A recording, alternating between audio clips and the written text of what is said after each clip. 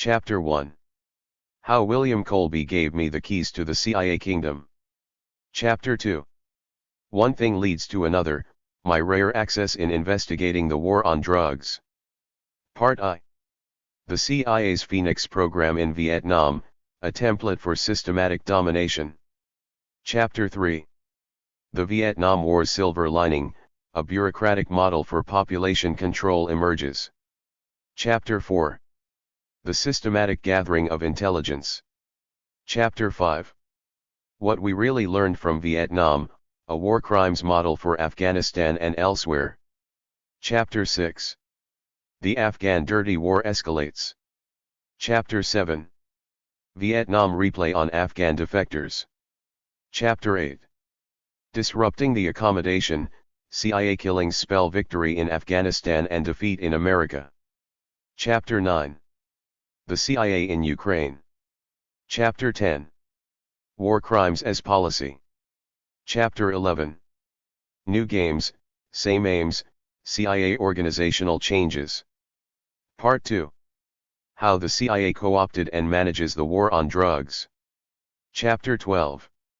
Creating a crime, how the CIA commandeered the Drug Enforcement Administration. Chapter 13. Beyond dirty wars, the CIA/DIA connection and modern-day terror in Latin America. Chapter 14. Project Gunrunner. Part 3. The Phoenix Foundation of Homeland Security. Chapter 15. The spook who became a congressman, why CIA officers cannot be allowed to hold public office. Chapter 16. Major General Bruce Lawler, from CIA officer in Vietnam to Homeland Security honcho. Chapter 17. Homeland Security, the Phoenix comes home to roost. Part 4. Manufacturing complicity, shaping the American worldview. Chapter 18. Fragging Bob Kerrey, the CIA and the need for a war crimes tribunal. Chapter 19. Top secret America shadow reward system. Chapter 20. How the government tries to mess with your mind. Chapter 21. Disguising Obama's dirty war. Chapter 22. Parallels of conquest, past and present. Chapter 23. Propaganda as terrorism. Chapter 24. The war on terror as the greatest covered up ever. Endnotes. Acronyms. Index. Personal violence is for the amateur in dominance, structural violence is the tool of the professional. The amateur who wants to dominate uses guns, the professional uses social structure. Yuan Galtung. Introduction. Chapter 1. How William Colby Gave Me the Keys to the CIA Kingdom. James Tracy, you've been doing historical research for close to 40 years and I wanted to ask how you orient yourself toward a project. How you know where to look for information that's pertinent to a given story. Valentine, it's complicated, and my experience was different from other writers and researchers I've spoken with about it. From the time I started college back in 1967, I wanted to be a writer. And since then my philosophy of life has been based on the study of language and literary criticism. I have a very broad approach. I started out studying Greek and Roman literature, reading the Norton anthologies of English and American literature, taking courses in classical myth and the Bible. Very early in my studies I was introduced to literary criticism, to people like Robert Graves, poet and author of The White Goddess, and Sir James Fraser who wrote The Golden Bough. Fraser brought a socio-anthropological way of looking at the world of literature.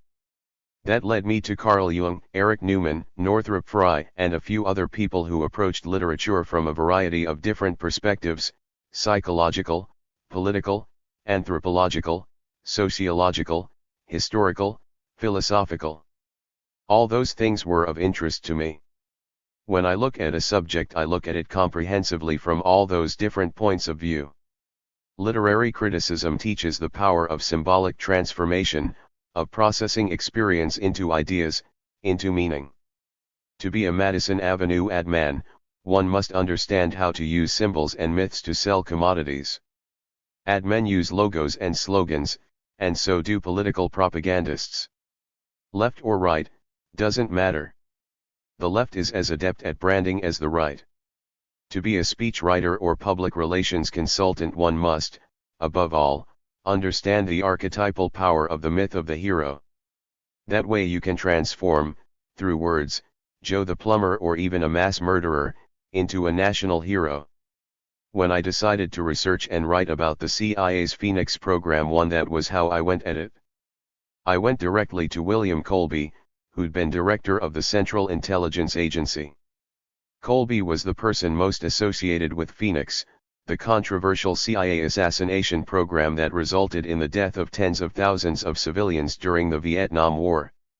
No one had written a book about it, so I wrote Colby a letter and sent him my first book, The Hotel Tacloban. I told him I wanted to write a book that would demystify the Phoenix program, and he was all for that. Colby liked my approach, to look at it from all these different points of view, so he got behind me and started introducing me to a lot of senior CIA people. And that gave me access from the inside. After that it was pretty easy.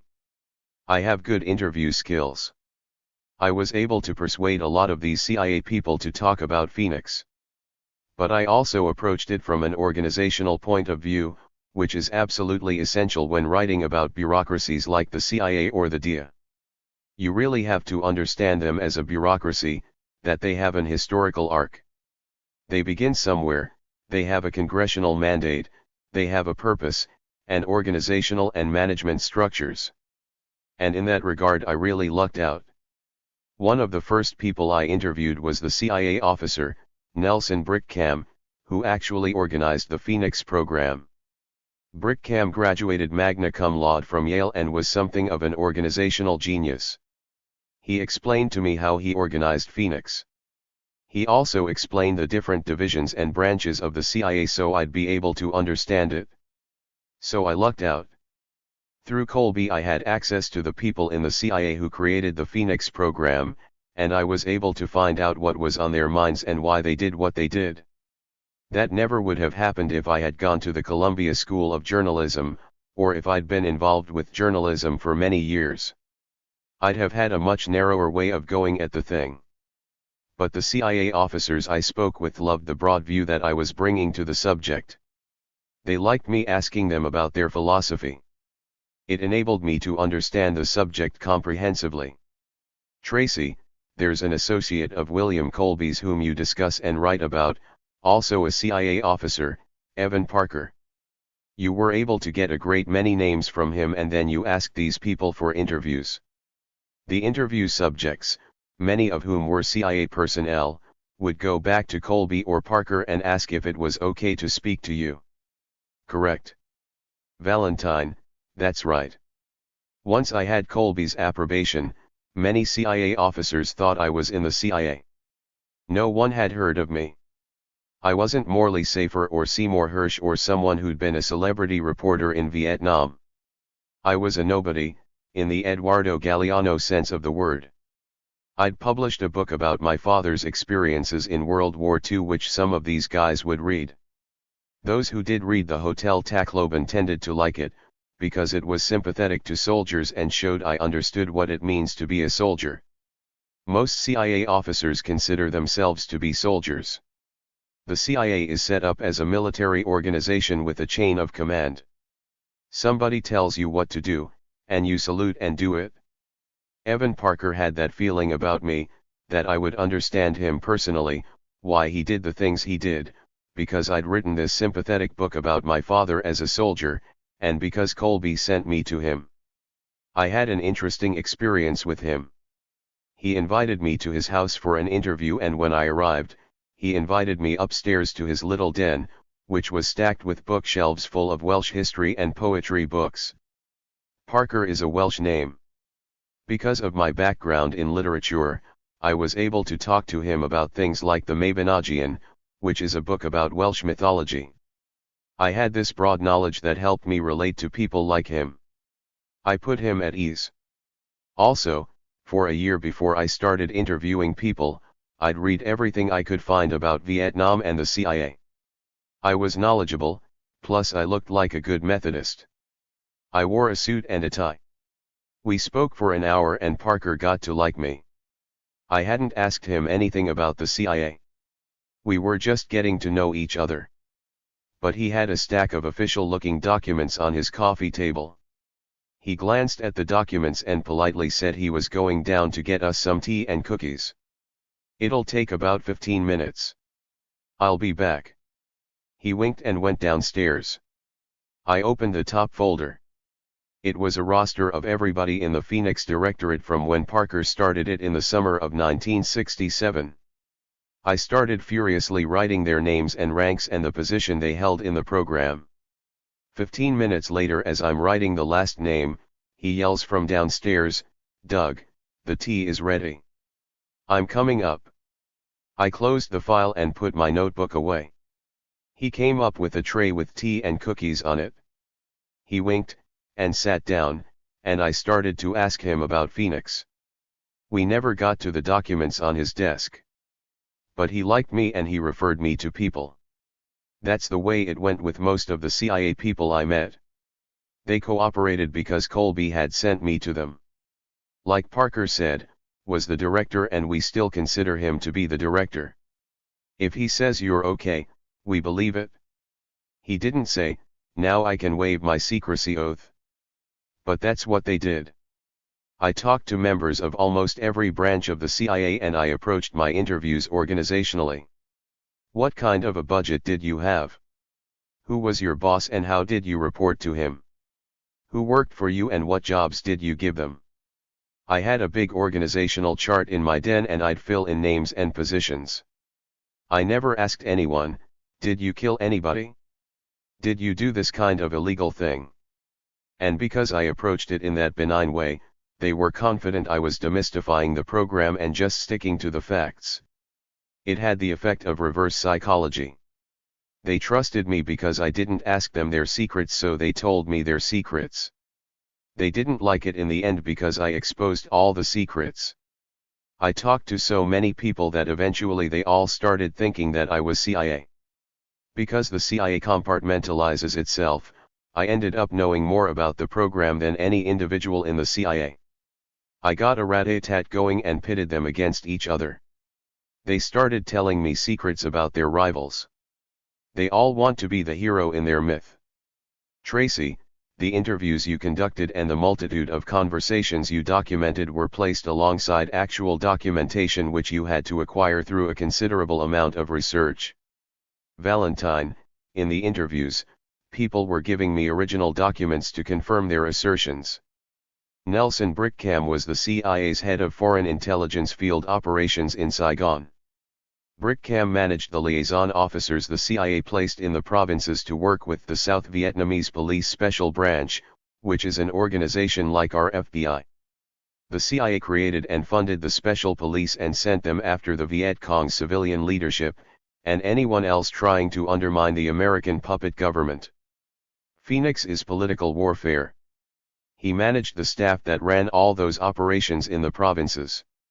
In late 1966, the CIA station chief in Saigon, John Hart, was working on improving operations against the VC's leadership with a CIA officer in Washington, Robert Comer.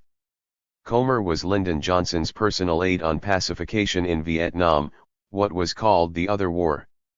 Anyway, Hart gave Brickham the task of creating a general staff for pacification, at which point Brickham went to work for Comer. In creating a general staff for pacification, Brickham cobbled together the Phoenix program. And Brickham gave me, over the course of several interviews, copies of all the original documents he wrote for Comer and Hart. These were the enabling documents of the Phoenix program. That happened a lot. I'd ask a guy if he had any documents to back up what he was saying, and if he did, he'd give me copies of what he kept in his library. Everyone thought because Colby had sent me that somehow this was all going to be okay. I wasn't going to reveal all this stuff, or that Colby had decided it was okay to reveal all of it. The documents Brickham gave me showed in his own words what he was thinking when he created the Phoenix program. I posted all those documents online at Crypto.com, along with the taped interviews with Brigham, Colby, Parker, and several other CIA and military officers. They are part of the collection titled The CIA Speaks. I put them online so my critics can't challenge me on the facts, other than by making up things, which they do all the time. I just quoted from these documents and my interviews. So it's accurate reporting. Point 2. Tracy, there is a Douglas Valentine collection at the National Security Archives at George Washington University. Valentine, yes, the collection contains my interview notes with close to 100 CIA officers and military officers involved in the Phoenix program. People kept referring me to people, and I made some great connections. I met a guy named Tullius Acampora who recently passed away. He was in his 90s. He'd been an Army counterintelligence officer and worked for General Douglas MacArthur in Shanghai after World War II. When the CIA was formed, Tully, like many Army counterintelligence officers, started working with the counterintelligence staff at the CIA. He was detailed to the CIA.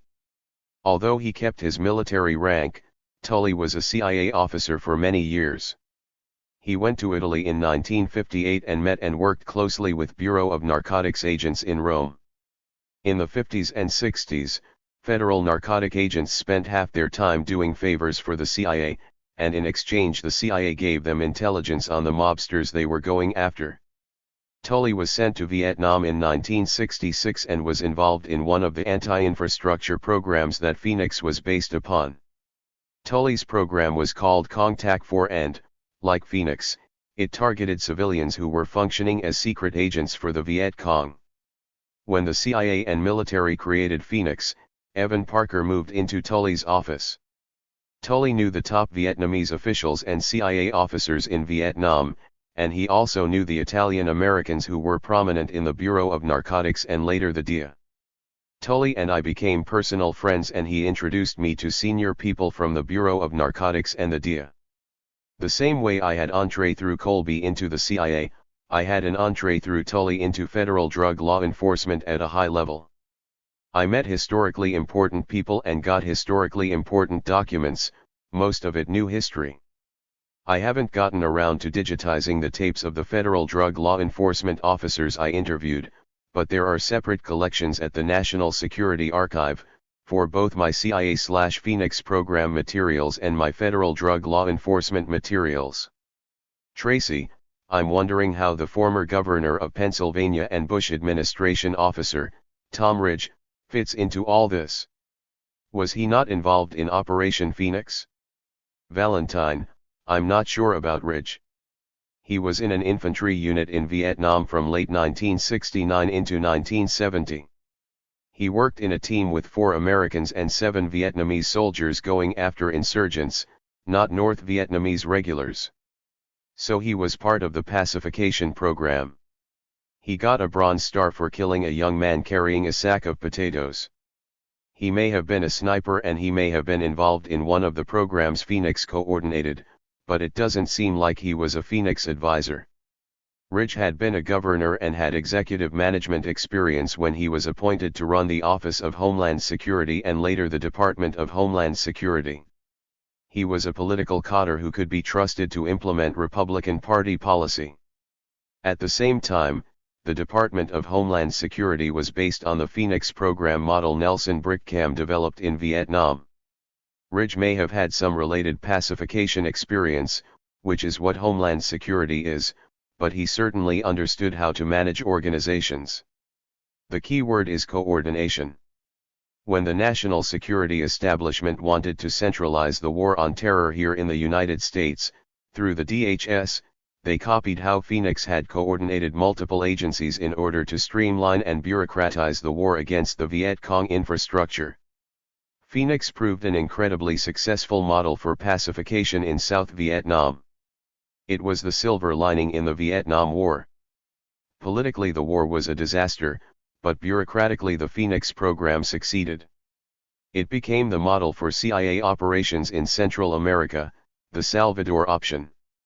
The Phoenix program established intelligence operations and coordinating centers in the provinces and districts of South Vietnam. Similarly, the Department of Homeland Security has created fusion centers in every state and major city across the country. The fusion centers coordinate all the agencies in an area exactly like IOCCs did in Vietnam, systematized and computerized. They coordinate contributing intelligence analysts and operating units. It's the same highly bureaucratized system for dispensing with anything and anyone who can't be assimilated. Tracy, that's an ominous set of observations for someone who has studied the Phoenix program in such great depth. You are saying the Phoenix template is something that has been grafted onto the American homeland?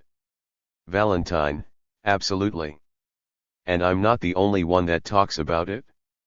David Kilcullen was a counterinsurgency advisor to the Bush and Obama administrations, and in 2004 he called for a global Phoenix Operation. Point 3.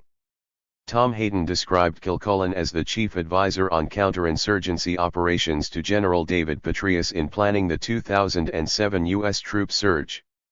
He also served as chief strategist in the State Department's Counterterrorism Office in 2005 and 2006, and has been employed in Iraq, Pakistan, Afghanistan, the Horn of Africa and Southeast Asia. In the section titled A Global Phoenix Program in his 2004 article, Kilcullen describes the Vietnam Phoenix program as unfairly maligned and highly effective. Dismissing CIA sponsorship and torture allegations as popular mythology, Kilcullen calls Phoenix a misunderstood civilian aid and development program that was supported by pacification operations to disrupt the Viet Cong, whose infrastructure ruled vast swaths of rural South Vietnam. A global Phoenix program, he wrote, would provide a starting point for dismantling the worldwide jihadist infrastructure today. 4. Tracy, how did Kilcullen want to see a Phoenix program imposed upon the world? Valentine, if he understood it correctly, he'd know that the strength of the Phoenix program was in the IOCC centers, which allowed for political control. Through a network of Phoenix centers, management is able to control targeting and messaging. I imagine Kilcullen wanted such highly bureaucratized centers set up in or near nations in which the CIA and military are hunting terrorists. Such centers would allow the White House to direct the CIA to direct the military to target the right terrorists. Leave ours alone. Seymour Hersh is always looked to for insight into the CIA. In December 2003 he wrote an article in The New Yorker in which he said the special operations people in the military were going to use Phoenix as a model in Iraq. 5 True to his high-toned style, Hersh focused on the sensational death squad aspect of Phoenix, not the revealing organizational aspect. He keeps the focus narrow. Phoenix is greater than the sum of its parts because it has symbolic meaning. But its lurid aspects, like the death squads Hersh emphasizes, grab everyone's attention. In Iraq, the CIA handed out decks of playing cards featuring pictures of high-value Sunni officials in the Saddam Hussein government. That Psy-war gimmick and jargon was right out of the Phoenix program. The purpose of the Phoenix program was to neutralize the civilian members of the underground revolutionary government in South Vietnam. Neutralize was a broad term that included a number of measures. The first step was to identify a suspected subversive. After that, Nelson Brickham, the CIA officer who created Phoenix in 1967, explained the process to me as follows: my motto was to recruit them, if you can't recruit them, defect them, if you can't defect them, capture them, if you can't capture them, kill them. That was my attitude toward high-level VCI. VCI was the acronym for Viet Cong Infrastructure, the name the CIA gave to the members of the revolutionaries' underground government and guerrilla support system. As part of its congressional mandate, the CIA has the job of counter-subversion outside the United States. Thus, when the US is waging a counterinsurgency in a nation like Iraq or Afghanistan, the CIA pursues a political order of battle, while the US armed forces pursue a military order of battle. In practice, however, counter-subversion during a counterinsurgency is a paramilitary police function. Thus, in South Vietnam, the US military supported the CIA's Phoenix program with troops and equipment. In 1969, the CIA ostensibly turned the Phoenix program over to the US military, at which point soldiers first began to pursue a political order of battle and conduct systematic counter-subversive operations against foreign civilians. The creation of Phoenix was a watershed. Prior to it, military people were only allowed to target civilians if they were secret agents or guerrillas attacking military bases or personnel. But in its fanatical pursuit of victory in Vietnam, the military deliberately blurred the lines between subversives and innocent civilians, and killed anyone who got in the way, including children, like it did at My Lai and 1,000 other places. Following its ignoble defeat in Vietnam, America was driven by a reactionary impulse to reassert its global dominance.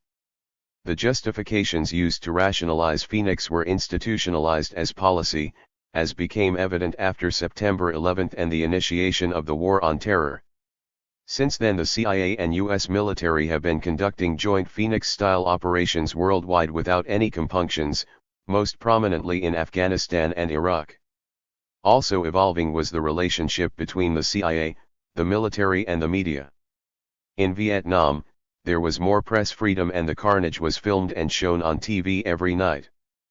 But the CIA and military felt those images turned the public against the war, so by the time America invaded Iraq in 2003, reporters were embedded in military units. The media became a PR unit of the military and the CIA, with the Orwellian result that the public did not see images of the mangled bodies. The public was denied access to the truth of what its government was actually doing, and when Chelsea Manning leaked the collateral murder video to WikiLeaks, she was summarily tried and imprisoned. 6. When I was doing my interviews for the Phoenix program, certain CIA people would tell me how a particular correspondent from CBS or the New York Times would come into their offices and ask about the programs they managed. The CIA officers would talk openly about their operations, but the Vietnam-era correspondents wouldn't publish the details, because their editors had a gentleman's agreement with the CIA not to reveal the secrets. They could know the secrets, and as long as they didn't reveal them, they could continue to have access. While I was researching Phoenix, I went to people like Seymour Hersh and Gloria Emerson, but they wouldn't talk to me.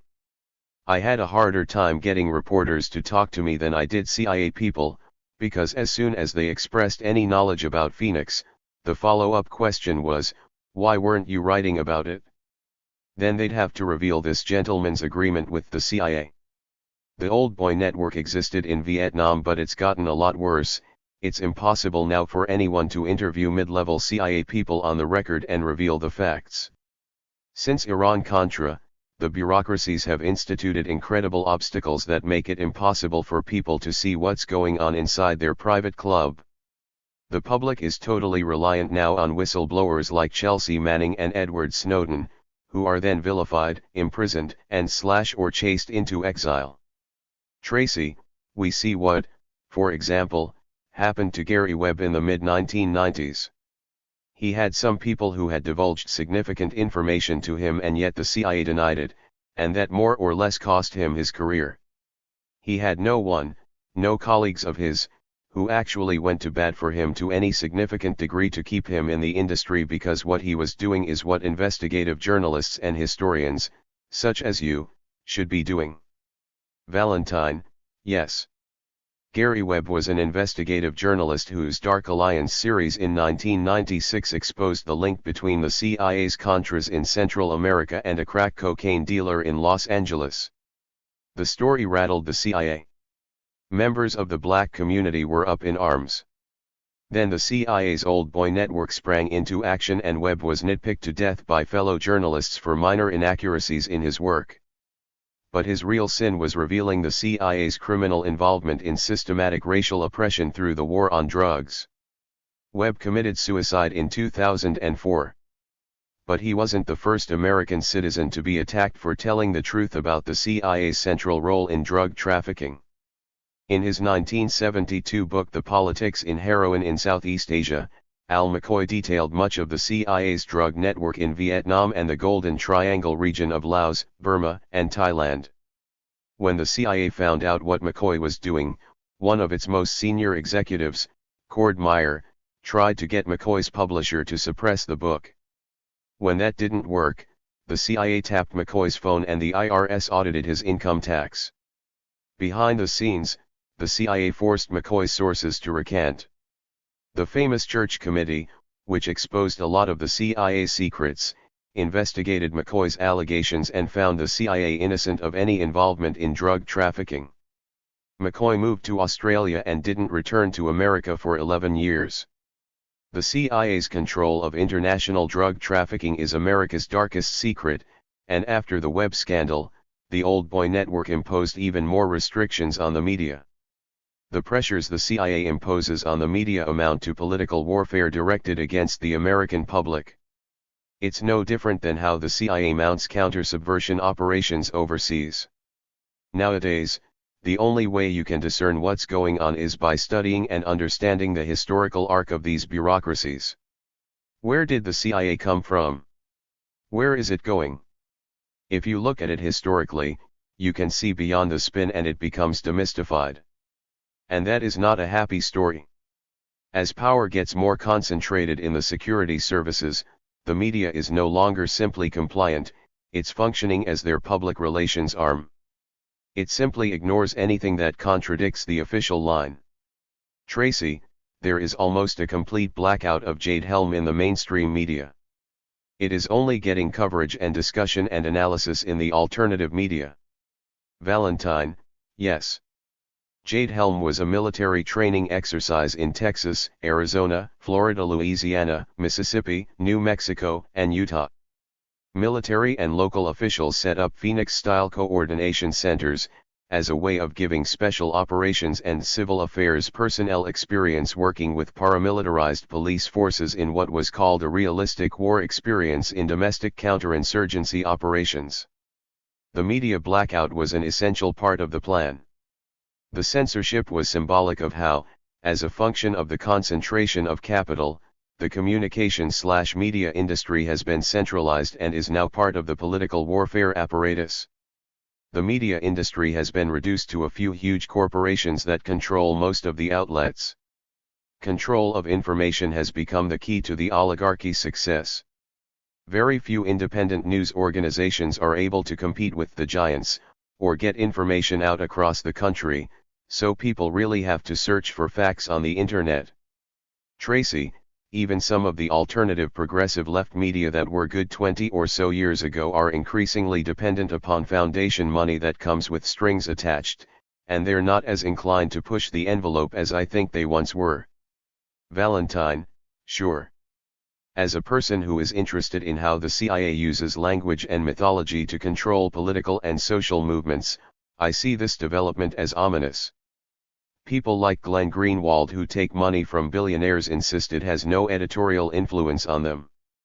But media people who are taking money from billionaires and CIA-connected foundations must realize that their sugar daddies can sink their operations in a moment because of something they write, and that knowledge surely impacts what they are willing to do and say. Taking money from a billionaire also has tremendous symbolic meaning. It means the person taking the money approves of one person having $8 billion when 3 billion people barely survive. Through their example, celebrity media figures like Greenwald are telling their followers that they support the exploitation and imperialism their benefactors engage in. As all advertising people know, symbolic messages don't have to be articulated, they're understood subliminally. Greenwald's followers like it that way. It means they don't have to consciously confront their tacit support for an unjust system. That self-censorship allows celebrity journalists like Greenwald and his sidekick Jeremy Scahill to promote themselves as heroic adversaries of the system. And they'll continue to get away with the double game until their followers start challenging their own basic assumptions. The system will never change until people climb out of their comfortable darkness and start rejecting the system's inequalities, instead of just feeding off of them. Tracy, you mentioned Greenwald. There are other prominent figures on the left who fashion themselves as freedom fighters in the informational sphere, where that's arguably not the case. This is something that I think goes back over 40 years to Daniel Ellsberg. The most important case in freedom of the press in the 20th century, if not the country's history, was the Pentagon Papers, and yet Ellsberg himself was a member of the CIA. Valentine, well, Greenwald and Ellsberg certainly aren't left, and Ellsberg was not a fully integrated, backstopped employee of the CIA. But for a period of time in 1965 and 1966, he did work for the CIA's station chief in Saigon, John Hart, gathering intelligence on what prominent South Vietnamese politicians and officials were thinking. I was told that Ellsberg could recall conversations verbatim, and that he was introduced to these important political people at social events and then reported to Hart about their thoughts. He was also working at a high level in the pacification programs upon which Phoenix was based. Ellsberg worked with CIA officers Edward Lansdale and Lucien Conian, and U.S. Information Service officer Frank Scotton, about whom more remains to be said. The problem is that Ellsberg presented himself in his autobiography as having been working with the State Department. That was his cover. And in the movie about him, he's pictured in an army uniform on patrol. He misrepresented himself. He wasn't honest. All of his work with the CIA is absent. Why? It goes back to the fact that Ellsberg was a full-fledged hawk who turned against the Vietnam War. But after he leaked the Pentagon Papers, the left adopted him as a symbol of someone who saw the light. The left takes credit for ending the war, and Ellsberg is a central character in its narrative. So the anti-war movement in particular and the left in general goes along with the cover story. But people can't understand the significance of the Pentagon Papers, or the true nature of the Vietnam War, without understanding Ellsberg's work for the CIA. His worldview was defined by his intimate relationships with his mentor, Ed Lansdale VII, and the other political warfare people he worked with in Vietnam, especially Frank Scotton. Ellsberg, Scotton, and a handful of other experts prepared America's organizational blueprint for pacifying South Vietnam civilian population in the seminal Roles and Missions Report in August 1966. That study sets the stage for the Phoenix program. All this loops back to the issue of access. I didn't know who Scotton was until Colby referred me to him in 1986. Like the other people Colby referred me to, Scotton thought I was CIA approved. He tried to impress me, and when I interviewed him at his home in McLean, Virginia, he said we had instructed Ellsberg to release the Pentagon Papers.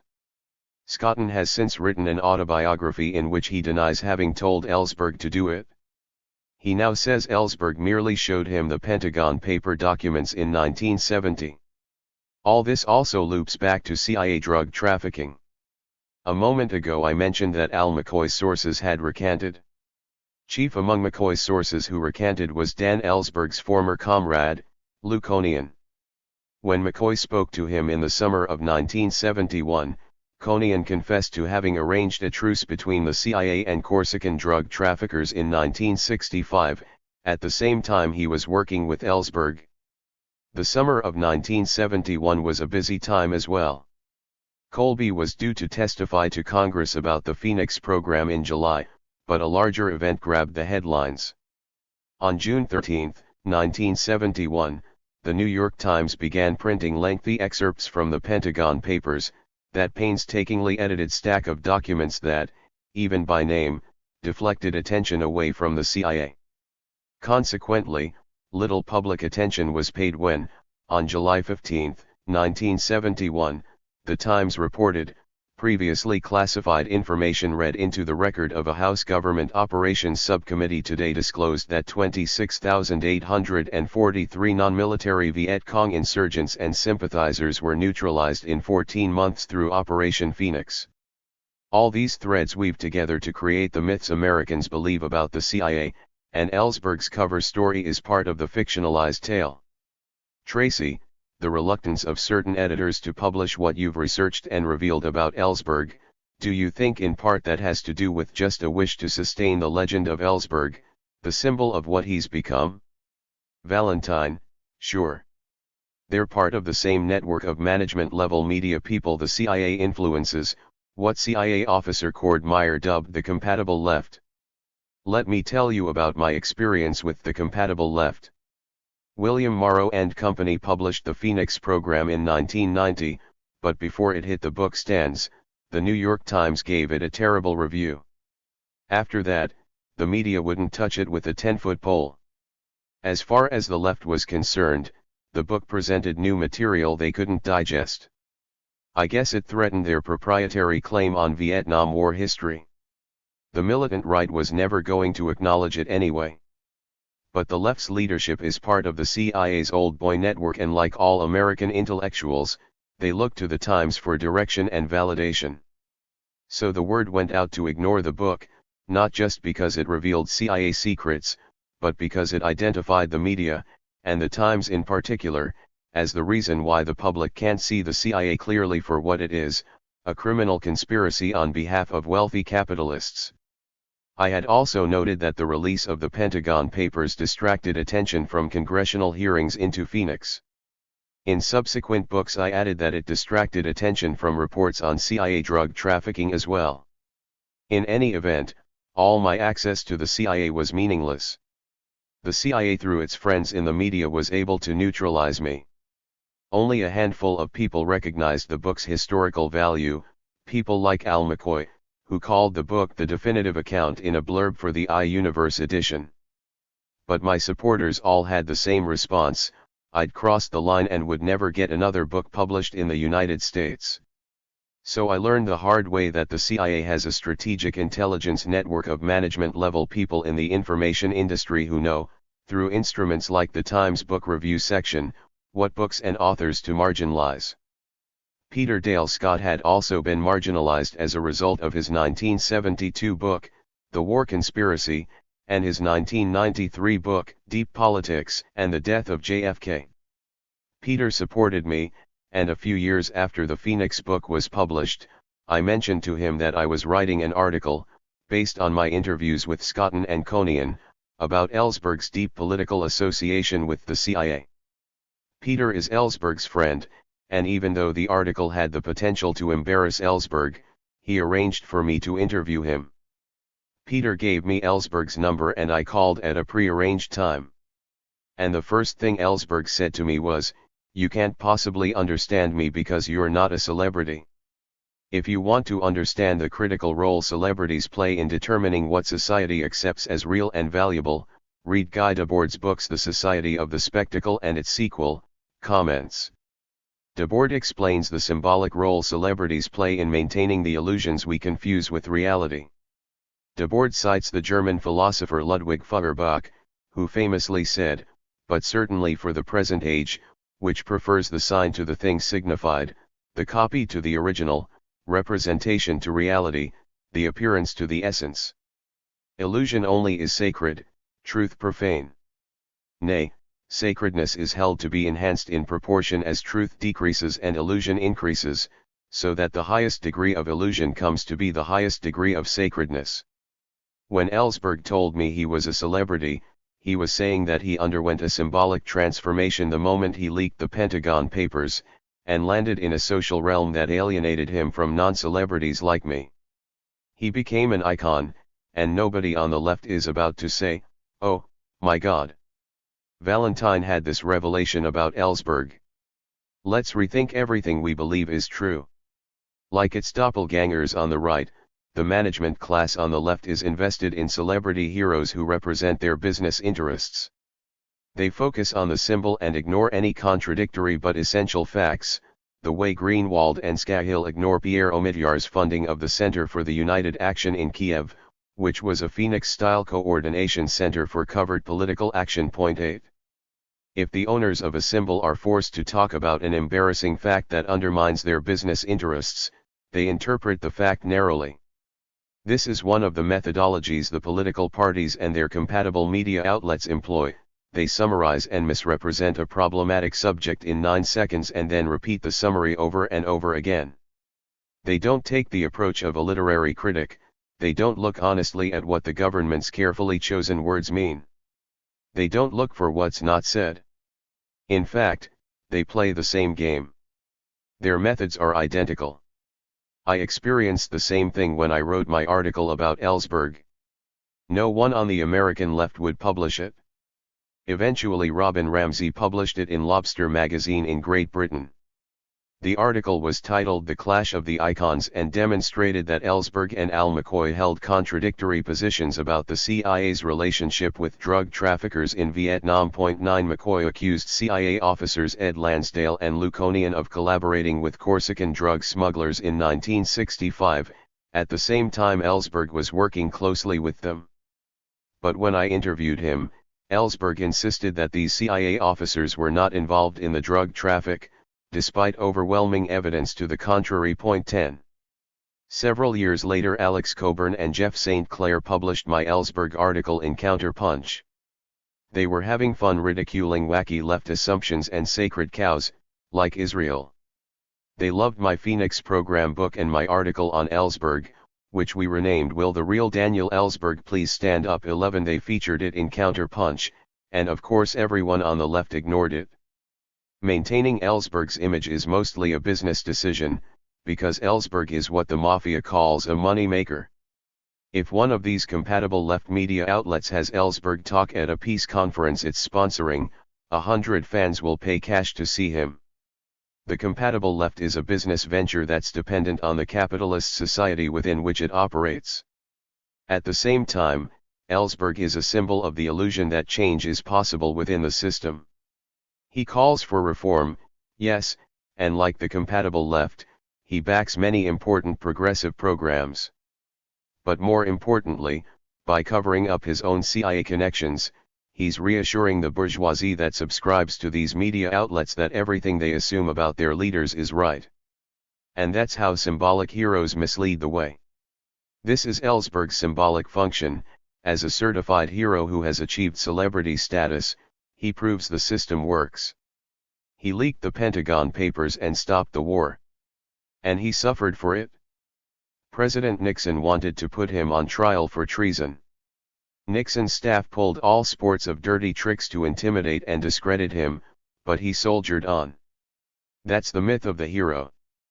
But there are no heroes, and the system doesn't work for everyone, like it rewards Amy Goodman at Democracy Now! Or like it rewards Greenwald and Scahill. If Ellsberg were to reveal the CIA secrets, he would no longer have the same reassuring effect on the liberal bourgeoisie. So his sponsors never mentioned that he had an affair with the mistress of a Corsican drug smuggler in Saigon. That's not in the book or the movie. He denies his CIA buddies were involved in the drug trade, even though they were. He won't talk about the CIA war crimes he witnessed or the contradictions of capitalism. Like Seymour Hersh and other liberal media icons, he avoids naming CIA officers or detailing the CIA's class functions. He's an expert who tells the bourgeoisie it's all under control. He serves this symbolic function and he's been doing it for 40 years. And if, like me, you violate his sanctity by revealing the truth, you'll never get published by the compatible left. You lose access. Tracy, a recent incarnation of Daniel Ellsberg might be Jeremy Scahill. You mentioned Democracy Now! A moment ago. He was a correspondent for them in the early 2000s when the Iraq War was ramping up along with the War on Terror. Valentine, Ellsberg was never a reporter or media mogul like Scahill, but they are both celebrities, Ellsberg with the older generation, Scahill with naive millennials. They are also similar in that Scahill made a grandiose documentary film about himself, in which he characterized himself as a hero. He barely mentioned the CIA in the film, and his publication, The Intercept, avoids any analysis of the CIA as an instrument of capitalism and imperialism. Scahill and Greenwald have the same pacifying effect on the liberal bourgeoisie as Ellsberg. They rile them up a bit with recycled exposés, but symbolically they're part of the system. They style themselves as alternative, but they're not about to engage in self-criticism or risk revealing the critical evidence that would indict individual CIA officers. It's a catch-22. Until the media stops covering for the CIA, people will never understand how illegal, covert operations systematically distort our basic assumptions about everything. Meanwhile, these media celebrities perpetuate all the myths upon which the class system is based. Greenwald and Scahill are too busy grabbing for the candy and portraying themselves as heroes and winners who made it big. Tracy, The war on drugs, as you chronicle in your books, fundamentally changes in the late 1960s and early 1970s. Can you provide us an overview of the CIA's increased involvement up to the present? Valentine, the Bureau of Narcotics was removed from Treasury and recreated as the Bureau of Narcotics and Dangerous Drugs in the Justice Department in 1968, because it had gathered indisputable evidence that the CIA was running the Golden Triangle narcotics business. The heroin being sold to American soldiers in Vietnam was coming from the CIA's clients in Laos. Al McCoy wrote about this back in 1972.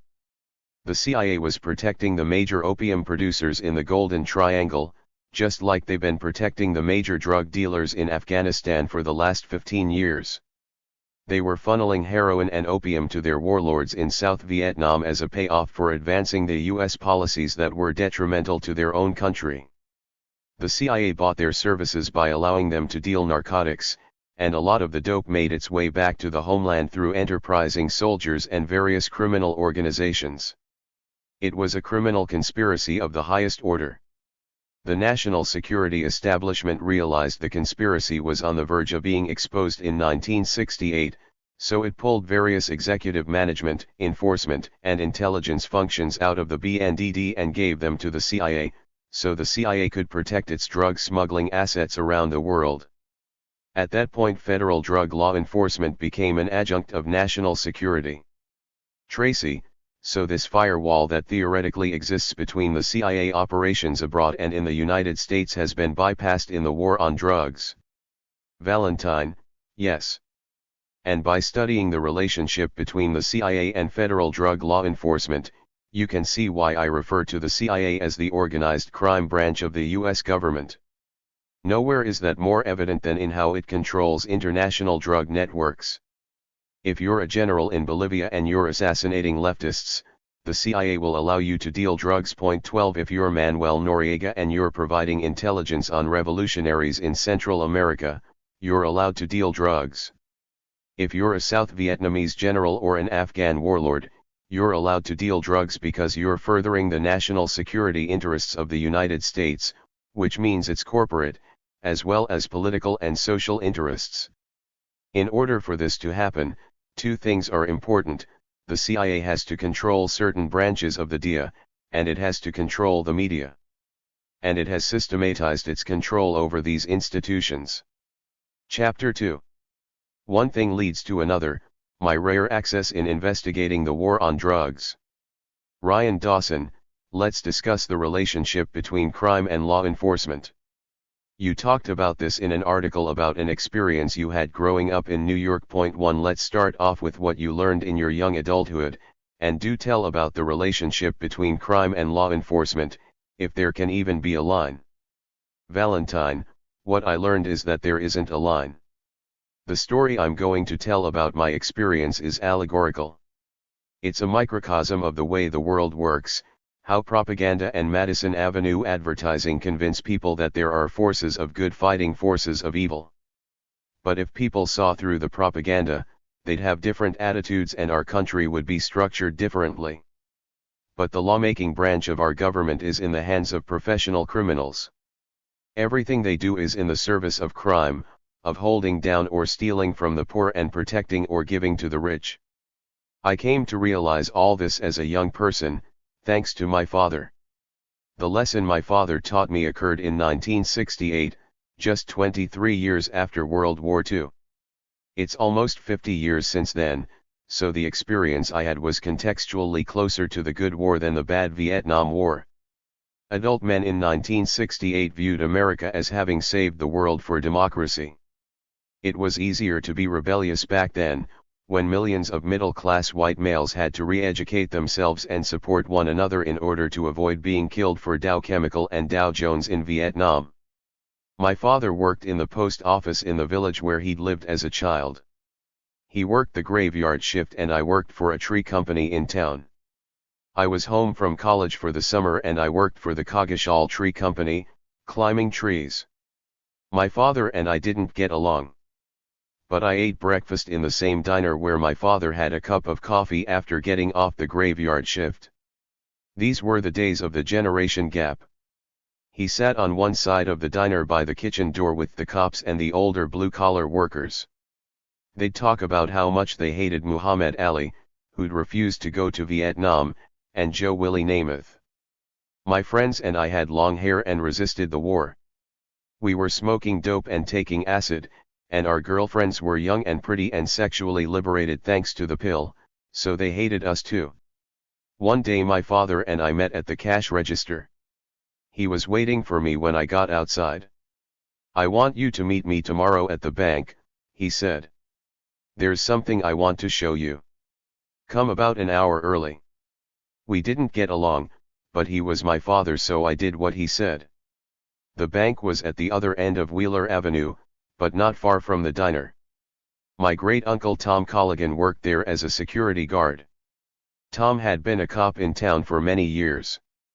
My father's father had been a cop in town too, during Prohibition. Anyway, we met at the bank the next morning and walked down Wheeler Avenue toward the diner. The sun was just coming up and nobody was on the street. We got to the corner store at the end of Wheeler Avenue and turned right up Manville Road. The diner was a few steps up the street and I could see the bread delivery truck parked in front of it. Another car was parked beside it. I knew who the car belonged to. My father walked into the street with me following behind. He stood behind the delivery truck, flung the back doors open, and said to me, "Take a good look. This is the true relationship between crime and law enforcement."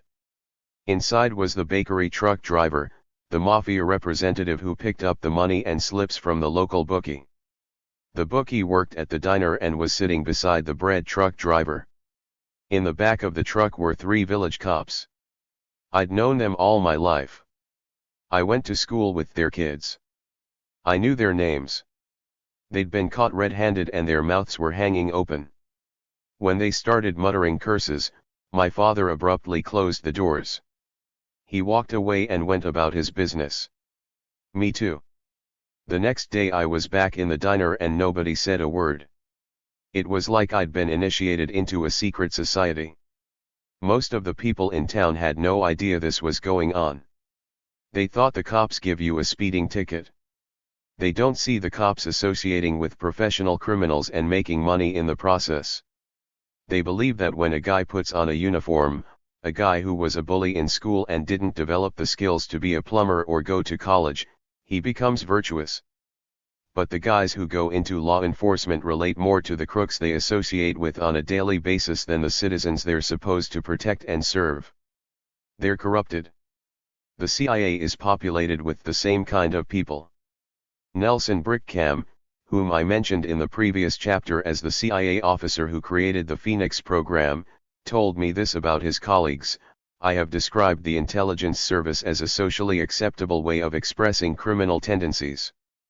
A guy who has strong criminal tendencies but is too much of a coward to be one, would wind up in a place like the CIA if he had the education." Brickham described CIA officers as mercenaries who found a socially acceptable way of doing these things and, I might add, getting very well paid for it. Occasionally the cops have to arrest criminals and put them in jail, but it's generally the ones who aren't in the mafia or mafia guys who broke some agreement. If you're black or a minority, you're rarely going to benefit from this accommodation the cops have with organized crime. What I witnessed was mind-boggling, and being 18 years old, I wasn't ready to think about it then. But I did think about it over the ensuing 20 years. And as I started researching and writing, that experience, and some similar ones I had, got me interested in the underworld, things like the mafia's involvement in the Kennedy assassination. I wanted to learn about those things. In 1981 my father gave me the lesson that got me writing. We hadn't spoken in 10 years. But he'd just gotten out of the hospital after his second open heart surgery, and his defenses were down. He called me up and said, "I understand you want to be a writer. Come on home. I've got a story to tell you." Turns out he'd been a prisoner of war in World War II. He hadn't told anyone, but he'd been a POW in the Philippines in a camp with around 120 Australian and 40 English soldiers. My father was the only American and aligned with the Aussies. The camp commandant, a major in the British Army, made a deal with the Japanese.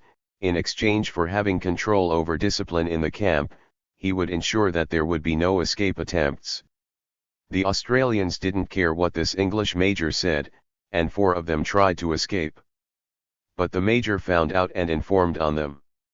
The 4 Australians were brought back to camp and beheaded on Christmas Day 1943. A couple of days later, 2 Australians, along with my father, murdered this English major in retaliation. Nothing happened until the camp was liberated in October 1944, at which point the existence of the camp was covered up. The military gave my father a new military record and warned him that if he ever told anyone about the camp, he'd be prosecuted for his role in the murder of the English major. I wrote about that in my first book, The Hotel Tacloban. Point 2.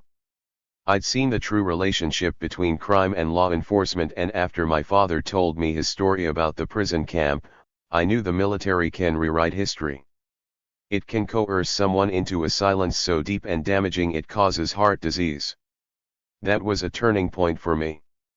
I realized how deeply entrenched the corruption is, and I began to observe the forms it takes in our society, including racism.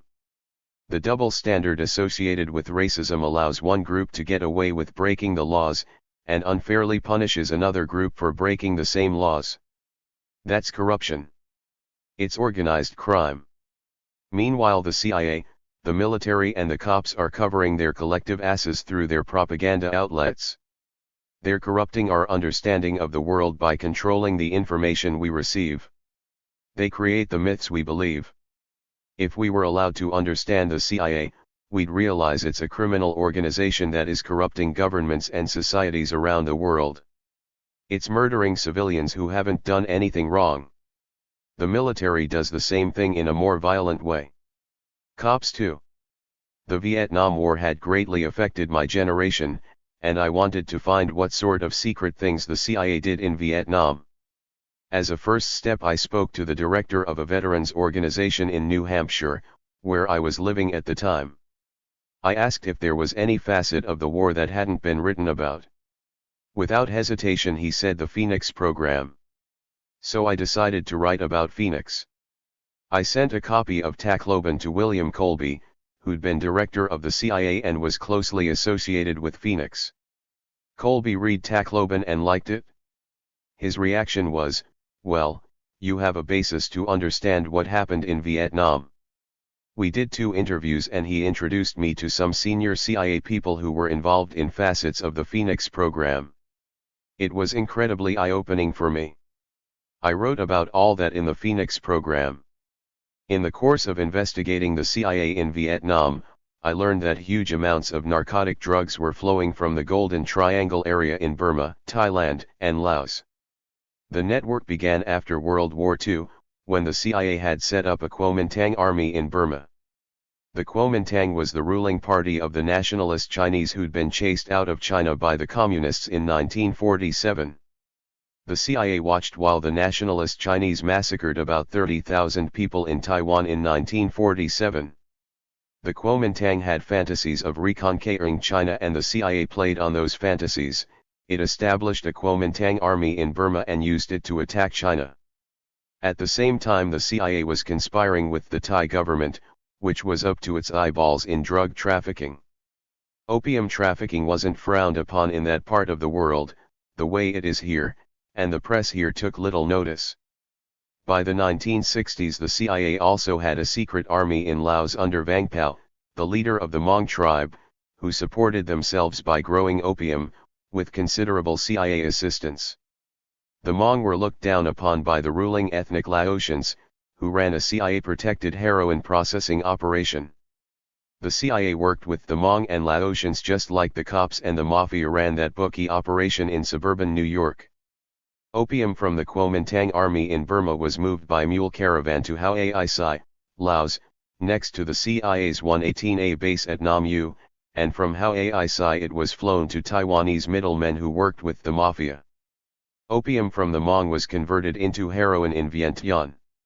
The CIA controlled the operation and made sure that some of the heroin and opium got to Saigon.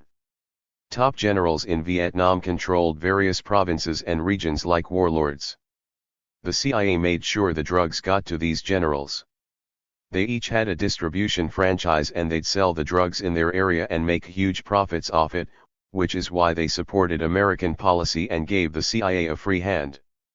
By the late 1960s, most of the drugs were going to American soldiers. By 1970 the Nixon administration was aware that thousands of soldiers were addicts and that the problem was affecting the course of the war. Veterans returned to America with their habits, and the CIA was underwriting the whole thing. I was curious about how U.S. drug law enforcement dealt with the fact that American soldiers were being addicted and that tons of drugs were pouring into the U.S. thanks to the CIA. The DEA had to be involved in the CIA drug smuggling operation, and I was determined to write a book about that. My next two books, The Strength of the Wolf and The Strength of the Pack, focus on the corruption the CIA fosters within U.S. law enforcement. Point 3 Those books are about the role the federal drug agencies play in protecting the CIA and its drug smuggling assets. I did interviews with agents and I provide a lot of documentation. Most of that material is archived at the National Security Archives. Point 4 The books also show how the drug law enforcement agencies make sure drugs get to despised minorities, people our rulers want to see in prison and politically disenfranchised. I show how drug law enforcement serves the national security function of making sure the right people get the drugs. Essential to this arrangement is the CIA's accommodation with organized crime. The gangsters are allowed to import and distribute the drugs in the major cities, in exchange for telling drug agents which street dealers they're supplying. The hoods get rich by informing, and when the CIA has no more use for them, they're discarded like the generals in Vietnam. Dawson, let's talk about plausible deniability. Valentine, the CIA doesn't do anything it can't deny. A senior CIA officer named Tom Donahue told me about this. Colby introduced me to Donahue and he was very forthcoming. Some of the guys Colby referred me to were hoping for the opportunity to tell their stories. It has to do with grandiosity. There's no point doing dangerous things unless the guys talk about your heroics in saloons. They saw me as a chance to memorialize themselves as heroes. But in the process they had to explain a bit about how the CIA works, if not sources, at least its methods. Donahue was a prime example. He'd studied comparative religion at Columbia University and understood symbolic transformation. He was a product and practitioner of Cook County politics who joined the CIA after World War II when he perceived the Cold War as a growth industry. He'd been the CIA's station chief in the Philippines at the end of his career, and when I spoke to him, he was in business with a former Filipino defense minister. He was putting his contacts to good use, which is PAR for the course. It's how corruption works for senior bureaucrats. Donahue said the CIA doesn't do anything unless it meets two criteria. The first criterion is intelligence potential. The program must benefit the CIA, maybe it tells them how to overthrow a government, or how to blackmail an official, or where the report is hidden, or how to get an agent across a border. The euphemism intelligence potential means it has some use for the CIA. The second criterion is that it can be denied. If they can't find a way to set it up so they can deny it, they won't do it. Most everything the CIA does is deniable. It's part of their congressional mandate. Congress doesn't want to be held accountable for the criminal things the CIA does. The only time something the CIA does becomes public knowledge, other than the occasional accident or whistleblower, is when Congress or the President think it's helpful for propaganda reasons to let people know the CIA is doing this. Torture is a good example. After September 11, and up until and through the invasion of Iraq, the American people wanted revenge. They wanted to see Muslim blood flowing. So the Bush administration let it leak that they were torturing evildoers. They played it cute and called it enhanced interrogation, but everyone understood symbolically. Dawson, they may have tortured people for 4 years. Valentine, they've always tortured people. Look at slavery. In America the bosses cover it up, which goes back to what I was telling you in the beginning. If you visit Thomas Jefferson's estate at Monticello, you won't see the slave quarters. It's a cover-up, like the Hotel Tacloban. But, unfortunately, many people like it that way. They prefer not to know. They prefer a poster with a happy cliché on it: if we all join hands and drink Pepsi, there will be peace in the world. Like any other kind of advertising, propaganda is meant to delude, not inform. But it's better to face the facts.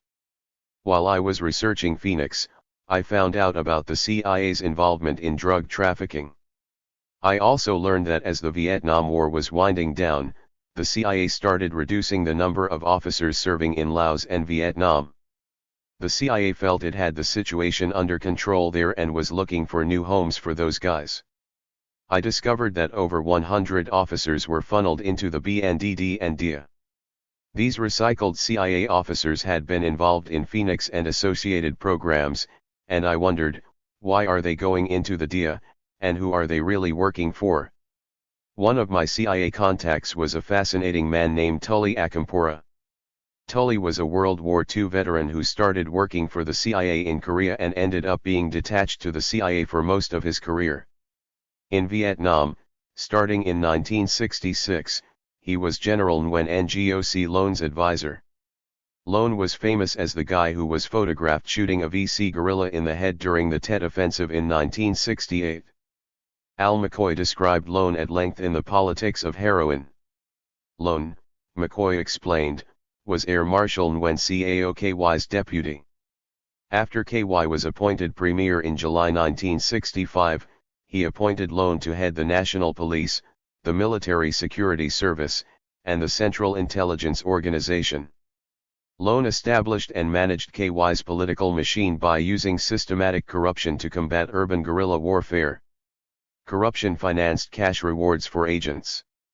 Loan systematized the corruption, regulating how much each particular agency would collect, how much each officer would skim off for his personal use, and what percentage would be turned over to KY's political machine. 5.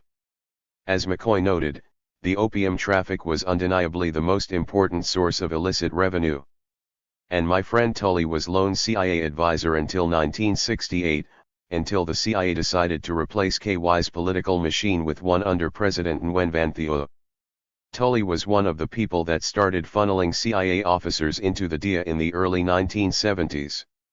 I don't want to bore you with details, but it's important to know why he was in position to do that. From 1958 until 1965, Tully worked for the CIA in Italy, and while he was there he became close friends with 3 federal narcotic agents stationed in Rome. They were agents in the Federal Bureau of Narcotics. They were Italian Americans like Tully, and were making cases on the Mafia and its associates throughout Europe and the Middle East.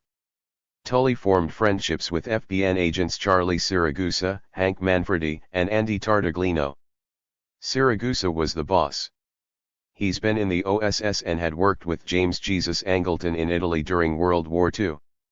As chief of counterintelligence in the CIA, Angleton became dependent on Siragusa for his Mafia contacts. You might have wondered how it is that the CIA can reach into the underworld and compel mobsters to do its dirty work. Well, the CIA often does it through senior law enforcement officials like Charlie Siragusa. According to Tully, Angleton kissed Siragusa's ass in Macy's window at noon. Hank Manfredi had been in the Army SID in World War II and was actually a CIA officer working under FBN cover. He spent his entire career in Italy until 1968, when he had a crippling heart attack and returned to the US. The FBN had been reformed as the BNDD by then, and Andy Tartaglino was one of its deputy directors. Tartaglino arranged for Manfredi to join the BNDD first as an inspector and later as a manager in its Foreign Operations Division. Siragusa and Manfredi were no longer alive when I started researching the CIA and the DIA, but Tartaglino was. I told Tully that I want to learn about the CIA's involvement in drug trafficking, and he sent me to Andy. Andy became the DIA's deputy director of administration when the organization was formed in 1973. He was one of the most knowledgeable guys about how the CIA corrupted federal law enforcement. So meeting Andy was like meeting Colby.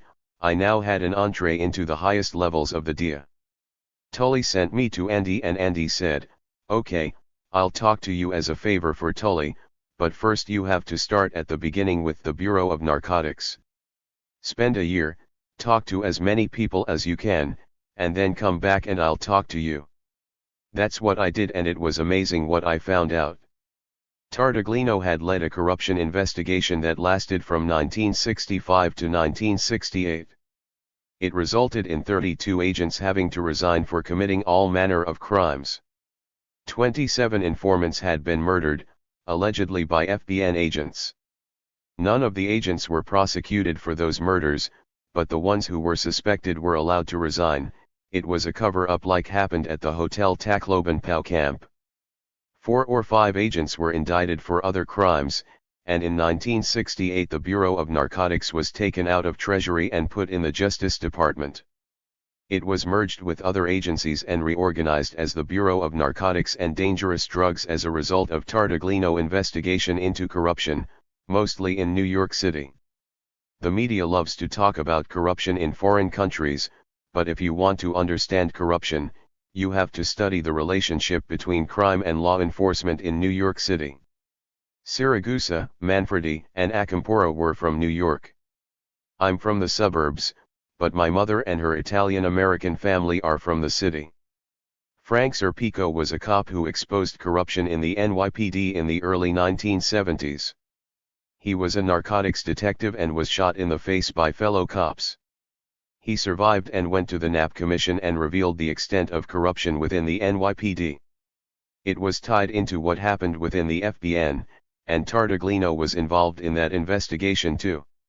It uncovered rampant corruption among judges, prosecutors, and politicians, but they covered most of that up too. Because everyone involved in law enforcement depends on corruption so they can send their kids to college, move to the suburbs, and take vacations in Mexico. They don't get paid enough otherwise. But I'm getting ahead of myself. As you're probably aware, opiates were legal until 1914 when Congress passed the Harrison Narcotic Act and the federal government started to regulate opium and cocaine. The act was a tax revenue measure. People who were importing opium and cocoa leaves into the U.S. had to report how much they were importing so they could be taxed and the government could make some money. The government regulated how much they brought in and which companies could manufacture it. This explains how it was that the Bureau of Narcotics was first set up in the Treasury Department. Within a few years, Congress decided that it should be a law enforcement issue. It was a way of giving doctors, drug manufacturers, and pharmaceutical companies a monopoly and sending anyone else who used or sold regulated drugs to jail. They created a narcotics law enforcement agency to find out who the addicts and their suppliers were, and to put them in prison. They gave narcotics agents guns. This is during Prohibition, and anyone who knows anything about Prohibition knows that a lot of booze was coming into the country in police vans, and that cops were out on the beaches protecting the gangsters unloading the ships and making sure the police chief got the best bottle of scotch. Prohibition was the genius invention of Congress that allowed crime to become organized under the direction of law enforcement in the United States. Dawson, they made it the biggest black market ever. Valentine, all of a sudden crime becomes as big an industry as the oil industry. As Meyer Lansky famously said, we're bigger than General Motors. Dawson, the same thing happened in Russia when they had Prohibition. Valentine, the demand was huge. So illegal drugs became a big money-making facet of our business society, and the guys smuggling booze and dope became politically powerful. People like Arnold Rothstein, the Jewish mobster who bankrolled most of the bookie operations in America. Rothstein was extorting labor organizations in New York City. He controlled the booze coming in from Canada and by ship from Europe and Asia. He had the alcohol smuggling infrastructure, so he controlled narcotics too. He had a network of Jewish gangsters working for him out of Eastern Europe and as far away as Shanghai. The first international drug smuggling network consisted of Jews who'd been relegated to certain illegal occupations, like smuggling, through discrimination. They got pushed into this business and excelled at it. Rothstein's organization ended in 1928, when the mafia and a group of younger Jewish mobsters got upset because he had a monopoly. Lucky Luciano joined forces with Meyer Lansky and they bumped off Rothstein and divvied up his empire. They incorporated crime and started dealing with the Kuomintang Chinese .6, that's the original syndicate. Before there was a CIA, the US government was protecting the nationalist Chinese because they were fighting communists. The government protected Kuomintang opium and heroin routes into Mexico and the US West Coast, which was another boon for this drug smuggling syndicate run by the mafia. Luciano and Lansky organized crime on the totalitarian corporate model. They set up banks and created shell companies and paid off the cops at every step of the way. That's their plausible deniability. The CIA hired some of these drug traffickers in World War II for their expertise at creating false identities, crossing borders with contraband, and eluding policemen. The mafia also controlled many unions the ruling class wanted to subvert and use for its own purposes. Hiring drug traffickers was no big deal when you consider that the military and CIA recycled a slew of Nazis, like Werner von Braun and Reinhard Gehlen, and used them in the secret war against the Soviets after World War II. Dawson, they consolidated power too. They had Bugsy Siegel kick off a couple of dons. It really became a syndicate, La Cosa Nostra. Like you said, it became a real corporate enterprise. They consolidated mafia power. Valentine, believe me, it's not actually called La Cosa Nostra. That's an FBI invention. Nobody had heard the phrase until the FBI told Joe Valicki to introduce it to the public during congressional hearings in 1963. La Cosa Nostra means the our thing. That's the literal translation of La Cosa Nostra, the our thing. I'll try to explain how corruption evolves. When Rothstein was assassinated, the cops ran to his office. He lived in a suite at the Park Central Hotel, but had an office elsewhere. Unfortunately, someone else got there first and grabbed Rothstein's accounting books. Maybe that's one of the reasons he was killed? Anyway, panic ensued in New York because everyone was on his payroll. The state Republicans started an investigation that tracked back to Tammany Democrats. Republicans were running for Congress saying, "My opponent was on Rothstein's payroll and here are the documents."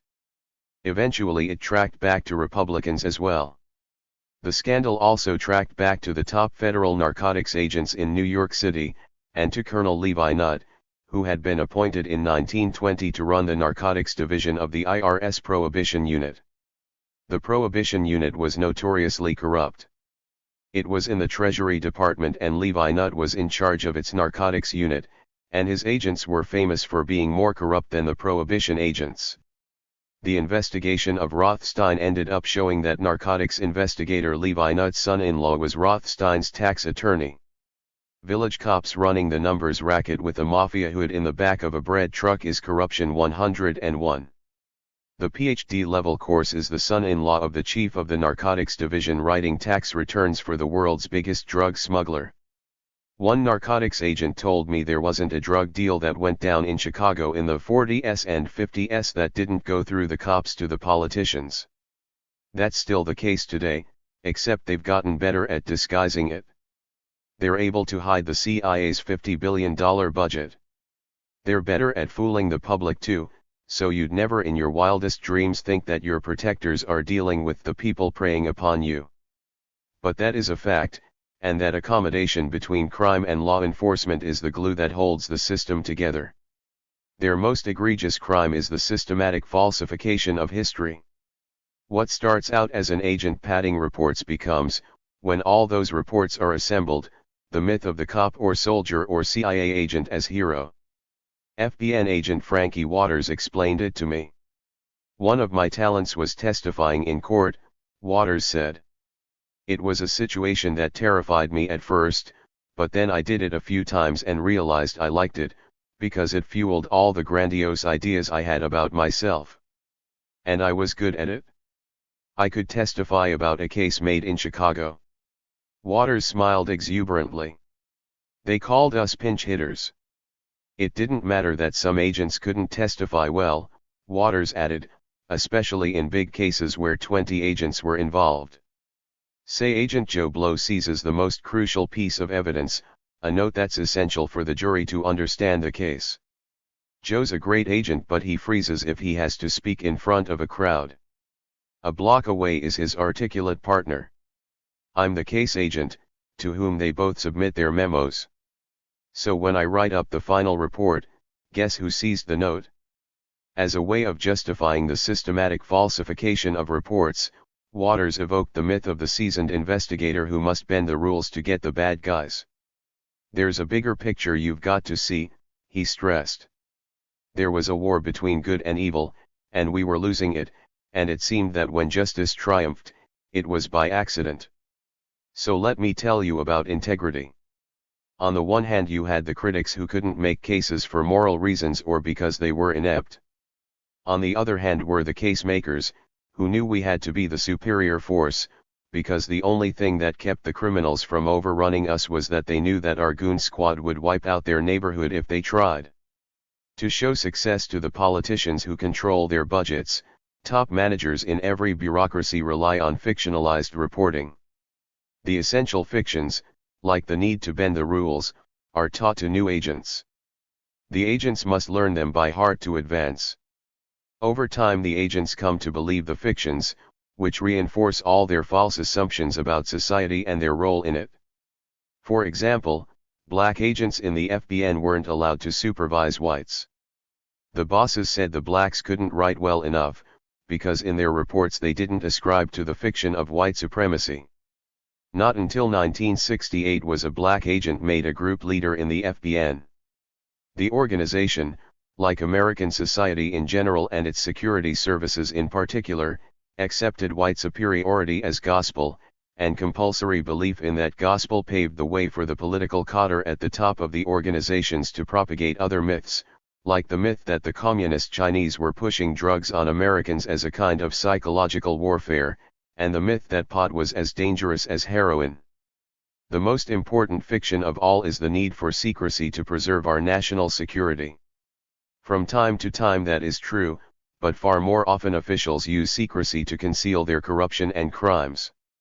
So, Levi Nutt was shuffled off to Buffalo and given a sinecure job in upstate New York. And then the political bosses hired Harry Anslinger to run the Bureau of Narcotics, which was formed in 1930. Anslinger became the commissioner of the FBN when it was created.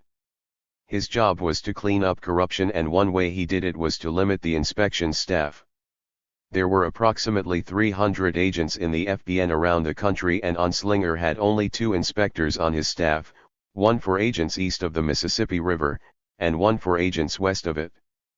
Periodically they hopped on a train and visited offices around the country and made sure nobody was getting exposed in the newspapers for being corrupt.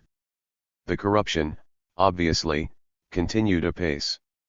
I met agents who had been in the FBN in the late 1930s. Most of the FBN agents I interviewed had joined after World War II. These were the people Andy Tartaglino introduced me to, old agents who knew how things really worked. If anyone out there wants to know all the details, read my books The Strength of the Wolf and The Strength of the Pack. Tartaglino, however, only introduced me to the straight agents who had worked with him trying to root out corruption. I soon realized that was not how I was going to get the story. But through Tartaglino and his clique I knew who the corrupt agents were, so I went to them and presented them with a deal. These were the case-making agents Frankie Waters talked about, the guys who brought down the mafia and its French connection. 7 These guys had no fear and no ethics, and that's why the first book is called The Strength of the Wolf. I went to this group of agents, maybe 10 of them, and told them individually what I wanted to do. I told them the story about my father and the bread truck, and what I knew about the CIA. I promised I wouldn't link them to any murders or felonies. And on that basis they agreed to talk to me. They talked about how they went about making cases. So if you want to understand the situation from their point of view, read the books. I can't explain it all to you in an hour. But I'll try to summarize it. Narcotics agents are agent provocateurs. They create a crime by setting up a series of undercover buys, which they do largely through informants who get paid or otherwise compensated for buying or selling drugs to people the agents bust. The best undercover agents would shoot heroin so they could pose as addicts and traffickers. These guys would do anything. But they had to provide heroin to their informants. An agent wasn't looking to cure an addict. He was looking to use an addict as an informant and sustain his habit while working up the ladder to his or her supplier. So the agents became suppliers of heroin. They became an instrumental part of the problem at the basic level. And that's still the case today, but on a grander scale, agents are in the illicit narcotic business, in both an official and unofficial capacity. Point 8. Within the old FBN, a certain amount of illicit drug distribution was officially allowed. But behind the scenes, the case-making agents were competing with each other to make cases. In New York City there were 5 groups of agents, maybe 10 agents in a group, and they were all trying to get promoted so they didn't have to be street agents forever, so they could become the bosses. Ideally, an ambitious agent latched onto an informant who could make a big case on a member of the mafia. Doing that guaranteed a successful career. But the competition was fierce, and sometimes an ambitious agent in one group would intentionally arrest another agent's informant for dealing junk. One case-making agent would subvert another case-making agent, and now you have life and death conflict between wolves. This is how informants ended up getting killed. The agents started bumping off each other's informants, and then each other. They killed each other. This was what got Andy Tartaglino so upset. Agents were giving other agents hot shots. They'd slip heroin into someone's beer or tie him down and give him an injection of heroin and kill him. There were instances of this happening. So that's the level of corruption that permeated drug law enforcement. Without centralized control, it was a Hobbesian war. To make big cases, case-making agents needed to acquire heroin unofficially. They knew where the big dealers kept their stash, so they would burglarize an apartment and steal the drugs. They would cut the dope and resell it through their informants, share the profits, and make more cases. If they didn't get caught, they got promoted and became the bosses. Agents were raping women. A lot of addict informants were prostitutes, and the corrupt agents would force them to have sex to avoid going to jail. Agents were stealing money from floating crap games and gamblers. They were ripping off everybody left and right. They were murdering people. So the FBN was dissolved in 1968 and reformed as the BNDD in the Justice Department. John Ingersoll, who had been chief of the Charlotte, North Carolina Police Department, became the director of the BNDD. The Johnson administration charged him with eliminating corruption, and the first thing Ingersoll did was ask CIA Director Richard Helms for help. Ingersoll told Helms that the senior managers of the BNDD, most of whom were former FBN agents, were still up to their eyeballs in corruption. The BNDD had 16 regional offices and most were headed by a former FBN agent, and Ingersoll was worried they were spreading corruption throughout this new organization. Helms exploited the situation. He wanted to take over federal drug law enforcement, so he slipped a group of CIA officers into the BNDD ostensibly to investigate the corrupt bosses. This actually made it into the 1975 Rockefeller Commission report about illegal domestic CIA operations. It's worth reading the 2 pages they devoted to this. I wrote an article about it called Operation Twofold. 9 The CIA infiltrated around 20 officers into the BNDD. Each one of these guys was given a job in a region. They were put in proximity to the regional boss and told to spy on him. Ingersoll thought the CIA was doing him a favor, which was very naive, because the CIA used this secret program for its own nefarious purposes. You know the old adage about the camel that put its nose in the tent, pretty soon the whole camel is inside. That applies here, and pretty soon the CIA had taken over certain facets of the BNDD. It was 1970 and people like Al McCoy were becoming aware of the CIA's drug connections in Southeast Asia. The CIA had to protect its drug smuggling operations in Vietnam, or risk losing the war. It was not like the 50s and 60s.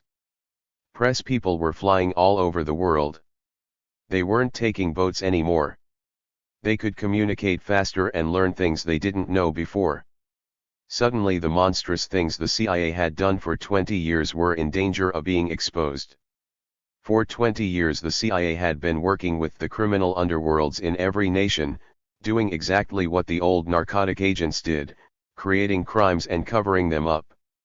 That's why the CIA wanted to commandeer federal drug law enforcement. Through Operation Twofold, the CIA infiltrated the BNDD's inspection staff and intelligence division. It created and staffed the BNDD's Office of Special Operations. It took over the BNDD's foreign operations and executive management staffs, and it still runs them today within the DIA. Dawson, the US was getting opium from Afghanistan? Valentine, when the United States took over drug law enforcement in Afghanistan, opium production increased dramatically. All of a sudden Afghan heroin is flooding the US and Europe. It still is. You can say it's a coincidence, except all the opium warlords are on the CIA payroll. The DIA sends 600 agents to Afghanistan to make sure that nobody knows about it. Dawson, it's important to show what the money finances. It's more than personal profit. They use that black market money from the drugs to get into other shenanigans, supporting rente terrorist groups. Valentine, the CIA is the most corrupting influence in the United States. It corrupted the Customs Bureau the same way it corrupted the DIA. It corrupts the State Department and the military. It has infiltrated civil organizations and the media to make sure that none of its illegal operations are exposed. Many CIA officers spent their careers posing as federal narcotics agents. Dawson, they're the managerial arm of the cartel.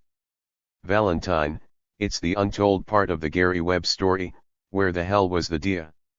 Well, the DIA was making sure no one made a case against CIA drug dealers.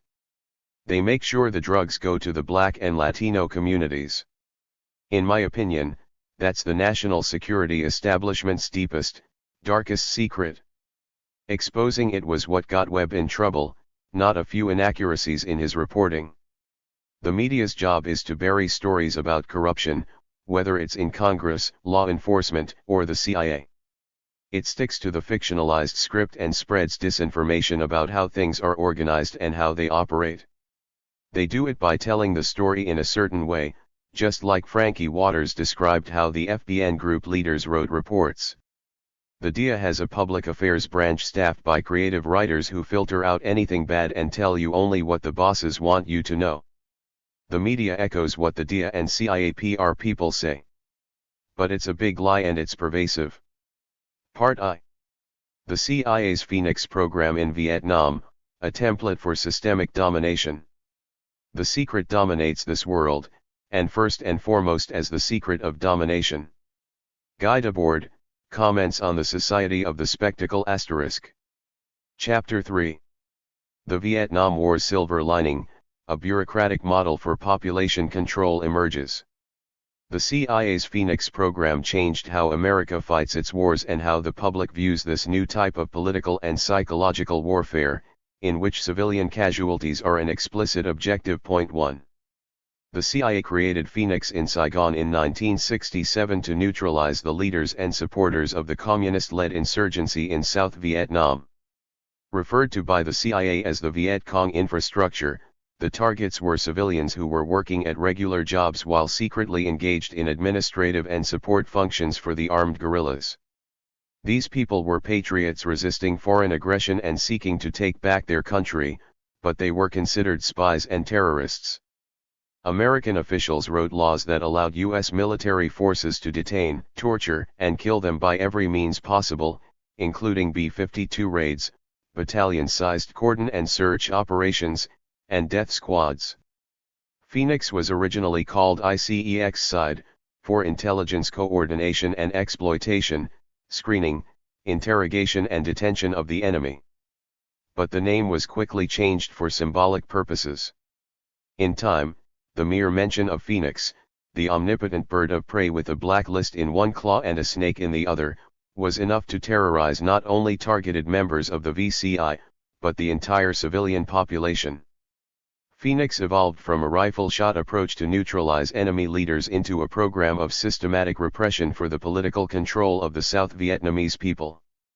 It sought to accomplish this through a highly bureaucratized system of disposing of people who could not be ideologically assimilated. The CIA found a legal basis for the program in emergency decrees and administrative detention laws that enabled American advisors to detain, torture, and kill national security offenders without due process. The program was implemented over the objections of government of Vietnam officials who understood that it undermined their national sovereignty. Within this extra-legal judicial system, with its Stalinist security committees, a member of the VCI was anyone who didn't actively support the government. To be neutral or advocate for peace was viewed as supporting terrorism. Proof wasn't required, just the word of an anonymous informer. The psychological warfare aspect of Phoenix was so pervasive that people had to watch every word they said. Advocating peace with the communists was punishable by imprisonment without trial for 2 years or even death under the administrative detention laws. And the threat of being detained was a boondoggle for corrupt officials and professional criminals on the CIA payroll. Persons arrested as VCI suspects or sympathizers were released only when their families scraped together enough money to bribe the local security committee members. As a result, CIA officer Lucien Conian described Phoenix as the greatest blackmail scheme ever invented. If you don't do what I want, you're VC. Modeled by its creator, Nelson Brickham, on Ford Motor Company's command post structure, Phoenix concentrated power in a chief executive officer and an operating committee at the top of the embassy's organizational chart. The chief executive position, the Deputy for Civil Operations and Revolutionary Development, oversaw the Phoenix Directorate in Saigon. The directorate was headed by a CIA officer supported by a statistical reporting unit, which assigned a quota of 1,800 neutralizations a month to the Phoenix coordinators who ran the program in the field. But Phoenix was a CIA program and deniability was one of its main objectives, so the CIA left gaping holes in its safety net in order to facilitate the systematic corruption that ensured the program's true but unstated objective of terrifying the entire civilian population into submission. As CIA officer Frank Snapp wrote in Decent Interval, the Phoenix strike teams opted for a scattershot approach, picking up anyone who might be a suspect, and eventually, when the jails were packed to overflowing, they began simply taking the law, such as it was, into their own hands too. The program existed in relative secrecy until June 1969, when numerous South Vietnamese legislators complained in open session about Phoenix abuses.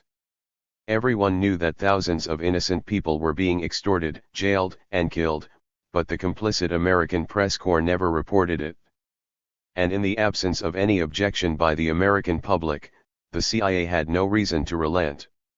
It was not until late 1970, when a handful of anti-war Phoenix veterans exposed the program's many abuses, that Congress finally launched an investigation. But even then, thanks to skillful dissembling on the part of William Colby, the erstwhile Deputy for Civil Operations and Revolutionary Development in charge of Phoenix, the CIA was able to shirk any responsibility. At congressional hearings into Phoenix in 1971, Representative Ogden Reed asked Colby, "Do you state categorically that Phoenix has never perpetrated the premeditated killing of a civilian in a non-combat situation?" Conflating stated policy with operational reality, the master of doublespeak replied, "Phoenix as a program has never done that. Individual members of it may have done it. But as a program it is not designed to do that." 3. Colby, to put it mildly, lied. In actuality the Phoenix program was designed to be mismanaged, to open the door to and incentivize bribery, corruption, and terror as an unstated policy lever for ensuring domination over the Vietnamese population. The other side of the story? Censorship of opposing narratives is one of the main mechanisms for controlling information. Americans rarely get to hear the other side of the story, especially during a war. But in late 1970 and early 1971, a Vietnamese reporter named Dinh Tuong wrote a series of articles titled "The Truth About Phoenix" for the newspaper Tin Sang. Tin Sang was published in Saigon by Ngo Kong Duc, a member of the Vietnamese legislature. Half of Tin Sang's issues about Phoenix were confiscated by the secret police on orders from the Minister of Information, Truong Bu Diem, a CIA asset. And knew from personal experience what he was writing about. He'd been a translator for Major Oscar L. Jenkins, one of the CIA's special police advisors running Phoenix operations in the Mekong Delta in 1968 and 1969. Phoenix, wrote An, is a series of big continuous operations which, because of the bombing, destroy the countryside and put innocent people to death. In the sky are armed helicopters, but on the ground are the black uniforms, doing what they want where the helicopters and B-52s do not reach. Americans in black uniforms, according to An, are the most terrible 5. The black uniforms were members of American hunter-killer teams. The hunter team was a 4-man unit, usually all Americans, sometimes with 1 or 2 Vietnamese, Cambodian, or Chinese mercenaries called counter-terrorists, CTS for short. According to An, the CIA would send the hunter teams into a village the day before a Phoenix cordon search operation to map out the village and capture people targeted for interrogation. The next day the CTS would return in black choppers with the killer team, usually 12 to 25 South Vietnamese Special Forces or Rangers led by Green Berets. When they go back to their base, An said, they bring people's bleeding ears. But are these the ears of the VC? CIA officials like Colby did their best to narrowly define Phoenix as a perfectly legal program targeting specific individuals. But like Snep explained, and as An alluded to above, everyone was caught up in the dragnet, including, and especially those who were perfectly innocent. The original purpose of Phoenix, An said, was to avenge what the VC did during Tet, which is why President Thieu did not hesitate to sign Phoenix into law. But, he added, local officials knew nothing about the program except the decree. The central government didn't explain anything. Furthermore, the CIA and their assistants had a hard time trying to explain to province chiefs about operations to pacify the countryside and destroy the VC. Indeed, bombing villages and spraying fields with the toxic defoliant agent orange served only to kill, maim, and impoverish rural villagers. And despite the avalanche of American propaganda telling the villagers such operations were done for their protection, the rural population understood that such indiscriminate attacks were directed at them, not at a few specific VCI. By 1969, they also understood that American money and bribes prolonged the war as a means of preventing any coalition government being formed with the communists. They knew from first-hand experience that powerful South Vietnamese officials profited from the carnage, that corrupt province chiefs reported the damage to their American advisors, ostensibly to get compensation for those hurt in the attacks, but kept the money for themselves. The Americans knew their counterpart officials in the government of Vietnam were keeping the blood money, but they wanted it that way. The Americans used those officials as straw dogs and blamed them for the problems they had created. It's the same patronage system that America imposes on any nation it wishes to control. In Vietnam, the patronage system enabled the CIA to maintain the illusion, pushed upon the American public by the complicit press corps, that it cared for the Vietnamese people and wanted to protect them, while assuring, through massive corruption, its freedom to pound them into submission, and, of course, traffic in narcotics. The result was a total lack of trust in the GVN, not in the VCI. As An noted, the rural Vietnamese wondered how Phoenix could turn things around, the same way average Syrians, Iraqis, and Afghanis wonder how relentless US bombing and death squad operations are helping them, as opposed to helping the corrupt warlords and government officials on the CIA payroll that authorize the bombings and death squads. Behind closed doors, CIA officials like An's American boss, the aforementioned Major Jenkins, argued that Phoenix was needed because B-52 strikes and defoliation dustings did not destroy the VCI's lower structure. This unstated policy was proof that the CIA could not reach the VCI leadership, and instead opted for genocide, wiping out grassroots support for the insurgency through the blanket application of terror. In the process, An emphasized, Phoenix dragged everyone into its trap.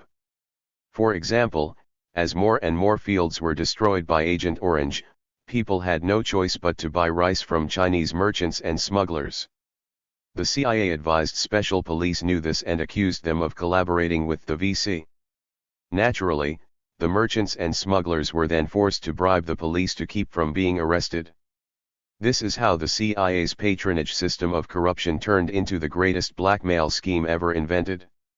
Anyone, including cops and soldiers, who visited family members in VC-controlled areas was put on the Phoenix blacklist and extorted by government security forces. They were surveilled, harassed, and forced to become informants in order to protect their family members from CIA hunter-killer teams and U.S. military assaults. The CIA relied heavily on false accusations to terrorize the Vietnamese. And told of 5 teachers working for a Catholic priest in Vinh Long province. The women refused to attend a VC indoctrination session. When the group of actual VC were captured, they named these 5 teachers as VC cotters. The teachers were jailed without trial or evidence. That's why people feared Phoenix, and explained. The biggest fear is being falsely accused, from which there is no protection. That's why Phoenix doesn't bring peace or security. Adding to the terror of being falsely accused, detained, tortured, and even killed, was the fact that the CIA rewarded security officials who extorted the people. The CIA, en route, spends money like water. Many agents from the different police in 4 corps receive money from the CIA, and reported, in the form of merit pay. Money was spent bribing cops on the CIA payroll with telephones, generators, air conditioners, lamrettas, and Xerox machines. Pretty secretaries and cash awards were lavished on officials sitting on the Stalinist security committees the CIA created to prosecute national security offenders. Conveniences given to committee members, Roten, made it easier for them to explore information from agents, leading to the arrest of more suspects and, consequently, more bribes. The corrupting effect of massive infusions of CIA money was no secret. In an interview for the Phoenix program, CIA officer Warren Milberg told me, I had virtually unlimited resources to develop agent operations, to pay for a staff that translated and produced intelligence reports. Milberg had more secret CIA money, he claimed, than what the official province budget was. While he saw this as creating economic stability, the incentive to sell false information served only to further destabilize Vietnamese society. The CIA had no way of corroborating the information it bought, but the accusations were nevertheless used to build cases against VCI suspects, in order to meet neutralization quotas imposed by the Phoenix Directorate. It was a perfectly deniable facet of population control. And stressed that CIA officers took no disciplinary action against officials who took bribes, because the payoffs were often a vehicle for agent penetration operations into the VCI. As an explained, the CIA works to keep some communist areas intact so they can get information. These types of covert intelligence operations were in direct opposition to the stated Phoenix mission of protecting the people from terrorism. Such covert operations were many and varied. And noted that South Vietnamese CIA agents often posed as pharmacists or doctors. These agents would smuggle CIA-supplied medicines to VC hideouts in Cambodia in exchange for information. Phoenix, explained an, was watching and talking to the VC while at the same time working to prevent the National Liberation Front from reorganizing the VCI. All of the above, and more, led an to conclude that America was never interested in ending the war. The goal was total victory, even if many lives must be lost. Phoenix, for an, was a mechanism to extend the war indefinitely with a minimum of American casualties. It was a cynical ploy used to pit the Vietnamese against each other and undermine their efforts to negotiate a peaceful settlement by fueling the conflict with money, lies and psychological operations designed to destabilize the society. Phoenix is gone, but the method lingers on. Ironically, before Phoenix was adopted as the model for policing the American empire, many U.S. military commanders in Vietnam resisted the Phoenix strategy of targeting civilians with Einsatzgruppen-style special forces and Gestapo-style secret police. They resented the fact that military officers were being involuntarily assigned to the program. People in uniform who are pledged to abide by the Geneva Conventions, General Bruce Palmer said in letter to me, should not be put in the position of having to break those laws of warfare.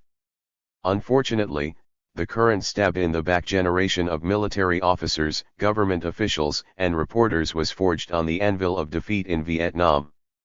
This generation, which staffs the burgeoning number of Phoenix-style committees in the public and private sectors, carries the burden of restoring America's reputation for invincibility.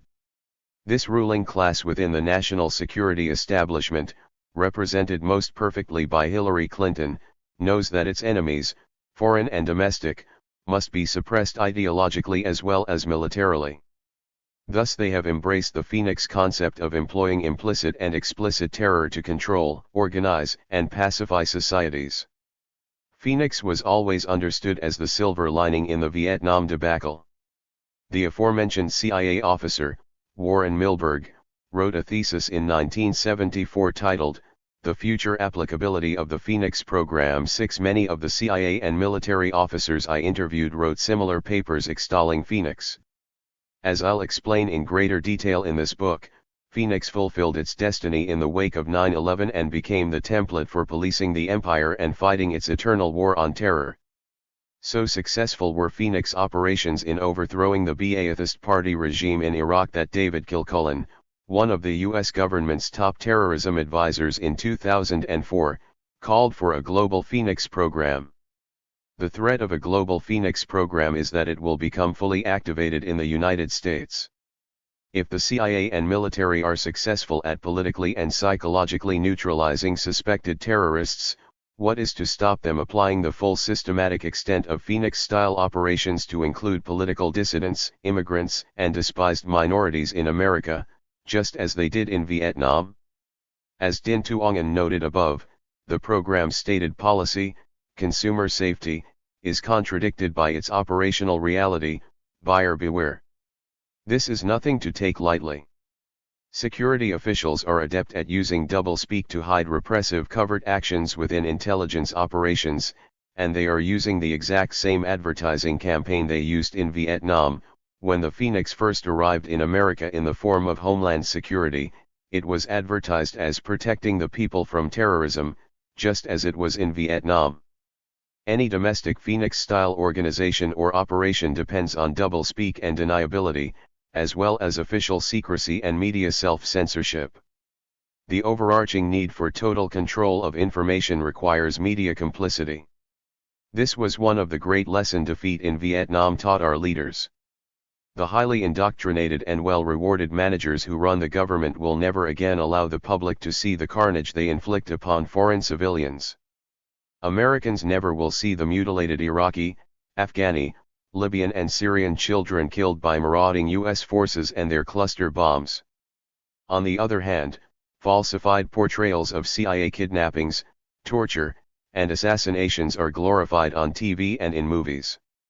Telling the proper story is absolutely essential. Thanks to media complicity, Phoenix has already become the template for providing internal political security for America's leaders. The process began immediately after September 11 with the repressive Patriot Act and a series of presidential executive orders that have since legalized the administrative detention and murder of American citizens said to be involved in terrorism. Like Kamal Darwish, killed by a drone strike in 2002, and cleric Anwar al-Awlaki, killed by CIA drone strikes in 2009. Since then, the government has steadily sought to expand its powers to target Americans. In an editorial correction to an article written in 2010 by Dana Priest, The Washington Post said, "The military's Joint Special Operations Command maintains a target list that includes several Americans." In recent weeks, U.S. officials have said that the government is prepared to kill U.S. citizens who are believed to be involved in terrorist activities that threaten Americans. 7. The list of targeted individuals is growing too, and the intent to kill them is there. As part of the National Defense Authorization Act of 2012, the military was given the right to administratively detain and assassinate U.S. citizens without due process. Right now the authorization is ostensibly limited to extraordinary circumstances. But the public is being prepared for the worst. In 2013, Attorney General Eric Holder announced that President Obama has authority to use drone strikes to kill Americans on U.S. soil. The bureaucratic groundwork is being laid as well. Just as Phoenix Intelligence Operations and Coordination Centers were established in every province and district in South Vietnam, the Department of Homeland Security has now established fusion centers, and the FBI has established joint terrorism task forces, to coordinate representatives from every police, security, military and civic organization in every state and major city. The fascistic merging of government and corporate forces against the public interest is the most insidious facet of Phoenix in American society. And it is done with the full cooperation of the corporate media, which exploits each and every mass murder we endure, whether it is a terrorist attack or not, like the gay attackers' assault on the gay nightclub in Orlando, to terrorize the public into consenting to greater restrictions on civil liberties and more wars overseas. The success of the Phoenix Doctrine is most evident in the ability of its advocates in the ruling class to corrupt Congress and force it to divert massive amounts of public money into the militarization of foreign and domestic policy. The constant barrage of propaganda about looming terrorist threats, and the lurid human rights violations of straw dog enemies abroad, serves only to justify heavily armed police officers and National Guardsmen patrolling in paramilitary formations in our airports and train stations. Implicitly, the public knows those weapons can be used against them. Now that the corrupt and corrupting Phoenix institutional structure is firmly in place in America, it is only a matter of time until we enter the next Phoenix phase of explicit terror here at home. Chapter 4. The Systematic Gathering of Intelligence. A census, if properly made and exploited, is a basic source of intelligence. It would show, for instance, who is related to whom, an important piece of information in counterinsurgency warfare because insurgent recruiting at the village level is generally based initially on family ties. 1 David Galula. As counterinsurgency expert Galula noted over 50 years ago, long before the Internet made it easy for governments and Internet corporations like Google to amass and manipulate private information about individuals, an old-fashioned, door-to-door census was an effective basis for the political control of large numbers of persons. So it was in South Vietnam, where in 1962 the CIA implemented its family census program. The family census program was the brainchild of Robert Thompson, a British counterinsurgency expert the CIA hired in 1961 to advise it on population control in South Vietnam. The CIA was still learning the ropes of modern neocolonial repression and it looked to Brits like Thompson for guidance. Based on his success in suppressing a communist uprising in Malaya, Thompson proposed a three-pronged approach that coordinated military, intelligence and police agencies in a concerted attack on the underground communist resistance to American rule. Managed by the National Police, the census meant compiling a dossier on every family in South Vietnam.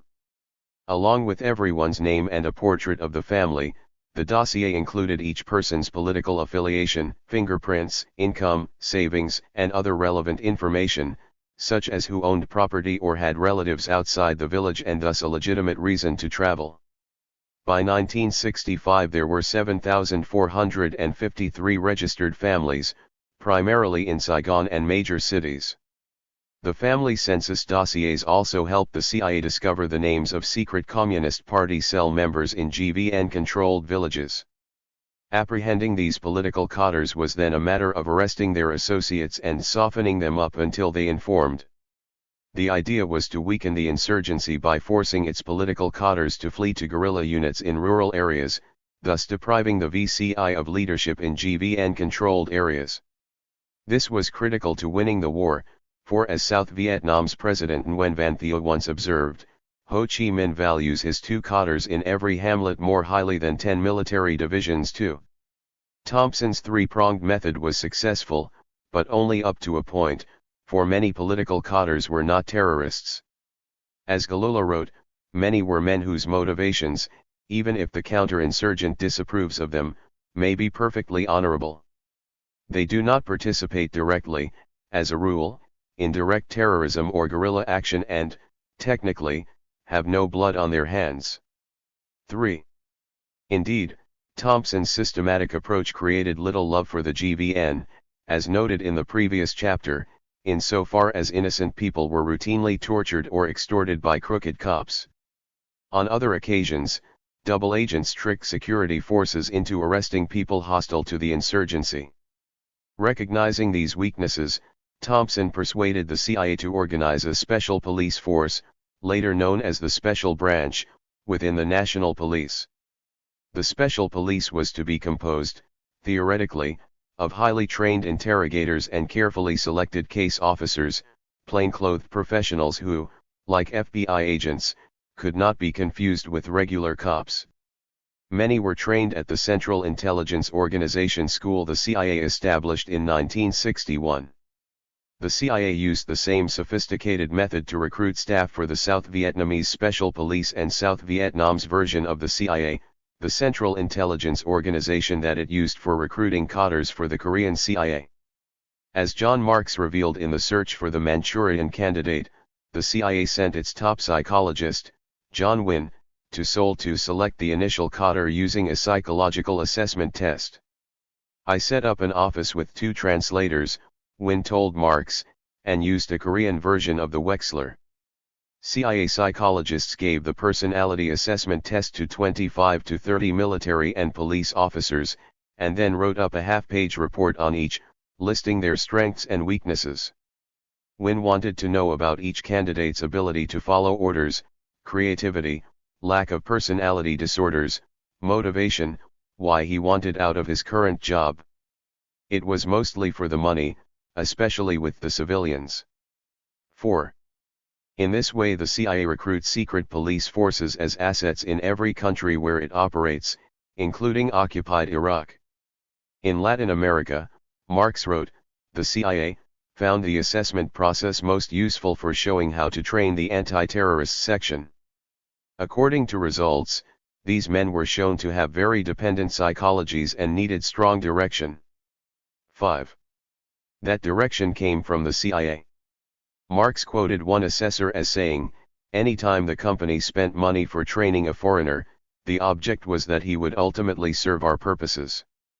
CIA officers were not content simply to work closely with these foreign intelligence agencies, they insisted on penetrating them, and the personality assessment system provided a useful aid. 6. By 1964, plans were made to center the special police in province intelligence coordinating committees in South Vietnam's 44 provinces. But first the government had to secure Saigon, and in July 1964, 2,500 regular policemen were introduced into 7 provinces surrounding Saigon. By December, 13,000 policemen were participating, of whom 7,000 were manning 700 checkpoints, and ABP had done a documentary on the program. Motivational indoctrination. At the same time as the CIA was forming special police units to identify, capture, interrogate, and kill secret communist cadres and their sympathizers in GVN-controlled villages, it was also developing paramilitary counter-terror teams to locate, capture, and kill cadres in rural areas. To this end, the CIA in 1964 formed experimental counter-terror teams in 7 districts surrounding Saigon.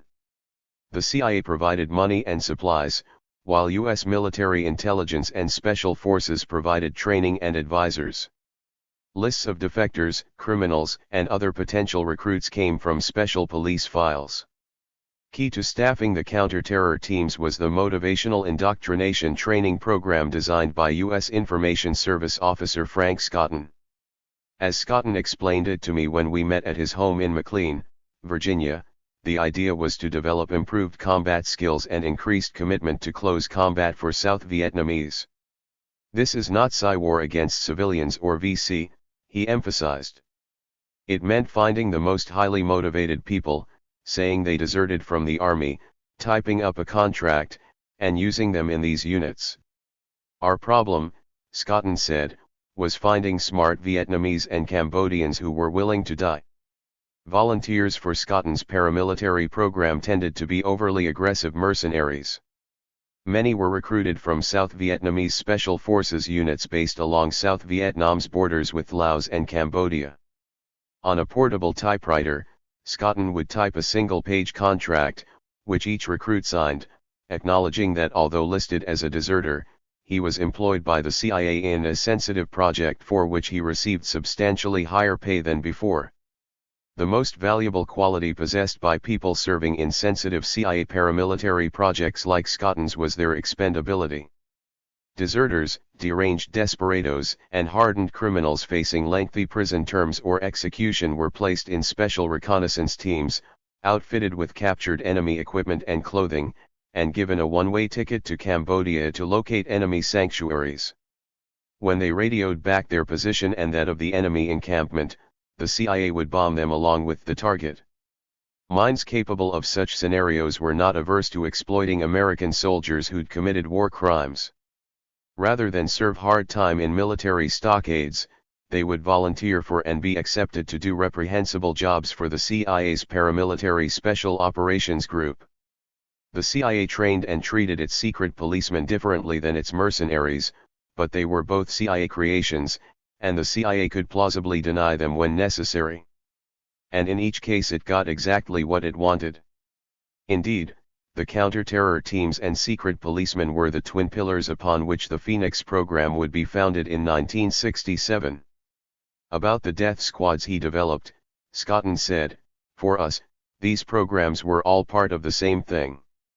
We did not think of things in terms of little packages. That thing of course was a grand scheme to win the war, at the base of which were province interrogation centers, PICs, and the systematic gathering of intelligence."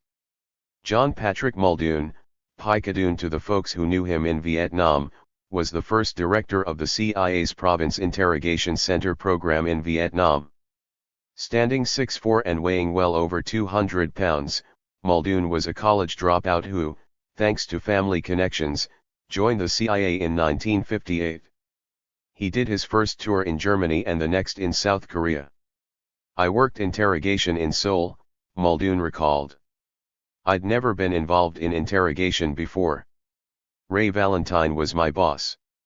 There was a joint KCIA-CIA interrogation center in Yangon though, outside Seoul."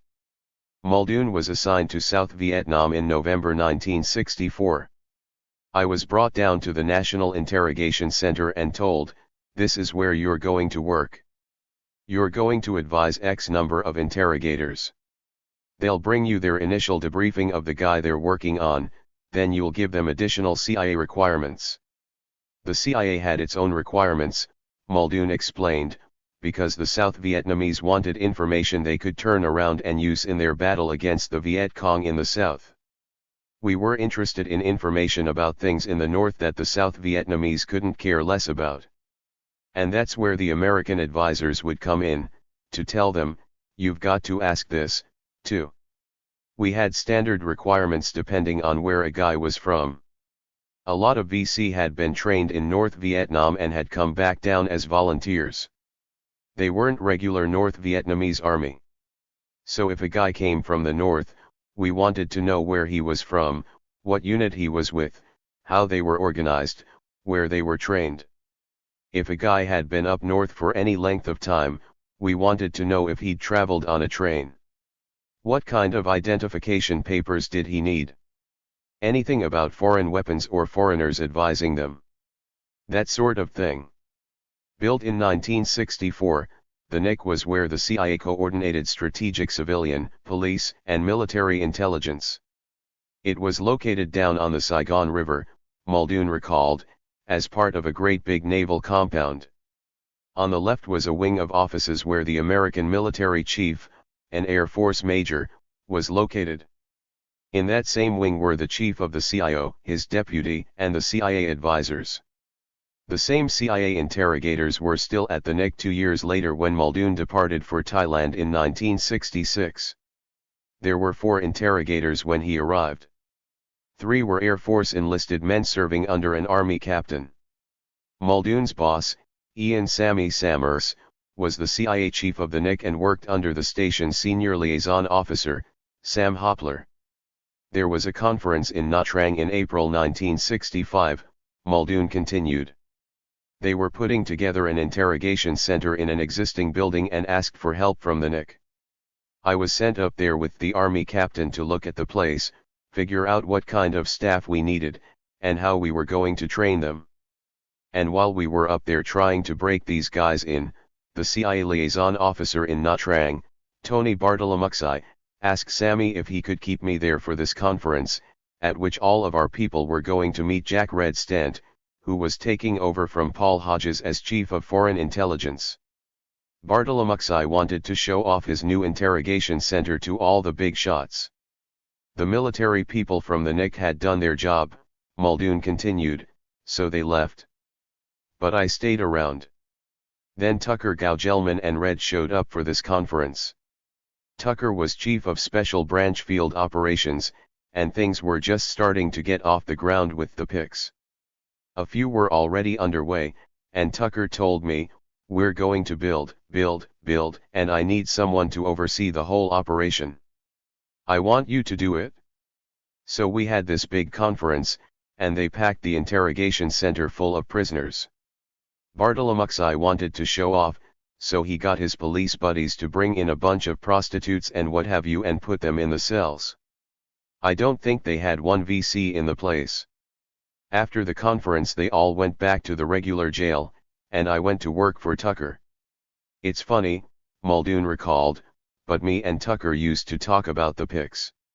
He said something like, "John, if we lose this war one day, we could end up in these goddamn things if we get caught." Well, I asked, "What would you do if you were in there?" He said he thought he'd kill himself rather than go through interrogation. Muldoon laughed. Tucker wanted to turn the PICs into whorehouses. The interrogation rooms had two-way mirrors. Tucker was a hero in the Marine Corps in World War II, Muldoon added. He joined the agency right after and worked in Korea running operations behind the lines. He was in Afghanistan and worked in training. He got to Vietnam in 1962 and was base chief in Da Nang running everything that had to do with intelligence and paramilitary operations. When I arrived in Saigon he was trying to set up the Province Intelligence Coordination Committees with Jack Barlow, a British guy from MI6. Barlow had been in Malaya with Robert Thompson, and they were the experts. Thompson's proposed Province Intelligence Coordination Committee program was designed to extend CIO operations into the provinces. Theoretically, the CIO officer assigned to run a PIC would guide, supervise, and coordinate all military, police and civilian operations in a province.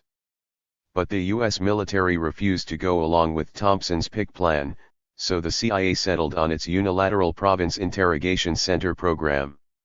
Starting in late 1964, the PICs became the places where the CIA hoped to coordinate its paramilitary and intelligence operations at the province level. The special police officers assigned to a PIC would interrogate suspects and then tell the CIA who and where the VCI were. The CIA liaison officer assigned to the PIC would share the information with the CIA's paramilitary officer in the province, and the paramilitary officer would then send a counter-terror team to kidnap or kill the VCI. This was the one-two punch of the counterinsurgency. Through the PICs, the CIA learned the identity and structure of the VCI in each province, and through the CTS, it eliminated VCI codders and destroyed their organization. The problem with the PIC in Nha Trang was that it had been built within an existing structure, so the CIA logistics staff hired Pacific architects and engineers to design a standardized facility that was strictly functional, minimizing cost while maximizing security. The CIA's logistics staff scouted out suitable locations and then, through PANE, hired local Vietnamese contractors to build an interrogation center in each of South Vietnam's 44 provinces. Funds and staff salaries came from the CIA through the Special Police Budget. 7. After it was built, the CIA bought the PIC, then donated it to the National Police, at which point it became a national police facility under the direction of the Special Police. The 4 region capitals also had interrogation centers. The difference was that region interrogation centers were larger and held, according to Muldoon, 200 to 300 prisoners each.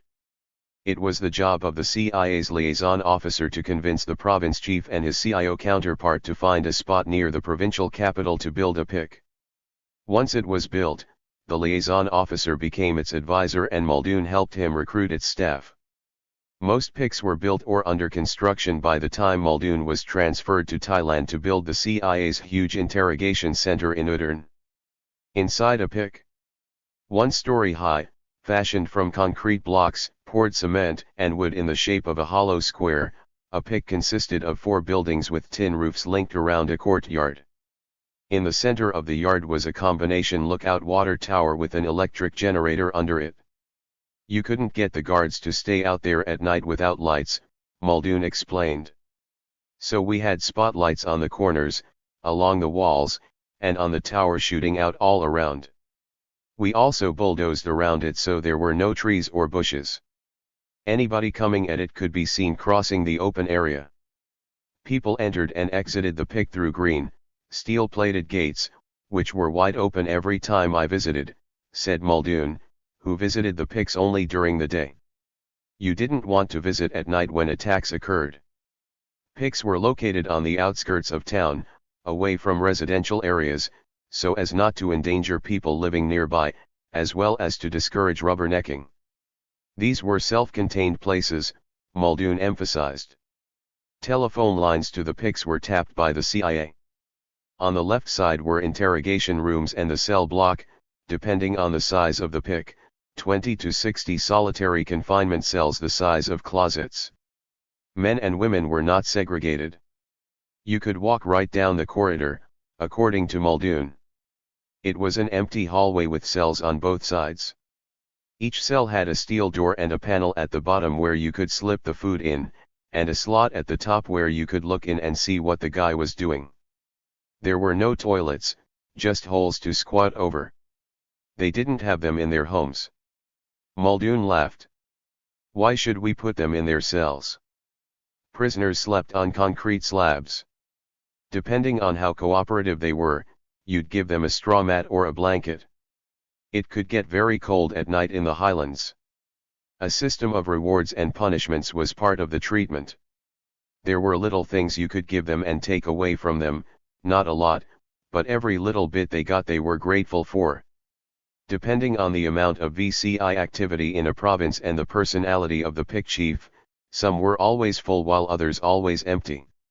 In either case, we didn't want them sitting there talking to each other, Muldoon said, so we would build up the cells gradually, until we had to put them next to each other. They were completely isolated. They didn't get time to go out and walk around the yard. They sat in their cells when they weren't being interrogated. After that they were sent to the local jail or turned back over to the military, where they were put in POW camps or taken out and shot. That part I never got involved in, he said, adding gratuitously that political prisoners were treated better in the PICs than in the local jails for common criminals. Public Safety was advising the jails with the National Police. 8 Sometimes they had 60 to 70 people in a cell that shouldn't have had more than 10. But they didn't care. If you're a criminal, you suffer. If you don't like it, too bad, don't be a criminal. Interrogation. According to Muldoon, the CIA interrogation process worked like this. As we brought prisoners in, the first thing we did was run them through the shower. That's on the left as you come in. After that they were checked by the doctor or nurse. That was an absolute necessity because God knows what diseases they might be carrying with them. They might need medication. They wouldn't do you much good if they died the first day they were there and you never got a chance to interrogate them. That's why the medical office was right inside the main gate.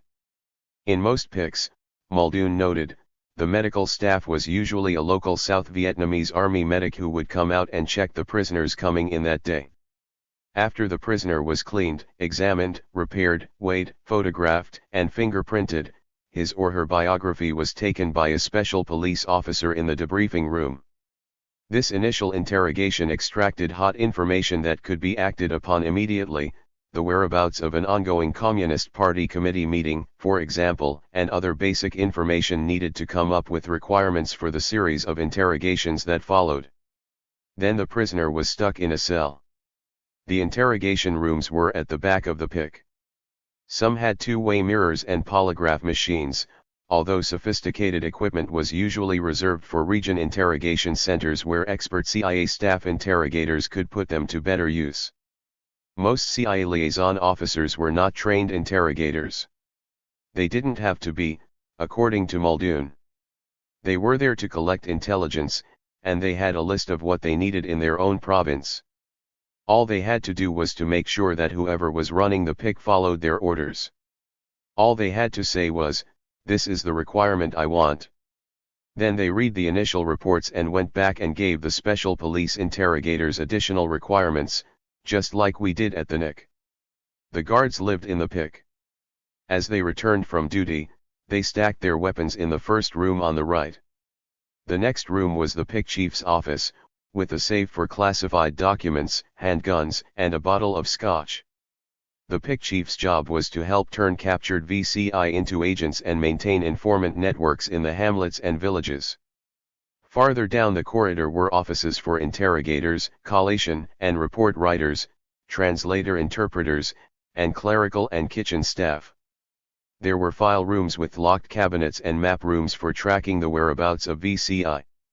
And there was a room where defectors were encouraged to become counter-terrorists. Once an interrogation center had been constructed and a staff assigned, Muldoon summoned the training team from the NIC. Each member was a specialist. The Army captain trained the guards. One Air Force sergeant taught the staff how to write proper reports. There were standard formats for tactical as opposed to strategic intelligence, as well as for agent reports. To compile a finished report, an interrogator's notes were reviewed by the chief interrogator, then collated, typed, copied and sent to the special police, CIO, and CIA. Translations were never considered accurate unless read and confirmed in the original language by the same person, which rarely happened. Likewise, interrogations conducted through interpreters were never considered totally reliable, given that significant information was generally lost or misrepresented. A second Air Force sergeant taught interrogators how to take notes and ask questions during an interrogation. You don't just sit down with 10 questions, get 10 answers, and then walk away, Muldoon said. Some of these guys, if you gave them 10 questions, would get 10 answers for you, and that's it. They had to learn that you don't drop a line of questioning just because you got the answer. The answer, if it's the right one, should lead to 60 more questions. For example, Muldoon said, question 1 was, were you ever trained in North Vietnam? Question 2 was, were you ever trained by people other than Vietnamese? Well, lots of times the answer to question 2 is so interesting and gives you so much information you keep going for an hour and never get to question 3, when did you come to South Vietnam? Special police officers in region interrogation centers were sent to a special interrogation training program conducted at the NIC by experts from the CIA Support Services branch, most of whom worked on Russian defectors and were brought out from Washington to handle important cases.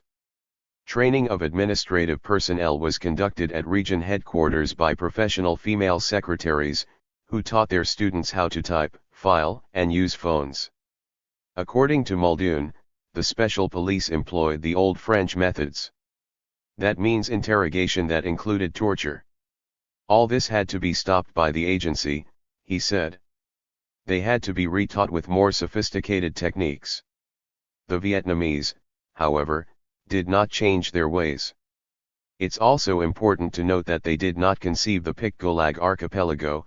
The special police were the stepchildren of Robert Thompson, whose aristocratic Norman English ancestors perfected torture in dingy castle dungeons, on the rack and in the Iron Lady, with thumbscrews and branding irons.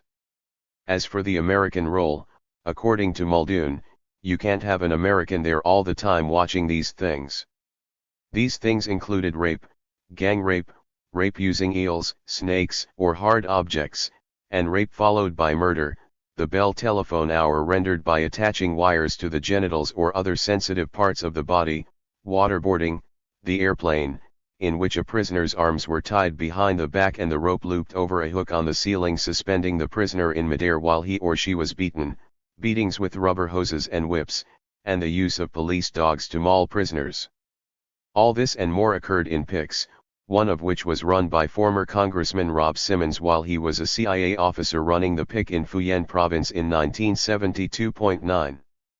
The PIC advisor's job was to keep the region officer informed about real operations mounted in the capital city or against big shots in the field, Muldoon said, adding that advisors who wanted to do a good job ran the PICs themselves, while the lazy ones hired contractors who were paid by the CIA but worked for themselves, doing a dirty job in exchange for an inside track to the black market.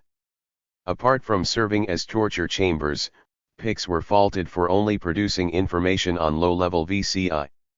Whenever a VCI coder with strategic information was captured, he was immediately grabbed by the region bosses or the NIC where expert CIA interrogators could produce quality reports for Washington. The lack of feedback to the PIC for its own operations resulted in a revolving door syndrome, wherein the PIC was reduced to picking up the same low-level people month after month. A lot of PICs didn't produce anything because the CIA advisors in the provinces didn't push them, Muldoon said.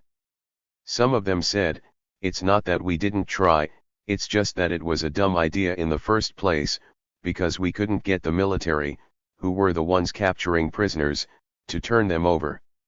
The military weren't going to turn them over to us until they were finished with them, and by then they were washed out." This, Muldoon conceded, was part of the overall plan: let the military get the tactical intelligence first. Obviously that's the most important thing in a war. But after the military got what they could use tomorrow or next week, then CIA should talk to this guy. That was the idea of having the province intelligence coordination committees and why the PICs became part of them, so we could work this stuff back and forth. And in provinces where our guys went out of their way to work with the MACV sector advisor, they were able to get something done. As of August 2016, one can assume that similar CIA networks of secret interrogation centers have been built to updated PIC specifications in every nation the US engages militarily: Afghanistan, Iraq, Syria, and Libya, etc. The black sites the CIA establishes in other nations, by corrupting that nation's security forces, will also conform to the updated, computerized PIC design. Last but not least, the CIA's interrogation methods remain unchanged, though the organization is now more perfectly able to punish people by driving them insane. The military's side of the story? The military's side of the story was presented by Major General Joseph McChristian in his book The Role of Military Intelligence 1965 to 1967. 10. McChristian arrived in Saigon in July 1965 as the military's intelligence chief. He recognized the threat posed by the VCI and, in order to destroy it, proposed a large countrywide counterintelligence effort involved in counter-sabotage, counter-subversion, and counter-espionage activities. In structuring this attack against the VCI, McChristian assigned military intelligence detachments to each U.S. Army brigade, division, and field force, as well as to each Army of the Republic of Vietnam division and corps. He created combined centers for intelligence, document exploitation, and interrogation, and directed the centers to support and coordinate Allied units in the field. He also ordered the construction of military interrogation centers in each sector, division, and corps. McChristian conceded the primacy of the CIA-advised special police in anti-VCI operations. He admitted that the military did not have the CIA's sophisticated agent nets, and that military advisors focused on acquiring tactical intelligence needed to mount offensive operations. But he was upset when the CIA, without coordination with MACV, took over control of the files on the infrastructure located in the PICs. He got an even bigger shock when he was refused permission to see the infrastructure file by a member of the A11. Everyone was competing for success. As a result, some CIA officers prevented military personnel from entering their PICs, and in retaliation the military refused to send its prisoners to those PICs. As a result, anti-VCI operations were often poorly coordinated at province level. The U.S. military assigned intelligence teams to the provinces to form agent nets with the ARVN's Military Security Service. These advisory teams sent reports to the Political Order of Battle section in the Combined Intelligence Center, which produced complete and timely intelligence on the boundaries, location, structure, strengths, personalities, and activities of the communist political organization, or infrastructure. Information filtering into the Combined Intelligence Center was placed in an automatic database, which enabled analysts to compare known VCI offenders with known aliases. Agent reports and special intelligence collection programs provided information on low-level VCI, while information on high-level VCI came from the Combined Military Interrogation Center, which, according to McChristian, was the focal point of tactical and strategic exploitation of selected human sources. 12. By mid-1966, U.S. military intelligence employed about 1,000 agents in South Vietnam, all of whom were paid through the 525th Military Intelligence Group's Intelligence Contingency Fund.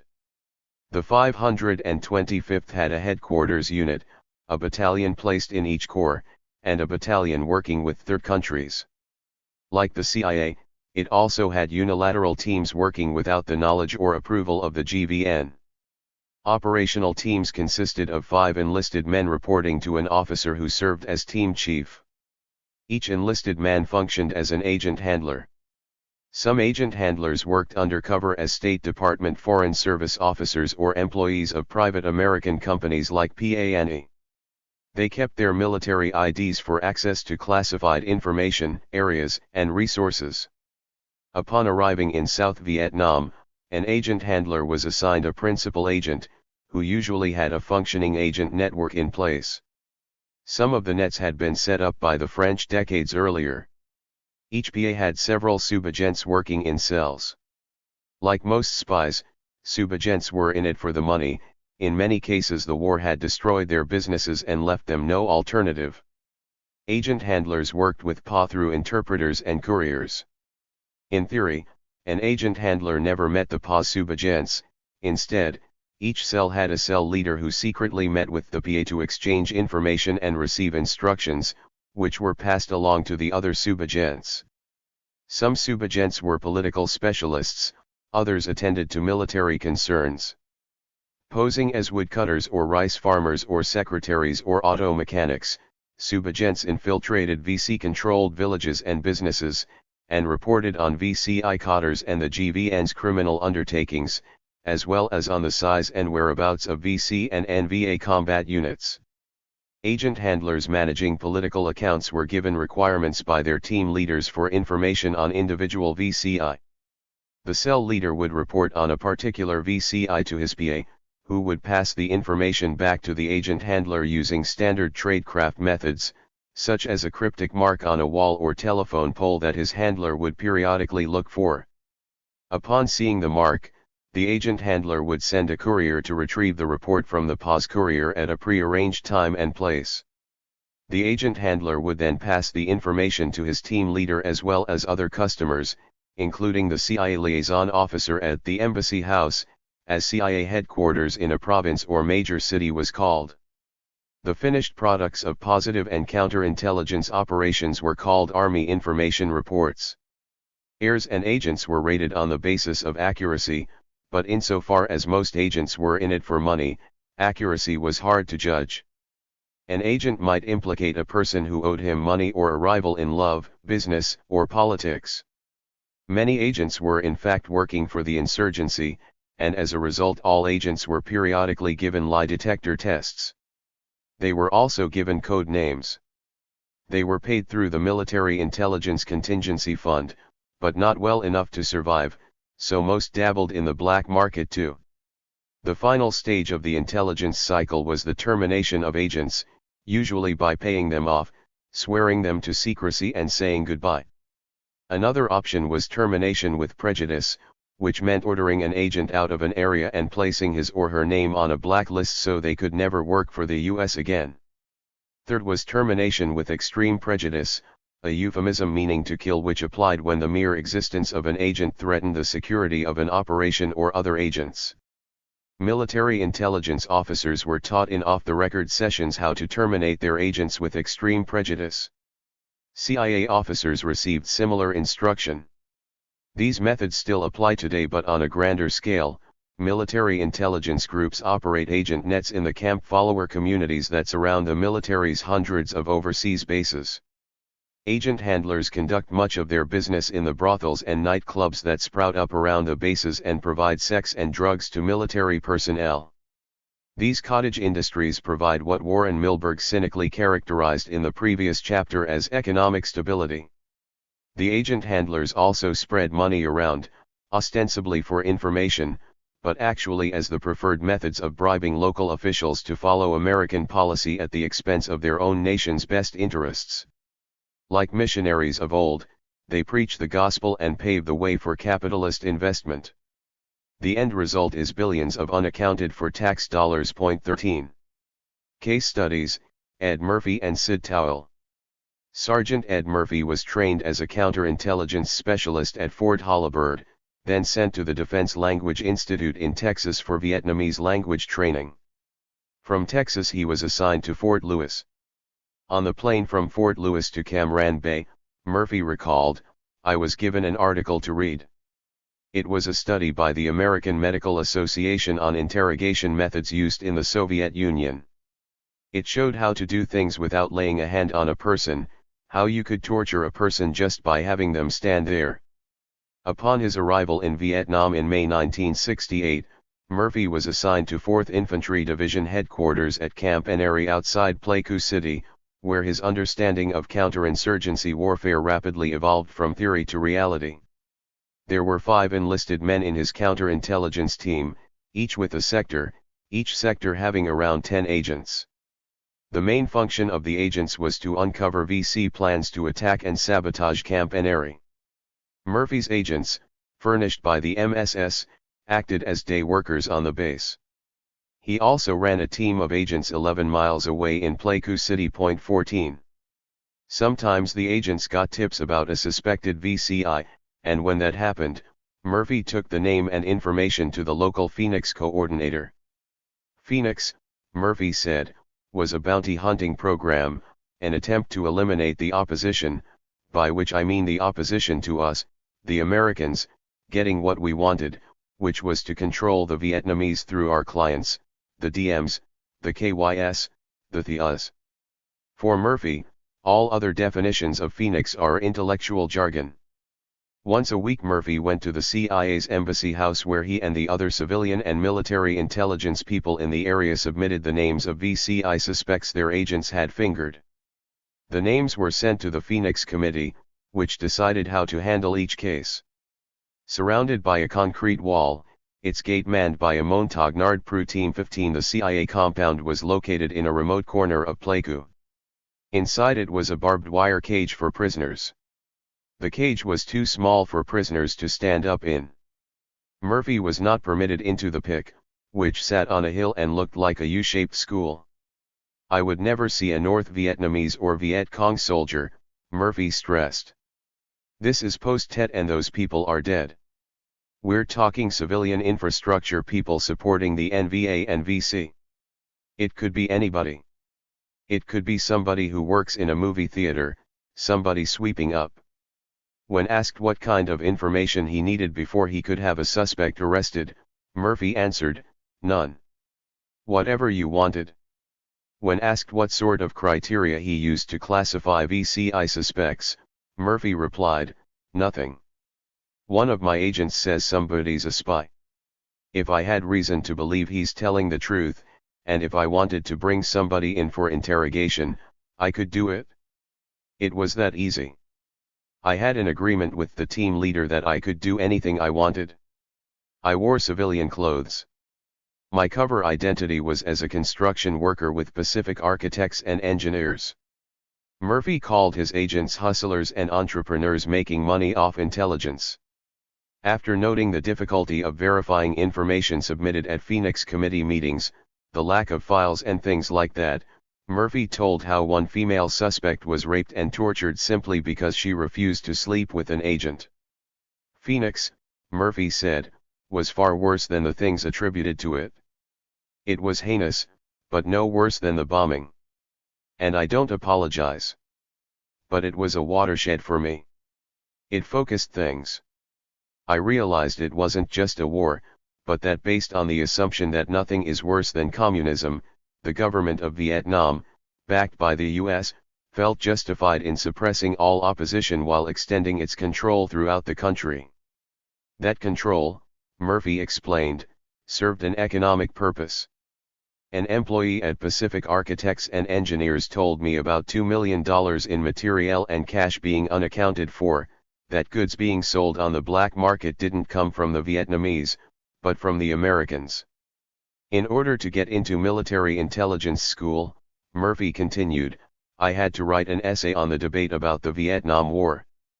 The thrust of my paper was, what we do in Vietnam will come back to haunt us. It was a one-world thesis. Well, I go to Vietnam and see the bullshit going down. Then I come back to the United States and see the same thing going on here.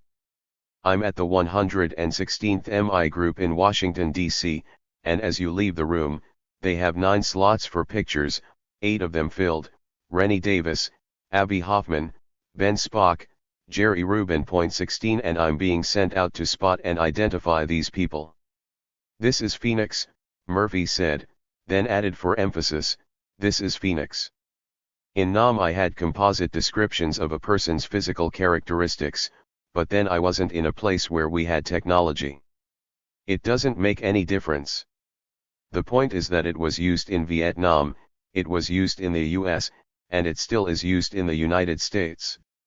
In 1969, Murphy was one of precious few Americans acquainted with Phoenix, and he was determined to make it a political issue. He came to that decision in October 1969 while participating in the March Against Death outside the Pentagon. I was being surveilled, Murphy said. I know, because the people doing it told me so. I've been reading about you, one of the officers said. Having fought for his country in defense of its civil liberties, Murphy was enraged to learn that the 116th MiG was being used against American citizens exercising their constitutional rights to protest the war.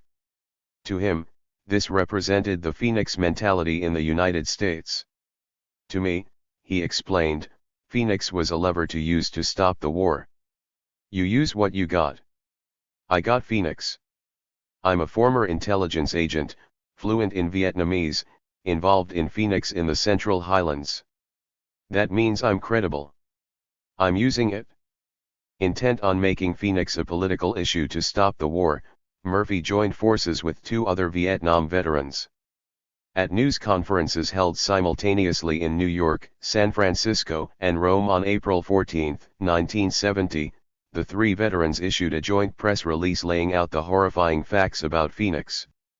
By then the program was nearly 3 years old. Sid Towell's story. A graduate of Yale University, Lieutenant Sid Towell was assigned to the 116th MiG in Washington, D.C. in June 1969. As chief of a counterintelligence team, he reviewed cases, including the investigation into Ed Murphy's anti-war activities. Towell also conducted offensive counterintelligence operations that consisted of disrupting anti-war demonstrations by building bonfires and inciting people to riot, so the Capitol Police could be called in to bash heads and arrest demonstrators. During the period he was involved in military operations against American civilians, Towell was rated by his commander as one of the most dedicated, professionally competent and outstanding junior officers I have had the privilege to serve with anywhere. But Towell didn't want to go to Vietnam, and in January 1971 he requested release from active duty, citing his complete abhorrence for the Vietnam War and the continued U.S. presence there.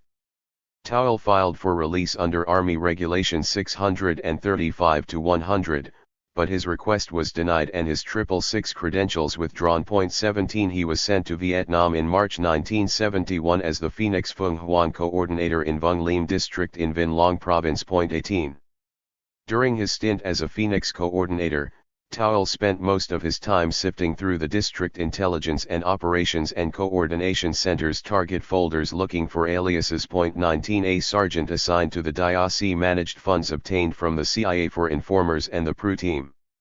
The sergeant also acted as liaison with the Vin Long Pick.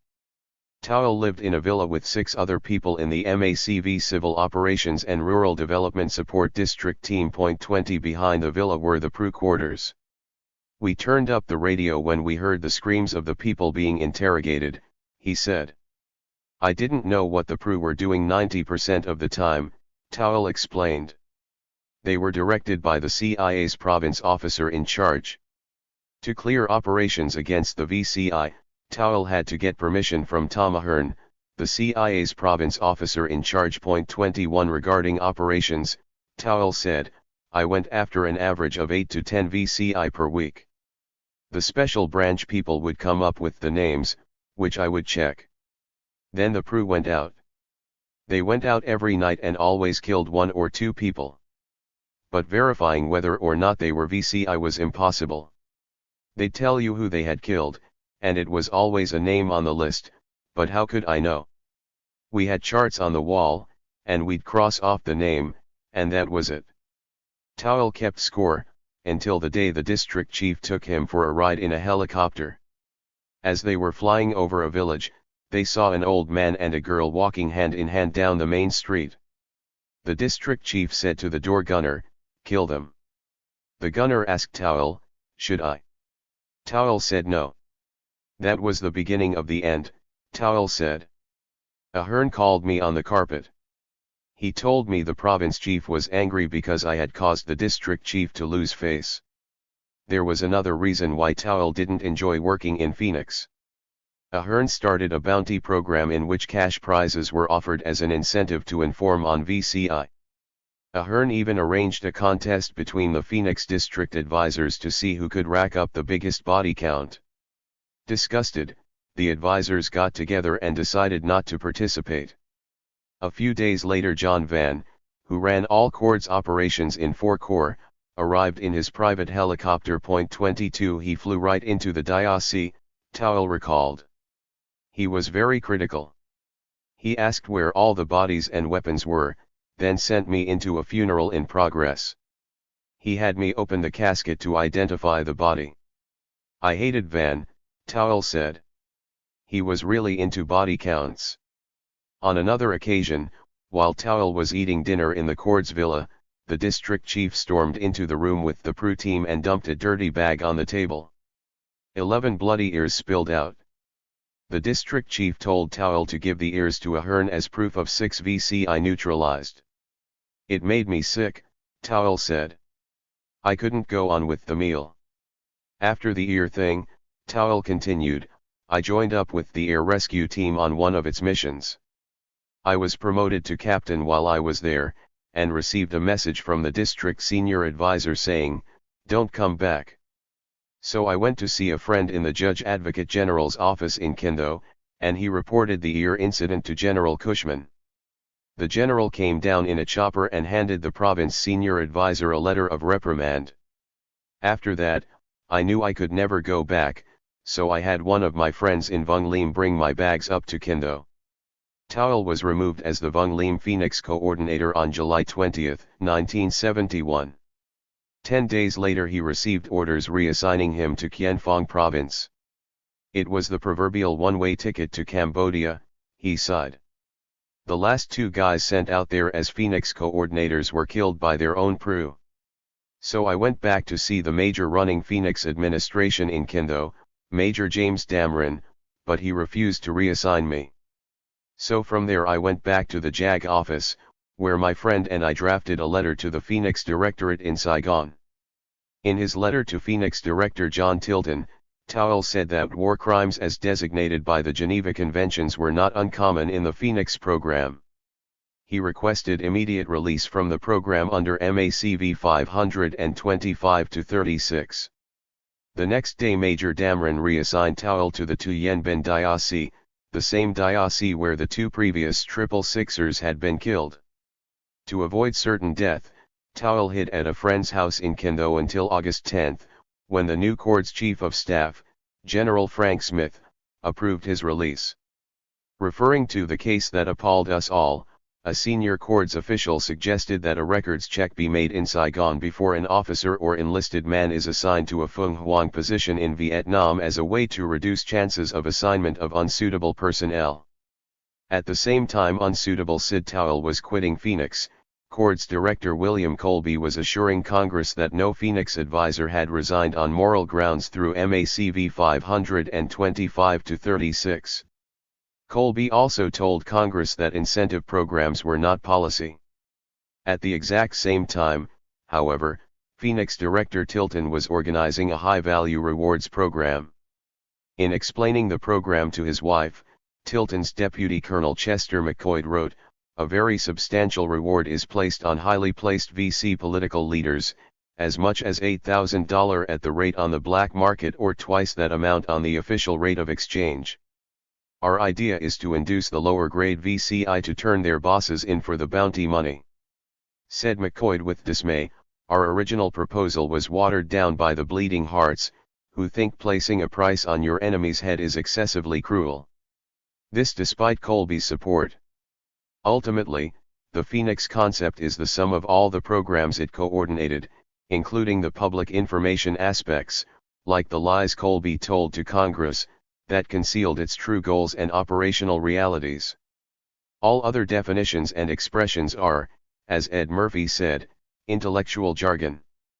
The point, Murphy reminded us, is that it was used in Vietnam, it was used in the United States, and it still is used in the United States. Chapter 5.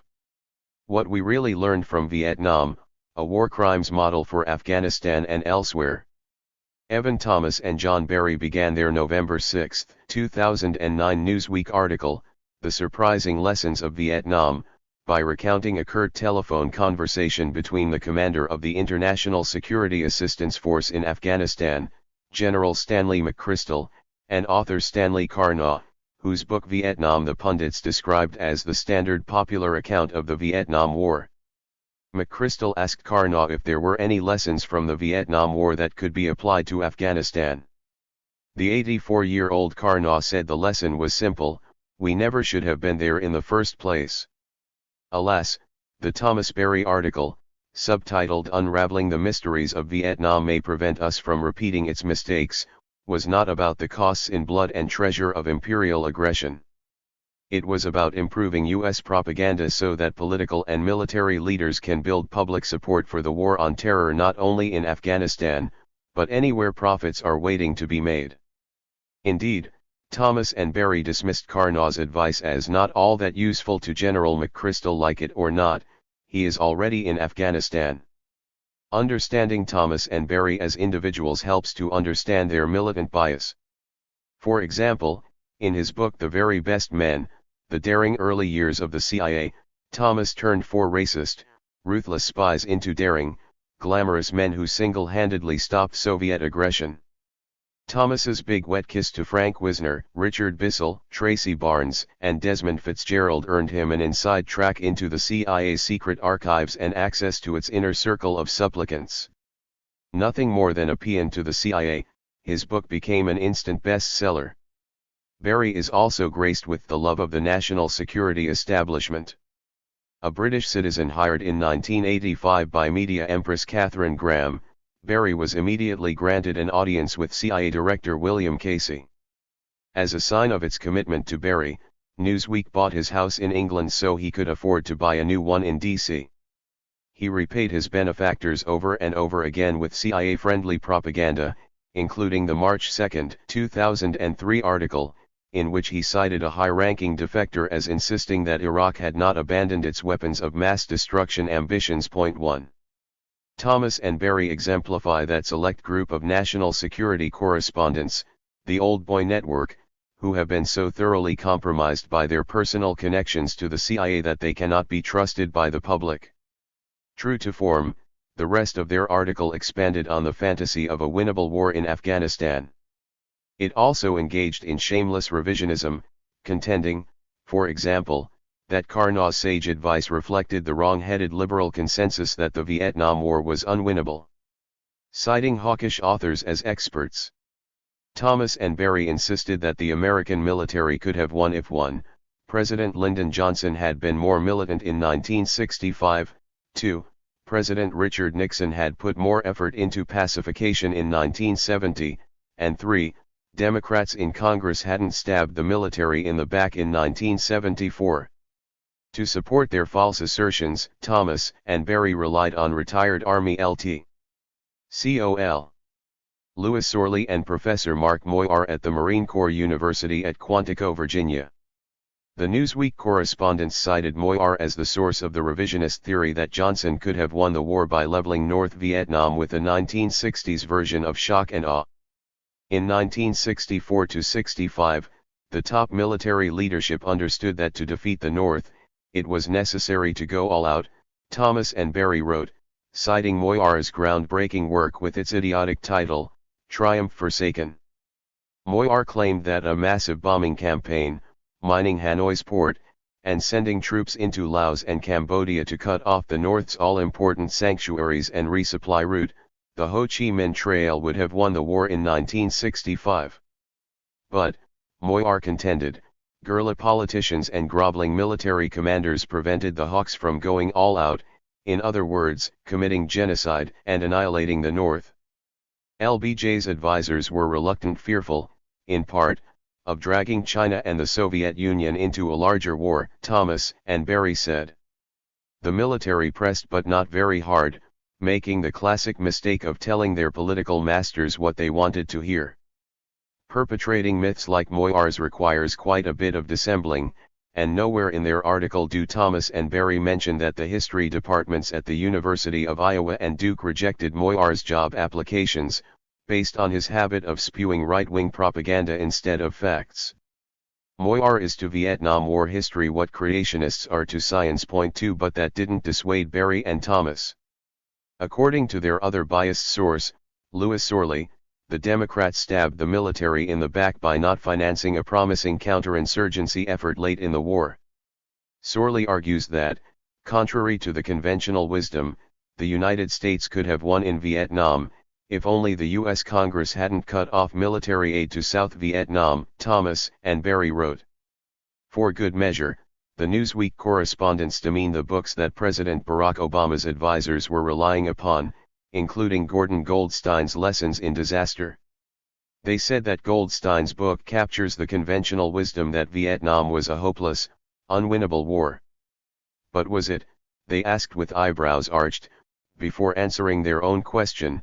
The lessons of Vietnam are not necessarily the ones we glibly assume, chief among them that Afghanistan, like Vietnam, is a quagmire, and that achieving some sort of victory is out of reach. The right course. Based on the flawed theories of Moyar and Sorley, Thomas and Berry advanced the theory that the right course of action in Afghanistan was to give McChrystal all the troops and resources he wanted for a full-scale counterinsurgency campaign. In this view, de-escalating in Afghanistan or even ordering only a small troop increase was not an option, unless Obama wanted to invite questions about his resolve and renewed accusations about political backstabbing of the military. According to Thomas and Berry, Ambassador Carl Eikenberry, a retired general who once commanded U.S. forces in Afghanistan, fell into the camp of timid Obama advisors when, in July 2009, he questioned the wisdom of sending more troops to prop up the corrupt Afghan government of Hamid Karzai. The bottom line of the Newsweek article was that the U.S. could easily have won in Afghanistan if Obama had had the heart to prevail, and if Washington had learned the correct lessons from Vietnam. In advancing this theory, Thomas and Berry ignored the unprecedented violence Johnson did unleash against the North via his Rolling Thunder bombing campaign from March 1965 to November 1968, in which more than 300,000 bombing missions dropped 864,000 tons of bombs. It's hard to determine exactly how many bombs America and NATO have dropped on Afghanistan in the 15 years since 2001, but Thomas and Berry offered no sympathy for the people they fell upon. They also glossed over the disproven rationales for the Vietnam War, from the discredited domino theory to the idea of a unified Sino-Soviet strategy for world conquest. They also relied on sanitized military jargon to obscure the inhuman brutality that pervaded death squad operations like the Phoenix program. The Thomas Berry article was published on November 6, 2009. 3 months later, as reported by the New York Times, a raid by U.S. Special Operations Forces left 3 women, 2 of them pregnant, and a local police chief and prosecutor dead. It was one of the latest examples of Special Operations Forces killing civilians during raids, deaths that have infuriated Afghan officials and generated support for the Taliban despite efforts by American and NATO commanders to reduce civilian casualties. 3. Initially, the commando team claimed it had been fired upon by insurgents and that the women had already been murdered when they arrived. When that lie was exposed, their commander confessed they'd made a terrible mistake. But he made no attempt to explain why, in an effort to cover up their crime, the American commandos, practicing the Manson family values they'd been taught by their CIA masters, carved their bullets out of the pregnant women's bodies. Is carving bullets out of dead pregnant women really a mistake? Were the American soldiers trained to do such things, or did they think it up on the scene? None of those questions were even asked. Murdering innocent civilians indeed has been infuriating Afghanis since early 2002 when they put down their weapons and submitted to American rule. But, as Anand Gopal explains in his book No Good Men Among the Living, CIA assets within its Northern Alliance started the insurgency by falsely accusing pro-American Afghanis in Maiwand of being al-Qaeda sympathizers. The CIA-sponsored murders of top leaders of the Norzai and Ishaqi tribes forced the tribes' remaining leaders into Pakistan, where their Pashtun relatives and associates gave them shelter while they plotted their revenge on the Americans and their occupation army of collaborators. 4. The idea that the Americans running the war on terror are trying to reduce civilian deaths is pure propaganda, a repetition of stated policy with as much basis in fact as Colby's blatant lies about Phoenix to Congress 40 years earlier. If military commanders were trying to reduce civilian deaths, they would have arrested and tried the commandos who murdered those 5 people in Afghanistan. But we will never even know their names. They are free to murder to their heart's content, because murdering civilians is unstated policy. In the absence of punishment for war crimes and cover UPS, how can there be efforts to prevent civilian casualties? Indeed, you won't hear it said by the likes of Thomas and Berry, but the license to kill that is granted to American forces, along with the intentional corruption of collaborating officials, is what most closely links the barbaric war on terror with the Vietnam War. The wrong parallels. Another problem with the Thomas Berry analysis is that many of the tactics the Newsweek writers suggested should have been expanded in Vietnam have no relevance to Afghanistan. For instance, there is no North Afghanistan to bomb back to the Stone Age, there is no Soviet Union that can transform the war into a nuclear confrontation, and there is no formal Taliban army, which, like the North Vietnamese army, could come to the rescue of civilian insurgents caught up in the conflict. The support insurgents receive from Pashtun relatives in Pakistan, civilians the CIA has targeted for death and mutilation through a record-setting but secret number of drone strikes, is itself the product of British colonialists having invented the nation of Pakistan as a way of more efficiently looting the region. Omitting historical facts like that from their narratives is yet another trick used by propagandists like Thomas and Berry. The parallels between the two conflicts are mostly over the narrow issue of counterinsurgency tactics, which is why the Newsweek article skirted any serious discussion of the Phoenix program, instead using Pentagon-friendly language about a true counterinsurgency, focusing on protecting the population by a strategy of clear and hold. Lifting language first employed in the Phoenix program, Thomas and Berry praised the Special Operations Forces McChrystal directed in Iraq as focused on protecting civilians while ruthlessly targeting jihadist leaders. They did so without irony or reference to an earlier article authored by Berry in 2005. That article famously revealed that the Bush administration was taking to Iraq the death squad strategies that had been applied in El Salvador in the 1980s, what Newsweek called the Salvador Option 5. And where, indeed, did the Salvador Option originate? With the Phoenix program in Vietnam. The strategy was named after the Reagan regime's still-secret strategy of supporting El Salvador's right-wing security forces, which used clandestine death squads to eliminate both leftist guerrillas and their civilian sympathizers. As Berry reported at the time, many U.S. conservatives consider the policy to have been a success, despite the deaths of innocent civilians. Judging that those war crimes worked in Iraq, Thomas and Berry encouraged McChrystal to expand the death squad approach in Afghanistan. They wrote, U.S. Special Operations Forces use the intelligence gleaned from friendly civilians to find and kill Taliban leaders. That is precisely what the Phoenix program was designed to do 40 years ago in Vietnam, target and assassinate Viet Cong leaders. This true counterinsurgency, Thomas and Berry asserted, began to work in Vietnam when the top U.S. commanders began to smarten up. Their article confidently asserted that in late 2009, McChrystal is implementing a strategy that draws on the lessons of Iraq and looks an awful lot like the pacification program adopted by General Abrams in Vietnam in 1968. By ratcheting back the heavy use of firepower, McChrystal has reduced civilian casualties, which alienate the locals and breed more jihadists. The steady increase in civilian deaths in Afghanistan since 2010, and the emergence of ISIS in Iraq and Syria, refutes their argument 6, which relies totally on disinformation and prejudicial terms like jihadist to justify the cold-blooded murder of innocent people falsely designated as militant religious fanatics. It is the same disinformation that was used to justify Phoenix. But just as in Vietnam, where the word communist was applied to anyone who resisted the U.S. occupation, American kidnapping and assassination programs in Iraq and Afghanistan make no distinction between jihadists and nationalists defending their homes and resisting foreign occupation. The wrong facts. Thomas and Berry ignored some basic facts about pacification in Vietnam, including that CIA and military special forces created South Vietnam's self-defense forces for the purpose of waging a clear and hold-style counterinsurgency well before Abrams arrived in 1968. The CIA created a General Staff for Pacification in 1967 that managed the Phoenix program.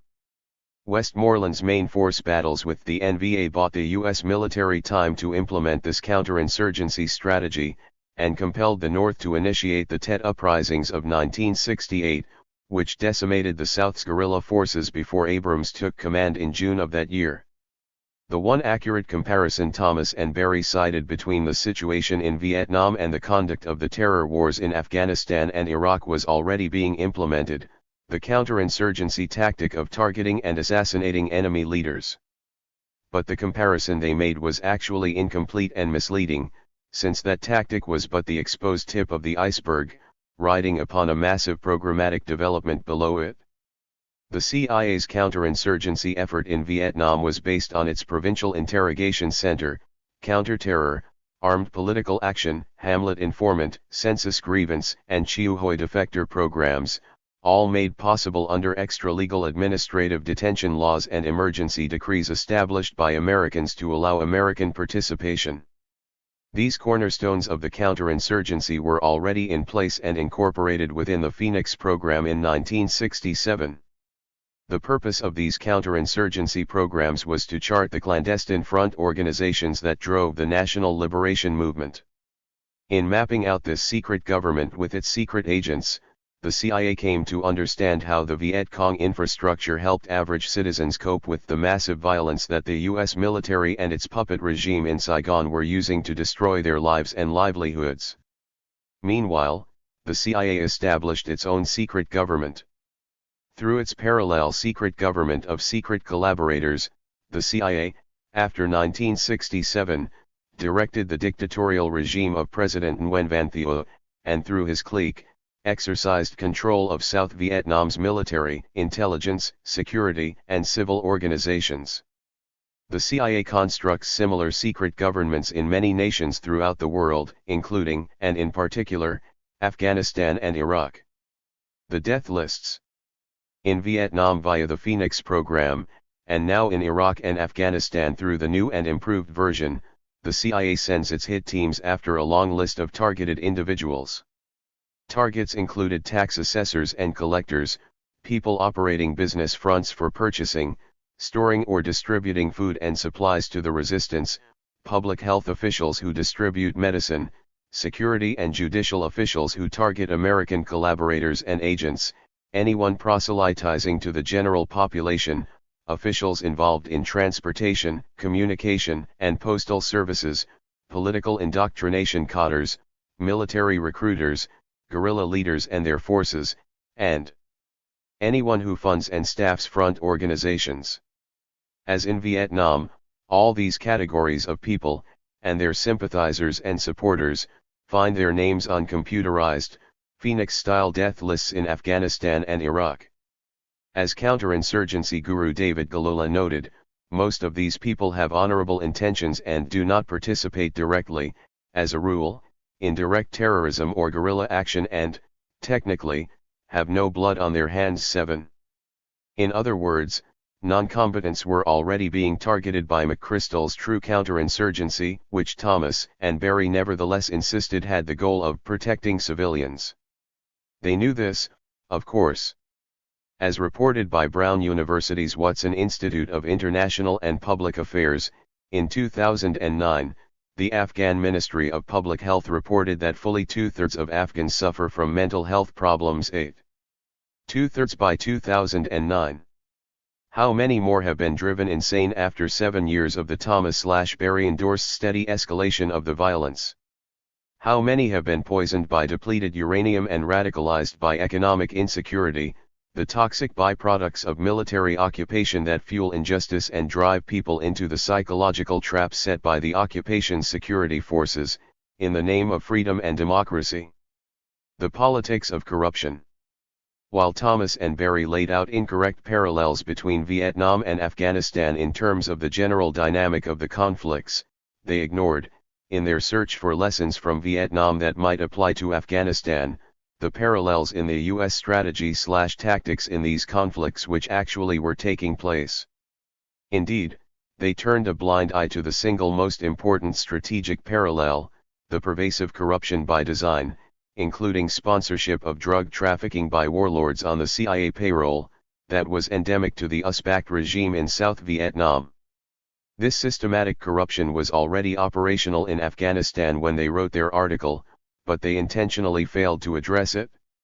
As outlined in Chapter 2, Air Force General Nguyen Caoky, while serving as head of South Vietnam's National Security Directorate, won control of a lucrative narcotic smuggling franchise in 1965.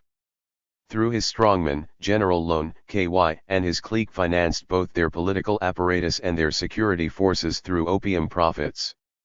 Likewise, upon occupying Afghanistan in 2002, the CIA allowed its chosen president, Hamid Karzai, and his clique to traffic in opium without fear of arrest and prosecution.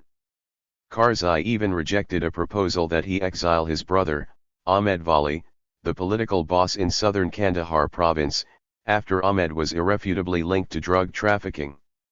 Only Ahmed's timely assassination in 2011 spared his CIA sponsors any further embarrassment. Another overlooked parallel is the self-delusional hubris embodied in steadfast U.S. confidence that its forces possess accurate intelligence. But McChrystal, like every military commander before and after him, gained his intelligence about the Afghan resistance through what he referred to as friendly civilians like the opium trafficking warlord, Gul Agha Shertse. The American public is largely unaware that the Taliban laid down its arms after the American invasion in 2001, and that the Afghan people took up arms only after the CIA installed Shertse in Kabul. In league with the Karzai brothers, Shertse supplied the CIA with a network of informants that targeted their business rivals, not the Taliban. As Anand Gopal revealed in No Good Men Among the Living, as a result of Shertse's friendly tips, the CIA methodically tortured and killed Afghanistan's most revered leaders in a series of Phoenix-style raids that radicalized the Afghan people. If Thomas and Barry were to have addressed that fact, they certainly would have dismissed it as a mistake. But it wasn't a mistake. The CIA felt it was necessary to enlist Shertse in order to consolidate the power of its drug smuggling, money laundering, land-stealing clique of warlords. In my opinion, the national security establishment was always after control of the drugs and money.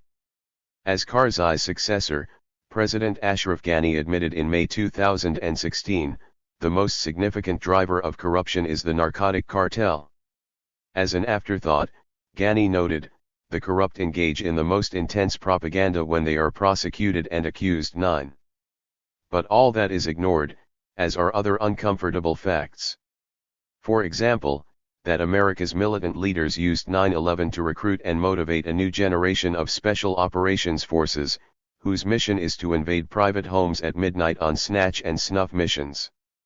Nowhere, in any establishment media outlet, is it ever mentioned that our political and military leaders did this because they wanted to seize Afghanistan and use it to establish a colony in a strategic location near Russia and China. As Din Tuongan stressed in his Truth About Phoenix series cited in Chapter 3, friendly intelligence and false accusations are synonymous when an occupation force wages a counterinsurgency. And that's exactly what has been happening in Afghanistan and Iraq today. Revising history. CIA and military intelligence units now operate out of a global network of bases, as well as secret jails and detention sites operated by complicit secret police interrogators. Their strategic intelligence networks in any nation are protected by corrupt warlords and politicians, the friendly civilians who supply the death squads that are in fact their private militias, funded largely by drug smuggling and other criminal activities. CIA and military intelligence officials understand that much of the intelligence they rely upon is dubious at best, but they act on it anyway, as did Sid Towell's bosses Tom Ahern and John Van in Vietnam, because big body counts impress their superiors. As a result, anyone can be an insurgent on a death list. Phoenix program veteran Major Stan Fulcher, whom I interviewed at length in the Phoenix program, succinctly explained this reality: the Vietnamese lied to us, we lied to the Phoenix Directorate, and the Directorate made it into documented fact. It was a war that became distorted through our ability to create fiction. The big lesson from Vietnam that applies to Afghanistan and the war on terror is the value of gray and black propaganda in maintaining public support through emotional appeals, twisted logic, and the promulgation of revisionist history. In this game for the hearts and minds of the U.S. public, U.S. hawks have learned to play the role of victim. In the spirit of the reactionary times, they claim reverse discrimination by the so-called liberal media. Their message is carried by Fox News and intermediaries like Thomas and Barry, whose complicity assures their career advancement and wealth. Like the German military after the First World War, McChrystal and his replacements in Afghanistan and Iraq have wholeheartedly seized upon the stabbed-in-the-back argument. Revising the history of the Vietnam War to insist that victory was within grasp, if only we had more heart, is central to that deception. That historical revisionism is what the Newsweek article promoted. The US and its South Vietnamese allies finally adopted a winning counterinsurgency strategy in the early 1970s, Thomas and Barry wrote. But it was too late, they added, citing Sorley's A Better War. American public opinion had turned. President Richard Nixon signed a peace treaty with North Vietnam in 1973, but promised continued support to the GVN. The stab in the back came in 1974, Thomas and Barry said, when Congress cut off all aid to South Vietnam. Without logistical support or air cover, the South Vietnamese army collapsed in 1975 and the Communists swept into Saigon. Citing Sorley, the Newsweek correspondents claimed that key war participants, such as General Creighton Abrams and U.S. Ambassador Ellsworth Bunker, were sure that the U.S. would have prevailed if defeatism hadn't taken hold. We eventually defeated ourselves, Bunker is quoted as saying. Having focused on this fatal betrayal, Thomas and Barry concluded that the key lessons to be drawn from Vietnam are the importance of decisive leadership and a presidential commitment to do what's necessary, including genocide, to achieve victory. They doubted that Obama was made of such stern stuff. Obama may decide that Afghanistan is too hard, Thomas and Barry opined, adding that if he did waver and begin an orderly withdrawal, he must explain to America and the world why it's necessary. The tragedy is that Thomas and Barry's disinformation and historical revisionism worked. After their article appeared in print, Obama found the heart to escalate a war that has no logical endpoint and, in the absence of terrorist attacks on American soil, scant popular support. Now more than ever, there are growing concerns that the underlying motivation is more about economics than national security. In a speech on October 22, 2009, former British ambassador to Uzbekistan Craig Murray said he had concluded that the motive for the long war in Afghanistan was the desire of Western energy interests to use its territory for a natural gas pipeline to connect the Caspian Basin to the Arabian Sea. Almost everything you see about Afghanistan is a cover for the fact that the actual motive is the pipeline they wish to build over Afghanistan to bring out Uzbek and Turkmen natural gas, which together is valued at up to $10 trillion, Murray said. Point 10. There is a heavy price to pay for contradicting the official narrative, and Murray, notably, was forced out of the British public service after he exposed the use of torture by Britain's Uzbek allies. As a result of his political actions, and his advocacy of diplomacy over militancy, the U.S. government denied him an entry visa and prevented him from presenting the Sam Adams Award for Integrity in Intelligence to CIA torture whistleblower John Kiriakou in September 2016.11. Then there's the question of access to Afghanistan's mineral wealth. In 2010, China signed a multi-billion-dollar deal for a copper mine contract, angering U.S. officials and their Afghan collaborators. Other natural resources lay waiting for American businessmen with bulging pocketbooks. It's Phoenix all over again, according to Major Stan Fulcher, the Ben Din Province Phoenix coordinator in 1972. Phoenix, Fulcher said, was a creation of the Old Boy Network, a group of guys at highest level, Colby and that crowd, who thought they were Lawrence of Arabia. The son of an Air Force officer, Stan Fulcher was brought up in military posts around the world, but he branded as hypocritical the closed society into which he was born. The military sees itself as the conqueror of the world, but the military is socialism in its purest form. People in the military lead a life of privilege in which the state meets each and every one of their needs. Having served in the Special Security Unit at Kendo Air Base in 1968, where he led a unit of 40 riflemen against the VC, Fulcher understood the realities of Vietnam better than Thomas and Barry. He told of the MSS killing a Jesuit priest who advocated land reform, of GVN officials trading with the National Liberation Front while trying to destroy religious sects, and of the tremendous U.S. cartels, RMKBRJ, Sealand, Holiday Inns, Pan Am, Bechtel and Vinyl, that prospered from the war. The military has the political power and the means of production, Fulcher explained, so it enjoys all the benefits of society. It was the same thing in Vietnam, where the U.S. military and a small number of politicians supported the Catholic establishment against the masses. Greedy Americans, Fulcher said, were the cause of the war. The supply-side economists were the emergent group during Vietnam. According to Fulcher, the Phoenix program was set up by Americans on American assumptions, in support of American policies. Alas, America's allies in South Vietnam depended on American patronage and implemented a policy they knew could not be applied to their culture. In the process, the definition of an insurgent was deliberately made ambiguous, and Phoenix was broadened from a rifle-shot attack against the VC organizational hierarchy into a shotgun method of population control. It happened, Fulcher said ruefully, because any policy can find supporting intelligence, meaning the Phoenix Directorate used computers to skew the statistical evaluation of the VCI. Dead Vietnamese became VCI, and they lucked out the other 5% of the time, getting real VCI in ambushes. What Fulcher said earlier is worth repeating: it was a war that became distorted through our ability to create fiction. But really, there were only economic reasons for our supporting the fascists in Vietnam, just like we did in Iran. Professor Nguyen Ngoc Huy, a Vietnamese historian and former professor at Harvard, was someone Barry and Thomas might have quoted in their article, had they wanted the truth, or had they risen above their own racial prejudices and considered for a moment that a Vietnamese person's opinion might be valuable in analyzing the lessons of the war? For what it's worth, Professor Hui believed that America betrayed the ideals of freedom and democracy in Vietnam. Hui added that, American politicians have not changed their policy. What happened later in Iran was a repetition of what happened in South Vietnam. Almost the same people applied the same policy with the same principles and the same spirit. It is amazing that some people are still wondering why the same result occurred. 12.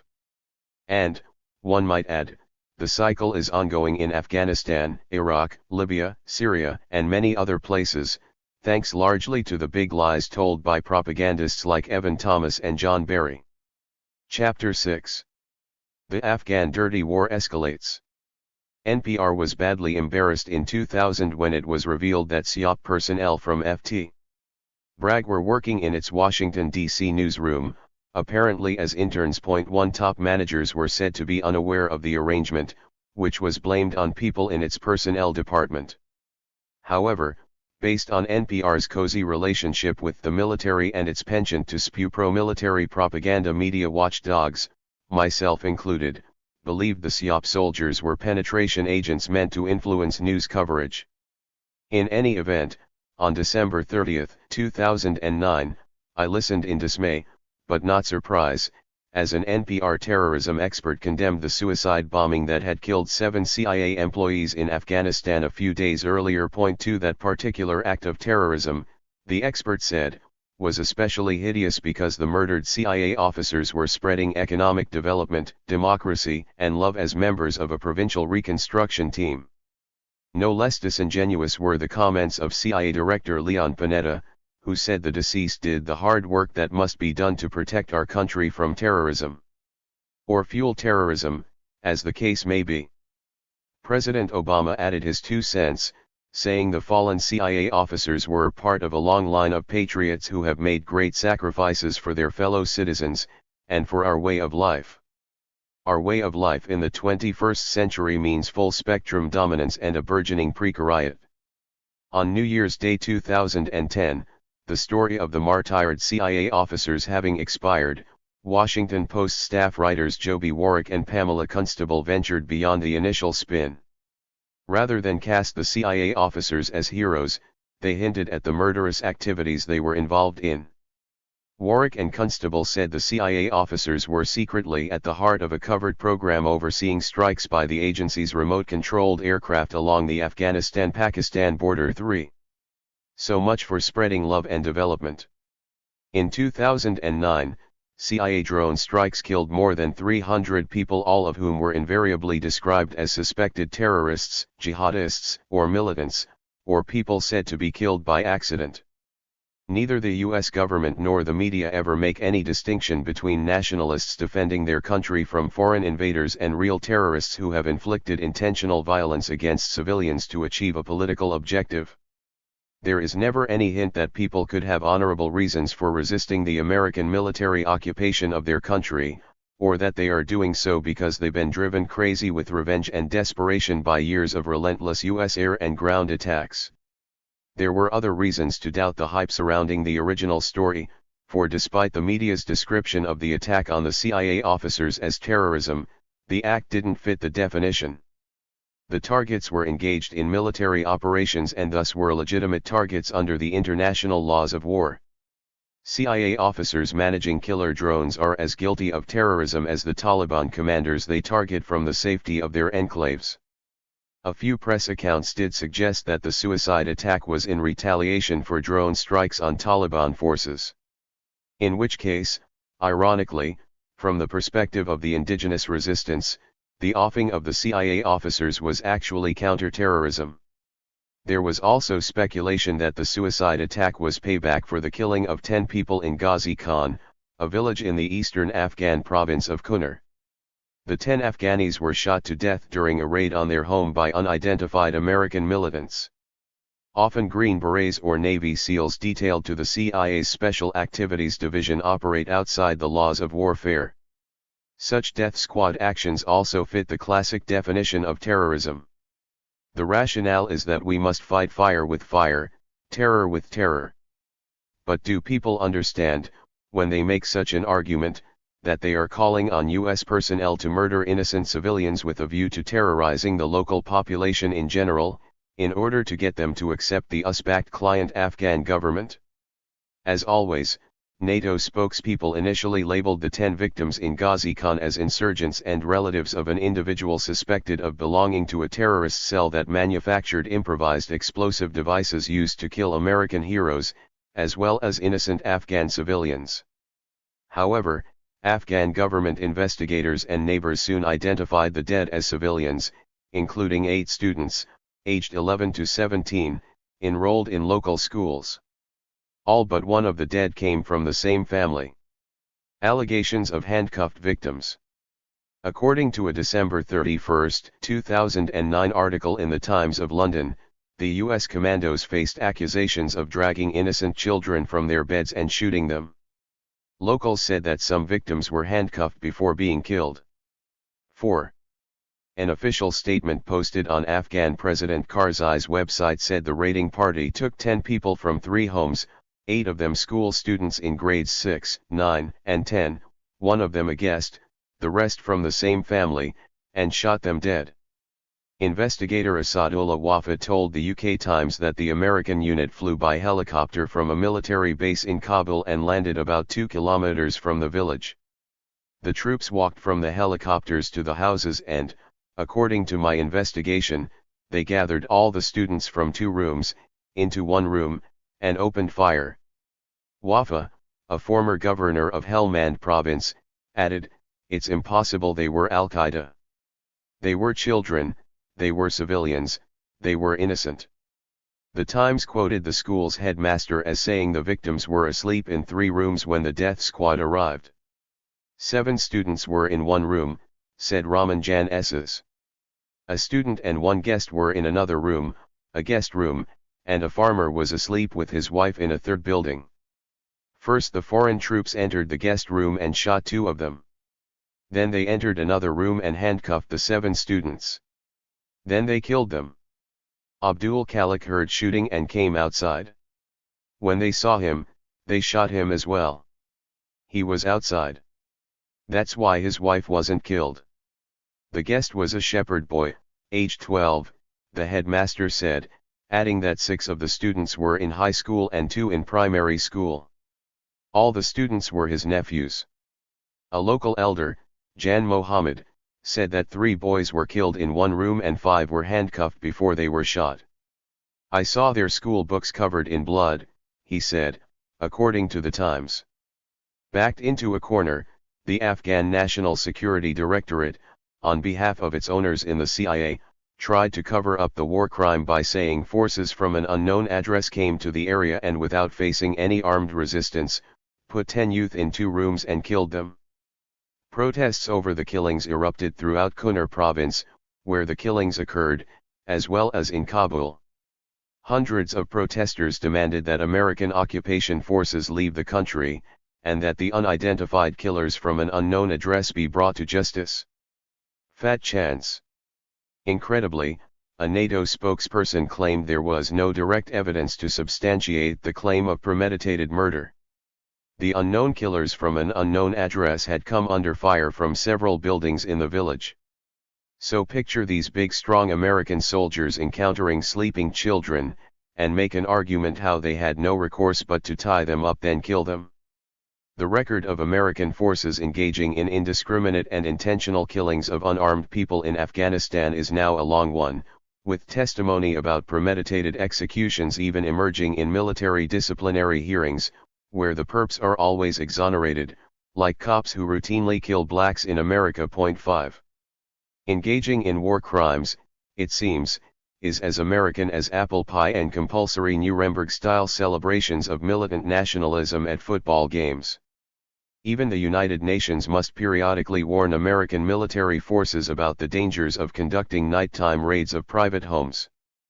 But as the war on terror turns into a boondoggle for U.S. security firms and arms manufacturers, it is clear they will only increase in frequency. Obama's surge in 2010 added 30,000 additional troops into Afghanistan, bringing the total to about 100,000. Although that number has since been reduced and amounts to around 10,000 in 2016, the violence is escalating again thanks to an off-the-books mercenary army and ongoing military occupation that simply incites more and more revenge killings. In 2010, Afghani patriots vowed to avenge the killings of their school children in Ghazi Khan, and the CIA in turn vowed to avenge the killing of its officers, including the base chief, a mother of three. Trapped in this cycle of violence, the surviving CIA personnel at FOB base Chapman barricaded themselves inside and began the systematic grilling of all Afghan employees who were on duty at the time of the attack. Afghans who worked with the CIA on the outside were locked out. Such is the downside of waging an endless but otherwise profitable war. Provincial reconstruction teams. The Ghazi Khan massacre serves as an entree into how covert CIA psyops and terror operations are conducted and then whitewashed by the American news media. Few Americans, for example, were aware that FOB Chapman was a CIA outpost. The local Afghanis knew, of course, that Chapman was a base for launching commando raids, like the one at Ghazi Khan. They knew the CIA used its provincial reconstruction teams to obtain intelligence for its lethal raids, and that reconstruction was merely a cover. There would be nothing to reconstruct if not for the fact that the Americans have destroyed so much. Since they were perfected in Vietnam, PRTs have been a primary means of gathering intelligence from informants and secret agents in enemy territory. Today, the PRTs are a foundation stone of the CIA's parallel government in Afghanistan, and have been a unilateral CIA operation since 2002 when the program started under the reign of U.S. Ambassador Zalmay Khalilzad.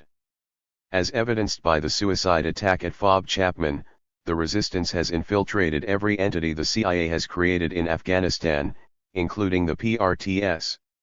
This infiltration is made possible, ironically, by the fact that CIA officers jealously guard their elevated status and class prerogatives.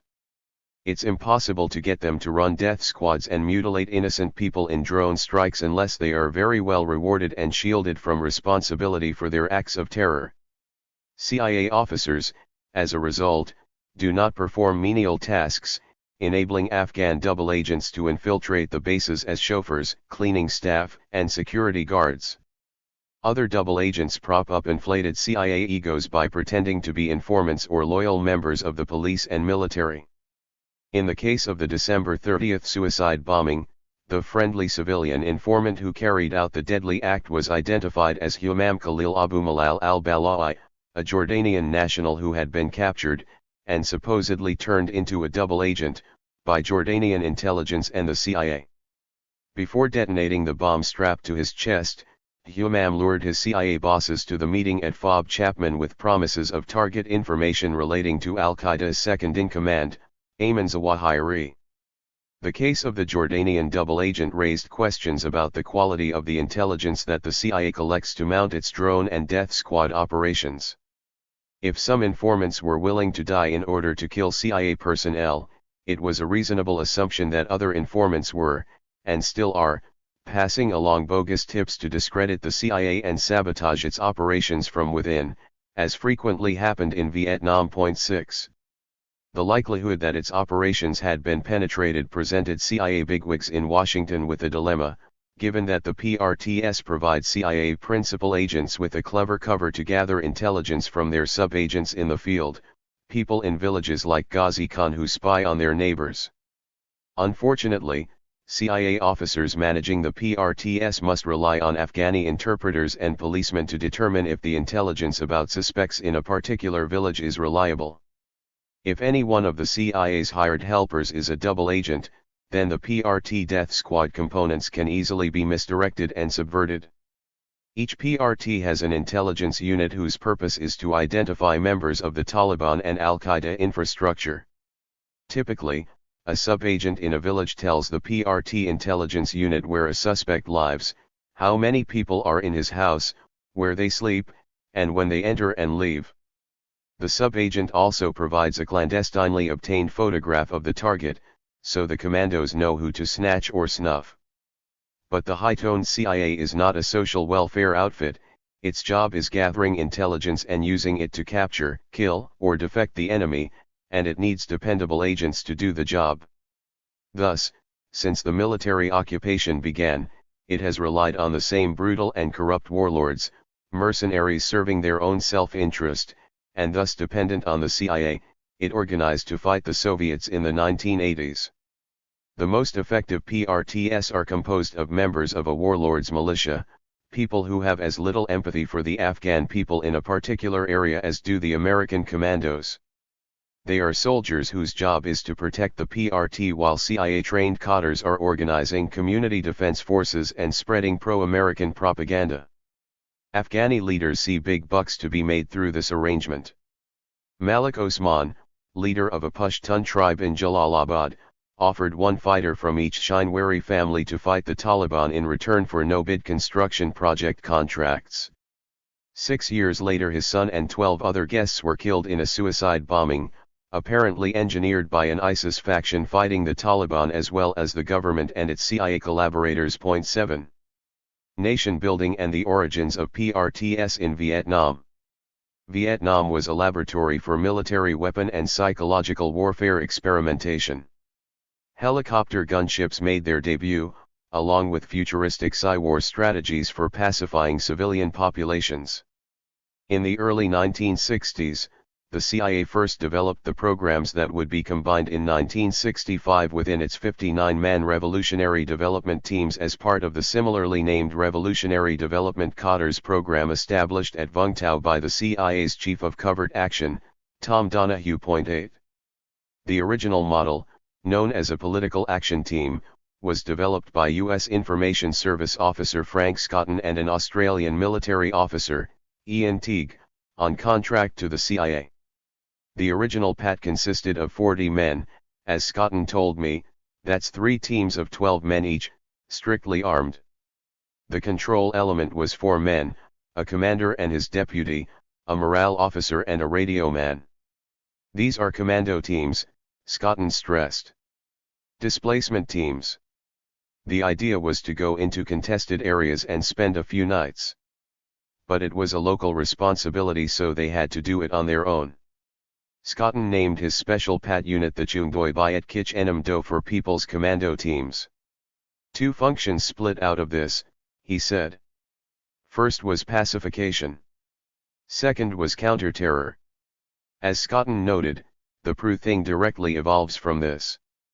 PRU was the name given in 1966 to the CIA's counter-terror teams, which had generated a lot of negative publicity in 1965 when Senator Stephen Young charged that the CT teams disguised themselves as Viet Cong and discredited the communists by committing atrocities. It was alleged to me that several of them executed 2 village leaders and raped some women, the Herald Tribune reported Young as saying. 9. CIA officer Tom Ahern, mentioned in the previous chapter as the CIA's province officer in charge in Vinh Long province in 1971, documented a similar incident in his book Vietnam Declassified, The CIA and Counterinsurgency. 10 Ahern told how in October 1965 the senior CIA officer in Da Nang briefed Senator Daniel Brewster on the CIA's secret operations in the area. As Ahern recalled, Brewster conducted a detailed interrogation on the structure and activity of each program, and this led Haynes, in the context of counter-error, into a mention of black operations. Pressured to define the term, Haynes cited as a hypothetical example a killing by a CT team made to look like the work of the VC.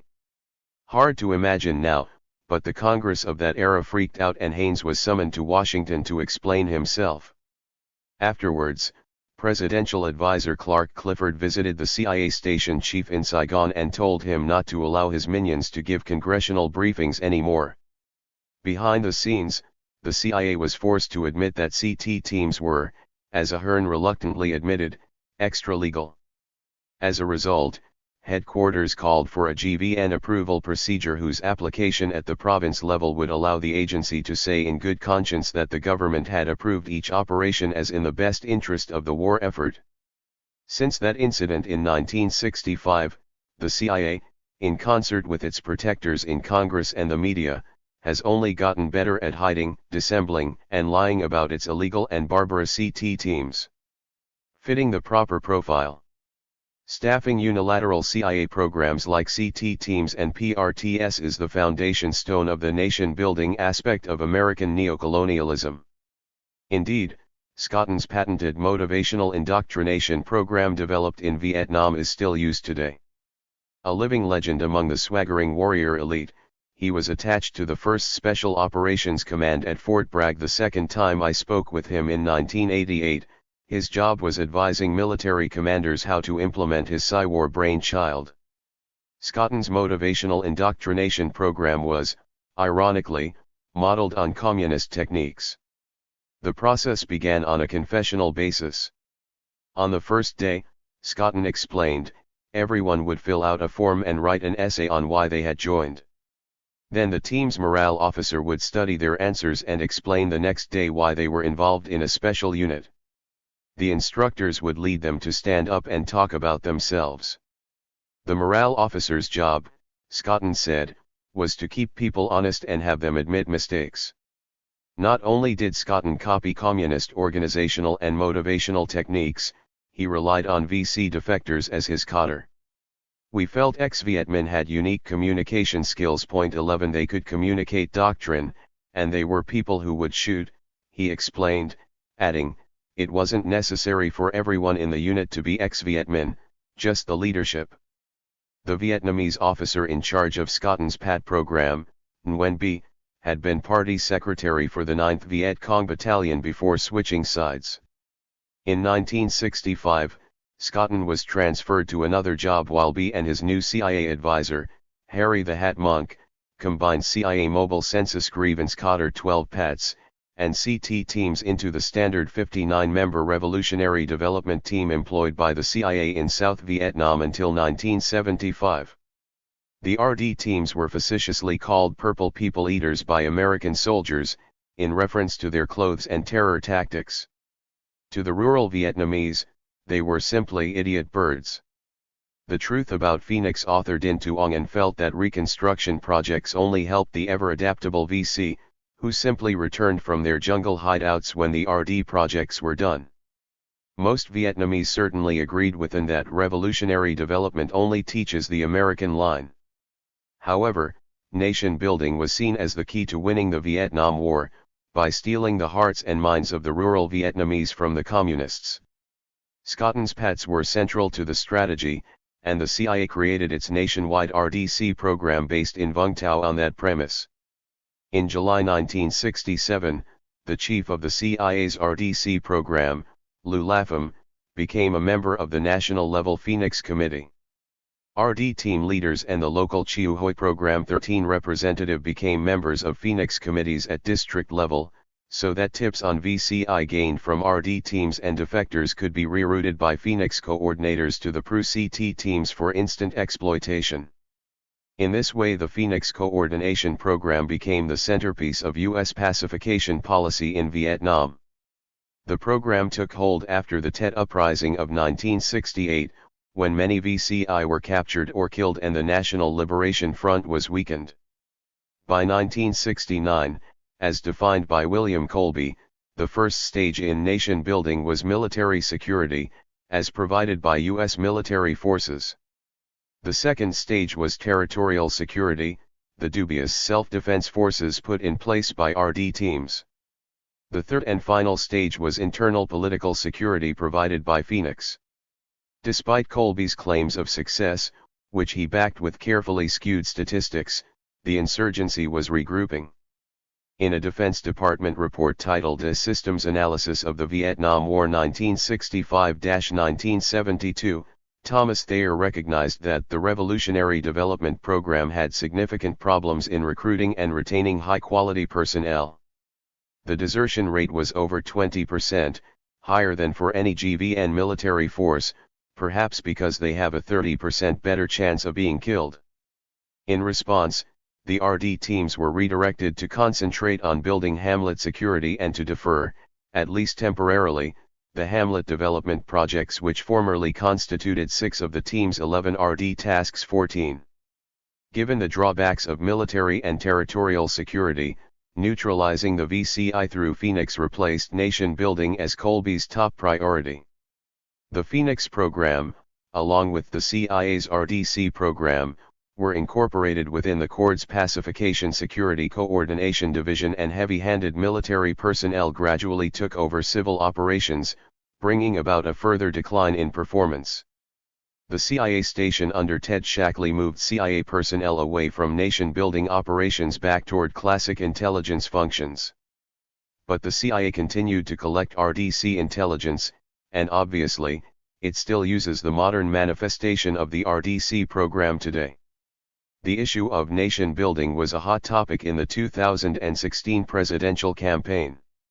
Donald Trump made getting out of the nation-building business, and out of NATO, the basis of his America First platform. I do think it's a different world today, and I don't think we should be nation-building anymore, he said. I think it's proven not to work, and we have a different country than we did then. We have $19 trillion in debt. We're sitting, probably, on a bubble. And it's a bubble that if it breaks, it's going to be very nasty. I just think we have to rebuild our country. 15.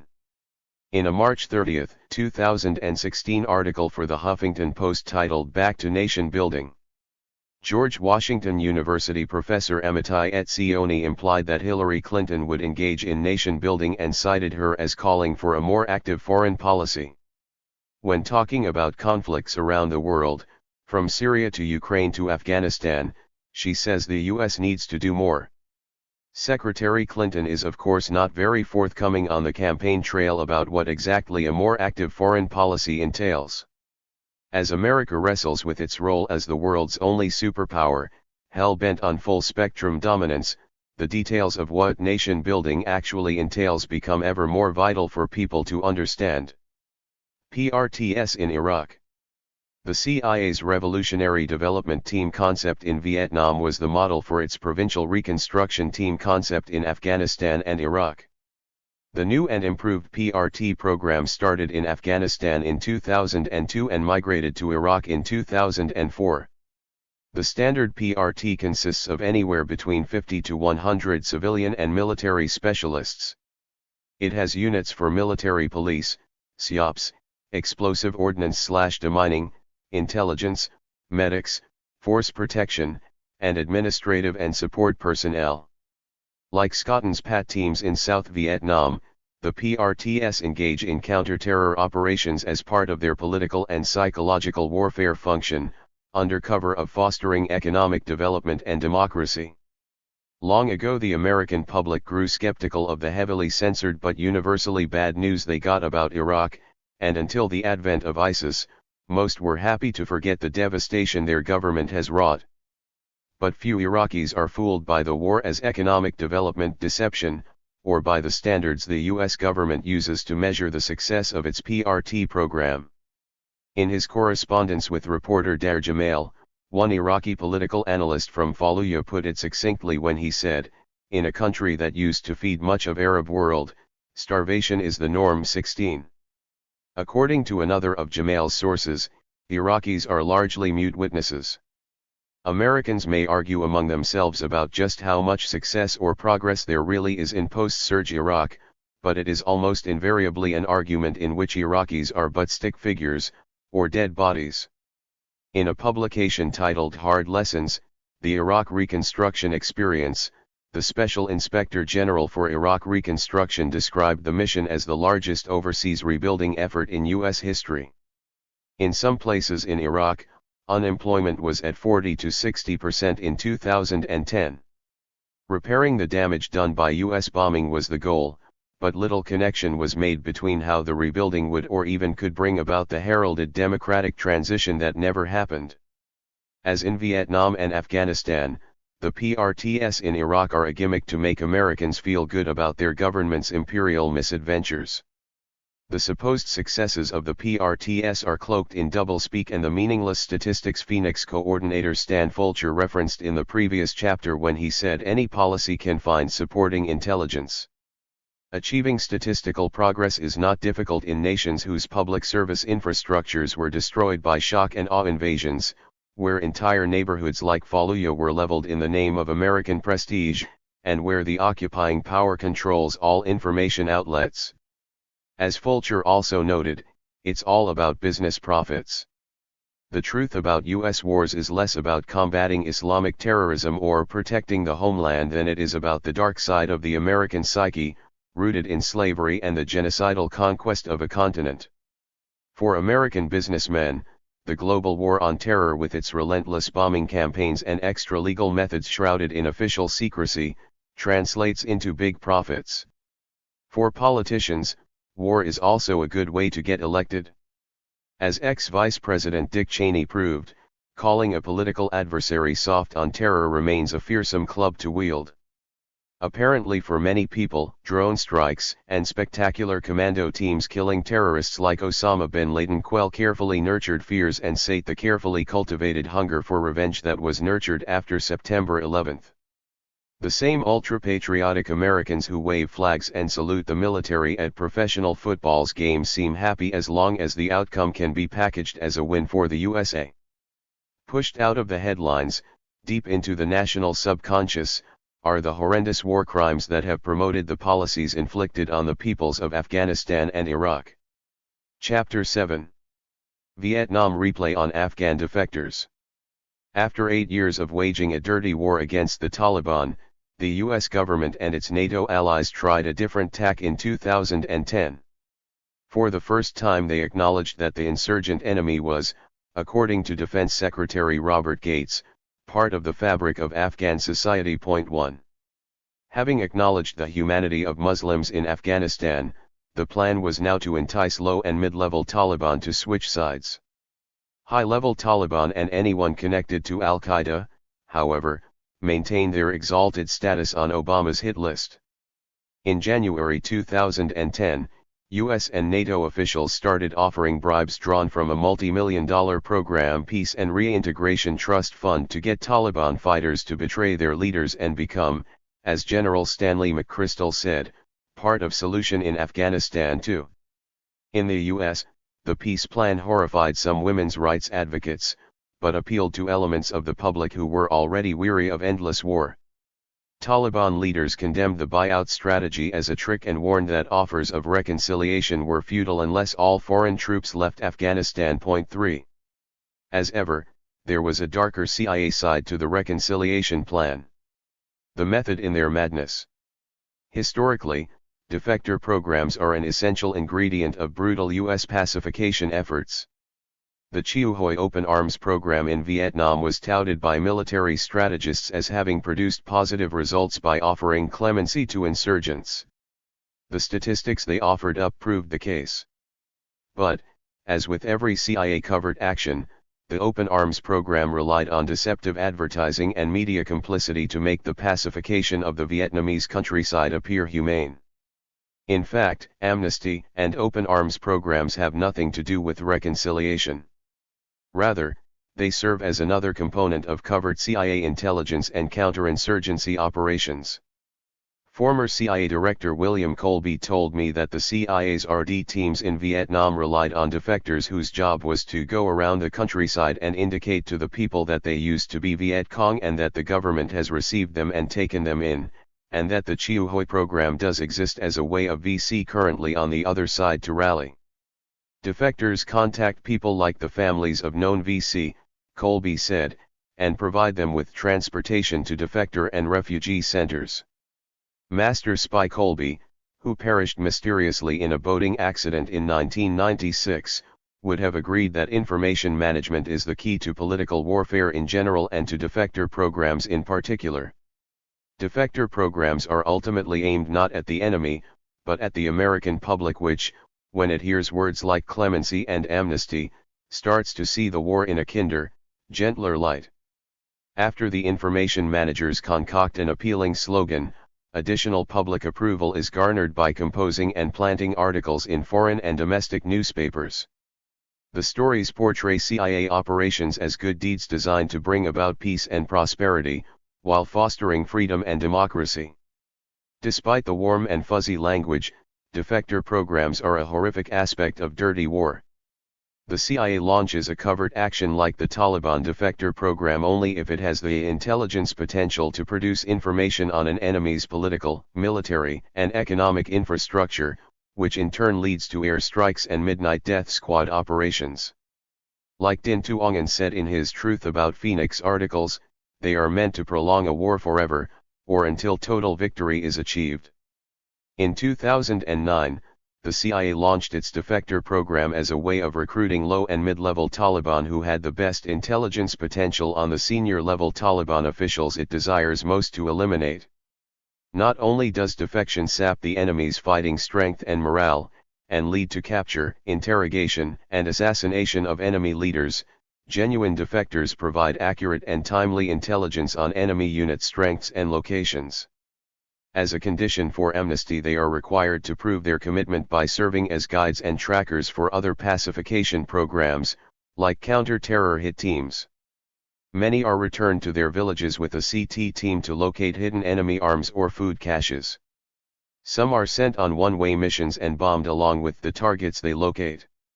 After being profiled and interrogated by security officers, some defectors are turned into double agents. Defectors who return to their former positions inside opposition military or political organizations are provided with a secure means of contacting their CIA case officer's principal agent, to whom they feed information leading to the arrest or ambush of enemy cadres and secret agents. Some function for years as penetration agents and provide the greatest prize of all, strategic information on the enemy's plans. Defector programs also provide CIA talent scouts with cover for recruiting criminals into CT and RD political action teams. Burglars, arsonists, forgers, and smugglers have unique skills and no compunctions about committing havoc. In Vietnam, the entire 52nd Ranger Battalion of the South Vietnamese Army was recruited from Saigon prisons. Military operations, like President Obama's surge in 2010, provide security for CIA officers to conduct covert operations through instruments like the PRTS, which is the real reason the Taliban defector buyout program was launched concurrently with the Surge. 4. As I predicted in my 2010 article for Consortium News, the multi-million-dollar program defector program was doomed from the start. Indeed, after all the hoopla associated with its debut, it fizzled out after 6 months. The Times attributed the failure to the fact that the Pashtuns realized it was a trick, while their ethnic rivals within the CIA's parallel government feared losing whatever gains they'd made if the Taliban were incorporated. 5. The program was revived in 2014 by President Ashraf Ghani and aimed at high-level reconciliation through a high peace council. Provincial peace councils were installed in 33 provinces.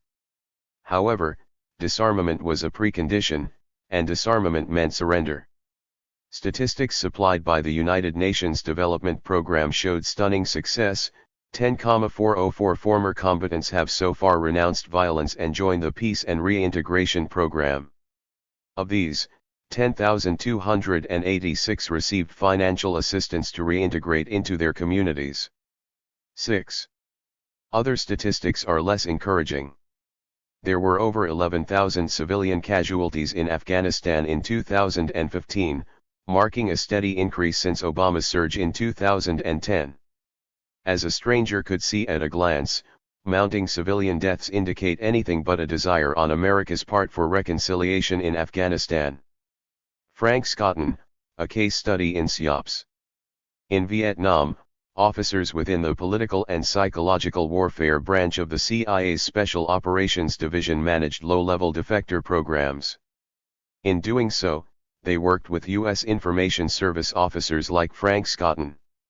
The USIS was the overseas branch of the erstwhile U.S. Information Agency, and specialized in the symbolic transformation of grim realities, like CIA-sanctioned drug trafficking, into happy myths that promoted the mythological American way. In their effort to convert the world into one big chamber of commerce, the CIA and USIS employed all manner of media from TV, radio and satellites to armed propaganda teams, wanted posters, and selective terror. 7. As noted in the previous chapter, Scotton played a pioneering role in U.S. political and psychological operations in Vietnam. After graduating from American University's College of International Relations in 1961, he received a graduate assistantship to the East-West Center at the University of Hawaii.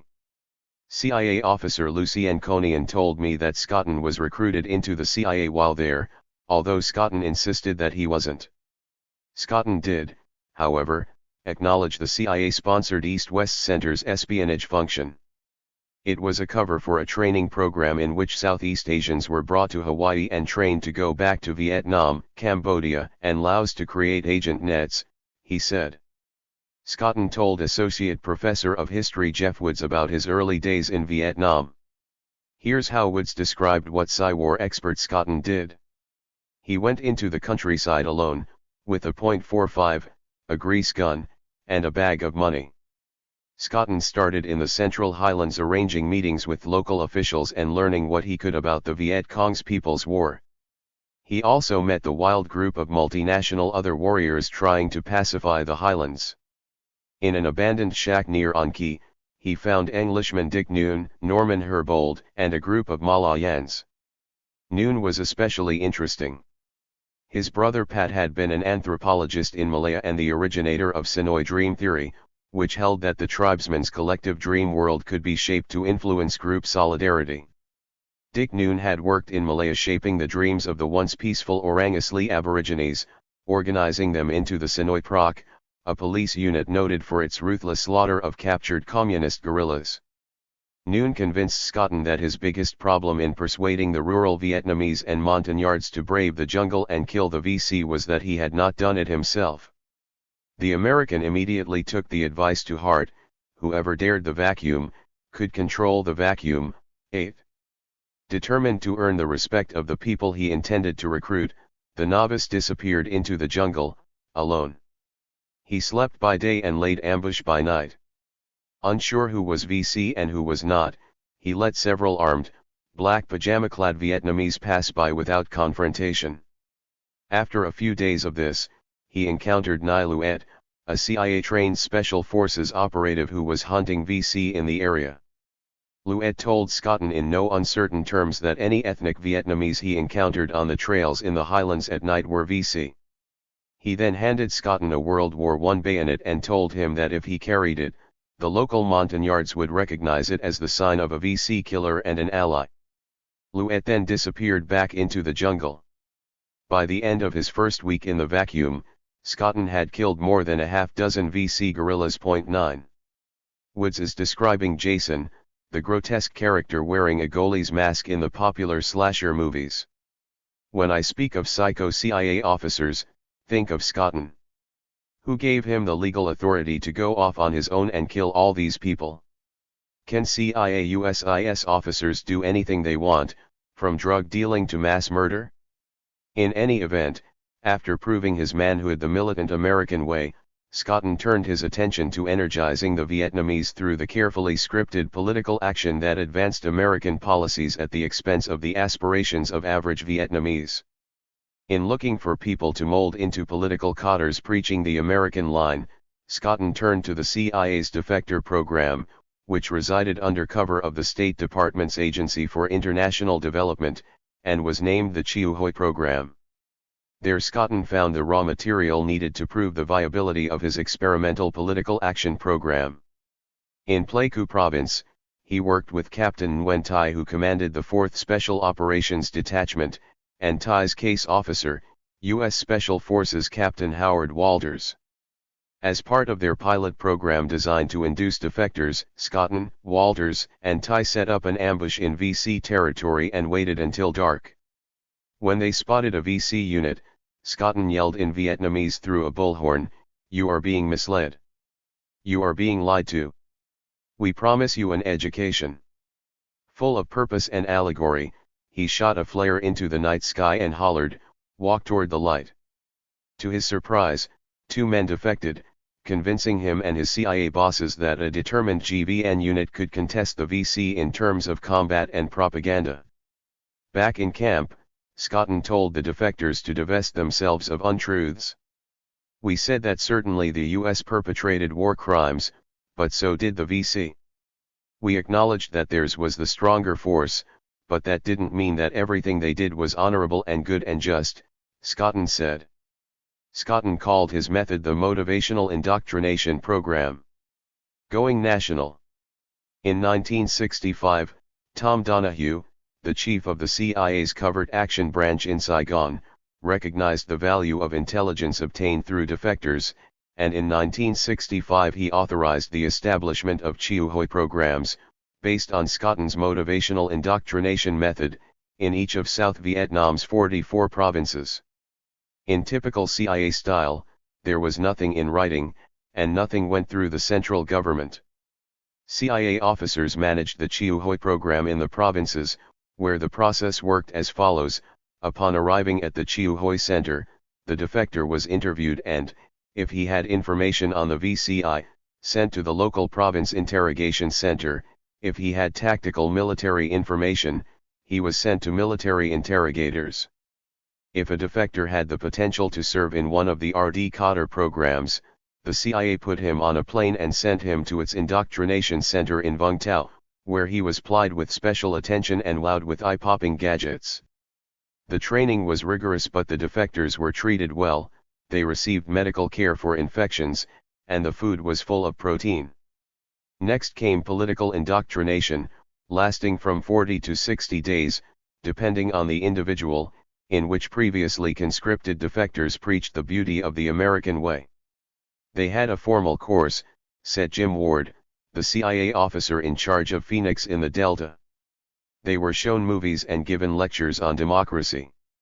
Upon graduation, each defector was given an ID card, a meal, money, and a chance to gain redemption by killing former comrades. The Chiu-Hoi program was thought to be so promising that in June 1967, Nelson Brickham incorporated it within the Phoenix program. Brickham appreciated Chiu-Hoi as one of the few areas where police and paramilitary advisors cooperated. He also viewed the defector program as a means for the CIA to develop unilateral penetrations unknown to the police.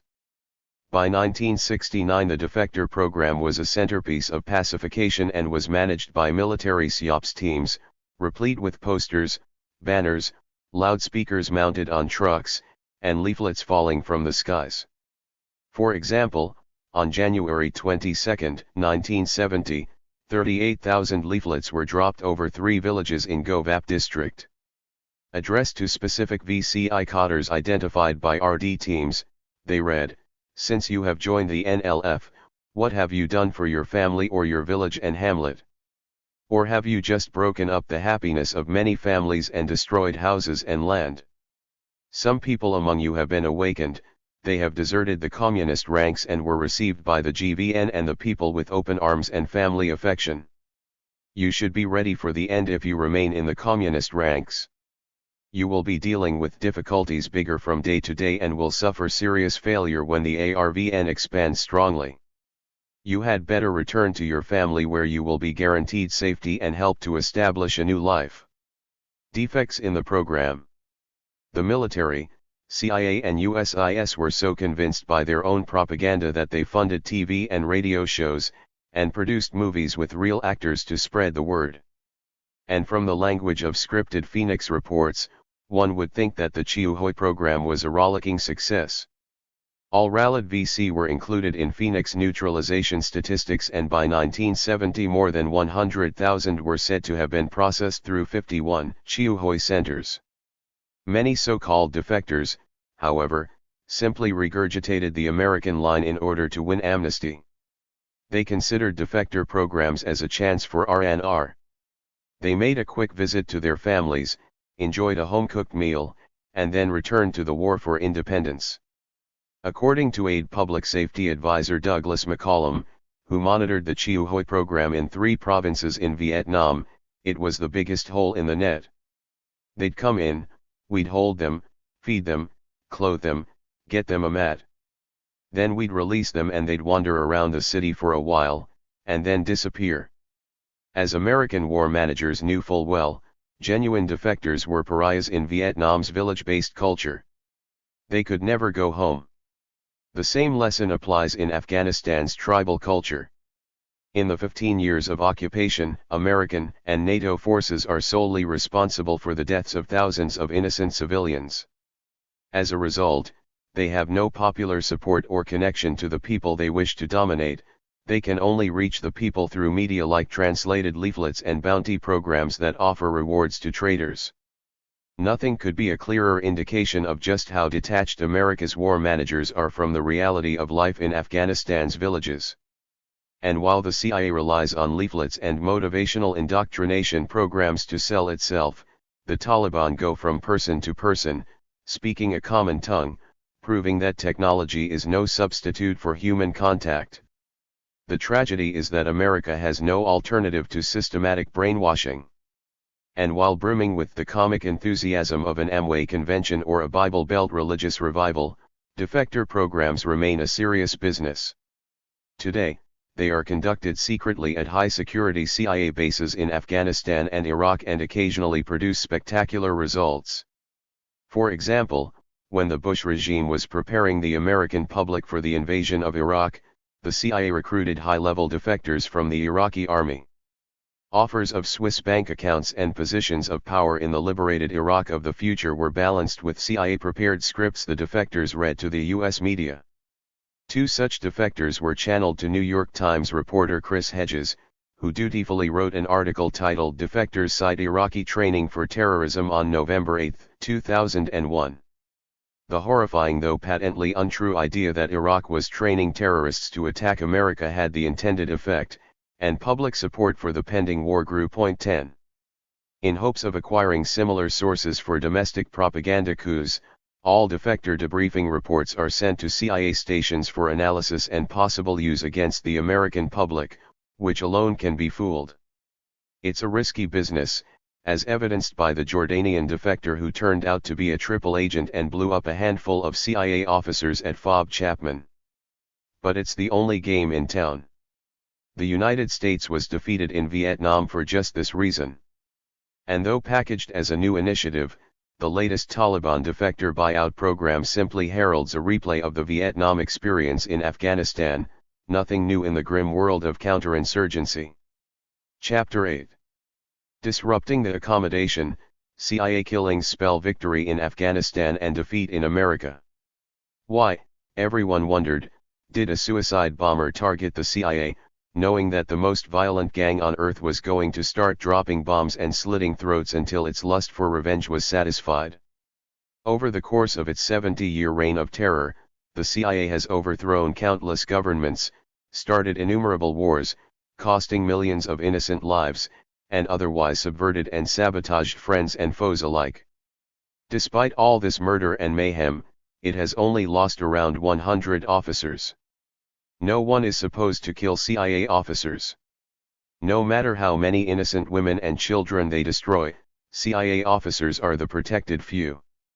Why would the terrorists in Afghanistan suddenly deviate from the norm and throw the whole game into chaos?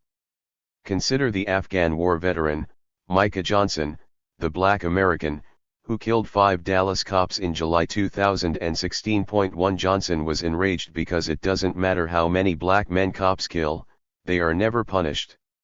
It doesn't matter that the cops have an accommodation with the criminal underworld, or that their bosses allow their gangster informants to move drugs into black communities. Cops are members of the Universal Brotherhood of Officers. They exist above the law. The end. Granted, the Universal Brotherhood of Officers is hard for civilians to find, let alone comprehend. It exists in the twilight zone between imagination and in reality, in Bob Carey's fog of war, in the realm of the insulated ruling class. It is why officers of opposing formal armies have more in common with one another than they have with their own enlisted men. Officers are trained to think of enlisted men as cannon fodder. They know when they send a bunch of foot soldiers up a hill, some of them will die. That's why they do not fraternize. That's why it's illegal for a working-class individual like me to speak the name of an active-duty CIA officer. It's also why civilians can't know the names of CIA commandos who shoot pregnant women and dig the bullets out of their corpses. The laws only apply to the little people and the defenseless.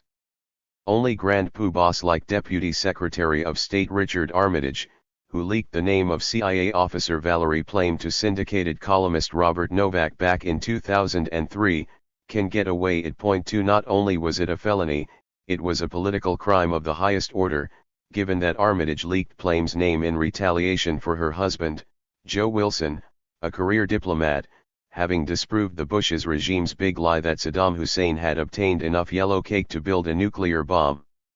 This class distinction is the basis of the sacred accommodation. It's why the Bush family, despite its repeated denials, had the FBI round up the Saudi royals and fly them out the US the day after September 11. If anyone was a case officer to the bombers, or knew about their plans, he was among those protected few. CIA officers are at the pinnacle of the brotherhood. Blessed with fake identities and bodyguards, they fly around in private planes, live in villas, and kill with state-of-the-art technology. They tell army generals what to do. They direct congressional committees. They assassinate heads of state and innocent children equally, with impunity, with indifference. In Afghanistan, CIA officers manage the drug trade from their hammocks in the shade. Opium production has soared since they purchased the government in 2001.3. They watch in amusement as addiction rates soar among young people whose parents have been killed and whose minds have been damaged by 15 years of US aggression. They don't care that the drugs reach America's inner cities.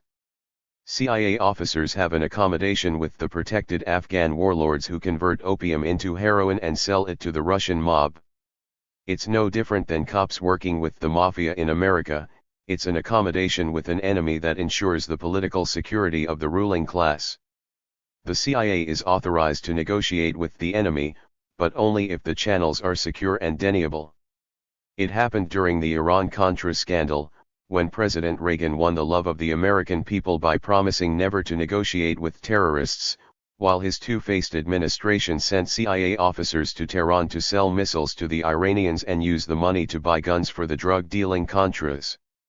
In Afghanistan, the accommodation within the drug underworld provides the CIA with a secure channel to the Taliban leadership to negotiate on simple matters like prisoner exchanges.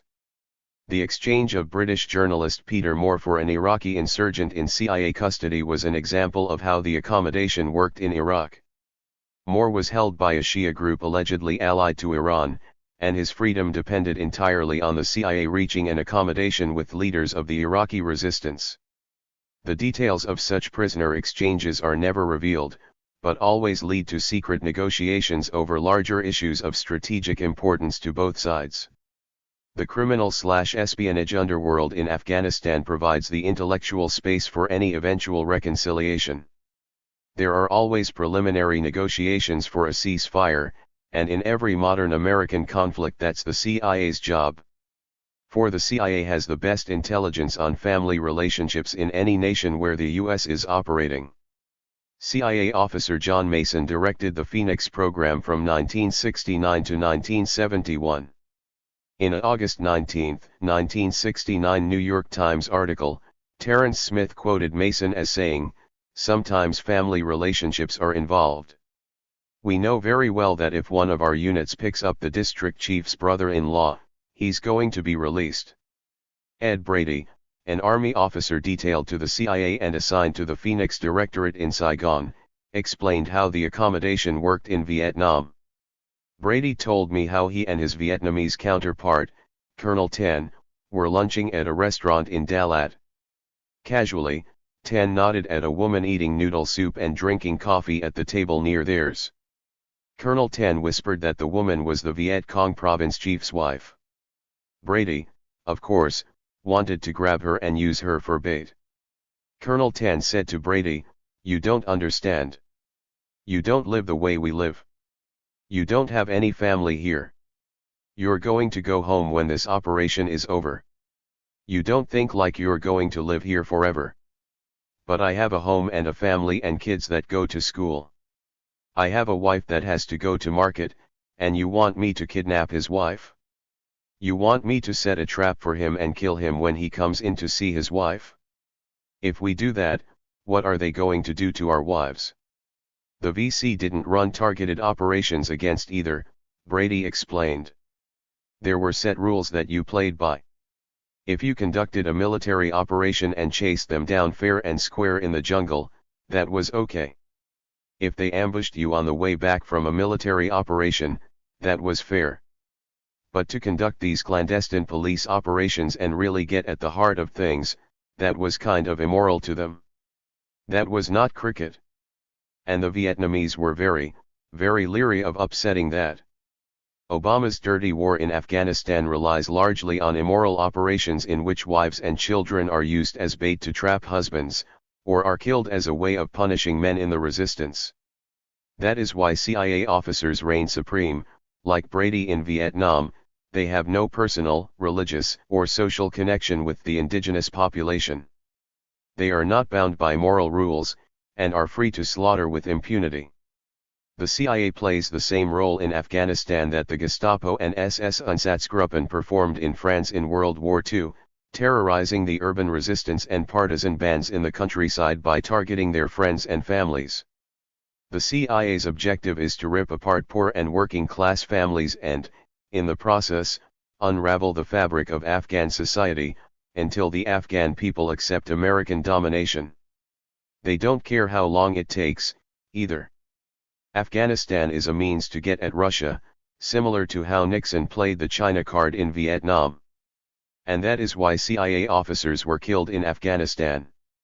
The Taliban have no reason to negotiate a settlement.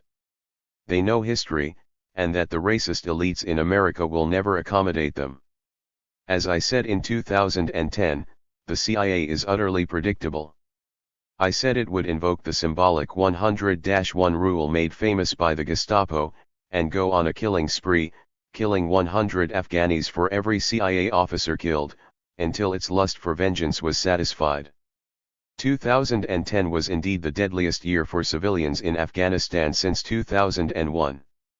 In 2013, the rate was still rising and included an alarming increase in women and children casualties, which reflected the changing dynamics of the conflict over the year, which was increasingly being waged in civilian communities and populated areas, the United Nations said. 4. The statistics are skewed to blame civilian deaths on the Taliban, but even the U.S. military acknowledges the steady increase. As of June 2016, Afghans feel less secure than at any recent time, a new Pentagon report says, as Afghan battlefield deaths continue to escalate and civilian casualties hit a record high. 5.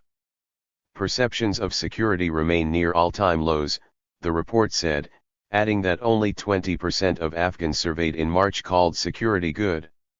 That is a drop from 39% a year earlier. In the latest polling, 42% of Afghans said security is worse now than during the time of the Taliban, which ruled the country from 1996 to late 2001 when U.S. troops invaded to eliminate an al-Qaeda sanctuary. The report called the 42% figure a historic high. The Afghan people hate the Americans more and more, year after year. And that makes the CIA happy, insofar as it spells protracted war and increased profits for its sponsors in the arms industry. Afghan anger means more resistance. And more resistance provides a neat pretext for the eternal military occupation of a disposable nation strategically located near Russia and China. The Taliban will never surrender and, for the CIA, that means victory in Afghanistan. But it also means spiritual defeat for America, as it descends ever further into the black hole of self-deception, militarism, and covert operations. Chapter 9. The CIA in Ukraine. Ryan Dawson, this is Ryan Dawson of the ANC Report. With me today is Doug Valentine. I'm going to be asking him tonight about the CIA's role in Ukraine and in infiltrating the media. Mr. Valentine, it's a pleasure to have you back on the show. Valentine, it's my pleasure, thank you. Dawson, I want to ask you about this organization working with NGOs in the Ukraine. It's called United Action Center. I want to read something short from their page and get your thoughts. It says, the NGO Center UA has a strong professional human potential. The team has experience running projects in the sphere of European and Euro-Atlantic integration. At the same time, the Center UA consists of experts and activists who have experience in journalism, public service, PR, public activities, etc. Also, the Center UA has an extensive database of contacts with international experts, politicians, and journalists. At the moment, the Center UA is the coordinator of the New Citizens Public Campaign, which brings together around 40 NGOs. We know from the Carl Bernstein report on the media how much the CIA has infiltrated the media. Could you give your thoughts about Center UA and what they're doing there with 40 NGOs, supposedly to promote democracy and have activists and experienced journalists working together? Valentine, the Center UA is the organization that Pierre Omidyar co-funded 2 years ago. Center UA is an umbrella organization that is linked to various activist projects and NGOs, one of which is the New Citizen Campaign, which, according to the Financial Times, played a big role in getting the protest up and running. Point 2 In fact, according to the Kiev Post, the Center UA received more than $500,000 in 2012. 54% of which came from PACT Incorporated, a project funded by the U.S. Agency for International Development. Nearly 36% came from Omidyar Network, a foundation established by eBay founder Pierre Omidyar and his wife. Other donors include the International Renaissance Foundation, whose key funder is billionaire George Soros, and the National Endowment for Democracy, funded largely by the U.S. Congress. 3. Why did Omidyar prove willing to come on board with such known regime change sponsors as USAID and NED, to say nothing of Soros? Where else is he operating? It should never be forgotten that this is the kind of company he keeps. Why? While Omidyar was born in Paris and his parents moved to Maryland from France when he was young, he appears to be of Iranian descent. His mother was a Farsi linguist and as of 2016, is president of the Roshan Cultural Heritage Institute. As bizarre as it may seem, little information is publicly available about his father, including his name. He apparently was a urologist or surgeon at Johns Hopkins, and if that was the case, his name should be available. The secrecy suggests some sort of intelligence connection, perhaps to the type of upper-class émigré circles the CIA cultivates in America. It is a fact that the CIA station in Iran served as one of the agency's main bases for agent operations against the Soviets. The CIA and Mossad created SAVAK, the Shah's notorious internal political security service, and the Shah in turn gave the CIA a free hand to run operations against the Soviets. Maybe Pierre Omidyar is accessible to U.S. foreign policy agencies due to some prior family connections.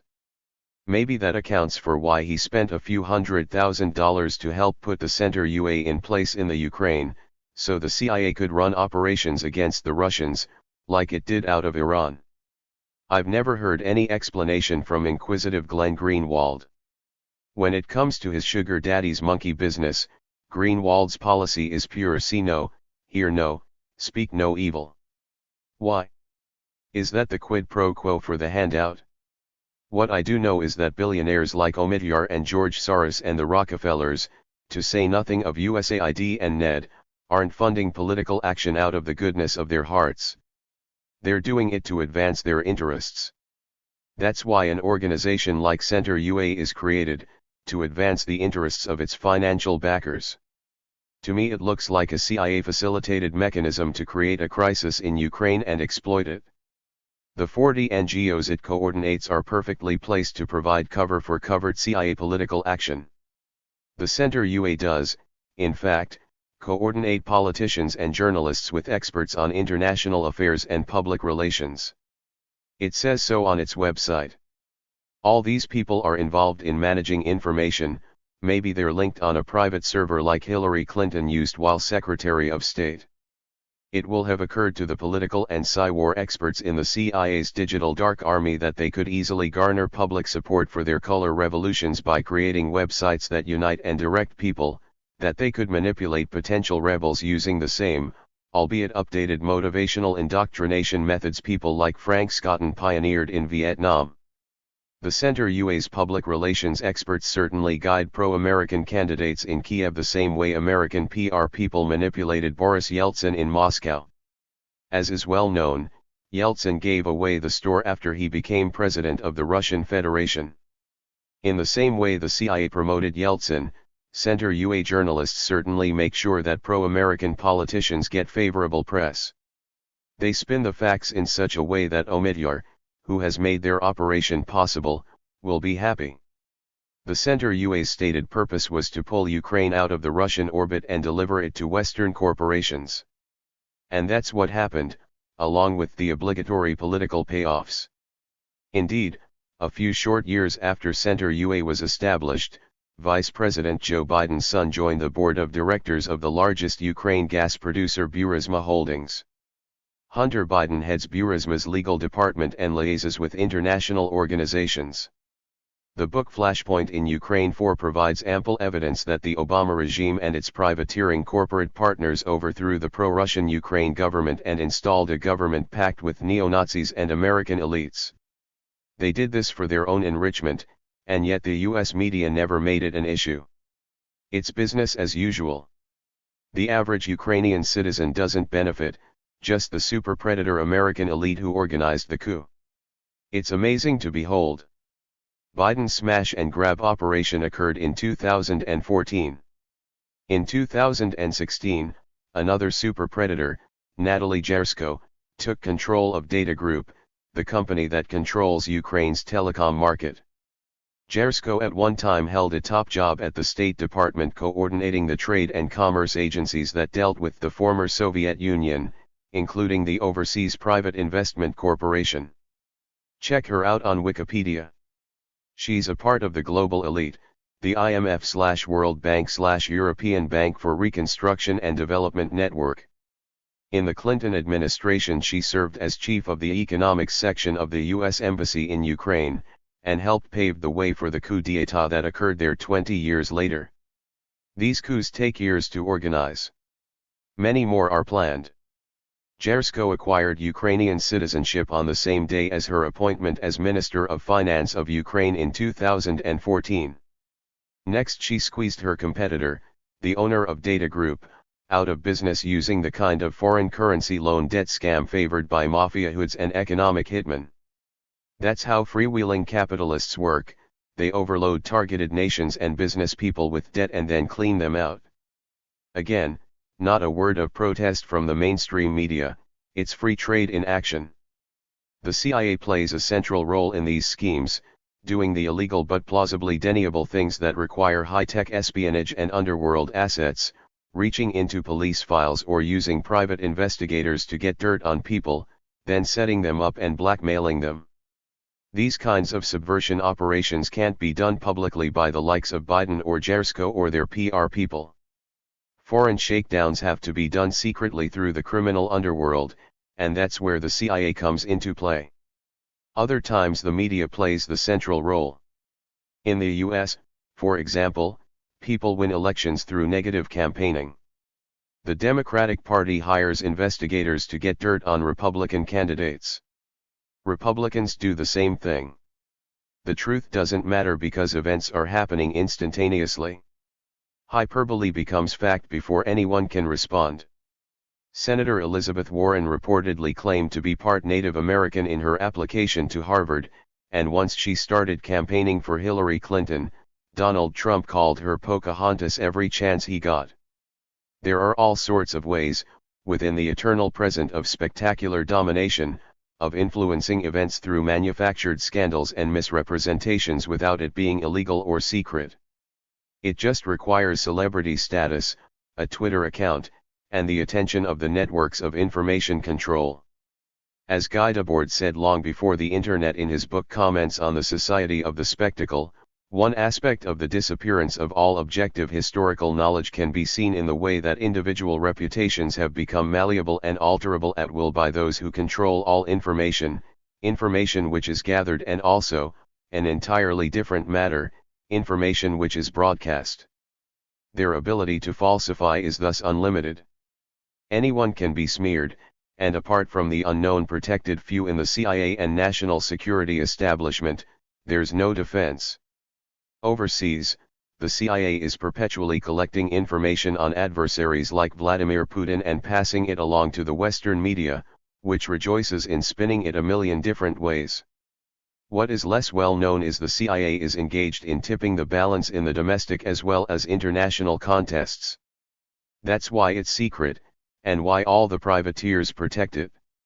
They share the same business ideology.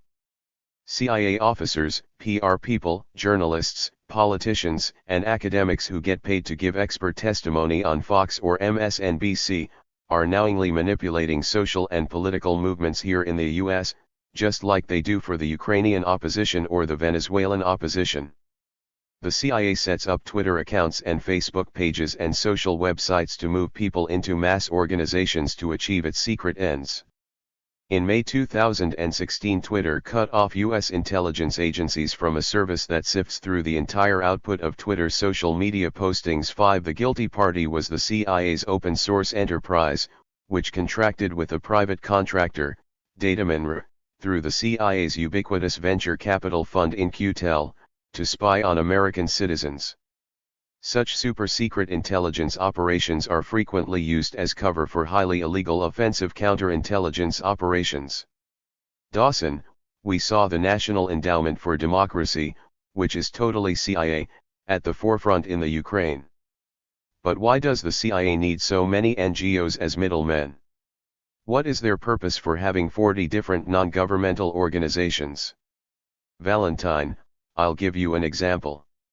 When the CIA moved into Vietnam, which had a culture the US hadn't dealt with before, the first thing it did was buy a lot of property. This was during the First Indochina War, and they did this clandestinely, through cutouts, so they'd have safe houses to set up organizations later on. It's always best for them to buy real estate during times of crisis when prices are down. Like Trump always says, buy low. And when are prices lowest? As Baron Rothschild famously said, when there's blood in the streets. The CIA bought huge tracts of property in Saigon in between 1952 and 1955, during the First Indochina War, when there was blood on the streets. The CIA bought prime property at 10% of its value. That's the first step, get your nose in the tent. These buildings served as places where CIA officers could meet their agents and plot dirty deeds. They passed some to NGOs and civil organizations to operate. William Colby introduced me to one of his cohorts, Clyde Bauer, the CIA officer who ran Air America in Vietnam in the early days. Bauer told me he set up South Vietnam's Foreign Relations Council, Chamber of Commerce and Lions Club, to create a strong civil base. That's what the CIA is doing in Ukraine through the Center UA. It's creating a pro-American civil base, from which political candidates emerge. The CIA influences politics in foreign nations in many ways. CIA officers are constantly funneling money to all political parties, right and left, and establishing long-range agents to monitor and manipulate political developments. That's standard operating procedure. The next thing the CIA does is seize control of a nation's secret services. That's what they did in Vietnam, and in Ukraine. As I've explained elsewhere, they offer training and high-tech gadgetry to people in the secret services, they corrupt them and use them for their own purposes, like they used Savak in Iran. It's highly illegal to suborn officials in foreign nations. We don't like it when it's done to us, and it's not something even an influential billionaire like Omidyar is trained to do. The CIA infiltrates all the political parties, and as soon as a politician they own is in place, right or left, they can elevate him or her to defense minister or interior minister.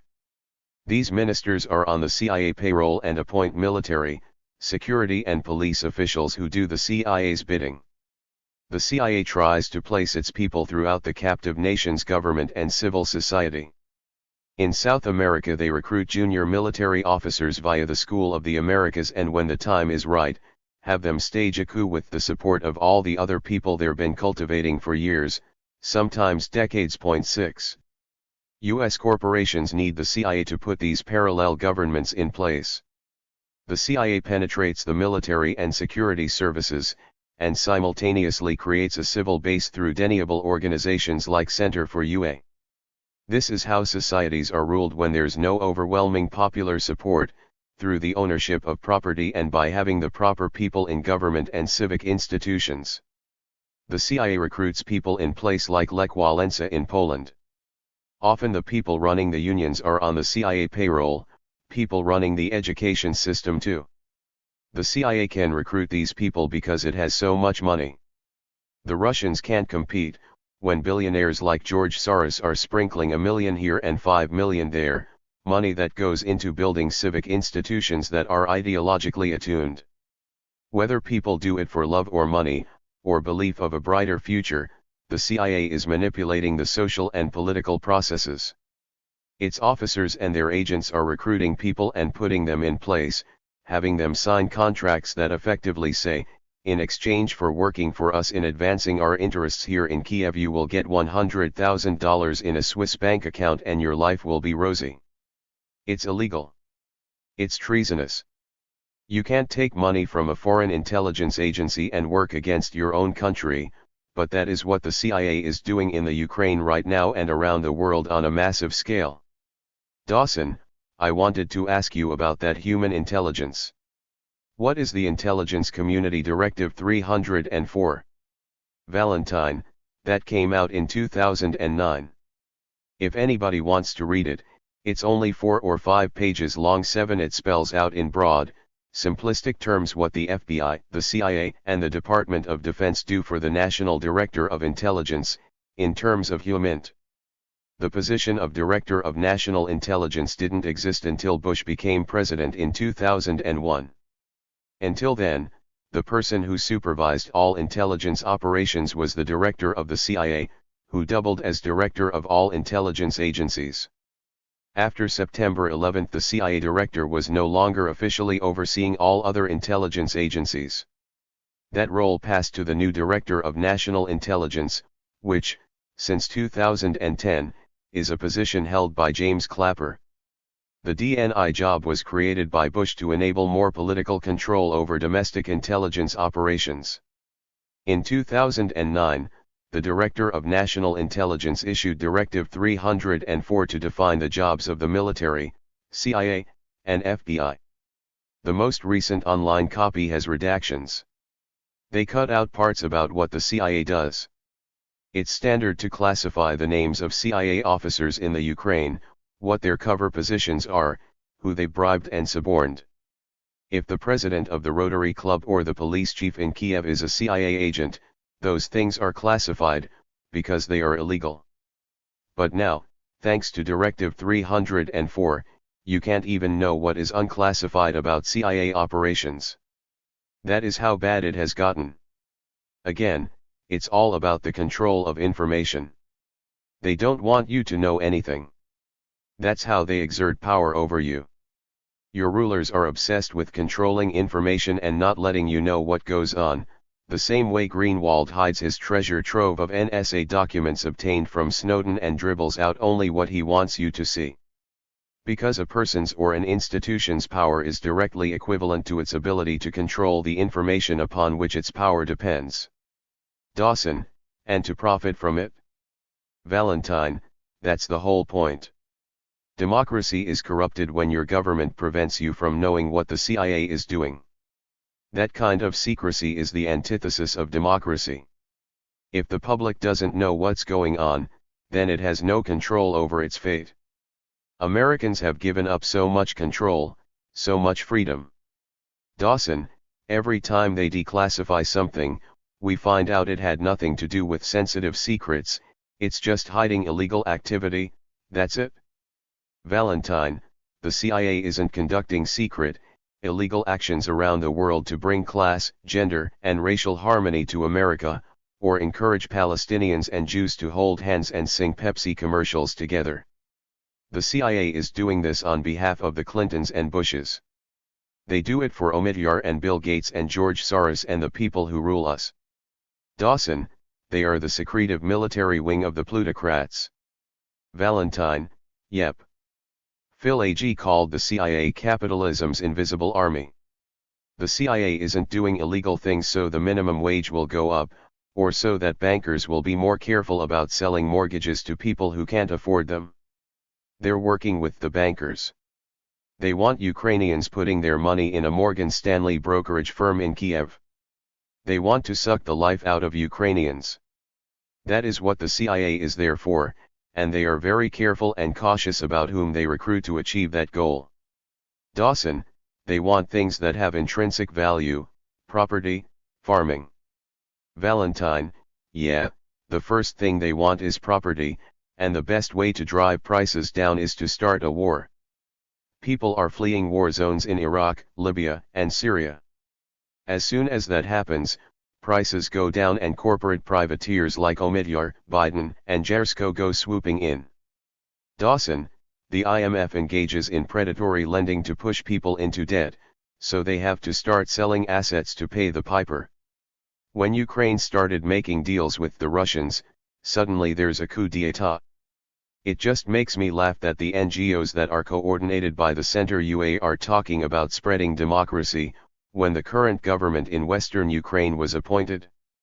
Valentine, sure. The history of the US intelligence operations in Ukraine is educational. OSS officers in World War II released Stepan Bandera from prison in 1944. Bandera was a Nazi collaborator whose militia slaughtered Poles, Jews, and communist workers on the Eastern Front. The US recruited Bandera so he could fight the advancing Soviet Union. Nothing has changed. Just over 10 years ago the CIA initiated its Orange Revolution for the same purpose, to thwart the Russians. It was one of the first color revolutions and it involved the same people the CIA employed in its coup in 2014. Dawson, the dioxin poison scandal.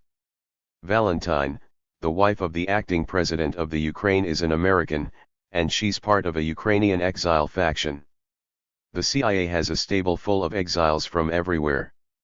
Ngo Dinh Diem was living in exile in America when Ed Lansdale and the CIA installed him as president in South Vietnam. He was sweeping floors at Maryknoll Seminary in Lakewood, New Jersey. They keep their exiles in storage and activate them and their agent networks when required. A current example is Fethullah Gulen, the America-based, Turkish exile and business magnate who tried to overthrow Prime Minister Erdogan in July 2016. 8 As Joshua Cook reported in 2014, Gulen came to the United States in 1999 due to cited health problems and has stayed in the United States after gaining his visa with help from former CIA officials. The FBI previously resisted granting permanent residency status to Gulen. According to leaked cables, parts of the US government believe that Gulen is a radical Islamist whose moderate message cloaks a more sinister and radical agenda. Cook reported that Gulen-inspired schools are the largest charter network in the US and receive approximately $150 million a year in taxpayer money.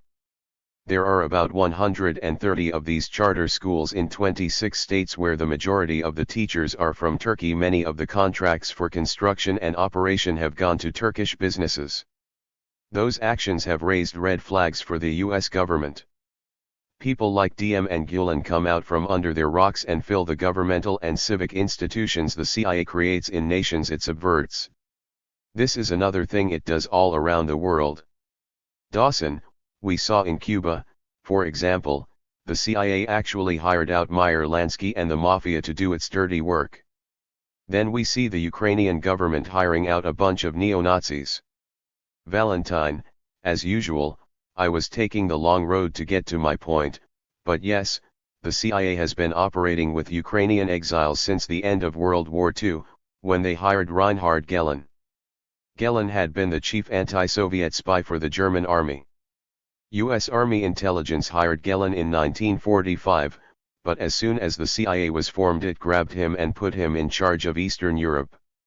The CIA used this former Nazi to reactivate the spy networks he had in Ukraine, Poland, Latvia, all the Eastern European countries, and these old Nazi spies and saboteurs went to work for the CIA. Dawson, they did the same thing in Japan.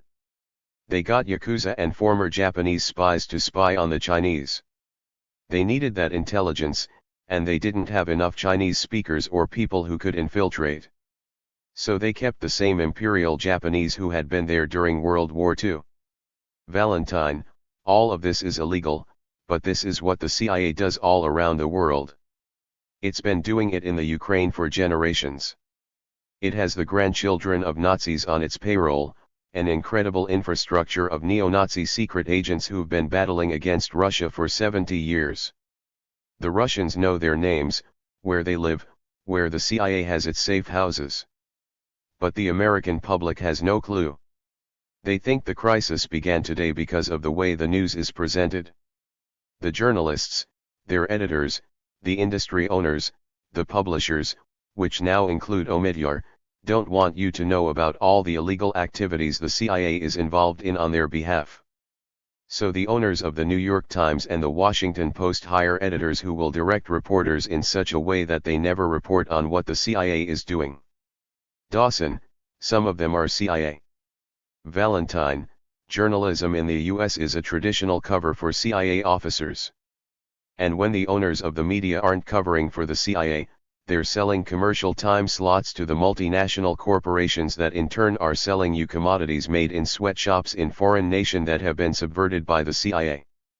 You could almost say there's no such thing as factual reporting. It's as valuable as most of the overpriced commodities people buy to elevate their status. Everything is twisted and delivered in 9-second sound bites, so you'll buy something, not know something, or forget about something.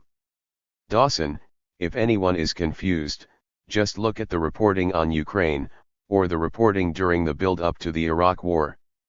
Look how uniform all these three-letter networks were. The reporting got debunked online.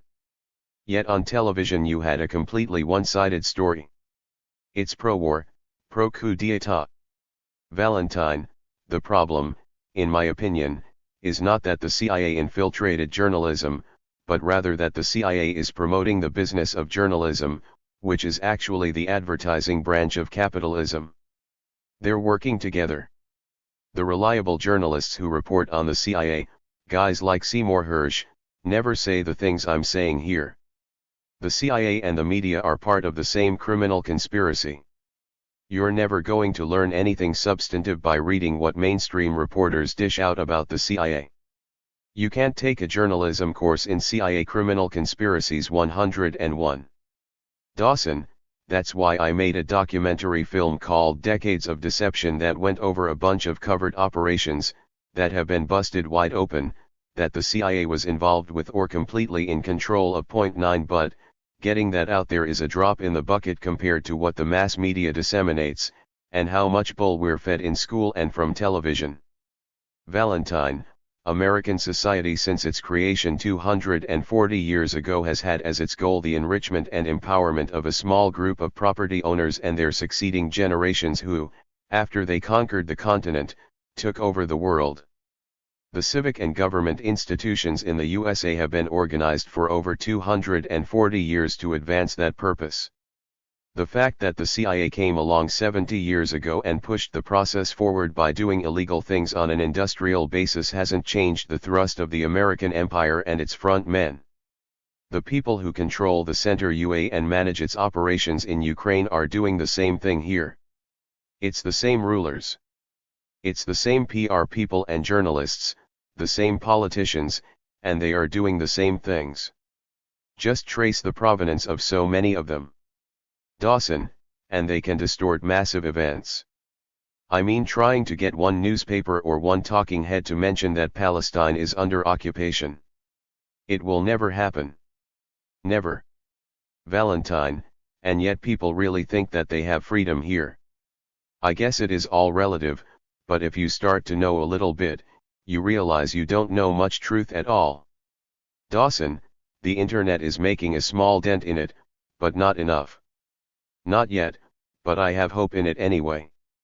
Valentine, I'm 66, when I started writing back in the early 1980s, it could take a month to get in touch with someone to learn a particular fact. Things are faster now. But CIA is faster now too. It created a new digital directorate so it can more perfectly control internet information. The control of scientific and technological information is as important as the control of words, the intellectual information that is written down or broadcast. Control of scientific information is a means of controlling our ideas and assumptions about things. Just as the CIA is at the forefront of propaganda on the internet, its science and technology division is at the forefront of shaping the industries that run the world. The CIA is at the forefront of drone and weapons technology, any kind of technological advancements that only serve and enrich the ruling class. The CIA is at the forefront of that research and development, and that goes for the internet, too. Back in the mid-1990s I took a class in the hypertext language. And to my surprise, we were taught that all information was routed through superprocessors in Langley. Putin recently said that the internet was a CIA special project, and he was right. I remember when the Defense Advanced Research Project Agency came out with ARPANET, which started helping us to access information in college libraries back in the early 1990s. It was all done under the Department of Defense, which was fronting for the CIA. So our internet capabilities are a new freedom, but at the same time we enjoy this freedom by the leave of the CIA. If they wanted to, they could shut it down in a minute. They control it and they monitor every aspect of it. If we actually were doing something that threatened them, they would know about it in a nanosecond and our activities would be stopped. But we're just mosquitoes. Dawson, the FCC has already moved to destroy net neutrality in the US. I see that internet freedom as kind of a black swan.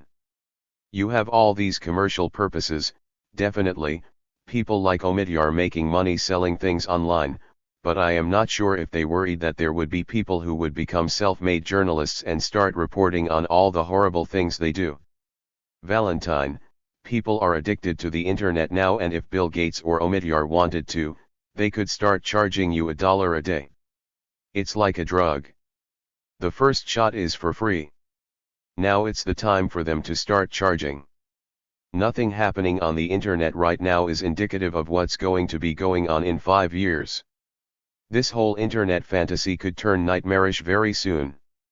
Dawson, well, that's pretty dark, but you may be right. At least they are charging people on the service end to provide it, and they are not happy about it. But you can completely control information if you can decide who is fast and who is slow, that is all it takes. Valentine, if you were an internet entrepreneur, how many different ways do you think you could come up with making millions off it? People are addicted to iPhones and texting. The entrepreneurs are hanging around the schoolyard and they are giving you free Skype. The CIA too. If the Brits could get away with pushing opium on China in 1848, what makes you think the CIA won't do it here, now? Dawson, do opium. Ha! Valentine, we'll have to come back in 5 years and see if I'm right. Dawson, I'm not arguing against you. I just don't want to believe it. You know, because it's dark. Valentine, enjoy the good times, because these little bits of freedom that we have now may be the last. You don't need a weatherman to know which way the wind blows. It's like Directive 304, which you could once find online, but is now classified. Civil liberties are diminishing, not increasing. The Supreme Court just said that nobody can challenge Obama's right to detain. Dawson, he kills without trial, too. Valentine, they can do anything and it's not going to get better, as resources diminish, as the income inequality gap widens, these trends are just going to get worse. Dawson, yeah, they had the largest corporate bailout in history, and no one went to jail. There were some protests, but then it faded away. And that was after a $16 trillion bailout of these financial institutions, plus the Federal Reserve jumping in after that with even more money. Valentine, that is the perfect example of why we do not live in a democracy. At the time they did some polls, and 90% of the American public did not want the government to bail out the banks. These were decisions made by our secret rulers. All the big decisions in our democracy are made by them. Dawson, and mass media agreed with it, too big to fail. Valentine, yeah, that's a catchy slogan. And there are fewer rulers all the time and more of us schleppers on the outside who are paying their bills. Dawson, Well, get out your pitchforks, people. Chapter 10. War Crimes as Policy. In February 2013, The Guardian and BBC Arabic unveiled a documentary film exploring the role of retired Colonel James Steele in the recruitment, training, and initial deployments of the CIA-advised and funded Special Police Commandos in Iraq. The documentary was a departure from mainstream reporting, in that it told how the commandos tortured and murdered tens of thousands of Iraqi men and boys. But the commandos are only one of America's many weapons of human destruction in Iraq. Along with U.S. military forces that murder indiscriminately, CIA-funded death squads that murdered selectively, and the CIA's Palace Guard, the Iraqi Special Operations Forces, the commandos are part of a genocidal campaign that had killed about 10% of the Sunni Arabs of Iraq by 2008, and driven half of all Sunnis from their homes. Including economic sanctions and a 50-year history of sabotage and subversion, America and its Iraqi collaborators have visited far more death and destruction on Iraq than Saddam Hussein and his Ba'athist regime. Driven into fanaticism by the brutal invasion and occupation, many thousands of Sunnis then formed the Islamic State of Iraq. After being decimated by U.S. forces, ISI was reinforced by former Ba'athist military and intelligence officers, as well as foreign mercenaries from places like Chechnya. Now known as ISIS, the militant Sunni resistance seized vast stretches of land in Iraq and Syria. Only as recently as June 2016, was it finally driven out of Fallujah. In the weeks after the documentary, American pundits began cataloging the horrors that had piled up by 2013. They told how the Bush and Obama regimes killed more than 1 million Iraqis, displaced around 5 million, and imprisoned and tortured hundreds of thousands without trial. The photos that were released of brutality at Abu Ghraib prison give but an inkling of the terror to which the Iraqis were subjected. The draconian administrative detention laws, systematic torture, and executions that characterize the occupation are still in place in 2016. The Prime Minister's office, a position now held by Haider Javad Qadham al-Abad, is where the CIA-managed counter-terrorism service is still ensconced.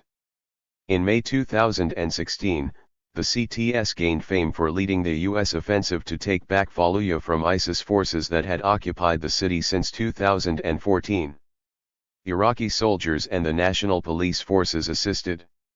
The systematic oppression the Americans imposed upon Iraq meets the definition of genocide in the Genocide Convention, and violates multiple articles of the Geneva Conventions guaranteeing protection to civilians in time of war. But the guilty Americans have gone unpunished for their war crimes, not least of which was falsifying intelligence about Iraq's non-existent weapons of mass destruction. British legal advisors repeatedly warned their government in 2003 that invading Iraq would be a crime of aggression, which they called one of the most serious offenses under international law. For anyone familiar with the CIA, the systematic oppression was predictable. But the U.S. government, as usual, destroyed and conceals most of the hard evidence of its war crimes, making it harder to prove. And the media is content to revise history and focus public attention on front men like Steele, rather than the institutions, in particular the CIA, for whom they work.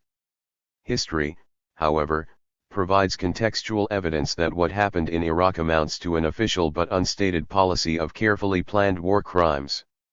Indeed, the CIA modeled the Iraqi Special Police Commandos on the special police forces it organized and funded in Vietnam.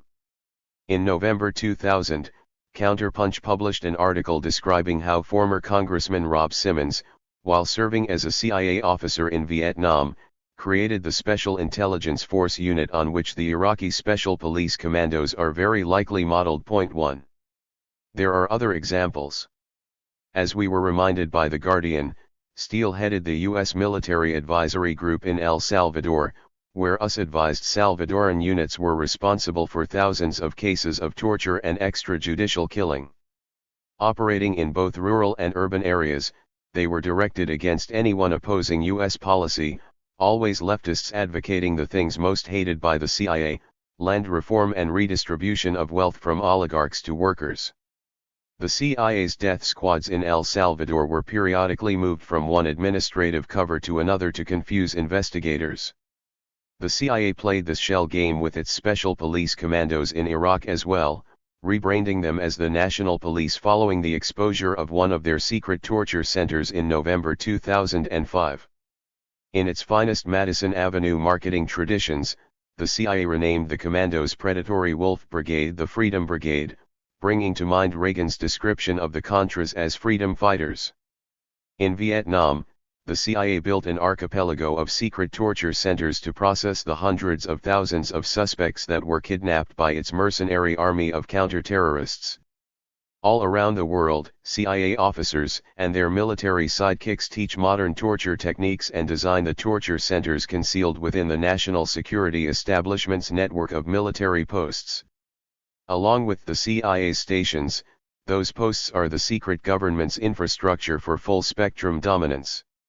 Major Joe Blair, the director of instruction at the School of the Americas, described the training the U.S. gave to Latin American officers as follows: the doctrine that was taught was that if you want information you use physical abuse, false imprisonment, threats to family members, and killing. If you can't get the information you want, if you can't get that person to shut up or to stop what they're doing, you simply assassinate them, and you assassinate them with one of your death squads. 2. In 2000, the School of the Americas was renamed the Western Hemisphere Institute for Security Cooperation, but, as Blair testified at a trial of SOA Watch protesters in 2002, there are no substantive changes besides the name. They teach the identical courses that I taught, and changed the course names and use the same manuals. General Paul Gorman, who commanded U.S. forces in Central America in the mid-1980s, defined this type of warfare based on systematic war crimes as a form of warfare repugnant to Americans, a conflict which involves innocents, in which non-combatant casualties may be an explicit object. 3. Another problem with the official narrative, apart from historical amnesia, is that each new war crime is viewed as an isolated incident, and when the dots are connected, the media's focus is always on some shadowy character like Steele. To its credit, The Guardian made a feeble attempt to connect Steele to the former director of the Central Intelligence Agency, David Petraeus, and former Defense Secretary Donald Rumsfeld. But it ignored the overarching reality that the entire national security establishment is staffed by the same right-wing ideologues who power the U.S. government's unstated policy of waging systematic war crimes for profit. We know perfectly well who these militants are. The problem is that they regularly have lunch with the reporters whom the American public, in its naivete, trusts to expose them and their criminal conspiracy. For example, on March 17, 2013, CNN talking head Fareed Zakaria had Donald Gregg on his show to discuss North Korea. Zakaria introduced Gregg as President George H.W. Bush's national security advisor in the 1980s. But he did not mention that Gregg, while the senior CIA officer in 3 Corps in Vietnam, helped to develop the repugnant form of warfare described by General Gorman. Nor did Zakaria explain how Gregg oversaw its application in El Salvador through the CIA's back-channel counter-terror network. 4. Gregg's plan, adopted by Steele in El Salvador and then Iraq, requires CIA advisors to coordinate the occupied nation's civilian security services, like the Iraqi Special Police, with military intelligence and civil affairs units, in order to provide reaction forces units with timely information on the location of guerrillas, whose hideouts are bombed by U.S. warplanes and then ravaged in my-style cordon and search operations in which counter-terror death squads hunt enemy cotters in their homes. In Vietnam, Gregg and his CIA companions, many of whom migrated to El Salvador, put together a chart of VC political cotters from battered detainees. The abused detainees were forced to point out on a map where their comrades were hiding. Next, the CIA officers piled the detainees into a helicopter and had them point out the hiding places on the ground. A CT team would then snatch the targeted VC cotters and bring them to the CIA's secret torture center, run by a CIA-paid and owned special police officer, the kind of guy Steele advised in Iraq. We brought guys in from the national prison to flesh out the reports, Greg said about one particular operation. We had guys analyzing reports, marking photographs, putting the pictures together on the wall, and then photographing that. That led to 96 people in the organization. Using military intelligence, we took photos of the houses where they lived. Then we took the photos back to the helicopter where we had the 23 people, who were hooded, and they circled the faces of the cotters. There's more historical evidence of CIA tactics, but the pink plan developed by CIA officers Greg, Rudy Enders, and Felix Rodriguez in Vietnam is the same basic plan the CIA exported to El Salvador, and that still applied in Iraq. After finishing with Greg, Zachariah took a commercial break and returned with Paul Wolfowitz, President George W. Bush's Deputy Secretary of Defense and a member of the Bush's Office of Special Plans, which planned and promoted the terror war on Iraq. Zachariah, how do you think about, as an American policy maker, the issue of, was it worth the price in American lives and treasure, by some estimates $1 trillion? Wolfowitz, I would like as much as anyone to be able to say, let's forget about the Persian Gulf. Let's forget about the larger Middle East. But that part of the world isn't leaving us alone. Al-Qaeda isn't leaving us alone. Pakistan isn't leaving us alone. I think our interests and our values would be advanced if we stick with it. Zachariah did not ask Wolfowitz what he meant by leaving us alone. War criminals waive press passes. Given the history of America's genocidal wars in Vietnam and Central America, it is unfortunate that The Guardian limited itself to establishing that Steele and his administrative bosses, General David Petraeus and Donald Rumsfeld, underwrote systematic torture and extrajudicial killing. What needs to be stressed is that thousands of Americans, including unelected political cotters like Wolfowitz, and scores of journalists with access to them like Zachariah, know that the CIA-owned Ministry of Interior operates more than a dozen secret prisons. They know what goes on in them, too. As one Iraqi general told the filmmakers, drilling, murder, torture, the ugliest sorts of torture I've ever seen. Likewise, the composition and operations of special police death squads, an American interviewee said, were discussed openly, wherever it was, at staff meetings, and were common knowledge across Baghdad.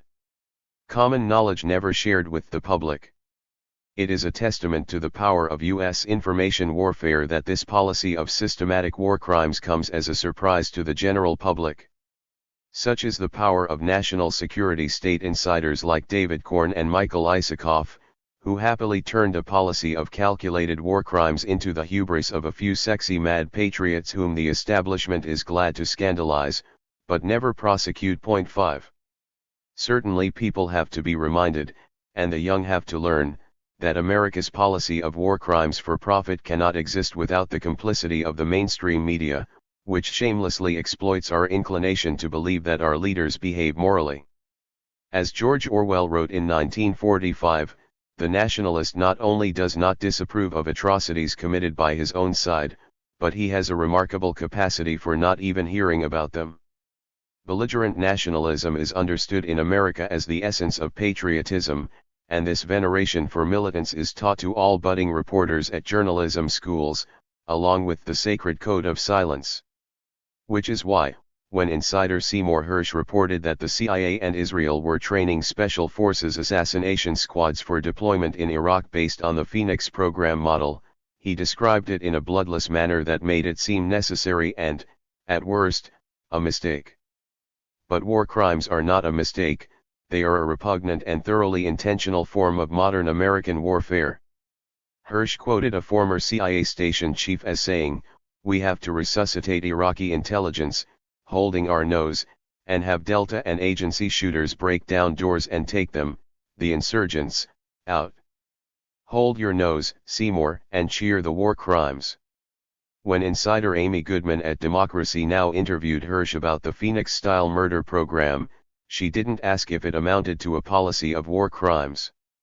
When insider Zachariah had Wolfowitz on the hot seat, he failed to question him about the war crimes he plotted and committed.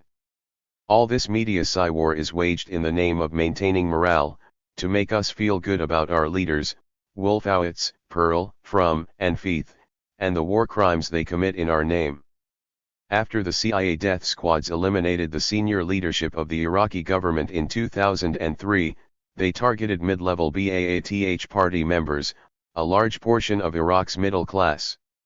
Cover for this needless rampage was provided by Newsweek's top national security propagandist, John Barry, who quoted an army officer as saying, "The Sunni population is paying no price for the support it is giving to the terrorists.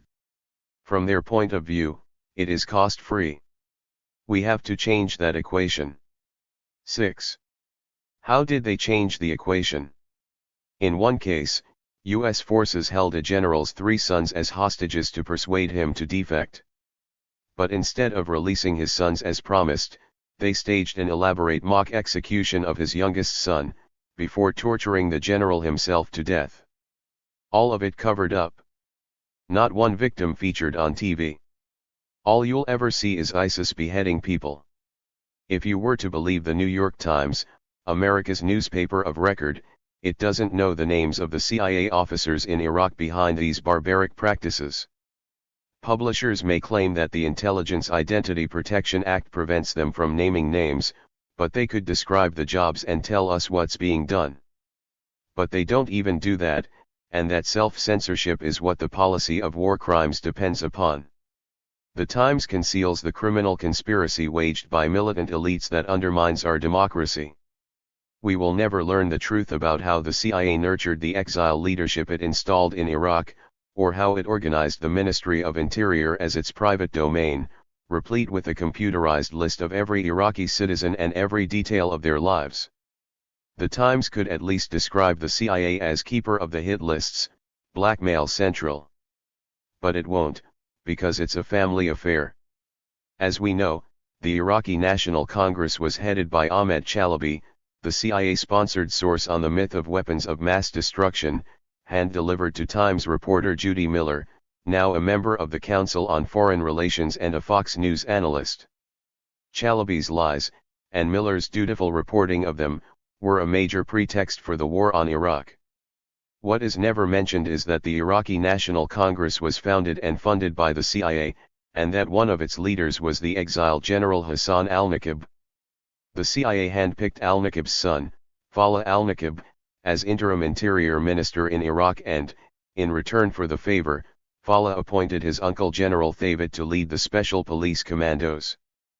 Times reporters undoubtedly lunch with Thavid and his CIA case officer, which may be why they never explain the CIA's systematic methods of dominance, for example, that any American working for the Interior Ministry or Prime Minister's office is reporting to a publicly acknowledged administrative boss in the military or State Department, while secretly reporting to a CIA case officer, his operational boss.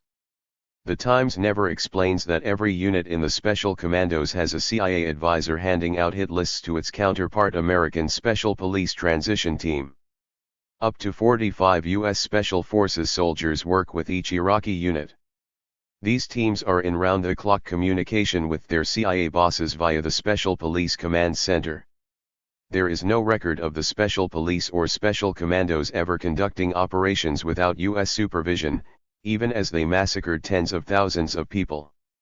Every militia and Iraqi Special Forces unit has a CIA case officer in a similar management position. Every top Iraqi politician and ministry official has a CIA case officer too. And New York Times reporters drink with these advisors inside the green zone. It's the family secret that enables atrocity. American journalists do not report the truth.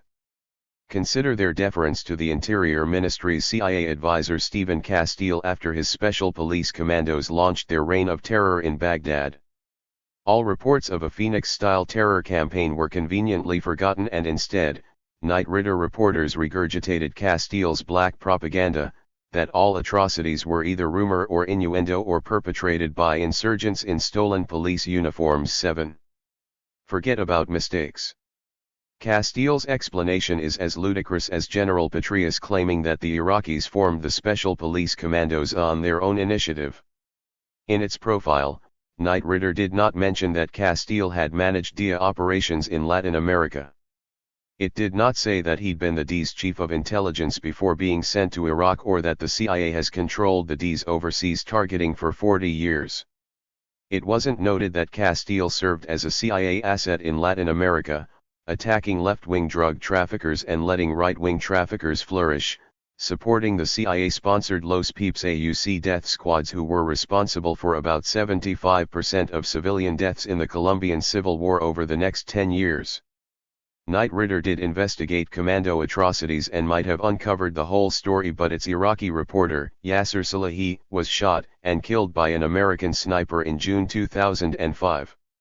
Heeding what was an unmistakable warning, Knight Ridder instead blamed the abuses on infiltration of the commandos by Shiite militias. After the exposure of the Al-Jadariya torture center, journalists reported that heads would roll. But CIA asset Adnan al-Asadi, the deputy interior minister, maintained command of the national police and prevented reforms promised by the interior minister at the time, Javad al-Bulani.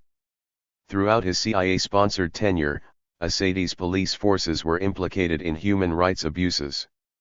During demonstrations in Tahrir Square in Baghdad in March 2011, demonstrators spotted Asadi on a rooftop directing snipers as they shot peaceful protesters in the square below. But no war crime goes unrewarded, and Asadi was eventually elected to parliament, where the big money is to be made. Such are the advantages of working for the CIA. Today, Iraq's prisons are still rife with rape, torture, executions and disappearances.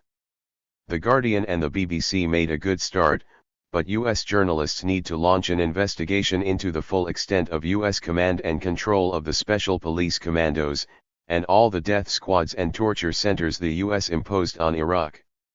Such an investigation must honestly examine the roles of the CIA and of US Special Forces, including the secret Night Stalkers who worked with the Wolf Brigade in 2005. The investigation must lead to accountability for every war crime committed, all the way to the top. American journalists were glad to demonize Saddam Hussein for his war crimes, real and imagined. Now they need to identify and humanize the dead bodies that piled up every month in Baghdad. They need to follow up with Iraqi human rights groups like the Organization for Follow-up and Monitoring, which matched 92% of the bodies of execution victims with names and descriptions of people detained by US-led Interior Ministry forces. 8. America's ruling national security establishment has expanded covert paramilitary operations from 60 nations in 2008 to 120 in 2013. If we are ever to have a whiff of democracy, we need our journalists to reveal the extent to which the CIA commands and controls these operations in Iraq, Afghanistan, Libya, and Syria. We need them to explain on a daily basis how the national security establishment corrupts foreign nations, intelligence, and news for the same racist, imperial purposes that have defined U.S. foreign policy since its inception 240 years ago. Co-authored with Nicholas J.S. Davies. Chapter 11. New Games, Same Aims, CIA Organizational Changes. Guillermo Jimenez, welcome to Demanufacturing Consent. I am your host, Guillermo Jimenez. Our guest today is Douglas Valentine. How are you today? Valentine, I'm well. Thanks for having me on the show. Jimenez, the Phoenix program has recently been republished by Open Road Media as part of their Forbidden Bookshelves series. Would you mind sharing with us how your book was chosen for the series? What do you make of this newfound interest in Phoenix, what the CIA was up to in Vietnam, and what the CIA is up to generally?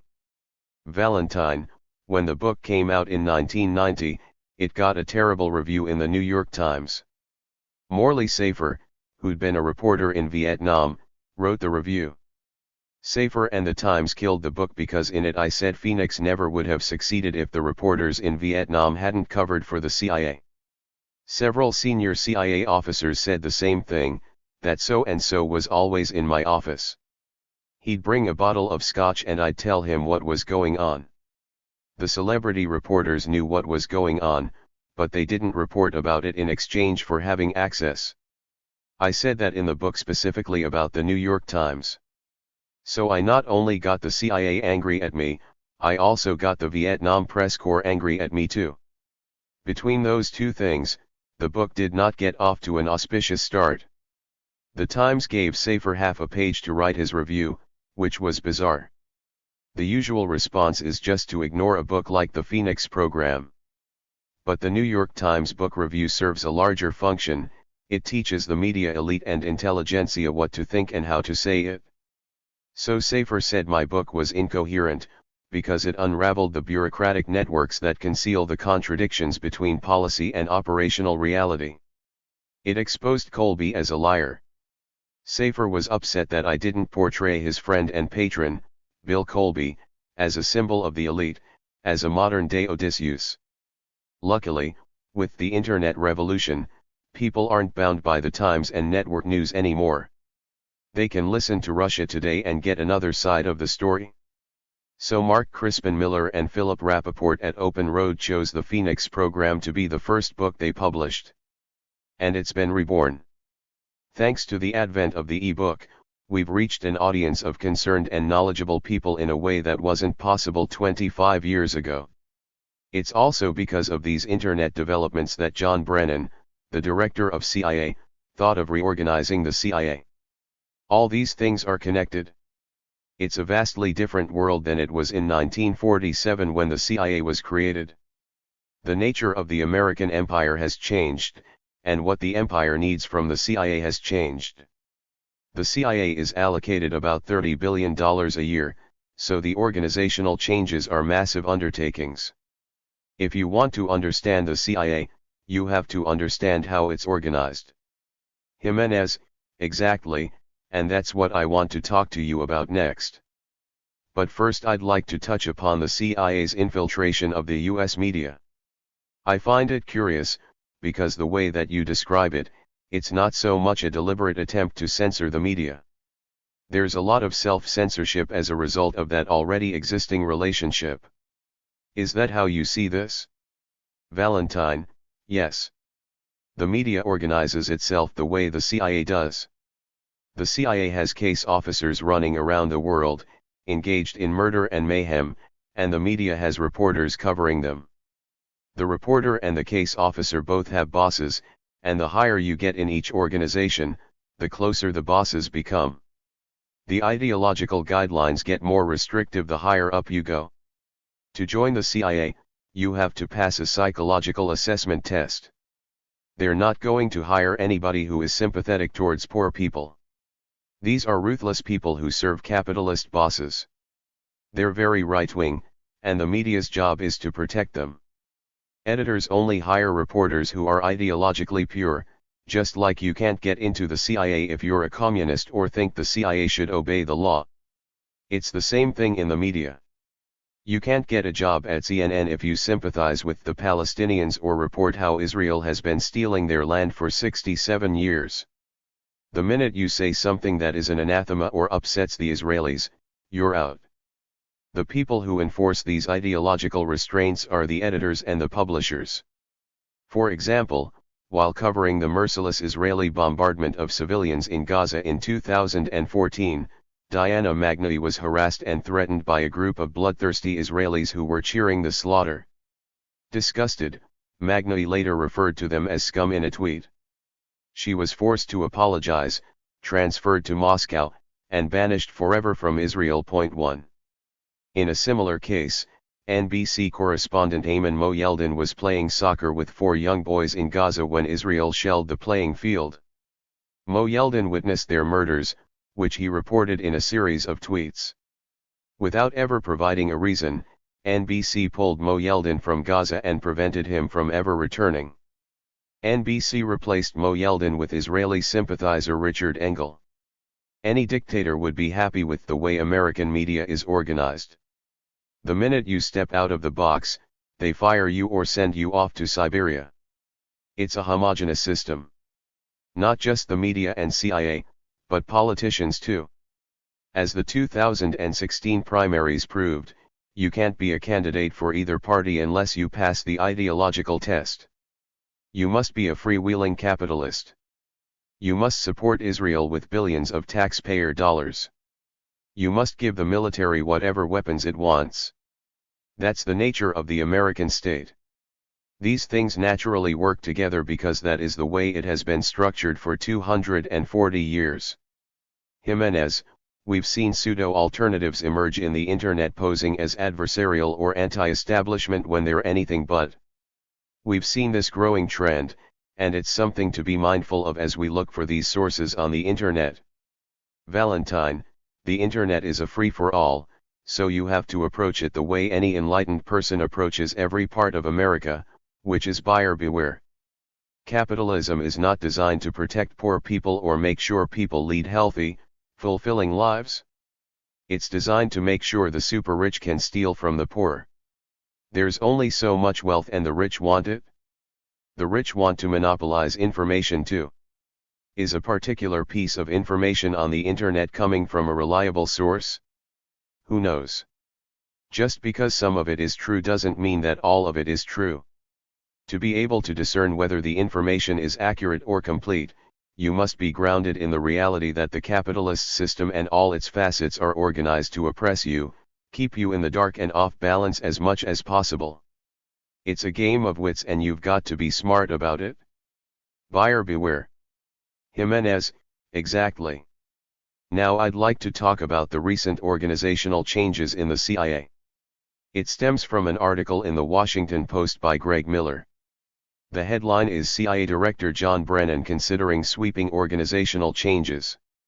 What the article is saying is that Brennan wants to restructure the CIA using the model of their counterterrorism center, merging different units and divisions, combining analysts with operatives into hybrid teams that will focus on specific regions of the world.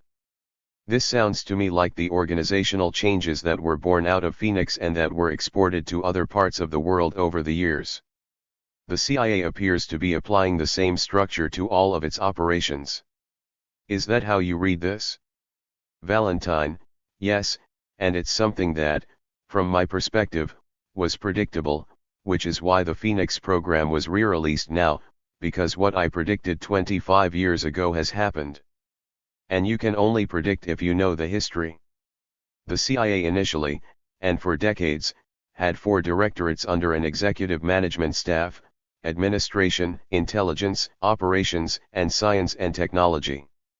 Executive management had staff for congressional liaison, legal issues, security, public relations, inspections, etc.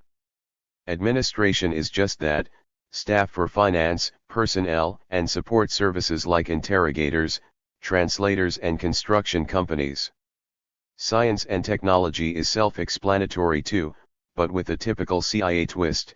Science for the CIA means better ways to kill and control people, like the Ultra program. And now there's a 5th directorate, digital, that keystrokes and hacks foreign governments and corporations. The operations people overthrew foreign governments the old-fashioned way, through sabotage and subversion. The operations directorate is now the National Clandestine Service. The intelligence directorate, which is now called analysis, studied political, economic and social trends around the world so that executive management could mount better operations to control them. The operations directorate was divided into several branches. The counterintelligence branch detected foreign spies. Foreign intelligence staff liaison officers worked with secret policemen and other officials in foreign nations. They collected positive intelligence by eavesdropping or by recruiting agents. The covert action branch engaged in deniable political action. The Special Operations Division supplied paramilitary officers. There was also a political and psychological branch that specialized in all forms of propaganda. These branches and directorates were career paths for operations officers assigned to geographical divisions. An FI staff officer might spend his or her entire career in the Far East Asia division. The managers could move people around, but those things, generally speaking, were in place when the CIA began. The events that led to the formation of the current Counterterrorism Center began in 1967, when U.S. security services began to suspect that the Cubans and the Soviets were infiltrating the anti-war movement. Lyndon Johnson wanted to know the details, So his Attorney General, Ramsey Clark, formed the Interdepartmental Intelligence Unit within the Department of Justice. The IDIU's job was to coordinate the elements of the CIA, FBI, and military that were investigating dissenters. The White House wanted to control and provide political direction to these investigations. The Phoenix program was created simultaneously in 1967 and did the same thing in Vietnam. It brought together 25 agencies and aimed them at civilians in the insurgency. It's political warfare. It's secret. It's against the rules of war. It violated the Geneva Conventions. It's what Homeland Security does in the US, bringing agencies together and focusing them on civilians who look like terrorists. The goal of this kind of bureaucratic centralization is to improve intelligence collection and analysis so reaction forces can leap into the breach more quickly and effectively. In 1967, the CIA already had computer experts who were traveling around by jet. The world was getting smaller and the CIA, which had all the cutting-edge technology, was way out in front. It hired Ivy Leaguers like Nelson Brickham to make the machine run smoothly. Brickham, as I've explained elsewhere, was the Foreign Intelligence Staff Officer who organized the Phoenix program based on principles Rensis Likert articulated in his book New Patterns of Management. Brickham believed he could use reporting formats as a tool to shape the behavior of CIA officers in the field. In particular, he hoped to correct the grave problem of distortion and cover-up which a reporting system must address. Likert organized industries to be adaptable, and the CIA organized itself the same way. It was always reorganizing itself to adapt to new threats. And in 1967, while Brickham was forming Phoenix to neutralize the leaders of the insurgency in South Vietnam, James Angleton and the CIA's counterintelligence staff were creating the MITE Chaos program in Langley, Virginia, to spy on members of the anti-war movement, and turn as many of them as possible into double agents. Chaos was the codename for the Special Operations Group within Angleton's counterintelligence staff. The CIA's current Counterterrorism Center, which was established in 1986, is a direct descendant of Chaos. Starting in 1967, White House political cadres, through the IDIU in the Justice Department, coordinated the CIA's Chaos program, the FBI's COINTELPRO program, and the military's domestic spying programs. When Nixon took office in January 1969, he immediately grasped the partisan political potential of the IDIU and these various domestic spying programs. The Nixon White House expanded Chaos and assigned its chief, Richard Ober, a deputy and a case officer. The Chaos staff occupied a vault in the basement at CIA headquarters in Virginia.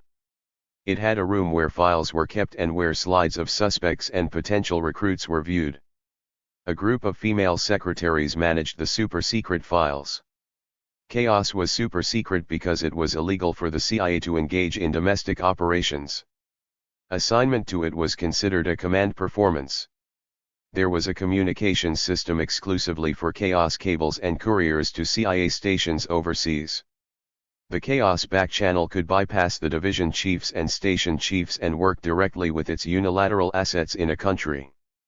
Chaos traffic had the highest security classification, was restricted to only those officers involved in the operation, and was inaccessible to everyone but the CIA's top administrators. In October 1969, based on names provided by the FBI, the Chaos case officer began recruiting double agents from the Black Power and anti-war movements. I never learned his name, but the case officer only approached people with radical credentials. Radicals who passed polygraph and psychological assessment tests were recruited, trained in the clandestine arts, supplied with gadgetry and cash, given a cover, and sent overseas.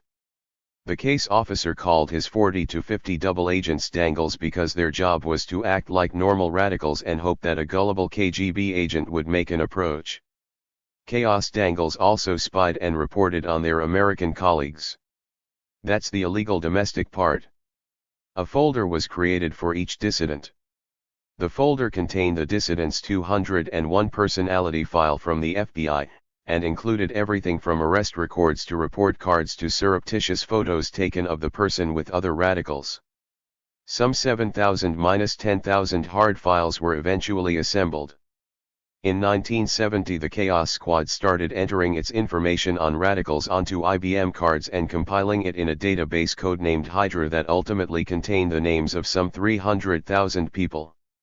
Hydra was developed domestically at the same time as the Phoenix information system in Vietnam, by the same people.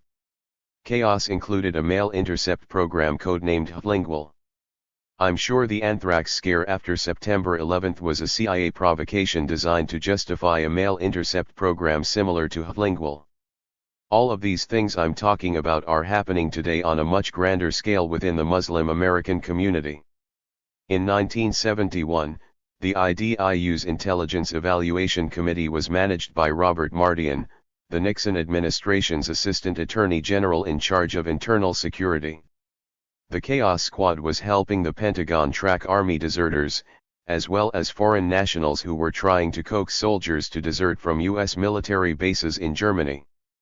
Chaos dangles were sent to North Vietnam and Cuba, and one agent, possibly Timothy Leary, was launched against Eldridge Cleaver in Algeria. Another Chaos agent played a critical though undisclosed role at the May 1971 anti-war demonstrations in Washington. Even Nixon's national security advisor, Henry Kissinger, monitored Chaos operations in regard to his secret peace negotiations with the North Vietnamese. By 1972, the Chaos Squad was working with Nixon's infamous plumbers. One Chaos agent may have been involved in the botched Watergate burglary that brought Nixon down.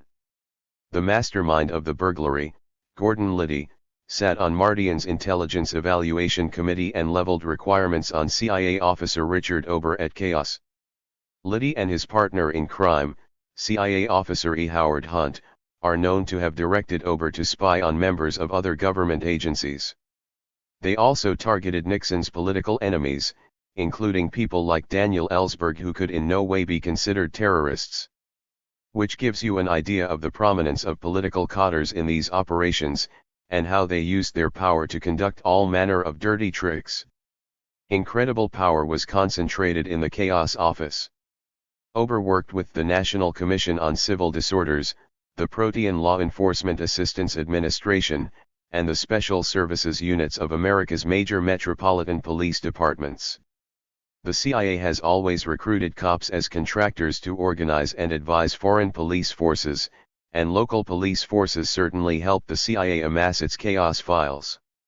As head of the counterintelligence staff, James Angleton was the CIA's official contact with all federal law enforcement agencies, including the Bureau of Narcotics.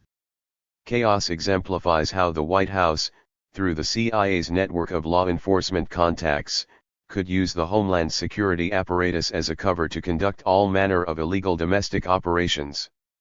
It shows how the CIA could use participating Homeland Security agencies for its own insidious institutional purposes, and that individuals like Hunt and Liddy could exploit it for partisan political purposes. Hunt and Liddy's many misadventures resulted in the Watergate scandal, which cast a bright light on CIA's shenanigans and eventually led to the exposure of the Chaos Squad. William Colby was the CIA's executive director at the time. Colby had returned to the United States in 1971 to testify to Congress about Phoenix, and had stayed on to take charge of the CIA's organizational affairs. After the arrest of the Watergate burglars, Colby worked with the Justice Department to have the IDIU abolished, and he made sure the Chaos case officer was reassigned but not disciplined. After he became Director of Central Intelligence in September 1973, Colby personally minimized the damage by leaking some of the gory Chaos details to Seymour Hersh. Colby also sacrificed his bitter rival James Angleton, who as Chief of Counterintelligence was held responsible for Chaos and the mail intercept program. Colby's limited hangout and scapegoating of Angleton were part of a shell game, however, and the Chaos Squad continued to track radicals and respond to FBI and military requirements. Everything was the same as before, including the ultra-secure communications system and restricted filing system, except that now, and from then on, it was done under the aegis of counterterrorism. Colby started the ball rolling in July 1972 when he made Ober chief of the CIA's International Terrorism Group. Ober's new job was to set up and manage a central program on international terrorism and airplane hijackings. Building on the chaos files, the ITG started penetrating terrorist training camps in Algeria and Libya. It kept track of black militants with international connections, and its reports, like chaos reports, were sent to Kissinger at the National Security Council. Ober's appointment as chief of ITG coincided with the establishment of Nixon's Cabinet Committee to Combat Terrorism, the first U.S. government entity of its kind. After the official termination of chaos in March 1974, the ITG continued to occupy the same space in the CIA's basement. A new ITG chief was assigned and was assisted by the same female secretaries who kept updating the chaos files and computer tapes. As of 1975, no chaos files had been destroyed, because the CIA could not adequately define a dissident. In 1977, veteran CIA officer Howard Bain became the third ITG chief. The notion of state-sponsored terrorism had emerged and was attributed to Libya and Iraq, both of which were said to have Soviet backing. As a result, Jimmy Carter's DCI, Stansfield Turner, directed Bain to organize the CIA against this new threat. According to Bain, counterterrorism was a hot potato but a low priority because of ongoing congressional investigations into CIA abuses. Bain said Turner was hung up on the legal definition of terror. Turner insisted that CIA officers refer to counterinsurgency as low-intensity warfare, and in his effort to polish the CIA's image, Turner renamed the ITG the Office of Terrorism. Again, it was a shell game. Bain moved into the chaos/ITG space in Langley's basement. He described it as a windowless room as large as the ground floor of a house, divided into cubicles. There were 10 or 12 little old ladies running around in tennis shoes, he said. Operations were compartmentalized and there was a vault mentality. Little was happening. The acting chief was the former ITG operations officer and his job was following U.S. citizens overseas. An avid proponent of covert action, Bain had served as chief of the CIA's North Africa Division and in other top operational posts. He was nearing retirement and approached his new assignment with the fervor of a man seeking to enshrine his legacy. He summoned everyone to a staff meeting and said, "Let's advertise ourselves to divisions." He set up a reference system to service each of the CIA's divisions, and each little old lady became an expert on a specific geographical area. Bain started meeting with his counterparts at State, Treasury, the FBI, the Pentagon, the White House and the NSA. As the Office of Terrorism began to serve a visible function, he moved the office to a fourth-floor suite with windows. He was given an operations officer and recruited young men to replace the older women as his liaison officers to the divisions. He began working with Jim Glarum, the chief of the CIA's Special Operations Division II, to beef up the paramilitary operational forces at his command. Meanwhile, the U.S. Army had created Delta Force to respond to the well-publicized terrorist incidents that occurred in the 1970s. Delta and later the Navy SEAL Team 6 served as the CIA's vanguard in the nascent war on terror. Within the context of low-intensity warfare, the Office of Terrorism and its paramilitary units adopted a new lexicon in which anti-terrorism was the term for broad policy, and counterterrorism applied to specific, immediate actions. Bain got a bigger budget and high-tech gadgets like silenced weapons and bugging equipment for use in hostage rescue operations. He acquired a fleet of black choppers and formed a crisis management training program team, composed of a psychiatrist and a few case officers, which advised U.S. and foreign law enforcement officers on how to negotiate with terrorists. Bain set up a two-man intelligence unit at Delta headquarters at Fort Bragg, at which point Delta became a customer of CIA intelligence. Bain's Office of Terrorism sent daily reports profiling known terrorists and their activities to the Defense Intelligence Agency and the FBI. Very quietly his unit began to coordinate actual counter-terror operations. Say someone in Frankfurt had access to the Red Army, Bain explained. Then Delta would send a team. Bain's Office of Terrorism handled each incident on a case-by-case basis, depending on whether it was defined as international terrorism or domestic terrorism if terrorists were operating within their own country. If the incident related to domestic terrorism, the Office of Terrorism could not get involved, unless authorized through a presidential executive order called a finding. The need for a finding was a stumbling block. Bain cited the time Colombia's M19 terror group took 20 foreign diplomats, including the U.S. ambassador, hostage at a party at the Dominican embassy. Thinking the transnational nature of the incident qualified it as international terror, Bain, with the approval of the State Department's terrorism unit, launched a Delta operation in conjunction with the CIA's new SOD chief, Rudy Enders. Bain provided intelligence on the terrorists, while Enders provided Delta with the equipment it needed to stage a rescue operation. Meanwhile, the crisis management team assembled in Florida and prepared to jump into Colombia. But the operation came to a screeching halt when the CIA's Assistant Deputy Director of Operations, John Stein, revealed the operation to Turner's Deputy Director of Operations, John McMahon. As Bain recalled, McMahon asked him, "Are you trying to send us all to jail?" McMahon put the operation on hold and Bain was forced to call his officers back to Langley, where they waited while the lawyers met with Carter's National Security Council staff. Only after the lawyers gave their approval did Carter issue the required finding. In another instance, Bain was not allowed to mount an operation to rescue Italy's Prime Minister Aldo Moro. According to Bain, his superiors determined that Moro's captors were Italian nationals and thus were deemed to be operating domestically. Let me stress that all this was happening within the context of the Cold War. The Office of Terrorism was a feature of the broader low-intensity warfare strategy designed to thwart Soviet aggression in Third World countries like El Salvador. Not until November 4, 1979, and the takeover of the American embassy in Tehran, did the context start to change. This seminal event marked the emergence of Islamic fundamentalists as America's new bête noire. In the wake of the embassy takeover, Carter ordered Bain and the CIA's Office of Terrorism to work with Delta Force to rescue the 53 hostages.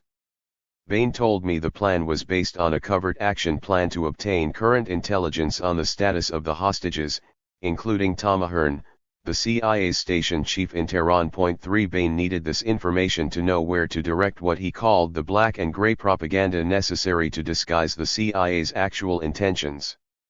There was also a need to quickly train Delta Force to operate in the Iranian desert. The needed intelligence was obtained, but the government's first major counter-terror operation, the Desert One rescue mission, failed to get off the ground. Several aircraft malfunctioned and one crashed on April 25, 1980, killing 8 soldiers. As with the Benghazi tragedy, Republican politicians jumped for joy at the chance to criticize Democrats. The hostage crisis dragged on for 6 months and enabled Reagan to characterize Jimmy Carter as weak, which means instant death for any American politician. There was other collateral damage as well. Reagan's flamboyant director of Central Intelligence, William Casey, fired Bain and replaced him with William Buckley, a veteran CIA officer who had served several tours in Vietnam. From 1969 to 1971, under his patron Ted Shackley, Buckley had directed the CIA's National Counter-Terror Program in Vietnam. In April 1981, Casey and Buckley traveled together to Saudi Arabia to pave the way for the construction of an underground network of secret military bases that would be available to U.S. forces. If the remarks attributed to Osama bin Laden are true, the presence of those bases under Saudi soil was one of the reasons he staged the 1998 embassy bombings and the 9/11 terror attacks. The War on Terror took its next great leap forward in October 1981 with the assassination of Egyptian President Sadat by his personal bodyguards, whom Buckley had trained. The assassination nullified the Camp David Accords and freed Israel to target PLO bases in Lebanon. In May 1982, Israeli assets in the fascist Christian Phalange militia organized one of the greatest acts of terror of all time, the massacre of hundreds of Palestinians in the Sabra and Shatila refugee camps. In August 1982, Buckley returned to CIA headquarters to coordinate anti-terrorism policy through the Domestic Terrorism Group. Meanwhile, Casey appointed veteran CIA officer David Whipple as the CIA's National Intelligence Officer for Counterterrorism. A veteran operations officer with extensive service in the Far East, Whipple had been serving as CIA station chief in Switzerland. Whipple told me that Casey's executive staff consisted of 16 NIOs, 8 handled geographical divisions, while the other 8 handled issues like narcotics, nuclear weapons, and in Whipple's case, terrorism. Under Casey's direction, every government agency established a counter-terror office as part of a secret apparatus. Whipple as NIO coordinated the CT offices and assisted the CIA's division chiefs, making sure their station chiefs were properly handling counter-terror issues in their area of operations. Whipple ran the Office of Domestic Terrorism from 1982 until 1986. His staff included an operations chief, intelligence analysts, photo interpreters, and case officers. Point 4 Because it had the authority to access any division's files and co-opt its penetration agents, the ODT was resisted by the divisions, especially the Near East Division, which was on the front lines of the War on Terror. As you can see, the evolution of offices and later centers that transcended and coordinated the CIA's divisions was well underway by 1982. Throughout this early stage of its evolution, the CIA's Terrorism Office retained the legal authority to conduct unilateral domestic operations for a specific period of time before being required to notify and involve the FBI. The ODT also maintained the super-secret communications system instituted during chaos that bypassed the CIA's normal chains of command. As part of this back-channel counter-terror network, Casey recruited Oliver North, a doe-eyed Marine lieutenant colonel assigned to the National Security Council. Whipple served as North's case officer in the monumental political misadventures North embarked upon. Cut from the same fascist cloth as his ideological forefathers Hunt and Liddy, North formed a crisis management center along with Rex 84, a plan to suspend the Constitution in the event of a national crisis such as nuclear war, violent and widespread internal dissent, or national opposition to a U.S. military invasion abroad. 5 North's plan called for the roundup and internment of large numbers of both domestic dissidents and aliens, in camps such as the one in Oakdale, Louisiana. 6. Certain trusted members of Congress were Whitting and Senator Daniel Inouye cut off all debate about North's plan to suspend the Constitution when the subject was raised during the televised Iran-Contra hearings in 1987. In April 1984, North created the Terrorist Incident Working Group specifically to rescue several American hostages held in Lebanon, including the aforementioned William Buckley, who had been kidnapped the month before. North became TIWG's chairman and in October 1985 managed its first successful operation, the capture of the hijackers of the Achille Lauro.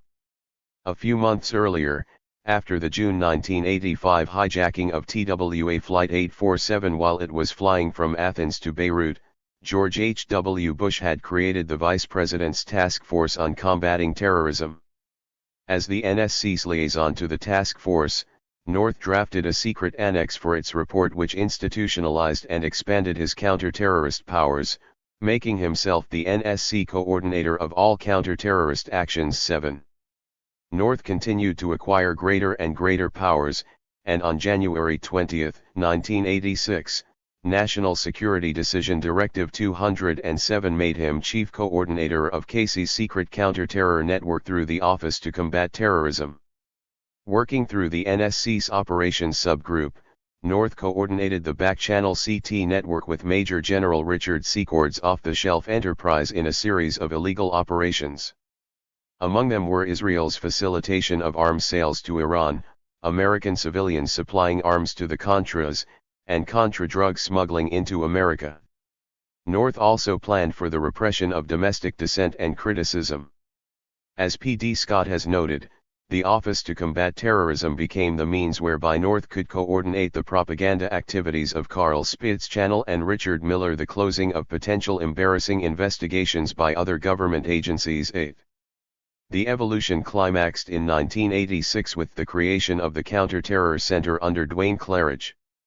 Yet another right-wing ideologue, Claridge had been chief of the CIA station in Turkey in the late 1960s and early 1970s, when the fascist Grey Wolves went on a terror rampage, bombing and killing thousands of public officials, journalists, students, lawyers, labor organizers, social democrats, left-wing activists and Kurds.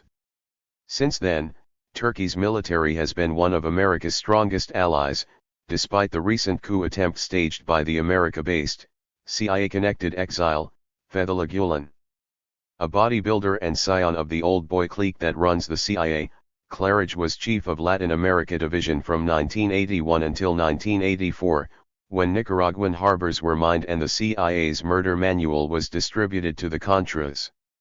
Claridge helped Secord's off-the-shelf enterprise move PLO weapons captured by Israeli forces during their bloody invasion of Lebanon, through Manuel Noriega in Panama, to the Contras. That's the kind of stuff the CT Center still does today, moving weapons from chaotic places like Benghazi in Libya, to deniable terrorist surrogates in Syria. As chief of the Europe Division, Claridge had also provided the back channel in Lisbon that Secord's enterprise used to sell Hawk and TOW missiles to the Iranians, in exchange for the release of American hostages. According to Scott, the intrigues of North, Secord, Claridge, and Oakley at this point showed a concern for politics rather than security. 9.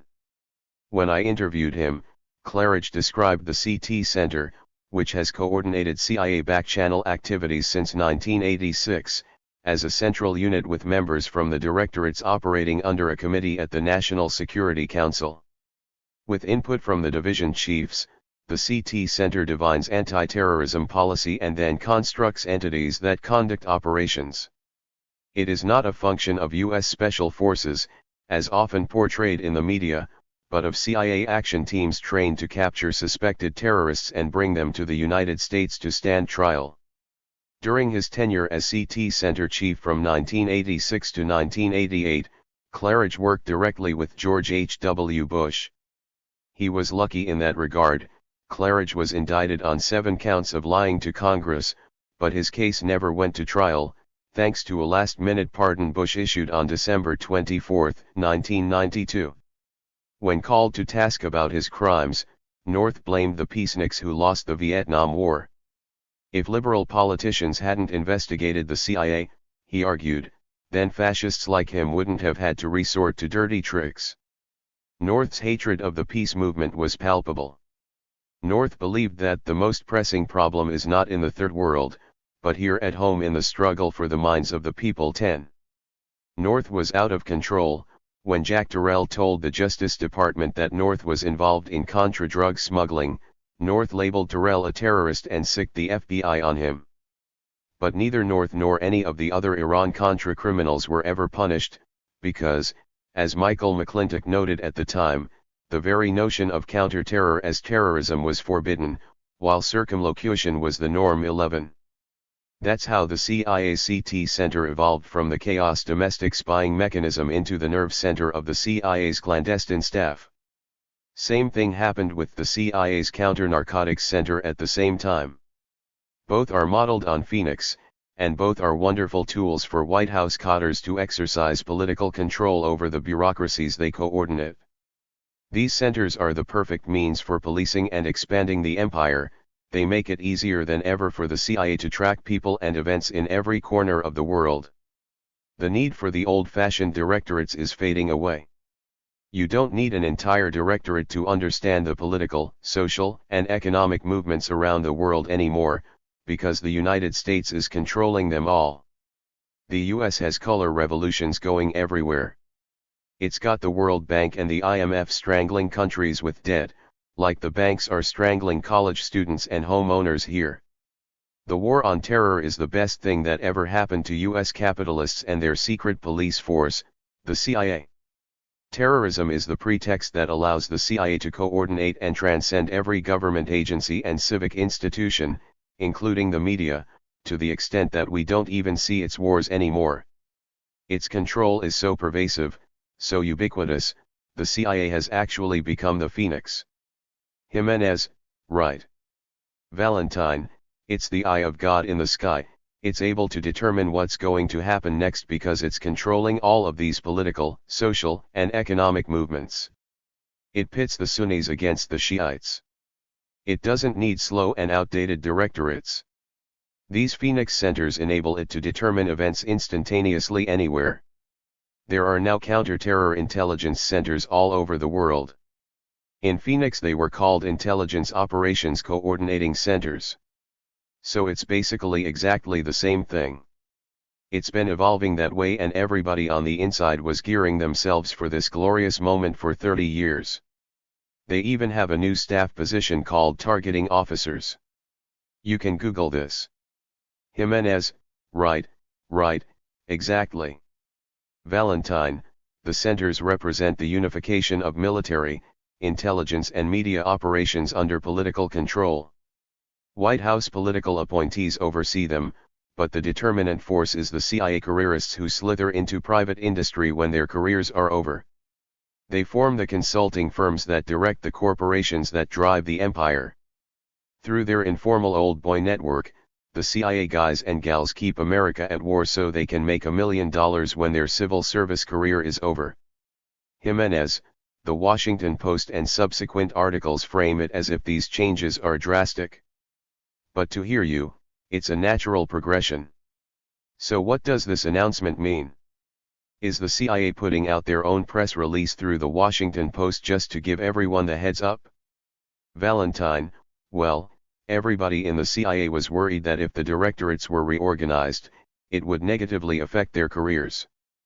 But executive management usually does what its political bosses tell them to do, and Brennan reorganized in 2015. He created a fifth directorate, the Directorate for Digital Innovation, ostensibly as the CIA's mantelpiece. But, as the Washington Times reported, it is the formation of the new mission centers, including ones for counterintelligence, weapons and counter-proliferation, and counter-terrorism, that is most likely to shake up the agency's personnel around the world. 12. The CIA's 10 new mission centers are designed to serve as locations to integrate capabilities and bring the full range of CIA's operational, analytic, support, technical and digital skill sets to bear against the nation's most pressing national security problems. 13. This modernization means the CIA is better able to control people politically, starting with its own officers, than everyone else. That's the ultimate goal. Politicians, speaking in a unified voice, create the illusion of a crime-fighting CIA and an America with a responsibility to protect benighted foreigners from themselves. But they can't tell you what the CIA does, because it's all illegal. Well, it's all a lie. In order for the politicians to hold office, they have to cover for the CIA. Their concern is how to explain the reorganization and exploit it. They squabble among themselves and cut the best deals possible. Jimenez, that makes complete sense. Talking about all the illegal activity the CIA is involved in, I couldn't help but think of the drug running. I'd like to point out to our listeners the article you wrote, which offers everything they ought to know as far as the history of the CIA in drugs. It's entitled, The CIA and Drugs, A Covered History. Meanwhile, I'd like to hear your opinion on the influence of counterterrorism and counterinsurgency tactics in local law enforcement. Local police departments are adopting many of the same tactics. We're seeing the US government use counterterrorism and counterinsurgency tactics against its own people. Perhaps one of the most vivid examples is what happened in Ferguson, Missouri. Is that too a natural progression of Phoenix? Valentine, absolutely. The very last paragraph in my book The Phoenix Program says you'll know the Phoenix has arrived when you start seeing police forces advancing on protesters in paramilitary formations, and driving around in armored vehicles. That's what the CIA does in foreign nations. It militarizes police forces so it can control that country's political, economic, and social movements. The CIA's influence is pervasive here, too. It advises all the major police departments in the US. The Phoenix model of coordinating agencies happens under the cognizance of the CIA, because the premier threat is a terrorist infiltrating the US with nukes. It goes back to chaos thinking. Maybe ISIS is recruiting black radicals in Ferguson. If so, we need paramilitary police forces and administrative detention laws to neutralize them. The Missouri governor can say a protester in Ferguson is violating national security laws and hold him indefinitely. The media loves it. Fox News said the Black Lives protesters were holding us hostage. If it's a hostage situation, they're terrorists. Tucker Carlson said, "You can talk about race all you want. It's a hostage situation and race doesn't matter." So the racists in government and law enforcement are elated. Now they can send in provocateurs and start riots and crush the protesters because they're terrorists. And that's how, over the last 40 years, dissent has come to equal terrorism. It's how the 1% wants us to see nonviolent protest. They want the public to believe that anybody who resists law enforcement is a terrorist. All the pieces have been put in place, through the corporate media, to make the lies seem true. These counter-terror intelligence centers are already operating in the United States through the Department of Homeland Security's fusion centers, which do the same thing. Jimenez, exactly. Valentine, the American empire consists of hundreds of military bases and a CIA station in every country. It's Pepsi being sold in Vietnam. We are the world. It's not just 50 states and a few protectorates. It's crazy for average Americans to think their fate is not directly connected to the fate of every other person in the world, or that the 1% considers them higher class peasants than the other worker bees elsewhere around the world.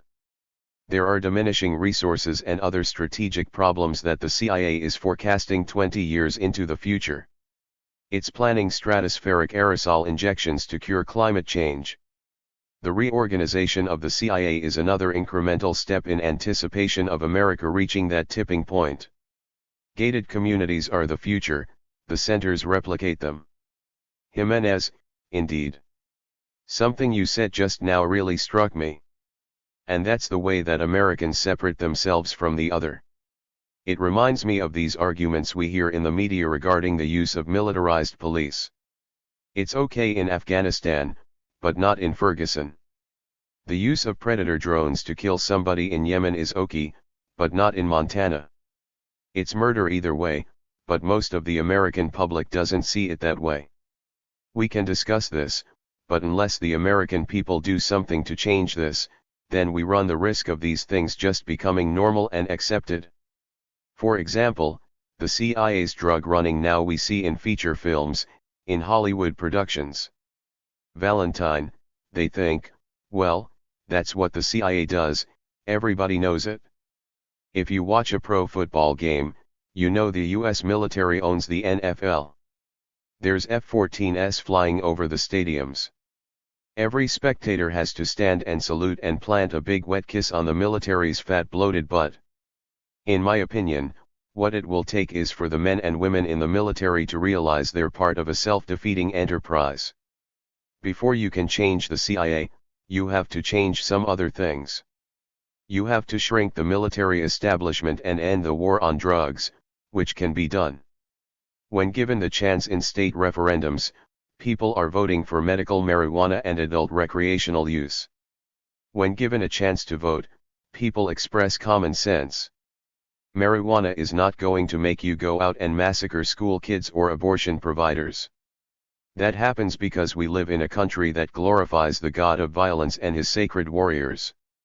Demilitarizing American society is a start, like decriminalizing marijuana is a first step in ending the war on drugs. It's easier than challenging an arcane thing like the CIA that's covered with gray and black propaganda.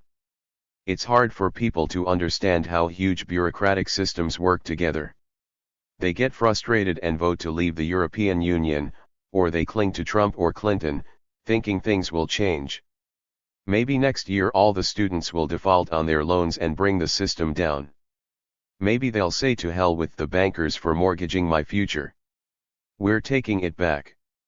If something like that can happen, if that kind of consciousness can spread among young people being held in economic bondage and groomed to administer the empire, then there's hope.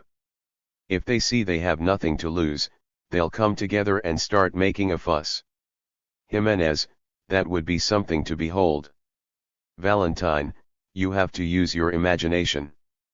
Part 2. How the CIA co-opted and manages the war on drugs. The whole history of spectacular society called for the secret services to play the pivotal role, because it is in them that the characteristics and means of execution of such a society are concentrated to the highest degree. Guy Debord, Comments on the Society of the Spectacle. Chapter 12. Creating a Crime, How the CIA Commandeered the Drug Enforcement Administration. The outlawing of narcotic drugs at the start of the 20th century coincided with Secretary of State John Hay's open-door policy toward China. This is one of the ironies of American history, given that the open-door policy originated with Great Britain's first Opium War against China. At the time, the British insisted that free trade civilized the world by making it wealthier. Free trade, they said, gave them the divine right to push Indian opium on China in exchange for tea. They shared this principle with Confederate Americans who fought for their right to own slaves. America's open-door policy placed it in competition with the world's other imperial powers. From that point on, the federal government was committed to maintain, through military might, open markets in every nation in the world on behalf of American businesses. Not coincidentally, the outlawing of narcotic drugs turned the issue of addiction from a matter of public health into a pretext for expanding police forces and reorganizing the criminal justice and social welfare systems. The new healthcare industry was placed in the hands of businessmen seeking profits at the expense of despised minorities, the poor and working classes. Private businesses established civic institutions to sanctify this policy. Public educators developed curriculums that doubled as political indoctrination, promoting the business party line. Bureaucracies were established to promote the expansion of corporate interests abroad, while suppressing resistance to the oligarchy that benefited from it. It takes a library full of books to explain the economic foundations of the war on drugs, and the reasons for America's laissez-faire regulation of its medical, pharmaceutical and drug manufacturing industries. Suffice it to say that investors used the government to unleash and transform their economic power into political and military might, and by World War II, the free trade world was relying on the United States for its opium derivatives, under the guardianship of Harry Anslinger, the Commissioner of the Federal Bureau of Narcotics. Narcotic drugs are a strategic resource, and when Anslinger learned that Peru had built a cocaine factory, he unilaterally confiscated its stash before it could be sold to Germany or Japan. In another instance, Anslinger and his counterpart at the State Department prevented a drug manufacturer in Argentina from selling drugs to Germany. At the same time, according to Douglas Clark Kinder, Anslinger permitted an American company to ship drugs to Southeast Asia despite receiving intelligence reports that French authorities were permitting opiate smuggling into China and collaborating with Japanese drug traffickers. 1. Federal drug law enforcement's relationship with the espionage establishment matured with the creation of the Office of Strategic Services. Prior to World War II, the FBN was the government agency most adept at conducting covert operations at home and abroad. As a result, OSS Chief William Donovan asked his friend Harry Anslinger to provide senior FBN agents to help organize the OSS. FBN agents trained OSS agents to manage agent networks, engage in sabotage and subversion, and work undercover to avoid security forces in hostile nations. The relationship grew during the war when FBN executives and agents assisted OSS scientists in truth drug experiments involving marijuana. The extra-legal nature of the relationship continued after the war, when the CIA decided to test LSD on unsuspecting American citizens. FBN agents were chosen to operate the CIA safe houses where the experiments were conducted. 2. The relationship was formalized overseas in 1951, when agent Charlie Siragusa opened an office in Rome and began to develop the FBN's foreign operations. In the 1950s, FBN agents posted overseas spent half their time doing favors for the CIA, such as investigating diversions of strategic materials and Marshall Plan largesse behind the Iron Curtain. A handful of FBN agents were actually recruited into the CIA while maintaining their FBN credentials as cover. Officially, FBN agents set limits. Siragusa, for example, claimed to object when the CIA asked him to mount a controlled delivery into the US as a way of identifying the American members of a smuggling ring with communist affiliations. In his autobiography, Siragusa said, "The FBN could never knowingly allow 2 pounds of heroin to be delivered into the United States and be pushed to mafia customers in the New York City area, even if in the long run we could seize a bigger haul." 3. In 1960 the CIA asked Siragusa to recruit assassins from his stable of underworld contacts. Siragusa again claimed to have refused. But mafia drug traffickers, including most prominently Santo Traficante Jr., were soon participating in CIA attempts to assassinate Fidel Castro. Siragusa did open a CIA safe house in 1960. FBN agents in New York maintained the Gultra pad and used it to make cases and debrief informants. When the CIA wanted to use the pad, it would call the district supervisor in New York City and tell him to keep the agents away for a few days.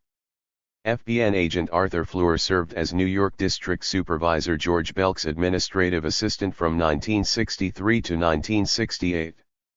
As Fleur recalled, Belk was given a CIA contract. George said that he never actually met anyone from the CIA, but that Siragusa told him to cooperate if and when he was contacted. Later the CIA did call. They told Belk, "You'll have this checking account, but don't write any checks other than for rent and the maintenance of the 13th Street apartment." The CIA used Belk's account, which at times held $1 million and at other times was empty, as a slush fund for foreign officials on its payroll. "Sometimes we were told to babysit people for the CIA while they were in town," Fleur said. One time it was a group of Burmese generals. They came for a few days and when they weren't at the UN, they used the money in Belk's account to go on a shopping spree. They went down to the electronics shops on Canal Street and filled suitcases full of stuff. The CIA chaperoned the visiting Burmese generals through customs without their bags being checked. One can imagine what they brought into New York City in those same suitcases. The CIA used the safe houses to conduct all manner of illegal domestic operations behind the FBI's back. Indeed, in the course of investigating illegal FBI wiretaps in January 1967, Senator Edward Long learned that the FBN was managing the CIA's safe houses. No one in Congress knew about it. Treasury officials held meetings with the CIA's Assistant Deputy Director of Plans, Desmond Fitzgerald, and Gultra boss Sid Gottlieb. After a few days of dissembling, Gottlieb admitted that the CIA had used the pads to obtain information which was of obvious interest to us in connection with our own investigative work. For that particular pad was shut down. "We gave the furniture to the Salvation Army," Fleur recalled, "and took the drapes off the windows and put them up in our office."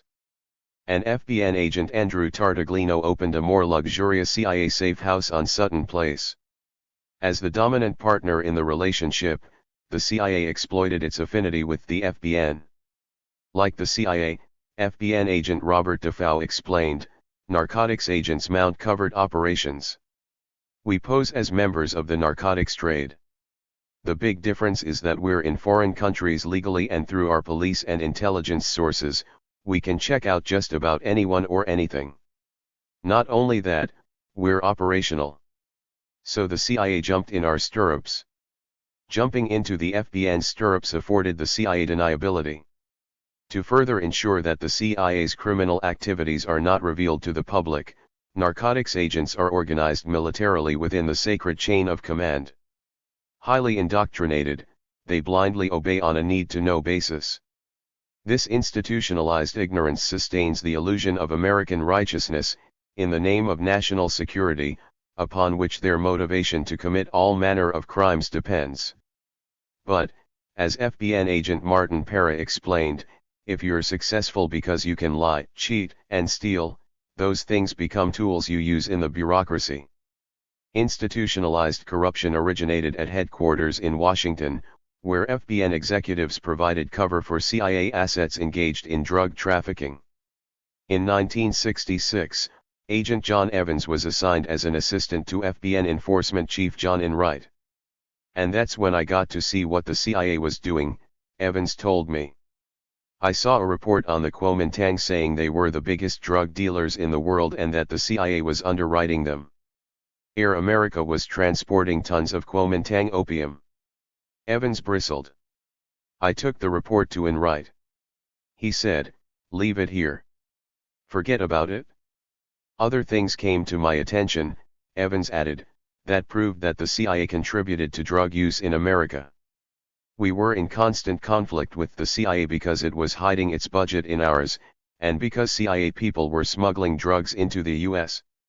We weren't allowed to tell, and that fostered corruption in the Bureau.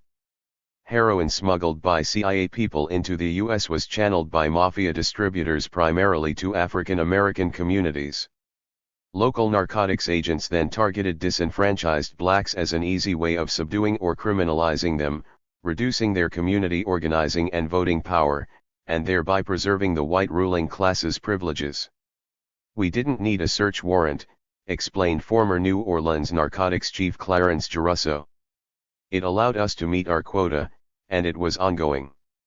If I find dope on a black man, I can put him in jail for a few days.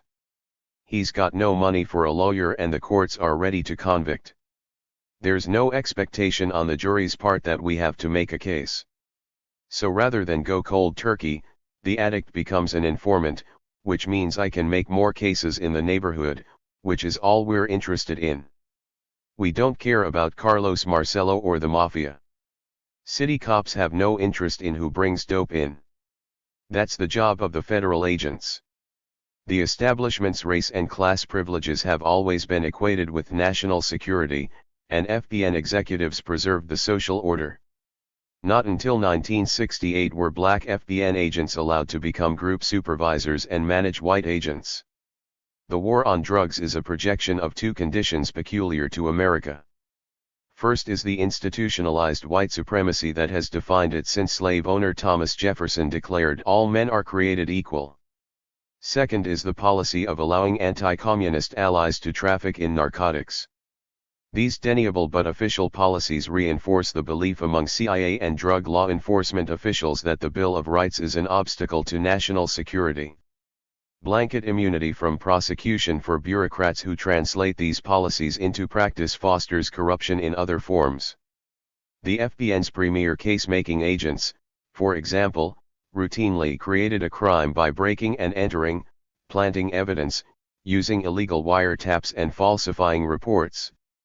They tampered with heroin, transferred it to informants for sale, and even murdered straight agents who threatened to expose them.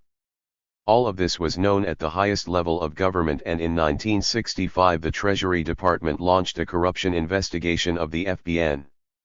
Headed by Andrew Tartaglino, the investigation ended in 1968 with the resignation of 32 agents and the indictment of 5. That same year the FBN was reconstructed in the Department of Justice as the Bureau of Narcotics and Dangerous Drugs. But, as Tartaglino said to me, dejectedly, the job was only half done. The first infestation. Richard Nixon was elected president based on a vow to restore law and order to America. To prove, symbolically, that it intended to keep that promise, the White House launched Operation Intercept along the Mexican border in early 1969. There were, however, unintended consequences. The massive stop and search operation so badly damaged relations with Mexico that National Security Advisor Henry Kissinger formed the Ad Hoc Committee on Narcotics to coordinate drug policy and prevent further diplomatic disasters. The Heroin Committee was composed of cabinet members represented by their deputies. James Ludlum represented CIA Director Richard Helms. A member of the CIA's counterintelligence staff, reporting directly to James Angleton, Ludlum had been the CIA's liaison officer to the FBN since 1962. When Kissinger set up the Heroin Committee, Ludlum recalled, the CIA certainly didn't take it seriously, because drug control wasn't part of their mission.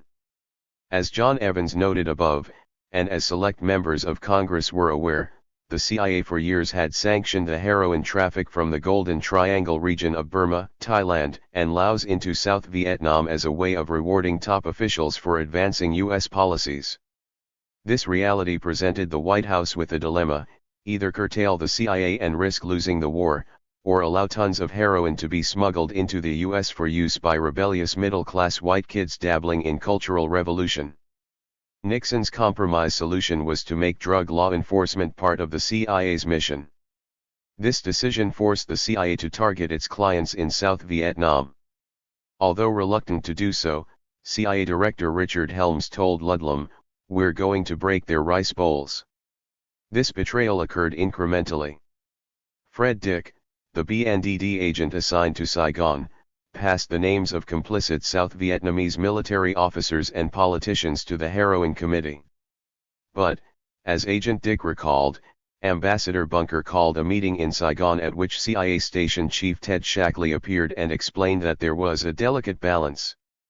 What he said, in effect, was that no one was willing to do anything. Meanwhile, to protect its global network of drug trafficking assets, the CIA began infiltrating the BNDD and commandeering its executive management, internal security, intelligence, and foreign operations branches. This act of bureaucratic piracy required the placement of CIA officers in influential positions in every federal agency concerned with drug law enforcement. CIA officer Paul Van Marks, for example, was assigned as an assistant on narcotics control to the U.S. ambassador in France. Van Marks thereafter ensured that BNDD conspiracy cases against European traffickers did not compromise CIA operations and assets. He also vetted potential BNDD assets to make sure they were not enemy spies. The FBN had never had more than 16 agents stationed overseas, but Nixon dramatically increased funding for the BNDD with the result that hundreds of agents were soon posted abroad. The success of these overseas agents depended entirely on CIA intelligence and cooperation, as BNDD Director John Ingersoll understood. BNDD agents soon felt the sting of CIA involvement in drug law enforcement operations within the United States. Operation Eagle was the flashpoint. Launched in 1970, Eagle targeted anti-Castro Cubans smuggling cocaine from Latin America to the traffic anti-crime family in Florida. Of the dozens of Cuban traffickers arrested in June, many were found to be members of Operation 40, a CIA terror organization active in the U.S., the Caribbean, Mexico, and Central and South America. Operation 40 was one of several narco-terrorist groups created, funded, and directed by the CIA. The revelation that CIA narco-terrorists were operating within the U.S. led to the assignment of CIA officers as advisors to mid-level BNDD enforcement officials, including Latin American Division Chief Jerry Strickler. CIA officers tasked to work with the Enforcement Division served as political cadre. Their job was not to make cases, but to protect CIA drug trafficking assets from exposure and prosecution, while facilitating the recruitment of these assets as informants for the BNDD. Many of the anti-Castro Cuban exiles arrested in Operation Eagle were indeed hired by the BNDD and sent throughout Latin America to expand its operations. They got fantastic information, Strickler noted. But many were playing a double game. The second infestation. By 1969, Ingersoll's inspection staff had gathered enough evidence to warrant the investigation of several corrupt FBN agents who had risen to management positions in the BNDD. But Ingersoll could not investigate his top managers without subverting the organization's drug investigations. So he asked CIA Director Helms for help building a counterintelligence capacity within the BNDD. The result was Operation Twofold, in which 19 CIA officers were infiltrated into the BNDD to spy on corrupt BNDD officials. According to Chief Inspector Patrick Fuller, a corporation engaged in law enforcement hired 3 CIA officers posing as private businessmen to do the contact and interview work. CIA officer Jerry Soule, a former Operation 40 case officer, was the primary recruiter. In selecting CIA officers for Twofold, Soule chose junior officers whose careers had stalled due to the reduction of forces in Southeast Asia. Those hired were put through the BNDD's training course and assigned to spy on the BNDD's 16 regional directors. No records were kept and some participants have never been identified. Chuck Guttenson was one of several twofold torpedoes I interviewed. Prior to his recruitment into the BNDD, Guttenson had spent 2 years at the CIA's base in Paxi, a major heroin transit point between Laos and South Vietnam. Fuller said that when we communicated, I was to be known as Leo Adams for Los Angeles, Guttenson said. He was to be Walter DiCarlo, for Washington, D.C. Guttenson's cover, however, was blown before he got to Los Angeles. Someone at headquarters was talking and everyone knew, he recalled. About a month after I arrived, one of the agents said to me, "I hear that Pat Fuller signed your credentials." Twofold existed at least until 1974 and was deemed by the Rockefeller Commission to have violated the 1947 Act, which prohibits the CIA's participation in law enforcement activities. It also, as shall be discussed later, served as a cover for clandestine CIA operations. 5. The third infestation. The Nixon White House blamed the BNDD's failure to stop international drug trafficking on its feeble intelligence capabilities, a condition that opened the door to further CIA infiltration. In late 1970, CIA Director Helms arranged for his recently retired Chief of Continuing Intelligence, E. Drexel Godfrey, to review BNDD intelligence procedures. Among other things, Godfrey recommended that the BNDD create regional intelligence units and a strategic intelligence office. The RIUs were up and running by 1971, with recycled CIA officers assigned as analysts, prompting regular BNDD agents to view the RIUs with suspicion, as repositories for twofold torpedoes. The SIO was harder to implement, given its arcane function as a tool to help senior BNDD managers formulate plans and strategies in the political sphere. As SIO Director John Warner explained, we needed to understand the political climate in Thailand in order to address the problem. We needed to know what kind of protection the Thai police were affording traffickers. We were looking for an intelligence office that could deal with those sorts of issues, on the ground, overseas. Organizing the SIO fell to CIA officers Adrian Swain and Tom Tripodi, both of whom were infiltrated into the BNDD. In April 1971, Swain and Tripodi accompanied Ingersoll to Saigon, where they were briefed by Station Chief Ted Shackley. Swain had worked in Laos and Vietnam, and through former CIA contacts, he surreptitiously obtained maps of CIA-protected drug smuggling routes in Southeast Asia. Upon their return to the U.S., Swain and Tripodi expressed frustration that the CIA had access to people capable of providing the BNDD with additional intelligence, but these people were involved in narcotics trafficking and the CIA did not want to identify them. 6. Seeking a way to finesse the situation, Swain and Tripodi recommended the creation of a Special Operations or Strategic Operations staff that would function as the BNDD's own CIA, using a backdoor approach to gather intelligence in support of operations. Those operations would rely on longer range, deep penetration, clandestine assets, who remain undercover, do not appear during the course of any trial and are recruited and directed by the Special Operations agents on a covert basis. 7. The White House approved the plan in May 1971, along with a $120 million proposal for drug control, of which $50 million was earmarked for BNDD special operations.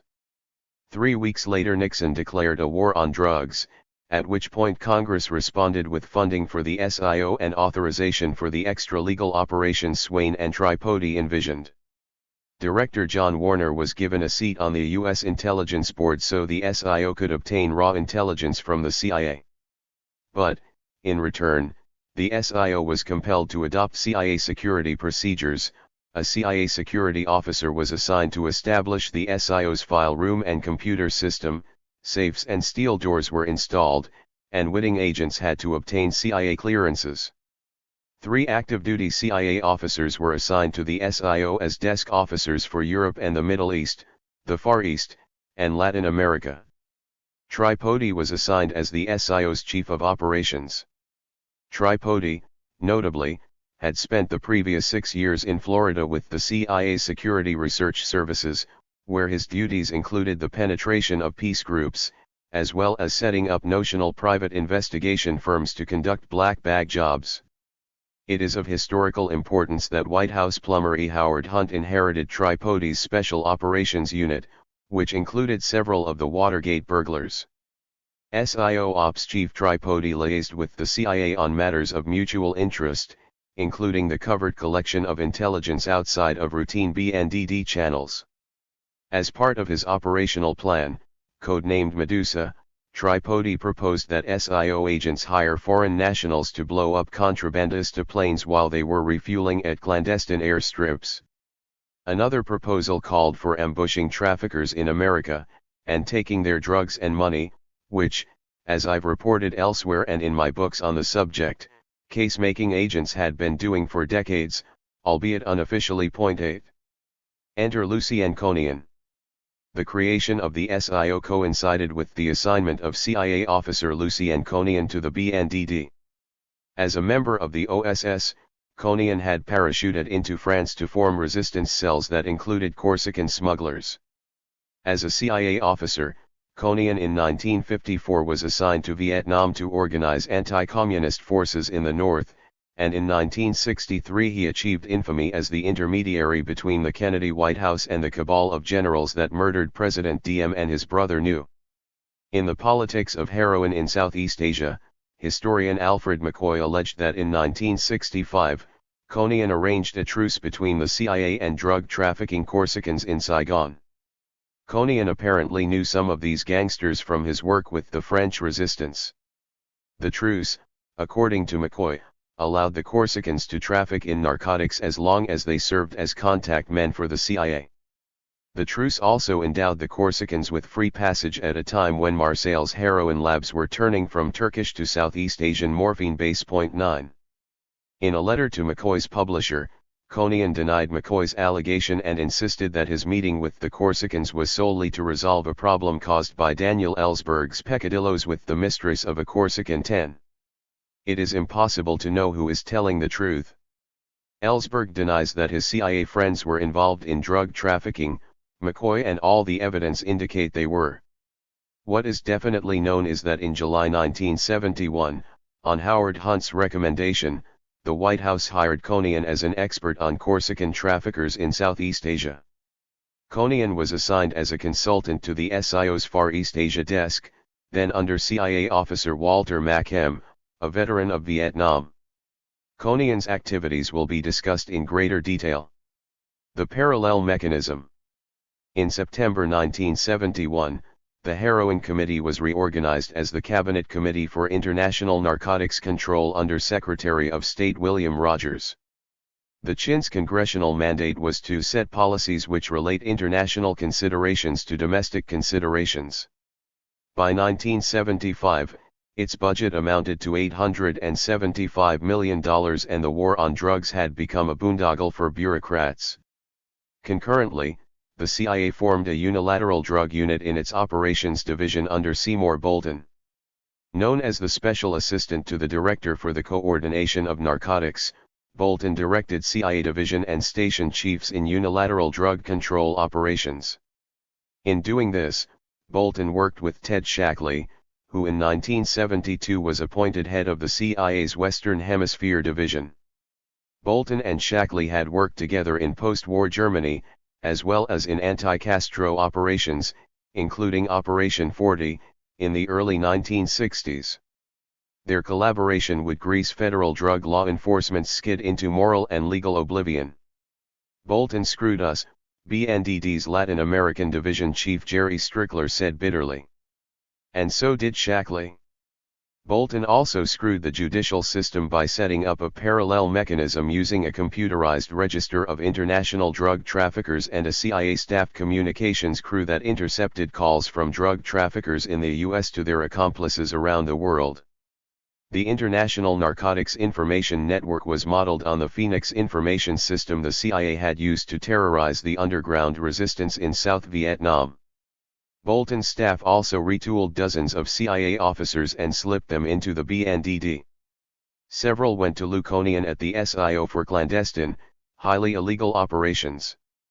Factions within the BNDD, CIA, and military were opposed to Bolton's parallel mechanism, but CIA Executive Director William Colby supported Bolton's plan to preempt the BNDD and use its agents and informants for unilateral CIA purposes.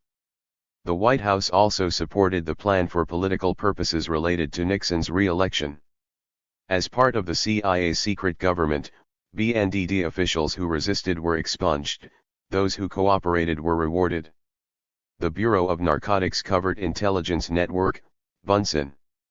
In September 1972, DCI Helms told BNDD Director Ingersoll that the CIA had prepared files on specific drug traffickers in Miami, the Florida Keys and the Caribbean. Helms said the CIA would provide Ingersoll with assets to pursue the traffickers and develop information on tangential targets of opportunity. The CIA would also provide operational, technical, and financial support. The result was the Bureau of Narcotics Covert Intelligence Network, whose methodology reflected Tripode's Medusa plan and included unconventional warfare tactics like provocations, inducement to desertion, creating confusion and apprehension. 11. Some Bunsen intelligence activities were directed against senior foreign government officials and were blamed on other government agencies or even on the intelligence services of other nations. 12 other Bunsen activities were directed against American civic and political groups. BNDD officials managed Bunsen's legal activities, while Konian at the SIO managed its extra-legal jobs. According to Konian's administrative deputy, Rich Kobakov, Bunsen was an experiment in how to finesse the law. The end product was intelligence, not seizures or arrests. CIA officers Robert Medell and William Loga were chosen to manage Bunsen operations in the field. 13. A Bay of Pigs veteran born in Cuba, Medell was initially assigned to the twofold counterintelligence program. Medell was Bunsen's covert agent and recruited its agents from the anti-Castro Cuban drug smuggling underworld. All of his assets had previously worked for the CIA, and all understood that they were working for it again. Medell started running agents in March 1973 with the stated goal of penetrating the Santo Traficante organization in Florida. To this end, the BNDD's enforcement chief, Andy Tartaglino, introduced Medell to Sal Canba, a retired mafioso who'd been in business with Traficante in the 1950s. Canba in one day identified the head of the Cuban side of the Traficante family, as well as its organizational structure.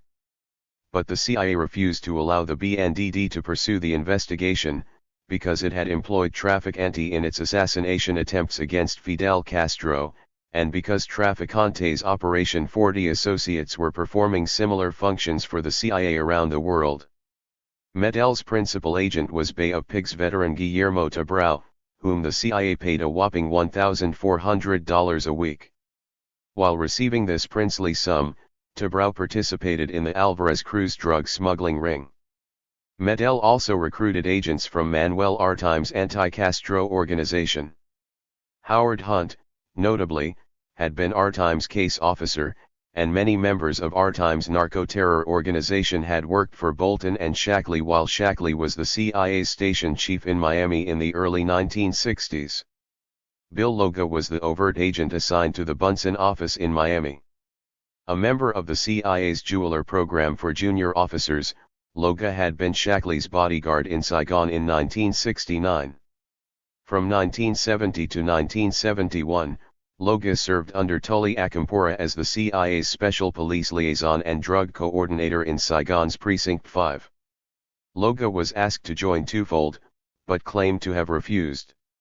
Medell and Loga's reports were hand-delivered to BNDD headquarters via the Defense Department's classified courier service. The military was in charge of emergency planning and provided Bunsen agents with special communications equipment. The CIA supplied Bunsen's assets with forged IDs that enabled them to work for foreign governments, including Panama, Venezuela, and Costa Rica. Like the twofold canard, Bunsen had two agendas. The first, according to Chief Inspector Fuller, was told and had a narcotics mission. The second provided cover for the plumbers and their dirty tricks. Orders for the domestic subversive political facet emanated from the White House and passed through Conean to Gordon Liddy and his Operation Gemstone squad of anti-Castro Cuban narco-terrorists from the R-Time organization. BNDD Enforcement Chief Tartaglino was unhappy with the arrangement and gave Agent Ralph Frias the job of screening the anti-Castro Cubans the White House sent to the BNDD. Frias was assigned to the BNDD's International Affairs staff. When Nixon's Chief of Staff Bob Haldeman sent 3 Cubans to the BNDD, Frias discovered they were plants who, once in possession of BNDD credentials, were to act on behalf of their political patrons at the White House. Those 3 were not hired, but, Frias told me, many others were successfully infiltrated inside the BNDD and other federal agencies. Under Bunsen cover, CIA assets reportedly kidnapped and assassinated people in Colombia and Mexico. The Nixon White House sponsors also used Bunsen assets to gather dirt on Democratic politicians in Key West. Thanks to the CIA, through Bunsen, federal drug law enforcement sank to new lows of political repression and corruption. Novo Yardley. The Nixon White House exploited the operations by committee management method to ensure political control over its illegal drug operations. As the various agencies involved in drug law enforcement pooled resources, the BNDD's narcotics mission was further diluted and diminished. As the preeminent agency in the federal government, the CIA used Bolton's parallel mechanism to commandeer the BNDD's global network of agents. The process advanced in South America when, at their introductory meeting in Mexico City in 1972, Western Hemisphere Division Chief Shackley ordered the BNDD's Latin American Division Chief Jerry Strickler to hand over all BNDD files, informant lists, and cable traffic. Bad things happened as a result, according to Strickler. The worst abuse was that the CIA allowed drug shipments into the U.S. without telling the BNDD. Individual stations allowed this, SIO Director John Warner confirmed. Insofar as evidence acquired by CIA electronic surveillance is inadmissible in court, the CIA was able to protect its controlled deliveries simply by monitoring them. The significance of this strategy cannot be overstated. The courts have terminated numerous investigations as a result of the CIA spying on traffickers. Likewise, dozens of narcotics prosecutions have been dismissed on national security grounds due to the participation of CIA assets operating in trafficking organizations around the world. Strickler knew by name which CIA people were guilty of sabotaging cases in Latin America and wanted to indict them.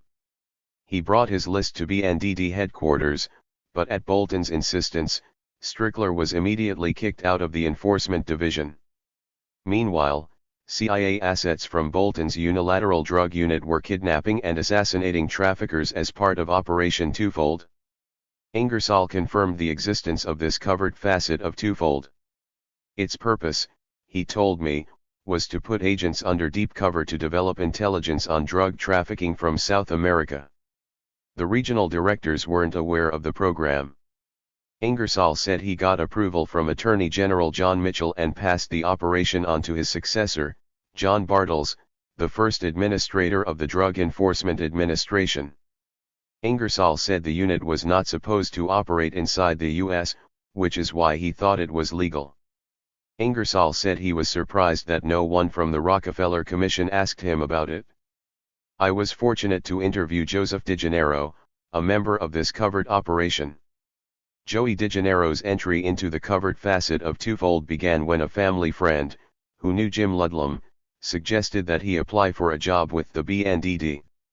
Then working as a stockbroker in New York, DeGennaro met Chief Inspector Fuller in 1971 in Washington. Fuller gave DeGennaro the code name Novo Yardley, based on his posting in New York and as a play on the name of the famous code breaker. After DeGennaro obtained the required clearances, he and several other recruits were spun off from Twofold into the CIA's operational unit. The background check took 14 months, during which time he received intensive combat and tradecraft training. In October 1972, DeGennaro was assigned to a New York City enforcement group as a cover for his CIA activities. His paychecks came from BNDD funds, but the program was reimbursed by the CIA through the Bureau of Mines. The program was authorized by the appropriate congressional committee. DeGennaro's unit was a component of the Special Operations Division, which at the time was managed by former Phoenix Program Director Evan Parker. The U.S. military provided assets within foreign military services to keep exfiltration routes open. The military cleared airspace when captured drug trafficking suspects were brought into the U.S. DeGennaro spent most of his time in South America, but the unit operated worldwide, including in Lebanon, France, and the Far East. The unit numbered about 40 men, including experts in printing, forgery, maritime operations, and telecommunications. DeGennaro would check with Fuller and take sick time or annual leave to go on missions. There were lots of missions. As his BNDD group supervisor in New York, Joseph Querquio, said, Joey was never in the office. The job involved tracking, kidnapping and, if they resisted, killing traffickers. Kidnapped persons were incapacitated by drugs and dumped in the U.S. As DIA agent Gary Carey recalled, we'd get a call that there was a present waiting for us on the corner of 116th Street and 6th Avenue. We'd go there and find some guy, who'd been indicted in the Eastern District of New York, handcuffed to a telephone pole. We'd take him to a safe house for questioning and, if possible, turn him into an informer. Sometimes we'd have him in custody for months. But what did he know? If you're a Corsican drug dealer in Argentina, and men with police credentials arrest you, how do you know it's a CIA operation? DeGennaro's last operation in 1977 involved the recovery of a satellite that had fallen into a drug dealer's hands. Such was the extent of the CIA's parallel mechanism. The Dirty Dozen. With the formation of the DIA in July 1973, Bunsen was renamed the DIA Clandestine Operations Network. A number of deacons were developed and funded as special field intelligence programs. As an extension of Bunsen, Deacon 1 developed intelligence on traffickers in Costa Rica, Ohio, and New Jersey, politicians in Florida, terrorists and gun runners, the sale of boats and helicopters to Cuba, and the venerable Traffic Anti-Organization. Under DIA boss John Bartels, administrative control of the deacons fell under DIA Intelligence Chief George Belk and his assistant for special projects, Phil Smith. Through Belk and Smith, the Office of Special Projects became a major facet of Bolton's parallel mechanism. It housed the DIA's Air Wing, conducted research programs with the CIA, provided state-of-the-art technical aids and false documentation to agents, and handled fugitive searches. As part of Deacon 1, Smith sent covert agent Bob Medell to Caracas and Bogotá to develop a network of agents. As Smith noted in a memorandum, reimbursement for Medell is being made in back-channel fashion to CIA underpayments to other agencies and is not counted as a position against us. 14. Thoroughly suborned by the CIA, DIA Administrator Bartels established a priority on foreign clandestine narcotics collection.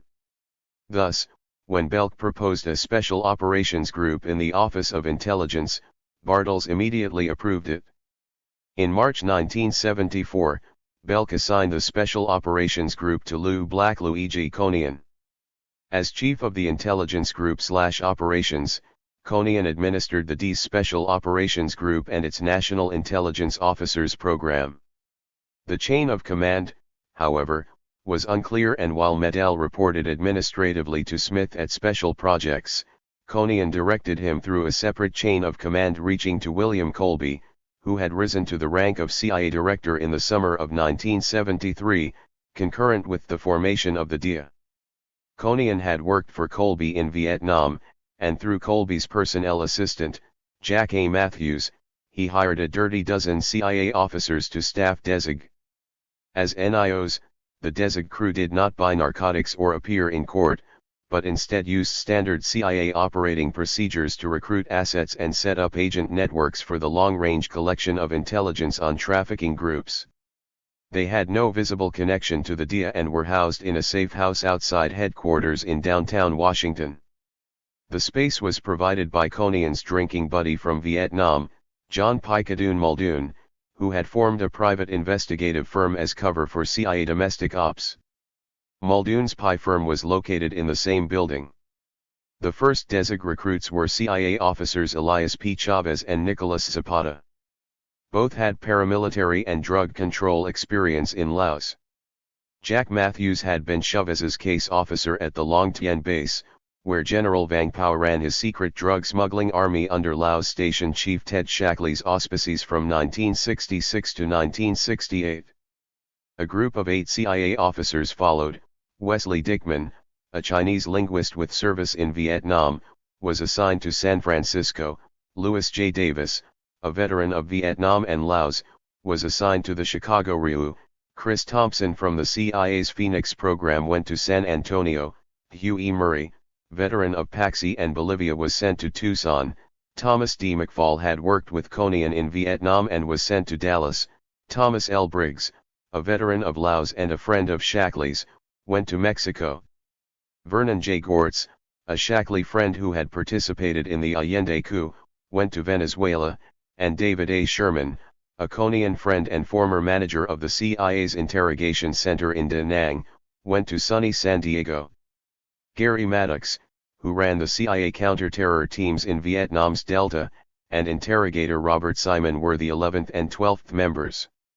Terry Baldwin, Barry Carew, and Joseph Lagatuda joined later. According to Lou Davis, Konian created DESIG specifically to do Phoenix program-style jobs overseas, the type where a commando breaks into a trafficker's home, steals his drugs and slits his throat. The NIOs were to operate overseas and target traffickers the local cops couldn't touch for political reasons, the prime minister's son or the police chief in Acapulco if he was the local drug boss. If the NIOs couldn't assassinate the target, Konian and the CIA would arrange to bomb his labs or use psychological warfare to make him look like he was a DIA informant, so his own people would kill him. The DESIG people would be breaking the law, Davis observed, but they didn't have arrest powers overseas anyway. Konian envisioned 50 NIOs operating worldwide by 1977. But a slew of Watergate-related scandals forced the DIA to curtail the program and reorganize its covert operations staff in ways that have since corrupted federal drug law enforcement beyond repair. Assassination scandals 15. The first scandal focused on Deacon 3, which targeted the Aviles Perez organization in Mexico. Eli Chavez, Nick Zapata, and Barry Carew were the NIOs assigned. A veteran CIA officer who spoke Spanish, Carew had served under Tully Acampora as a special police advisor in Saigon before joining the BNDD. Carew was assigned as Konian's Latin American desk officer and managed Chavez and Zapata in Mexico. According to Chavez, a White House task force under Howard Hunt started the Deacon 3 case. The task force provided photographs of the Aviles Perez compound in Sinaloa, from whence truckloads of marijuana were shipped to the U.S. Funds were allotted in February 1974, at which point Chavez and Zapata traveled to Mexico as representatives of the North American Alarm and Fire Systems Company. In Mazatlan, they met with Carew, who, according to Chavez, stayed at a fancy hotel and played tennis every day, while Chavez and Zapata, whom Konian referred to as pepper bellies, fumed in a Fleabag motel. Eventually a female informant arranged for Chavez, posing as a buyer, to meet Perez. A deal was struck, but DIA Chief John Bartels made the mistake of instructing Chavez to brief the DIA's regional director in Mexico City before making the buy. At this meeting, the Deacon 3 agents presented their operational plan. However, when the subject of neutralizing Perez came up, analyst Joan Bannister took this to mean assassination. Bannister reported her suspicions to DIA headquarters, where the anti-CIA faction gleefully leaked her report to Washington Post columnist Jack Anderson.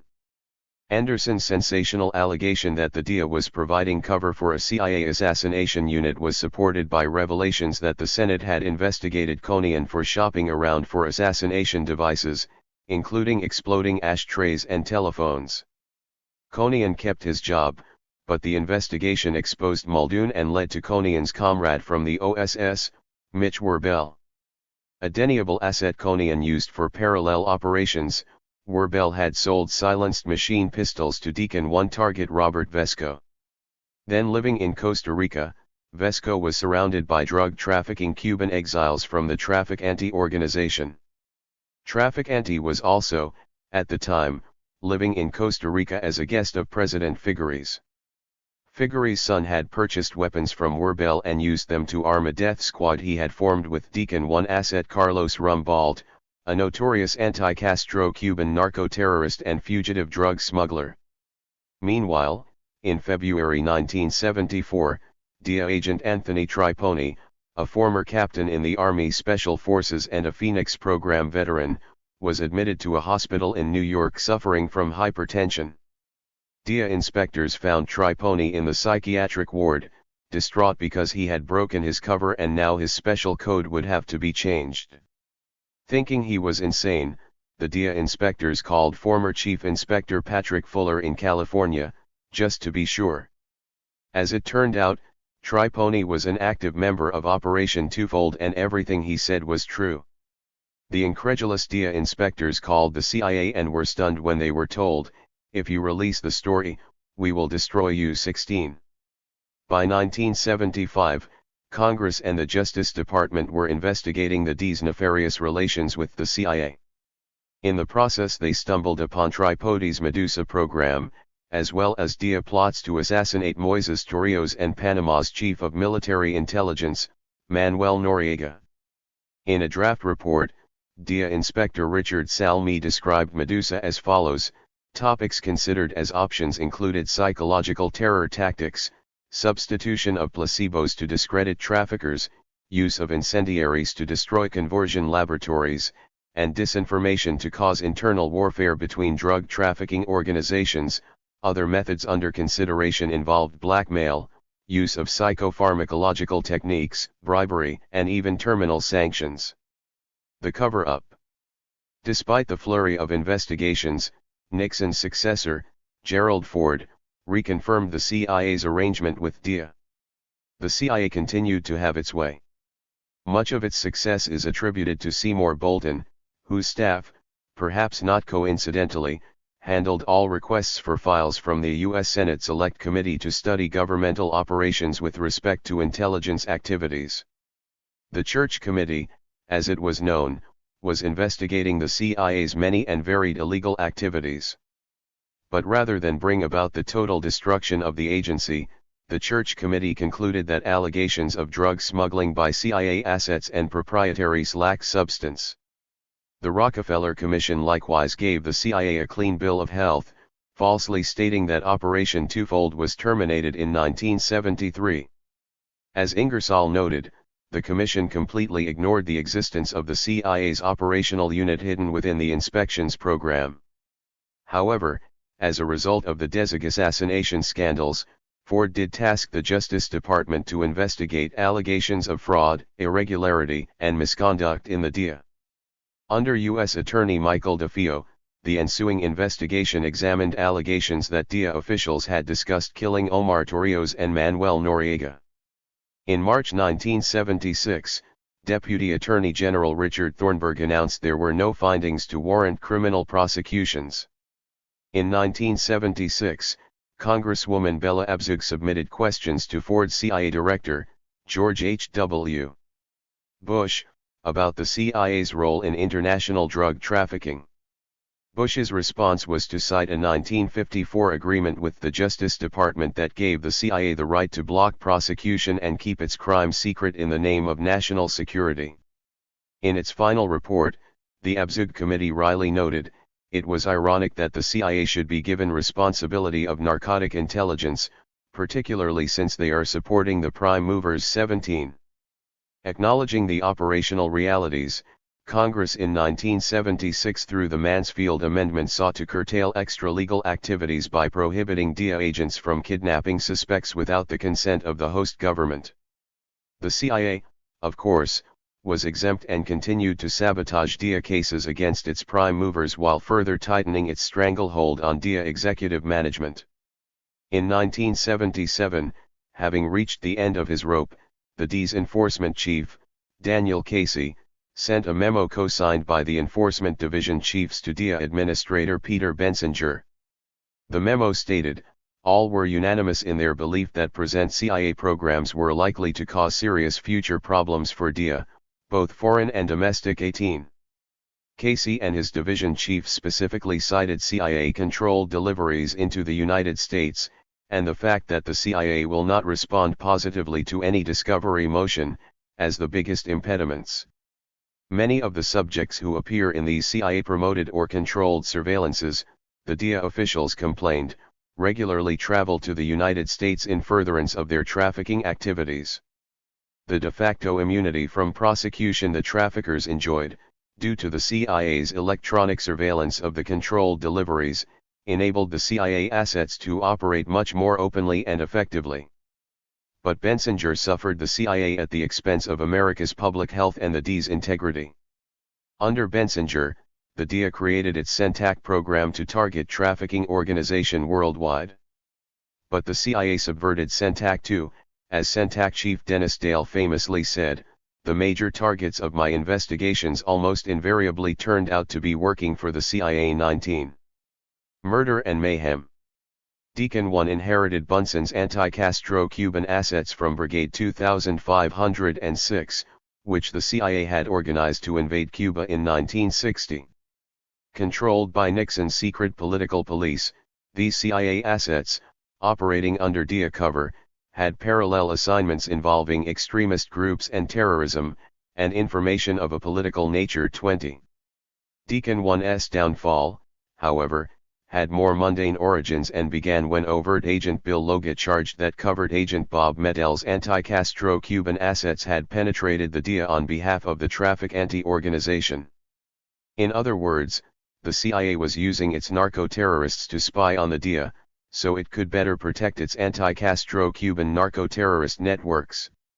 Deacon 1 Secretary Cecilia Plicett fanned the flames by claiming that Konian and Medel were using Principal Agent Tabrao to circumvent the DIA, and thus more easily bring drugs into the country.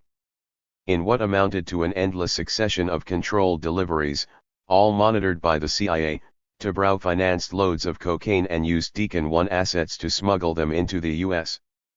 Plicett told me that Medel and Konian worked for the other side and wanted the DIA to fail. These accusations prompted yet another cover-up, in which Loga was reassigned to the DIA's inspection staff and Medel was replaced by Gary Maddox, an NIO member of the Dirty Dozen. According to Maddox, Western Hemisphere Division Chief Ted Shackley helped Colby set up DESIG and brought in his people, including Tom Clines, whom Shackley placed in charge of the CIA's Caribbean Operations Group. Clines, like Shackley and Bolton, knew all the exile Cuban narco-terrorists on the DESIG payroll. CIA officer Vernon Gortz, notably, worked for Clines in Caracas as part of the CIA's parallel mechanism under DESIG cover. As cover for his Deacon 1 activities, Maddox set up a front company designed to improve relations between Cuban and American businessmen. Meanwhile, he hired members of the R-Time organization, including Watergate burglars Rolando Martinez and Bernard Barker, and Che Guevara's killer, Felix Rodriguez.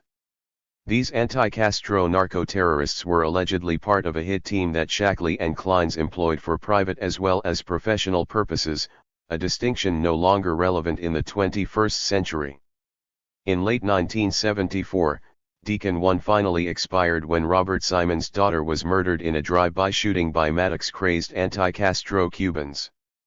Simon at the time was managing the CIA's drug database and had linked the exile Cuban narco-traffickers with a foreign terrorist organization. As Maddox explained, it got bad after the brigaders found out Simon was after them.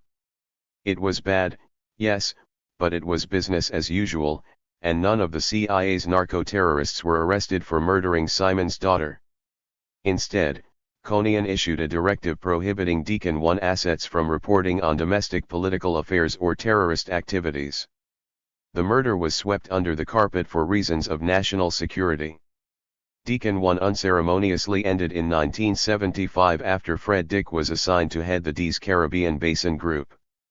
In that capacity Dick, who hated Seymour Bolton, visited the Deacon 1 safe house and found, in his words, a clandestine CIA unit using miscreants from Bay of Pigs, guys who were blowing up planes. Dick hit the ceiling, and in August 1975 Deacon I was terminated. No new deacons were initiated, and the rest quietly ran their course. Undeterred, the CIA redeployed its anti-Castro Cuban miscreants to the terror organization CORU in 1977. Others would go to work for Ali North in the Reagan regime's Iran-Contra narco-terror network. Konian's IGO was disbanded in 1976 after a grand jury sought Deacon I intelligence regarding several drug busts.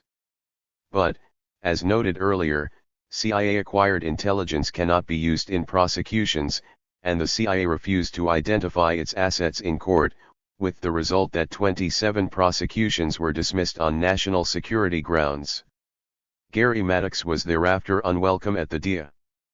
But his patron Ted Shackley had become DCI George H.W. Bush's Assistant Deputy Director for Operations, at which point Shackley rehired Maddox into the CIA and assigned him to the CIA's narcotics unit in Peru. At the time, drug kingpin Santiago Ocampo was purchasing cocaine in Peru, and his partner Mata Ballesteros was flying it to the usual Cuban miscreants in Miami. One of the receivers, Francisco Chanz, an erstwhile Deacon asset, owned two seafood companies that allegedly served as fronts in North's Contra supply network, receiving and distributing tons of Contra cocaine.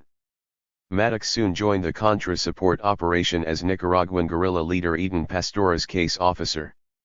In that capacity, Maddox was present in 1984 when a CIA case officer handed pilot Barry Seal a camera and told him to take photographs of Sandinista official Federico Von loading bags of cocaine onto Seal's plane.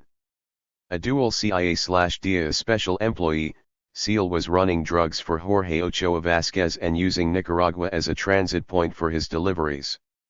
North asked DIA officials to instruct Seal to steal $1.5 million in cash from Ochoa and deliver the money to the Contras instead.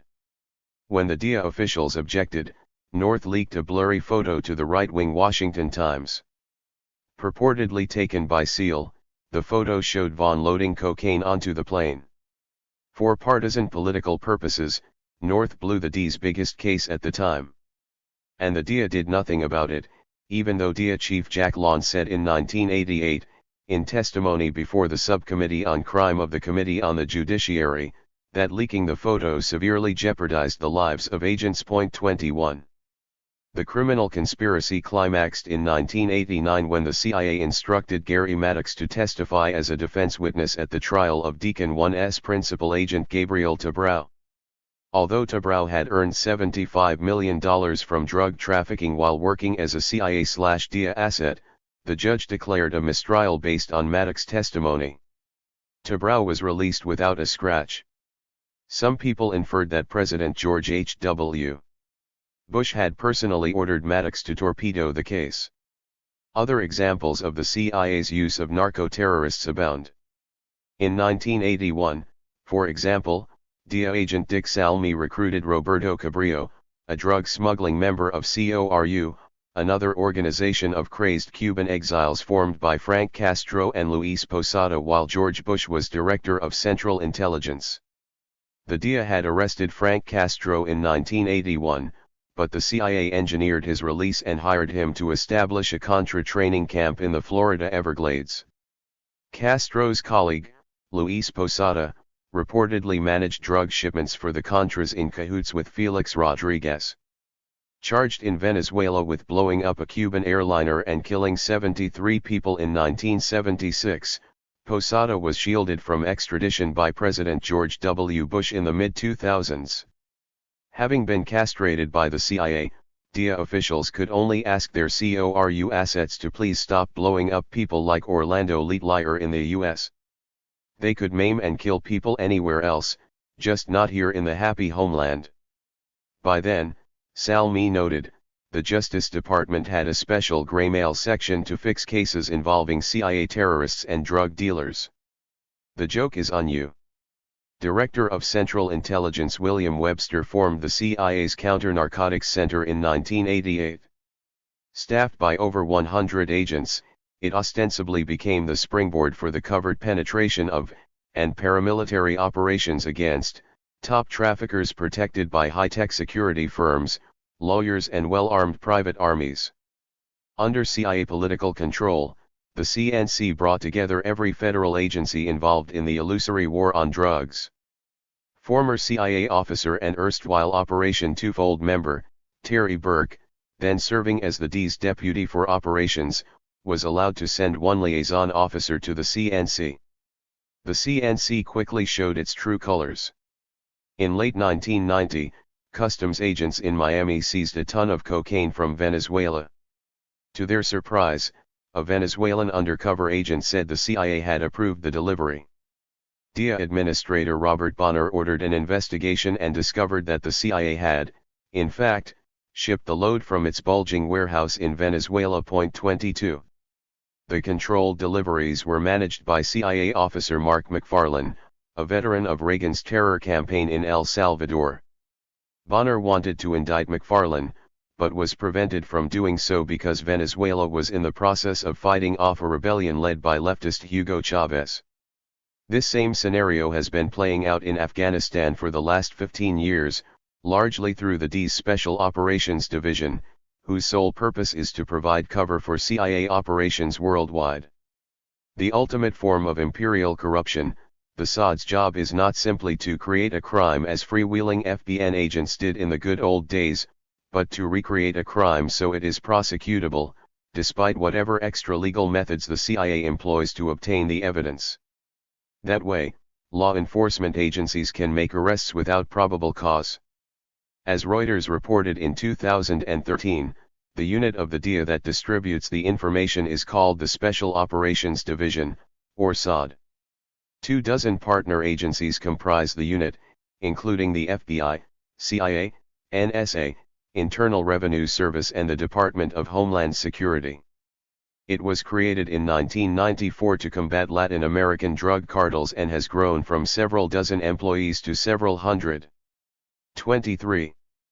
The utilization of information from the SOD, which like DESIG operates out of a secret location in Virginia, cannot be revealed or discussed in any investigative function according to a DEA document cited by Reuters, which added that officials are specifically directed to omit the SOD's involvement from investigative reports, affidavits, discussions with prosecutors and courtroom testimony.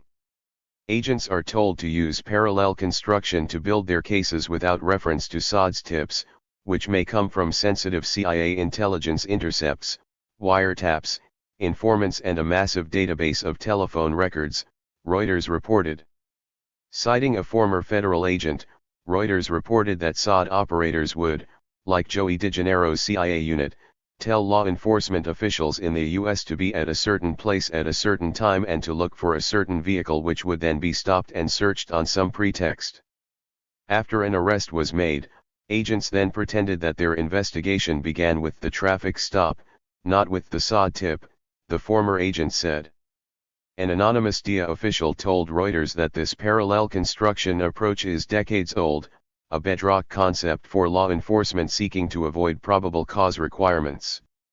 The SOD's approach does indeed replicate techniques from the early 1970s used in Operation Twofold and Bolton's parallel mechanism. But it is a bedrock concept only insofar as revising reports in order to convict defendants, which was always conducted as unstated policy, is now official policy, no longer considered corruption. It is how your government manages the judicial system on behalf of the rich political elite. As FBN agent Bowman Taylor caustically observed, I used to think we were fighting the drug business, but after they formed the BNDD, I realized we were feeding it. The corruption was first collateral, a function of national security performed by the CIA in secret, but has now become integral, the essence of an empire run amok. I'll elaborate on that, below. Chapter 13. Beyond Dirty Wars, the CIA/DEA connection and modern-day terror in Latin America. Guillermo Jimenez. On today's show I am joined by Mr. Douglas Valentine, an expert on the CIA and the DEA and their adventures in terror and narcotics trafficking. Doug, thank you for being on the show. Valentine, you're very welcome.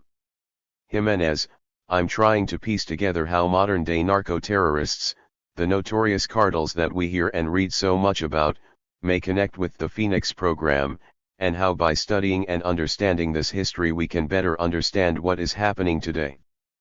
Perhaps we could begin with a summary on what we need to know about Phoenix before we can explore the program's expansion, and how it's been implemented in other parts of the world.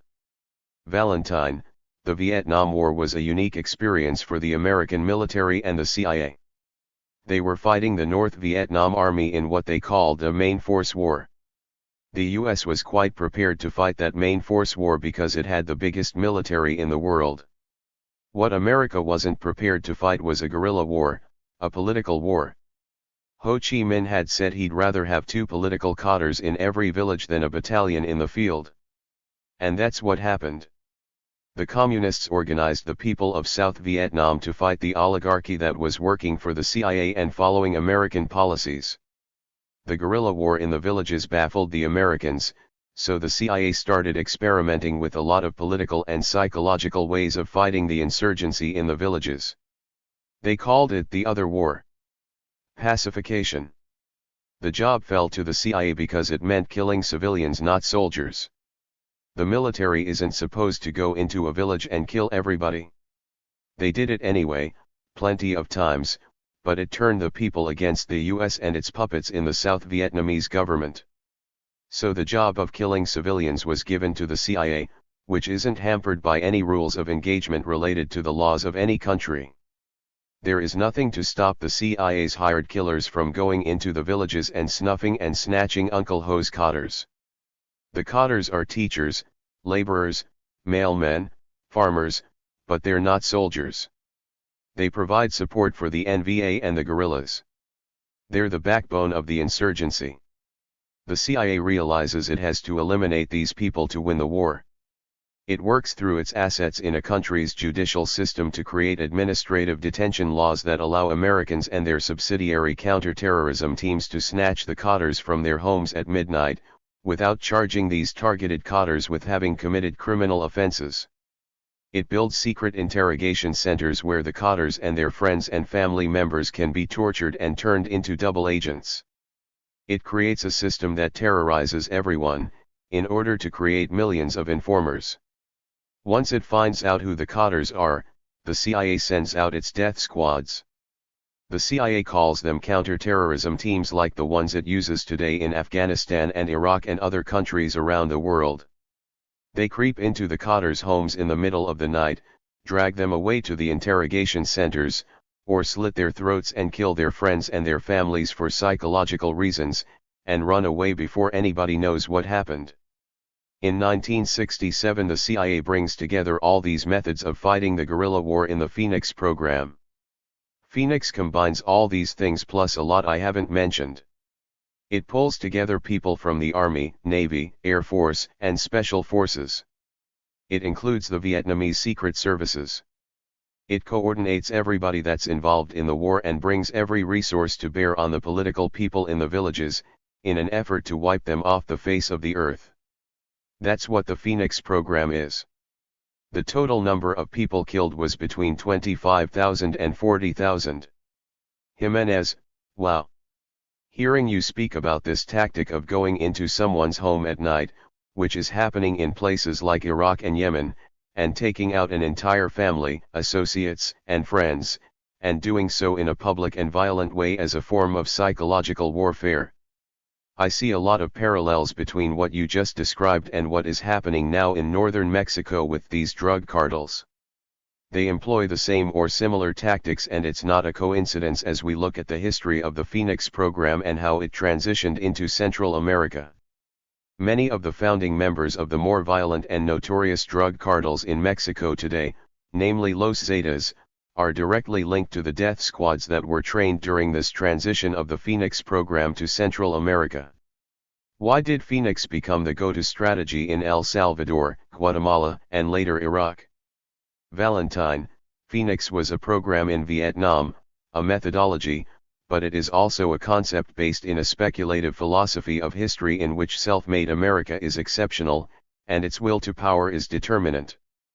Phoenix, the program, goes through organizational changes. Over the 8 years it existed, pieces were put into it and taken out. The pieces were called different things: Different labels were put on the jar up on the shelf.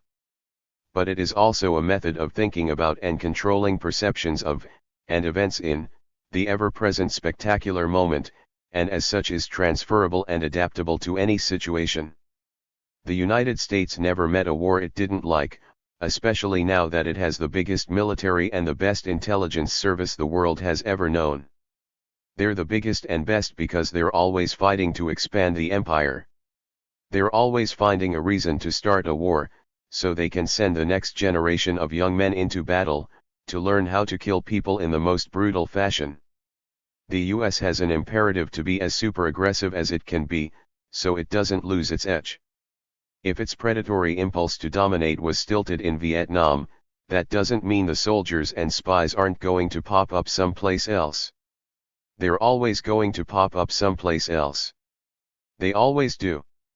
As Vietnam was winding down, the CIA was beset by congressional investigations that revealed some of the criminal activities it was involved in, like Ultra. The military took a big hit with the release of the Pentagon Papers in 1971. The military had lied to the American public about why it was fighting the Vietnam War. During the Watergate period, the CIA had a reduction of forces in Southeast Asia. But the impulse to dominate was still there, and Phoenix was the perfect template to apply elsewhere, so the CIA and military could release their repressed aggressive forces. Phoenix is both the methodological and programmatic way these repressed impulses to dominate gradually emerge. By 1973, the people who had been running Phoenix were overthrowing the elected socialist government in Chile. One of them was Ted Shackley, who'd been station chief in Saigon. By 1973, Shackley was head of the CIA's Western Hemisphere Division and helped engineer the coup in Chile. From there, the CIA and military fanned out through Latin America. If you review the history, you'll see that there's an infusion of American covert forces into Latin America as the war in Vietnam winds down. Nowhere was this more evident than in El Salvador, where Lieutenant Colonel Stan Fulcher served from 1974 until 1977 as an intelligence advisor with the U.S. Military Advisory Group. Fulcher had run Phoenix operations in Ben Din Province in South Vietnam in 1972. 2 years later in El Salvador, as he told me when I interviewed him, he saw the same old boys who'd run the war in South Vietnam. The big difference in El Salvador was that the CIA affected U.S. policies through proxies from allied countries as a result of the reduction in the CIA's paramilitary forces. Fulcher watched while Israeli advisors taught El Salvador's major landowners how to organize criminals into vigilante death squads. The death squads used intelligence from El Salvador's military and security forces to target and murder labor leaders and other opponents of the oligarchy. But they were deniable. Fulcher watched while Taiwanese military officers taught Kuomintang political warfare techniques at El Salvador's Command and General Staff College, Phoenix-related subjects like population control through psychological warfare, the development and control of agent provocateurs, the development of political cadres within the officer corps, and the placement of military officers in the civilian security forces. He saw political prisoners put in insane asylums he described as being like Hogarth's paintings. Fulcher saw Americans smuggle weapons and money to the death squads. He was outraged by what he saw and organized at his own home a study group of young military officers who supported land reform, nationalization of the banks, and civilian control of the military. In 1979, these reformist officers staged a successful but short-lived coup. As a result of that coup, the Salvadoran National Security Agency, which the CIA had formed in 1962, was disbanded and reorganized as the National Intelligence Agency. This reorganization didn't put an end to the death squads. Instead, the landowners and the fascist military officers moved to Miami and Guatemala, where they formed a political front called ARENA, to which the CIA channeled funds for the purpose of eliminating the reformers. Major Roberto Dogwison was chosen to head ARENA. Dogwison was a former member of ANSESL, and he transferred its files to General Staff Headquarters where they were used to compile blacklists. Operating out of Guatemala, under CIA supervision, D'Aubuisson's death squads murdered Archbishop Oscar Romero and El Salvador's Attorney General in early 1980. In December of that year, 6 members of El Salvador's Executive Council were kidnapped, tortured, and killed by a death squad. The death squads went on a rampage which included the murders in January 1981 of the head of the land distribution program, along with his American advisors, Michael Hammer and Mark Perlman.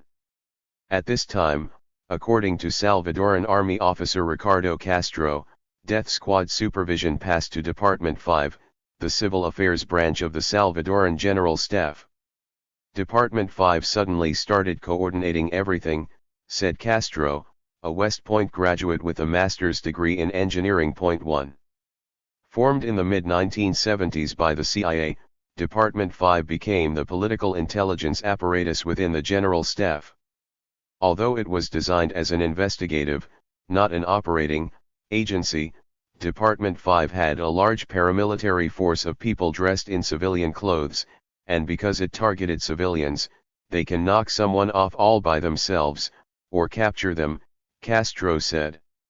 When military as opposed to political targets were involved, Department 2, the intelligence branch of the General Staff, would send information from its informant nets to Department 3, which then dispatched its own death squad.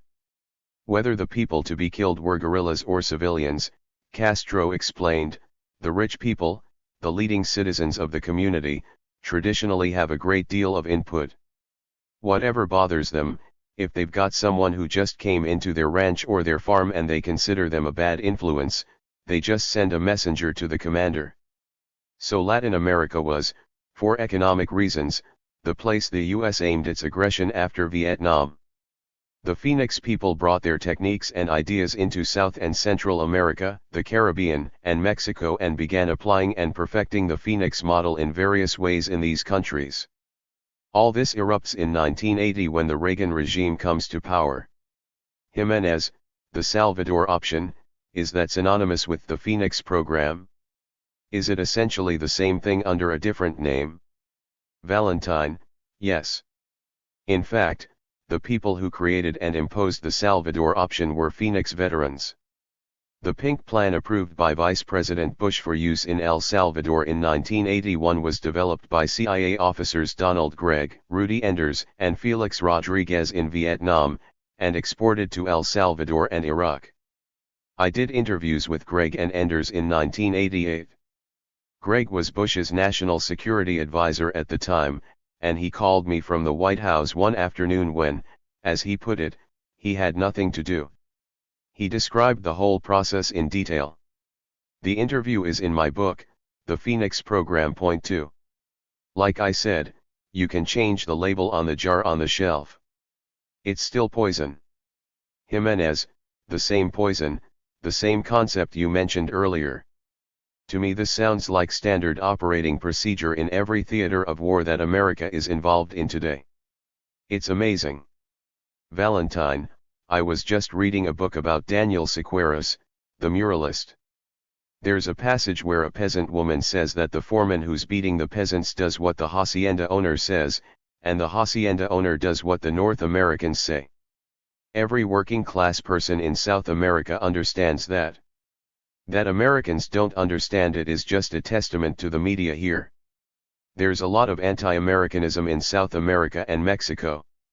The poor people understand that the hand of the Americans, the CIA, FBI, State Department, has always been corrupting high officials in their countries. They do it a number of ways. One way is through drug trafficking. People think this is something that started in Central America during Iran-Contra, but it started in China when the US backed Chiang Kai-shek in the 1920s. The only way that Chiang Kai-shek could finance his government was through the opium trade. There were laws restricting the opium trade, but the US turned a blind eye to Jiang's opium business because they didn't want the communists taking over China. The United States has been engaged in an unstated policy since the 1920s of supporting its political allies by allowing the leadership to make fortunes dealing drugs. The CIA allowed General Vang Pao, the leader of the CIA's secret army of Hmong tribesmen in Laos, to make a fortune through the opium trade in the 1960s and 1970s. FBN agent Bowman Taylor told me about it. Taylor had been an agent in Dallas since 1951, and in 1963 he was assigned to run the Bureau's newly created office in Bangkok. There was no preparation, Taylor noted. I just packed bags and went. Finding friends in Thailand wasn't easy for Taylor, who had no diplomatic training or skills. The war on drugs wasn't a sexy thing yet, and no one at the U.S. Embassy wanted to jeopardize his career by helping an FBN agent whose job was to make drug cases on the most important people in the Kingdom of Opium. Shunned by his American colleagues, Taylor forged relations with a colonel in the Thai army. 3 months after his arrival, he received additional help when FBN agent Charles Casey arrived. Casey teamed up with a Chinese-American FBN undercover agent from San Francisco to make a case against Kuomintang drug smugglers in the Shan states of Burma. For CIA-related reasons of so-called national security, which everyone is acquainted with by now, the case collapsed after several months. At Taylor's direction, Casey next made a case against 2 Thai lieutenants serving with the CIA-advised border police. But they were the CIA's best lieutenants, according to Taylor, so after their arrest the CIA simply sent them to manage a drug network in Laos. In another instance, a CIA pilot left a suitcase full of opium at the Air America ticket counter in Bangkok. Taylor and a Thai police officer tailed the pilot to an American airbase outside Tokyo, but the pilot was whisked away to the Philippines and put under protective custody by CIA security officers. Joining Taylor and Casey in 1965 was Agent Al-Habib. I went on a 90-day TDY, Habib recalled in our interview, and after the initial shock, I wound up staying 2 years. The initial shock was the CIA.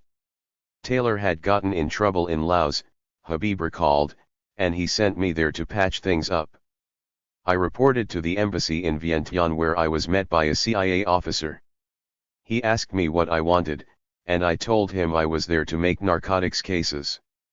That made him nervous, so he called the Marine Guard. He said, "Stay here until we come to get you." And I sat there under guard until they took me to see Ambassador William Sullivan. Habib laughed. I'm sitting in Sullivan's office surrounded by a gang of menacing CIA officers. Sullivan introduces himself and asks if I would please explain what I'm doing in Laos. I say I'm there to work undercover with the police, to locate morphine labs. To which he replies, "Are you serious?" At that point a CIA officer says to me, "You don't do nothing."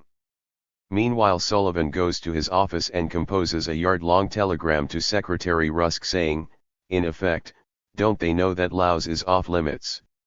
They tell me how Taylor set up an undercover buy from a guy.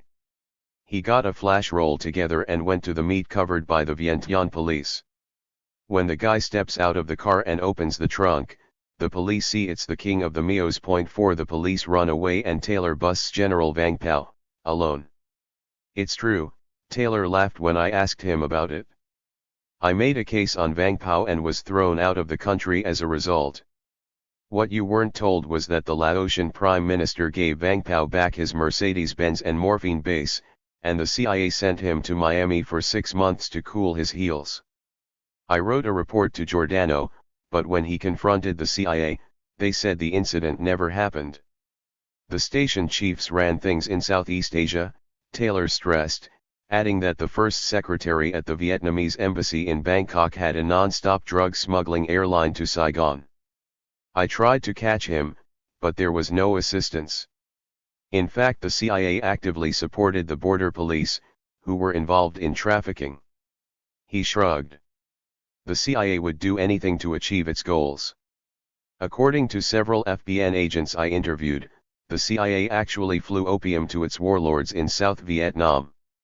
In one documented case that supports this assertion, Major Stanley C. Hobbs, a member of MACV Advisory Team 95, was caught on August 30, 1964 smuggling 57 pounds of opium from Bangkok to a clique of South Vietnamese military officers. Hobbs flew into Saigon on the CIA's proprietary airline, Air America.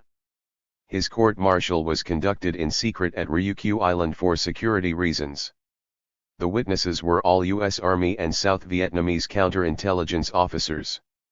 The records of the trial have been lost, and though convicted, Hobbs was fined a mere $3,000 and suspended from promotion for 5 years.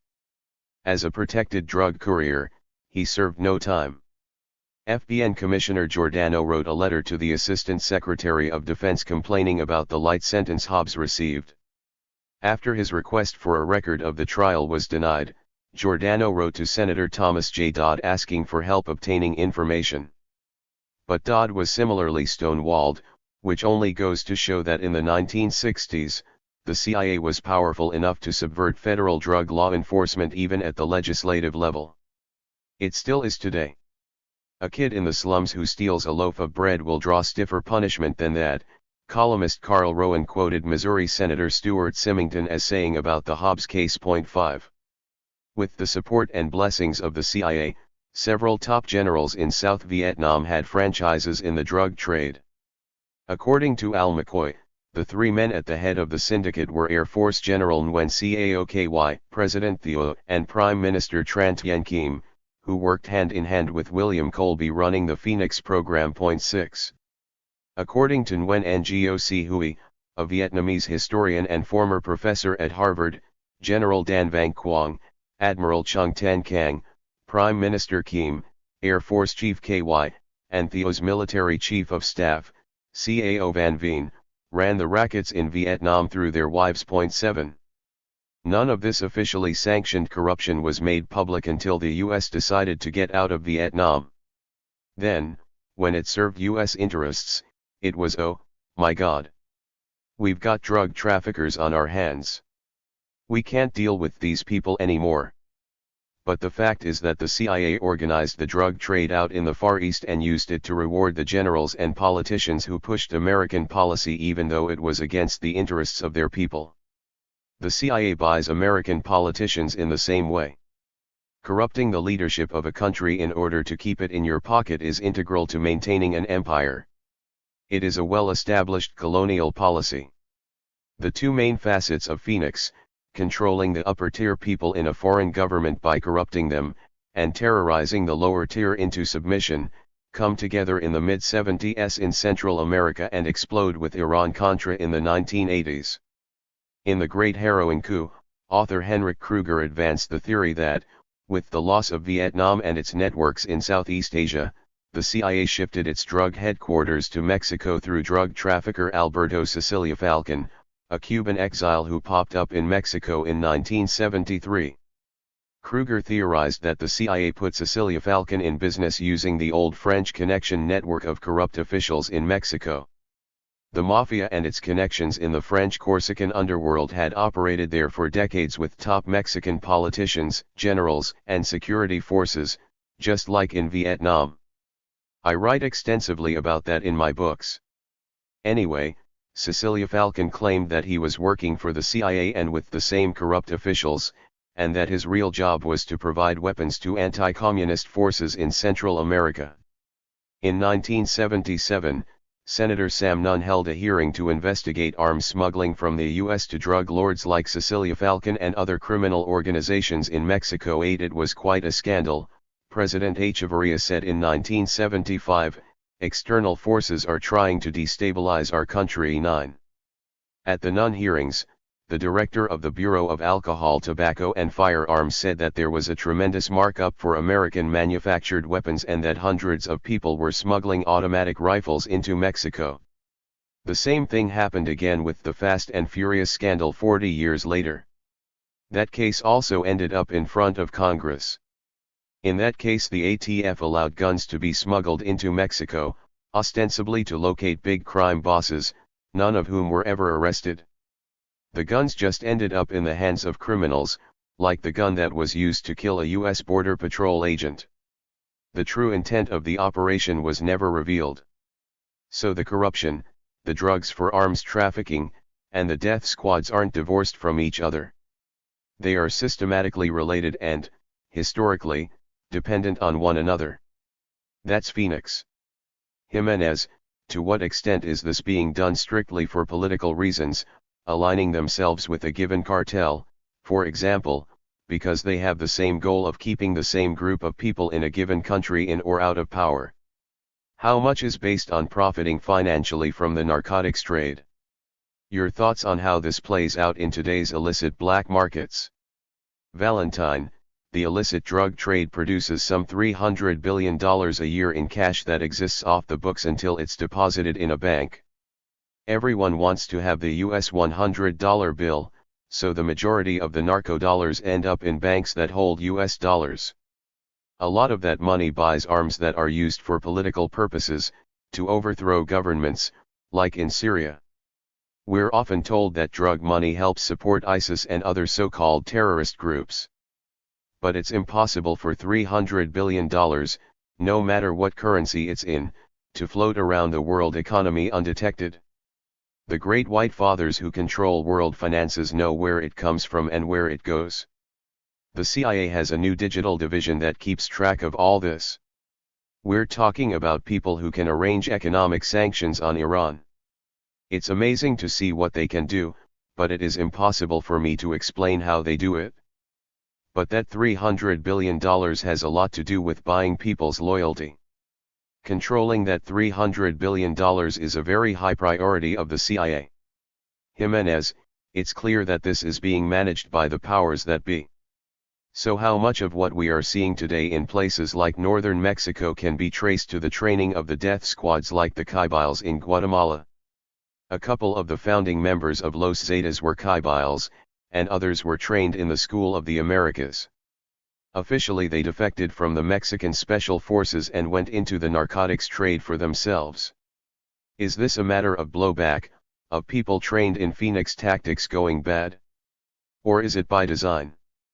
Bill Conroy of Narco News has done a lot of investigative work into the drug cartels in Mexico, and he doesn't even consider them cartels. He considers them factions of the Mexican government itself vying for control.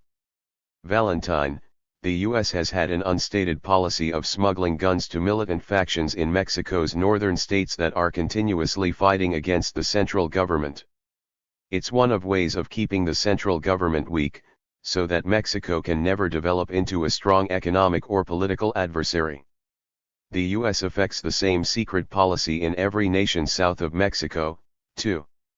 Hillary Clinton staged a coup in Honduras in 2009. Corruption is the best way of destabilizing a country. If a nation's top officials are corrupt and don't represent the people, then it's not the people's government. America has made sure this happens in Mexico. After World War II, the CIA started to affect this policy. Several presidents of Mexico have been agents of the CIA, working not to advance policies that help average people, but to affect American policy. The CIA uses Phoenix techniques because these techniques are deniable, affordable, and effective. Neither country can afford to have the US military bombing Mexican villages, so the oligarchs unite and do the job in this dirty, underhanded way. Political factions in Mexico compete for power and money, and in pursuit of short-term profits, they become pawns in the CIA's double game to destabilize Mexico by keeping it in a constant state of violence against itself. CIA officers in Mexico contribute to this by guiding and manipulating the arms for drugs trade. As you noted, the CIA has trained some of the Mexican Special Forces people in one of the cartels in the modern techniques of guerrilla warfare. Opposing cartels, whether wittingly or unwittingly, have likely been assisted by the CIA too, just to keep them at each other's throats. It's an underworld and there's a lot going on that never gets publicly revealed. No one talks about it, but the CIA has an operations officer engaged in covert actions in every province and state in Mexico, including along the border. These CIA officers work with the local DIA agents, reporting to the Fusion Center, and the counter-terrorism and counter-narcotics centers, in Mexico City. As in Fast and Furious, they monitor the guns for drugs networks so they can 1. Blackmail and turn the political bosses into assets, and 2. Keep the various cartels armed and fighting each other. They're not interested in disarming Mexico. If Trump was elected and built a wall, the CIA would put trapdoors in it.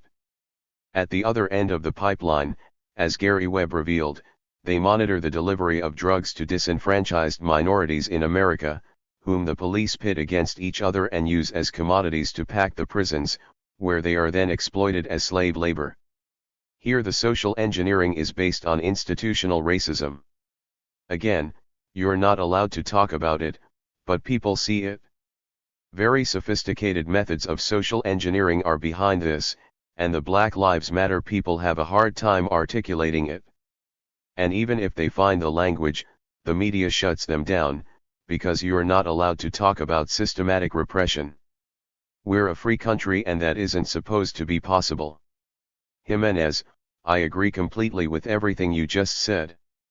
The idea is to corrupt foreign leaders and keep them in your pocket. There's no better example than Mexico, and as you just alluded to, this is happening right here within our own borders. I want to read a short excerpt from your book to illustrate the point. You quote a Salvadoran army officer, Ricardo Castro. He was running a death squad in El Salvador and he described what they would do as a sort of daily routine. He said, normally you eliminate everyone. We usually go in with an informant who is part of the patrol and who has turned these people in. When you turn somebody in, part of your obligation is to show us where they are and identify them. We would go in and knock on people's houses. They'd come out of their house and we'd always tell them we were the left and we're here because you don't want to cooperate with us or whatever. And then we'd eliminate them all, always with machetes. 10. This is exactly what we're seeing today in Mexico, the cartels going into someone's home, always with machetes. Again, not a coincidence. I was always a fan of rap and hip-hop, groups like NWA and Public Enemy in the early to mid-90s, and back then I was hearing through this music that the CIA was bringing in drugs to South Central Los Angeles to neutralize the black population. This became the stuff of urban legend. Then Gary Webb introduced us and the world to Freeway Ricky Ross, and that confirmed that indeed the CIA was facilitating the trafficking of crack cocaine to LA. This is done for political and financial reasons, but also as a means of social engineering through the drug trade. They can manufacture a crisis like the crack epidemic. Valentine, these things were planned 70 years ago.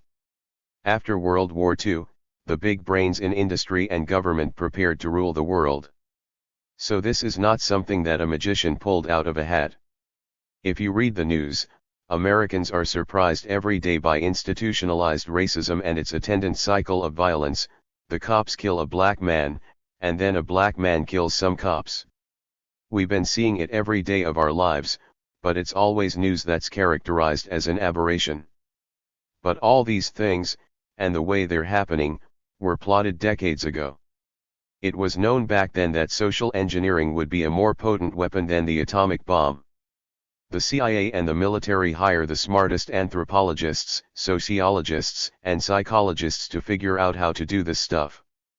They have it down to a science called human factors. The way they have perfected things like Phoenix is beyond my knowledge. I don't get to drive the latest Lamborghini. I have a Toyota. I was able to figure out some of these things 30 years ago, but the methods of preventing people from finding out have also improved and it's harder than ever to know exactly what's going on. That's why you need a broad historical view. If you focus just on what's happening now, you're shocked every day by what you see. We need to develop a collective historical consciousness to understand the predicament and to be able to do something about it, to stop being manipulated by the press on a daily basis. The media have us trained like sex texting teenagers to focus on things that have nothing to do with how our perceptions of events are being controlled. It is important for people to take a broader view and to try to put these things in perspective, not only to understand what is happening now, but to see where things are going in the future and to plot a way to deal with it. Jimenez, I couldn't agree more with what you just said, Doug. I follow these stories as they're breaking, like the news of the IRS targeting certain political groups and AP reporters, or the Edward Snowden NSA scandal, and I find myself falling into this trap. I have to check myself and say slow down here, let's process this stuff again with a broader, more historical view, because these are not mistakes, the interventionism overseas, the bungles in Iraq and Afghanistan. This is by design, and if you understand the historical context you can better understand what is happening. Valentine, the media needs its Christ du jour. The news can't last more than 24 hours without being refreshed. You need a new headline to get people's attention so you can sell them something.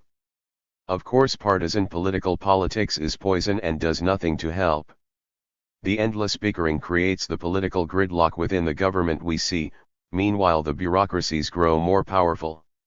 When I first started studying the DIA, I looked at its predecessor organization, the Bureau of Narcotics, which was created in 1930. It had a $3 million budget and 300 agents up until 1968. Now there are 600 agents in New York City alone, and the industry is so profitable that Congress gives the DIA around $20 billion annually. It has something called the Special Operations Division, which was featured by Reuters a couple of days ago. Point 11. The DIA's Special Operations Division was created in 1994 to go after Pablo Escobar. It was a unit of about 12 people from the CIA, FBI, and NSA organized on the Phoenix model. It used the latest surveillance technology to find Escobar. Over the last 20 years, the SOD has become a giant Phoenix-type center in the DIA with hundreds of agents. Through the NSA, they listen in on everyone's conversations on the pretext that someone might have something to do with drug trafficking. This information is used for political and economic purposes by the bureaucrats who have run these operations for 10 years. After they get out of the NSA or DIA or CIA, the bosses go to work for corporations that benefit from the knowledge they've acquired through these secret surveillance operations, because, despite what they say publicly, they are not throwing away the extraneous information. They're using it for their personal benefit. It really pays nowadays to get involved in the domestic spy business as a DIA or CIA agent, because you're set for life. It's another way the CIA has corrupted our society. Jimenez, absolutely. Regarding the correlation between the DIA, CIA, and NSA, a story broke this week that the NSA is indeed feeding the DIA information that they're collecting through these wiretapping programs to go after a small drug smuggler. That sort of information to someone like you, Doug, who has been following the history of this, probably comes as no surprise at all. Valentine, in my book I tell how the NSA and DIA were doing that in 1970. It's nothing new. What's so dangerous is that the intelligence that the DIA gets from the CIA and the NSA is inadmissible in court. The CIA can promote a drug trafficker and use him as an agent simply by wiretapping him. If the CIA wiretaps a drug trafficker, the DIA can't take him into court and the guy has a license to deal. At first the DIA was upset. But after 10 years, the executives saw the writing on the wall and joined in the fun and games. The CIA corrupted the DIA the same way it corrupts foreign governments. The CIA is corrupting the NSA and the military in the same fashion. It corrupts our bureaucracies the same way it corrupts foreign governments. They say it's for national security, but really it's for the money. It's gotten to the point where the Justice Department allows the DIA to lie. They can't say they acquired the evidence from a CIA wiretap, which they did. So they say they acquired it from a confidential informant whose name, they say, they can't reveal. They present that fiction as evidence in court. The judges, who've also been corrupted, won't ask where it came from and the defendant goes to jail for 20 years. The moral to the story is that you don't have to commit a crime anymore to go to prison. The law enforcement agencies can frame you and send you to prison for thinking bad thoughts. The powers that be coordinate all the bureaucracies on the Phoenix model, and they've all been corrupted because it's the most effective way to ensure political control. If the bureaucrats subvert the Bill of Rights, they can own 2 houses and afford a trophy wife, send their kids to the best colleges. All our democratic institutions are so corrupt, are involved in so many illegal activities, that their main focus now is how to keep it quiet. Jimenez, earlier you called the CIA a criminal conspiracy, and I think that's true. As you just mentioned, this is how the social order is kept through engineered instability, even within our own country. So much of what was once criminal has become standard operating procedure. Just to emphasize your points about information gathering and intelligence, Russell Tice, an NSA whistleblower, did an interview with Peter B. Collins and Sybil Edmonds of Boiling Frogs Post a few weeks back in which he said all content in all our conversations, telephone, electronic or otherwise, is indeed being collected and stored. Point 12. Not only that, but they're targeting everyone in the country including politicians, congressmen, even Barack Obama himself from the time he was a senator. So to emphasize your point again, this is about corrupting and or compromising the leaders of a country to keep them under control. We can look at the FBI program COINTELPRO and how it targeted political groups like the Black Panthers. When they were thoroughly destabilized and discredited and splintered, members of the Black Panthers went on to form the Bloods, the Crips in South Central and elsewhere around the country. All of this is connected and explains how we ended up in the mess we're in. Earlier I laughed when we were talking about this, but that's just a defense mechanism to keep from screaming at this insanity. Valentine, another defense mechanism is to read the right books, like Sam Greenlee's book The Spook Who Sat by the Door. 40 years ago, black people were aware of everything that is happening now. Nothing has changed for them, except the bureaucracies that repress them are more powerful. As I've mentioned elsewhere, from the time the Bureau of Narcotics was created in 1930 until 1968, black agents were not allowed to become managers and supervise whites. Drug law enforcement has always been run by supremacists for the purpose of incarcerating blacks and Mexicans and anyone considered inferior. Nothing has changed.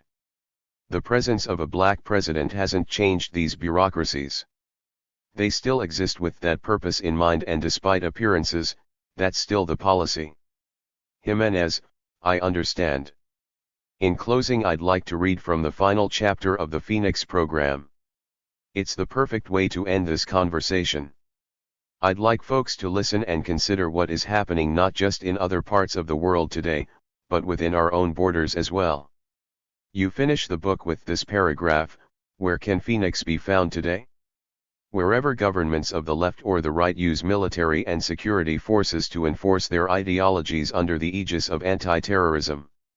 Look for Phoenix wherever police checkpoints ring major cities, wherever paramilitary police units patrol in armored cars, this sounds like Boston just a few months ago, and wherever military forces are conducting counterinsurgency operations. Look for Phoenix wherever emergency decrees are used to suspend due process, wherever dissidents are interned indefinitely, and wherever dissidents are rounded up and deported.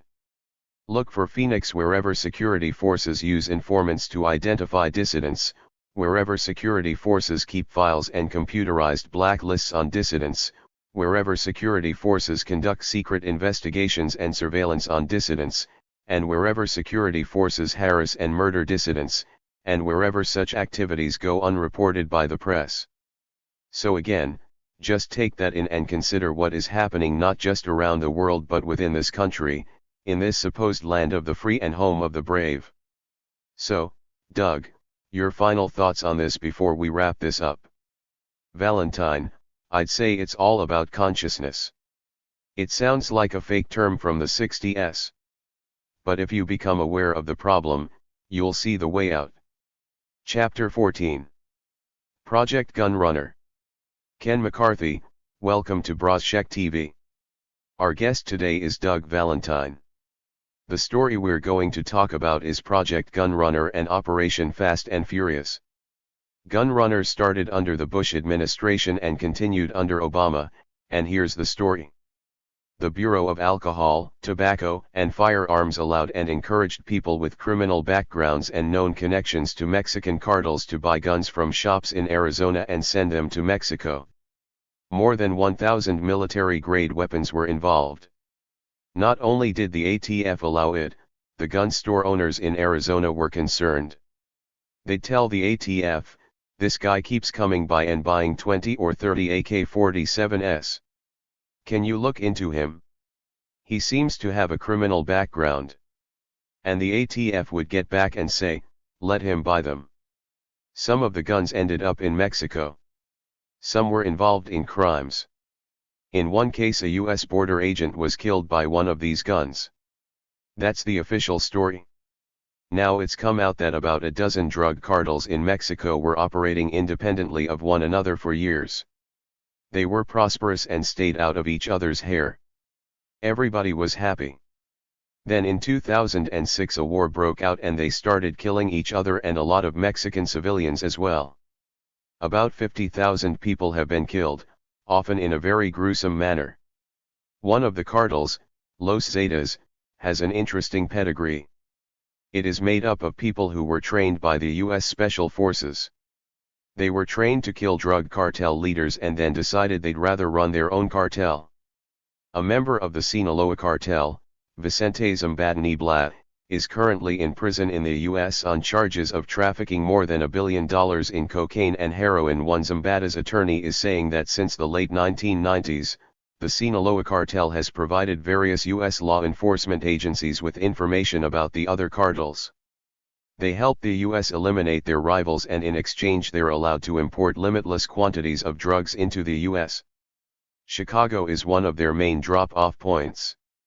So, Doug, has there ever been a case when the U.S. government through its various law enforcement agencies gave a pass to drug dealers in exchange for something else? How often does it happen and how far back does this go? Valentine, an old FBN agent, Lenny Schreier, once told me, the only way you can make cases is if your informant sells dope. So, yes, not only has it happened, and not only does it still happen, but giving dealers a free pass to deal drugs is the foundation stone upon which federal drug law enforcement is based. Once you realize that, you have to look beyond, at the political and economic context that makes such an extra-legal practice possible. Allow me to explain. In the 1920s, the U.S. threw its weight behind Chiang Kai-shek, whose Kuomintang party was fighting the communists and several other warlords for control of China. The U.S. was competing with the other colonial nations for control of China, which had a cheap labor force and represented billions in profits for U.S. corporations and investors. The problem was that the Kuomintang supported itself through the opium trade. It's well documented in the diplomatic cables between the U.S. government and its representatives in China. Historians Kinder and Walker said the commissioner of the Bureau of Narcotics, Harry Anslinger, clearly knew about the ties between Chiang and opium dealers too. Anslinger knew that Shanghai was the prime producer and exporter to the illicit world drug markets, through a syndicate controlled by Du Yusheng, a crime lord who facilitated Jiang's bloody ascent to power in 1927. As early as 1932, Anslinger knew that Jiang's finance minister was Du's protector. He'd had evidence since 1929 that American Tiangs were receiving Kuomintang narcotics and distributing it to the mafia. Middlemen worked with opium merchants, gangsters like Du, Japanese occupation forces in Manchuria, and Dr. Lansing Ling, who supplied narcotics to Chinese officials traveling abroad. In 1938 Chiang Kai-shek appointed Dr. Ling head of his Narcotic Control Department. 3. In October 1934, the Treasury attaché in Shanghai submitted reports implicating Chiang Kai-shek in the heroin trade to North America. In 1935 the attaché reported that the superintendent of maritime customs in Shanghai was acting as agent for Chiang Kai-shek in arranging for the preparation and shipment of the stuff to the United States. 4. These reports reached Anslinger's desk, so he knew which KMT officials and trade missions were delivering dope to American Tiangs and which American mafia drug rings were buying it. He knew the Tiangs were kicking back a percentage of the profits to finance Jiang's regime. After Japanese forces seized Shanghai in August 1937, Anslinger was even less willing to deal honestly with the situation.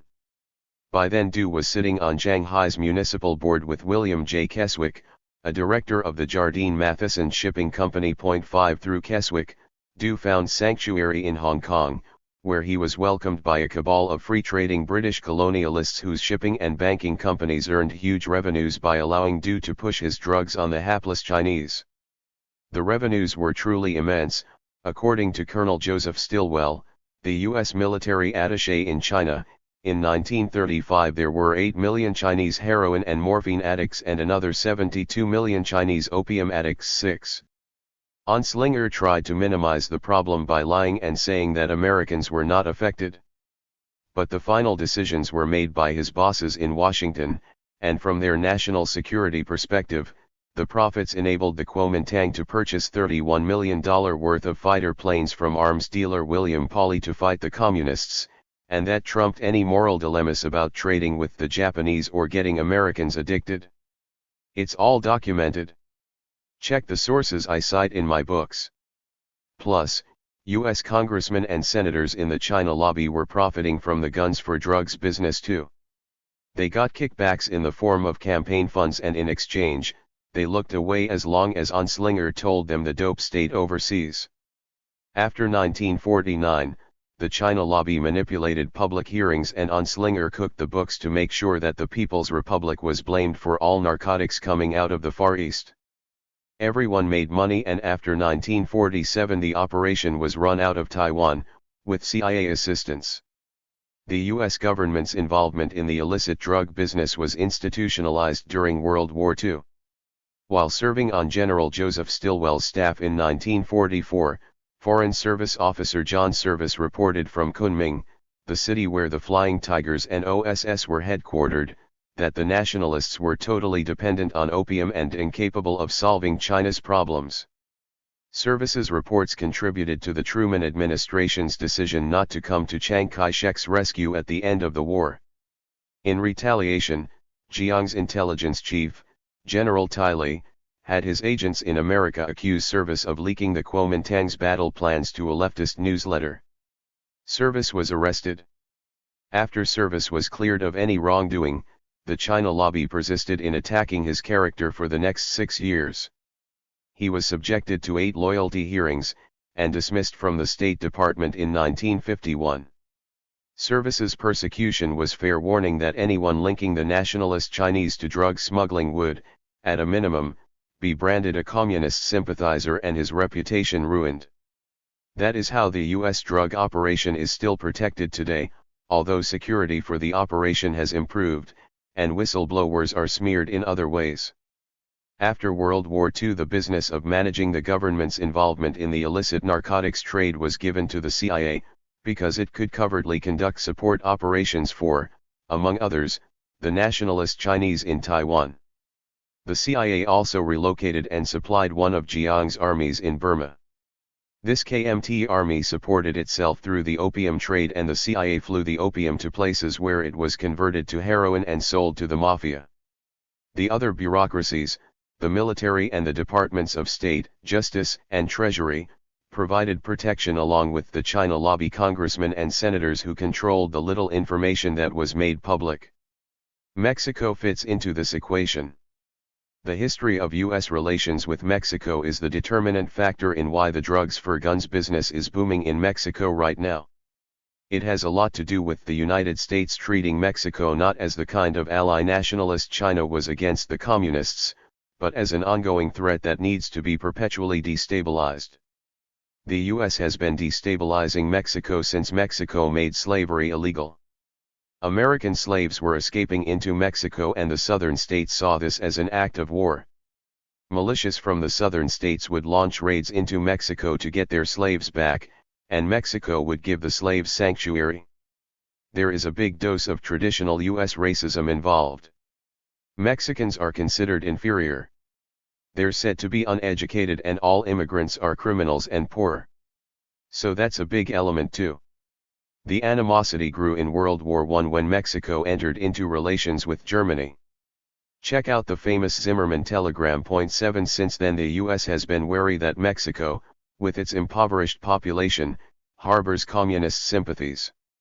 It does everything it can to prop up the elite and help it brutalize the lower classes and keep them down so they can't organize themselves politically and economically. With help from the government, U.S. corporations bribe the elite who run the civic and political institutions, so that Mexico can never support progressive nations in Latin America. The 1968 Tlatelolco massacre in Mexico City is an example of the CIA's efforts to stifle political reform in Mexico. CIA heretic Phil Agee witnessed the event and wrote about it. It was Mexico's version of Tiananmen Square, but the 300 demonstrators who were gunned down were said to be communists, so the bloodbath was, in the American press, said to be justifiable. As Ronald Reagan was fond of saying, Mexico is our backyard. People were made to fear that Mexican labor leaders, farmers, and sociologists were about to invade and conquer us, so we had to slaughter them in self-defense. That's the context you have to see these things in.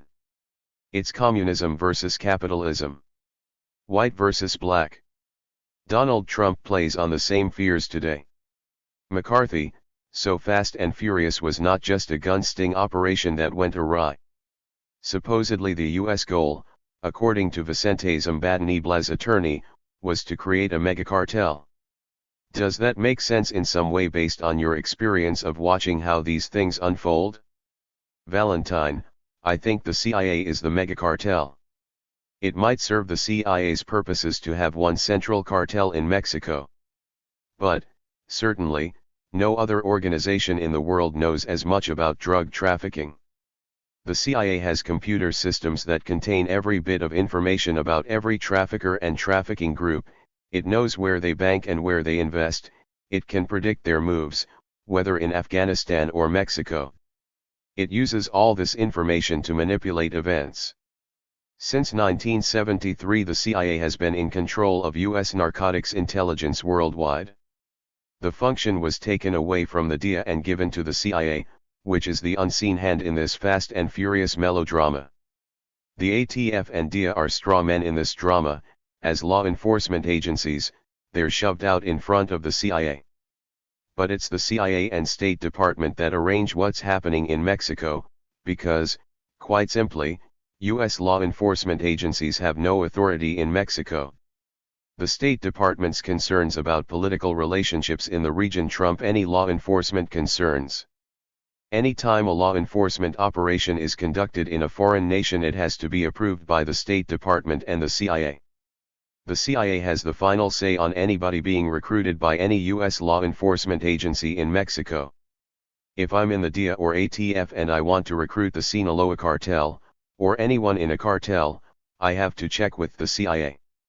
The CIA runs a background check to find out whether the guy is working for the Russians or the North Koreans.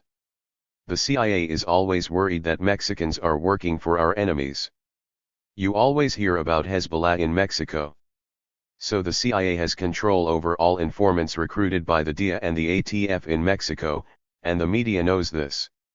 Every reporter who works the Mexican beat knows this, but if they were to tell you, they'd be accused, like John Service or Chelsea Manning, of aiding the enemy.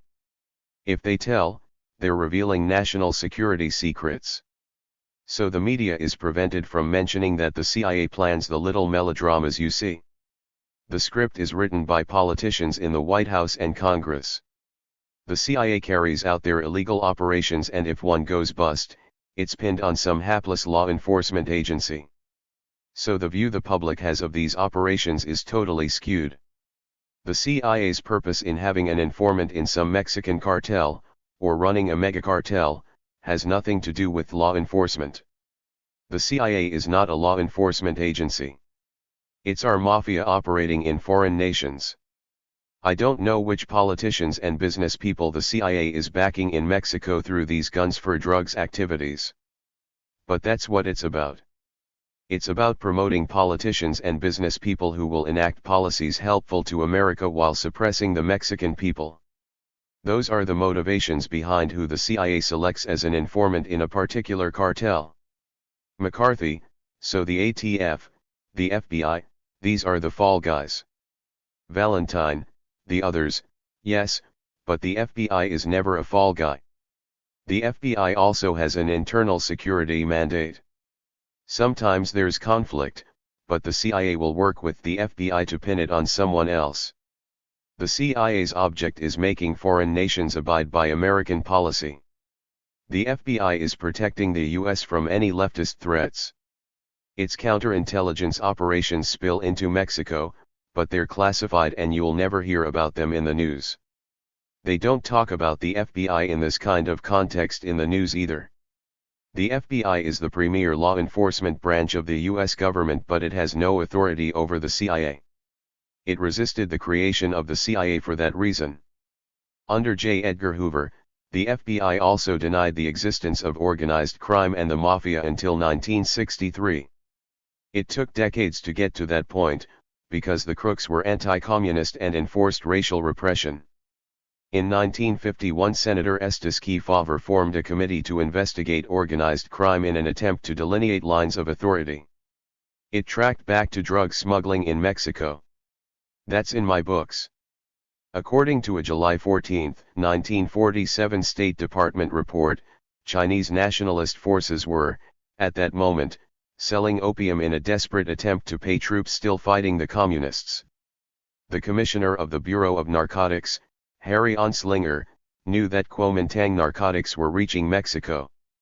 In a November 1946 report to Anslinger, the FBN supervisor in New Orleans reported that many Chinese of authority and substance gain their means from this illicit trade, and that, in a recent Kuomintang convention in Mexico City, a wide solicitation of funds for the future operation of the opium trade was noted. The agent listed the major Chinese traffickers by name. In February 1947, Treasury Attaché Dolor Delagrave, a former OSS officer, reported from Mexico City that 3 major drug rings existed, but he made no mention of Virginia Hill's connections, Albert Spitzer and Alfred C. Blumenthal. Bugsy Siegel was killed in Virginia Hill's house on June 15, 1947. In 1939, Meyer Lansky had sent Hill to Mexico, where she seduced a number of top politicians, army officers, diplomats, and police officials. Hill soon came to own a nightclub in Nuevo Laredo and started making frequent trips to Mexico City with Dr. Margaret Chung.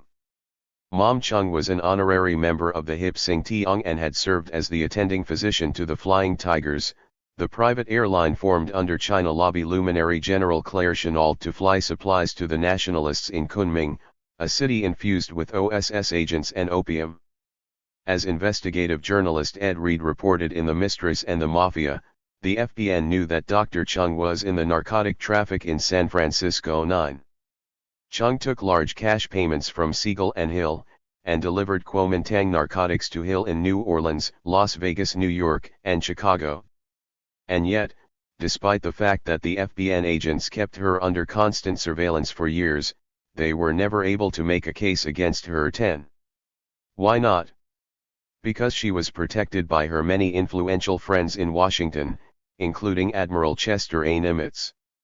Agent Joe Bell, the FBN's district supervisor in Chicago, theorized that Siegel's murder paved the way to complete control of illegal narcotics distribution in California by the Mafia. 11.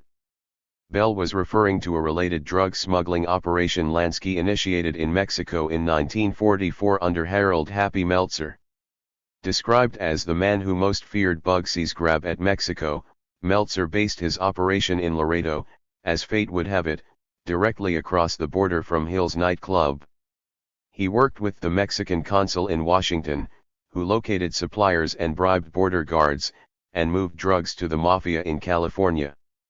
Bankrolled by Lansky, Meltzer traveled between Mexico City, Cuba, Hong Kong, and Japan. Meltzer was an occasional CIA asset, and in December 1960, the CIA asked him to join an assassination team. His proximity to Virginia Hill in Laredo suggests that he was a recipient of Dr. Chung's Kuomintang narcotics. If that was the case, Siegel may not have been murdered by the Mafia, but by agents of the U.S. government, because Bugsy's grab for control of the CIA's Mexican connection threatened to expose Dr. Chung's protected Kuomintang operation. Even the way Siegel was murdered, by 2 rifle shots to the head, was characterized as very ungangster-like. 12. Anslinger knew that Spitzer and Blumenthal were Lansky's associates and that large opium shipments were coming out of Mexico under police escort, but the FBN did nothing. In 1948 the FBN declared that Mexico was the source of half the illicit drugs in America, but did nothing about it because the drug trade enabled the CIA, which had been created in 1947, to destabilize the Mexican government. The CIA apparently connected Captain Rafael Schiaveri, founder of Mexico's version of the CIA, the Federal Security Directorate, with Mexico's top drug smuggler, Jorge Moreno Chauvet. According to Peter Dale Scott, at this point the CIA became enmeshed in the drug intrigues and protection of the DFS, its sister agency 13. By 1950, Chauvet was receiving narcotics from the new Lansky-Luciano French connection, and the mob-connected former mayor of New York, William O'Dwyer, was now the U.S. ambassador to Mexico. All of this was known to Senator Kefauver. He and other top government officials were also aware that the government's Faustian pact with the Mafia during World War II had allowed the hoods to insinuate themselves into mainstream America. In return for services rendered during the war, Mafia bosses were protected from prosecution for dozens of unsolved murders, including the January 11, 1943 assassination of Il Martello publisher Carlo Tresca in New York. The Mafia was a huge problem in 1951, equivalent to terrorism today. But it was also a protected branch of the CIA, which was co-opting criminal organizations around the world and using them in its secret war against the Soviets and Red Chinese. The Mafia had collaborated with Uncle Sam and had emerged from World War II energized and empowered. They controlled cities across the country. Congress looked into this mess through the Kefauver Committee. Estes Kefauver was a Democratic senator from Tennessee whose goal was to run for president in 1952. His plan was to achieve favorable national attention by exposing the Mafia's role in political corruption and labor racketeering. In order to embark on such a perilous mission, the ambitious senator needed only the approval of President Truman and Judiciary Committee Chairman Pat McCarran, a rabid segregationist, anti-communist, and linchpin in the China lobby. A conservative with no love for big city Democrats, McCarran recognized the self-promotional merit in Kefauver's idea. But Nevada was dominated by organized crime figures, to the extent that McCarran was facetiously referred to as the gambler's senator. So he decided to run the investigation himself. Then Senator Joe McCarthy claimed to have a list of 205 people in the State Department who were known members of the American Communist Party.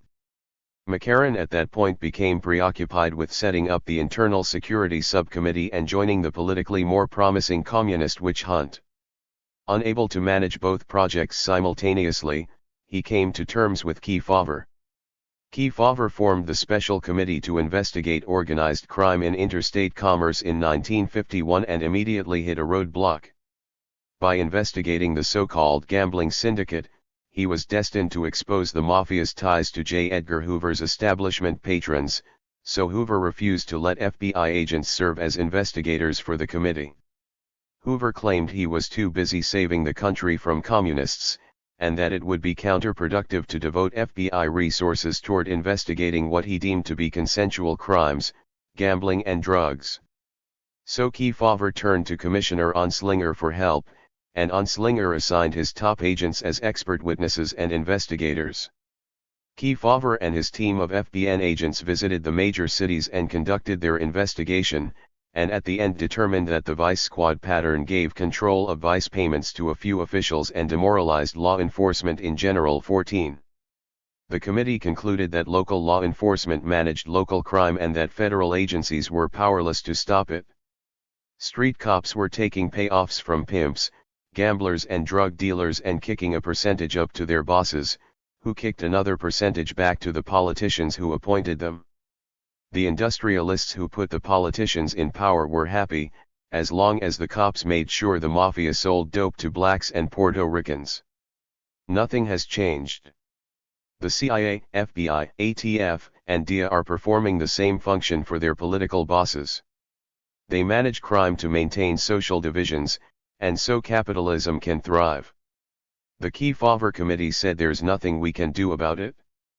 As Guy Debord famously said, the Mafia is not an outsider in this world, it is perfectly at home. Indeed, in the integrated spectacle it stands as the model of all advanced commercial enterprises. People have been aware of it for 65 years but can't do anything about it because the national security state is an impregnable fortress and average citizens can't get inside. Even if you understand what's going on, 5 seconds later you're chasing it out of your mind because there's not a thing you can do about it. We can't vote to end the secrecy that enables these rackets to exist. Clinton and Trump are rubbing it in our faces. They're saying, you can't do a damn thing about it. Cops killing blacks is unfortunate, but cops are hardly ever punished. The CIA controls the world's rackets the same way, and the federal government and its media allies keep it secret, and there's nothing you can do about it except get riled up personally. McCarthy, it's amazing how skillful they are at keeping the focus on a tiny part of the story and not even getting into the real story.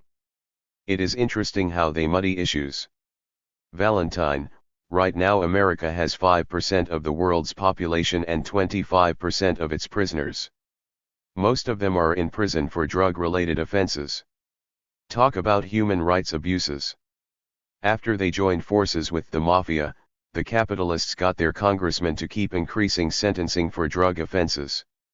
They created a vast, privatized, profitable prison industry which in turn props up a huge law enforcement industry.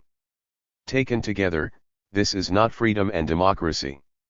Instead, the government/media propaganda machine has succeeded in demonizing the people who pack the prisons, just as it demonizes Muslims, in order to keep the homeland security industry growing.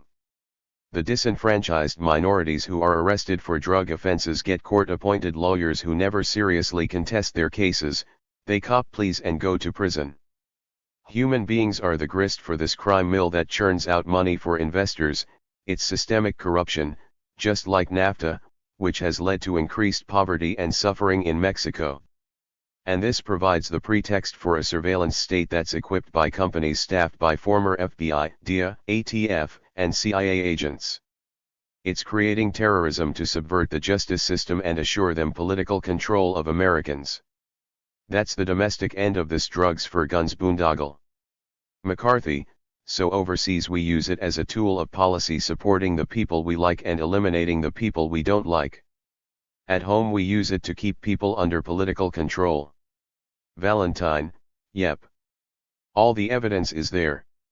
If you look at what the CIA has done, the coups d'état of leftist governments and alliances with crooks and fascists, and what they're doing now and what they say behind the scenes, it becomes evident that what I'm saying is fact. But the media bosses are partners in this enterprise, and they won't allow their networks to report on anything of substance. If rogues among them do, they're expelled. McCarthy, and there's the horrible example of Gary Webb. I mean, if that's not a warning to journalists what can happen to them. Valentine, lots of journalists have been harassed for even having hinted at the truth. Lots of other people have suffered the same way, starting with the Foreign Service officer I mentioned earlier, John Service. McCarthy, if drugs were to be decriminalized, then that whole thing goes up in smoke. You can't have all these cops on the payroll doing nothing except taking bribes. You can't have the CIA running drug cartels.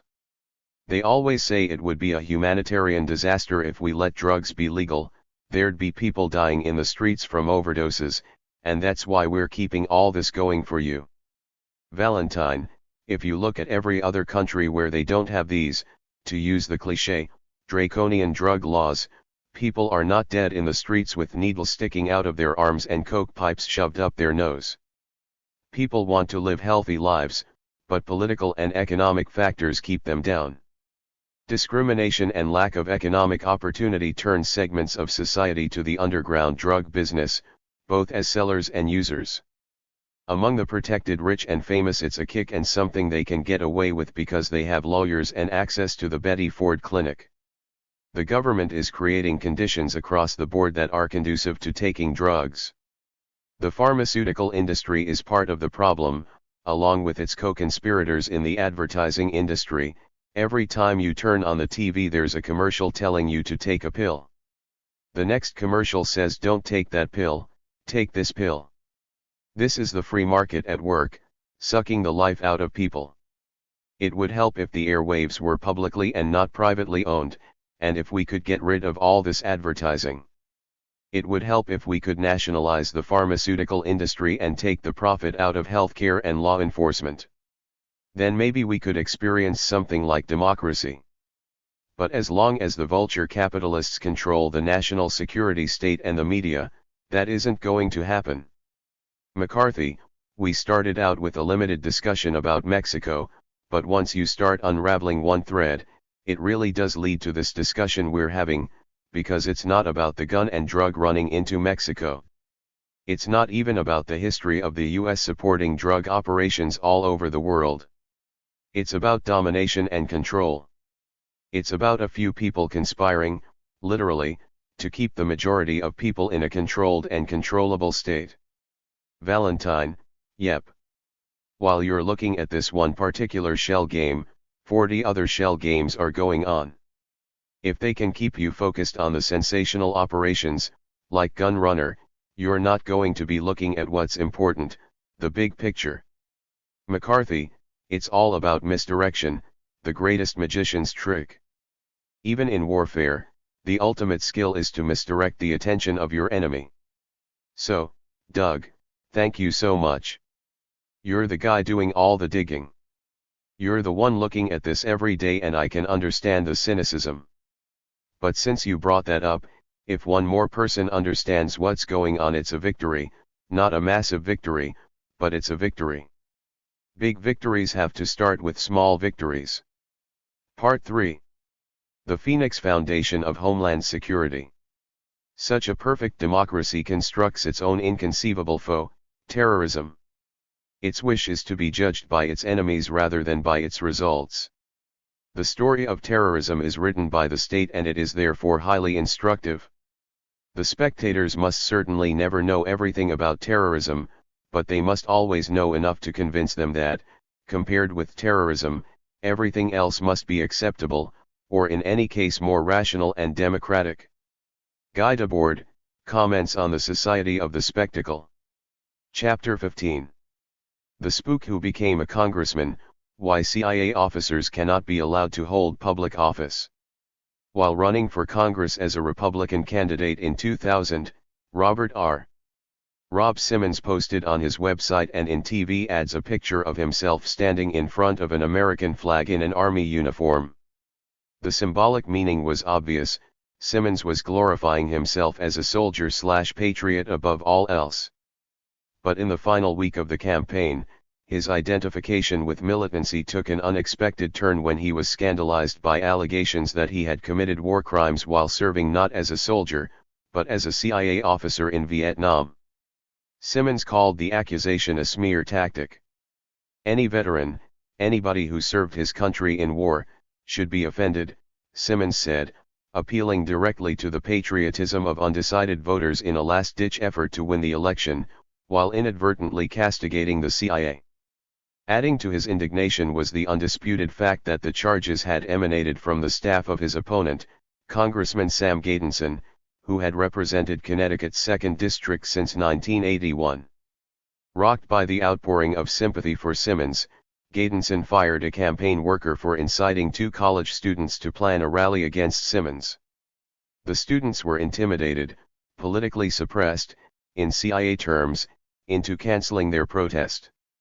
The local newspaper, the New London Day, headlined the Gadenson aspect of the story, calling it a dirty trick, but refusing to delve into the substance of the charges. So I wrote to the editor and said that I'd interviewed Simmons 12 years earlier. I offered to write an article about him, but the newspaper decided to wait until after the election. It seemed like the newspaper was trying to help Simmons win the election. And when he did, though trailing in the week before the election, he won by less than 3,000 votes. It was the allegation that he was a torturer that propelled him to victory. God bless America.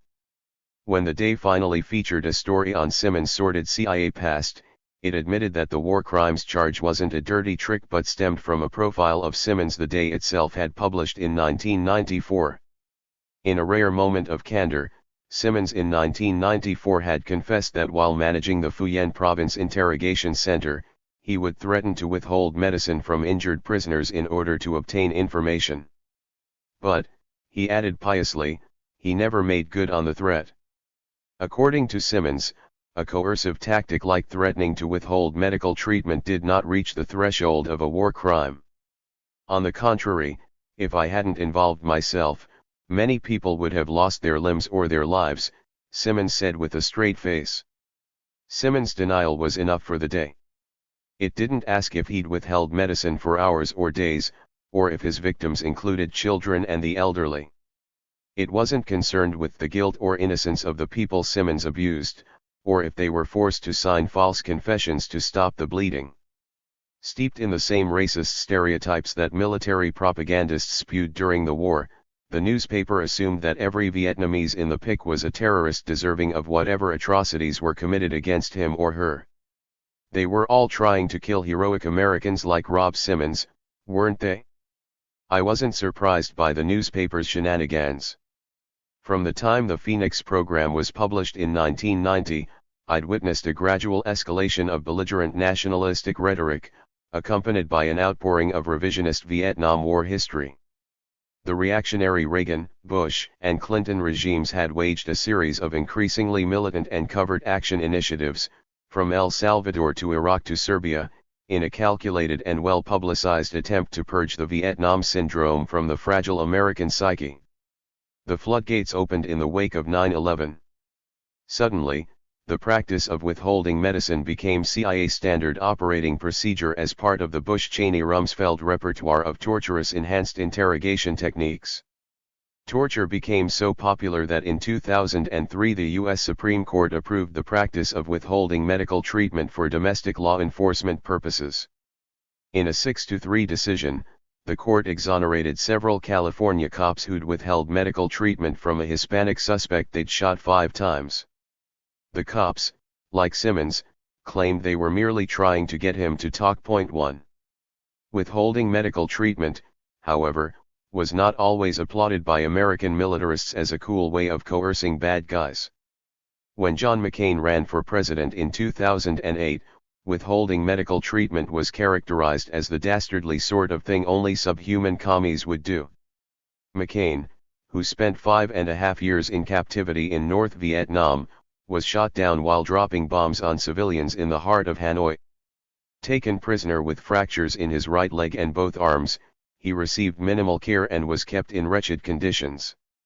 As he tearfully recalled, they kept saying, "You will not receive any medical treatment until you talk to." McCain suffered. "I thought that if I just held out, that they'd take me to the hospital. I was fed small amounts of food by the guard and also allowed to drink some water. I was able to hold the water down, but I kept vomiting the food. I looked at my knee. It was about the size, shape, and color of a football. I remembered that when I was a flying instructor a fellow had ejected from his plane and broken his thigh. He had gone into shock, the blood had pooled in his leg, and he died, which came as quite a surprise to us, a man dying of a broken leg. Then I realized that a very similar thing was happening to me." McCain cracked. Thereafter known as Songbird, McCain told the guards, "I'll give you military information if you will take me to the hospital." I've repeated McCain's sorrowful story to show how easy it was for the day to manipulate information to minimize the charge against Simmons. We didn't hear the screams of pain and fear in the background like we did in McCain's account. Simmons' victims were given no voice at all. This magical ability to portray the same thing as good in one case and bad in another is the essence of the political and psychological warfare campaign being waged against Americans by rehabilitated war criminals like Simmons and McCain and their supporting cast in the old boy network that has manipulated public opinion for 70 years. But the differences between McCain and the Vietnamese Simmons tortured, are that McCain was wounded while terror bombing innocent civilians in a major city in a foreign country while Simmons remained unscathed, and the people he terrorized were snatched from their homes at midnight or in Phoenix roundups. As his well-rehearsed story illustrates, Simmons is an expert at dissembling, which, as I explained to the day, is why he shouldn't have been allowed to hold public office. He can't be trusted to tell the truth about anything. But the sad fact is that many Americans are soothed by the double standard, which absolves them of complicity in the crimes their country commits. What's worse is that he has legions of allies in the media to censor his critics, fellow CIA officers to back his alibi, and corrupted historians to lend an air of authenticity to his propaganda. Stated policy vs. operational reality. Early in my research into the Phoenix program, I filed an FOIA with the CIA asking it to release all its records about the PICs. That request was denied. 40 years after they were abandoned, the PICs are still as big a secret as what happened inside the Gulag archipelago of black sites the CIA built after September 11 in 8 countries, including Thailand, Afghanistan, and several democracies in Eastern Europe. Point 3. The CIA will never release to the public its secret files about the PICs, which certainly served as models for its black sites. And even if it did release them, they should not be believed. CIA officers are trained never to incriminate themselves in written reports or spoken words. Not to do so, after all, is key to achieving plausible deniability. The way to understand the operational realities of running a PIC, as opposed to the stated policies Simmons and his co-conspirators cite chapter and verse, is by studying the political, psychological, and bureaucratic contexts in which they occur. By doing so, one realizes that war crimes like those committed in the PICs are unstated, but carefully crafted U.S. policy. The mindset of CIA officers and their media co-conspirators is the unifying factor in this conspiracy. McCain, the tortured, and Simmons, by the same standards, the torturer, truly believe the heroic myth they have created about themselves.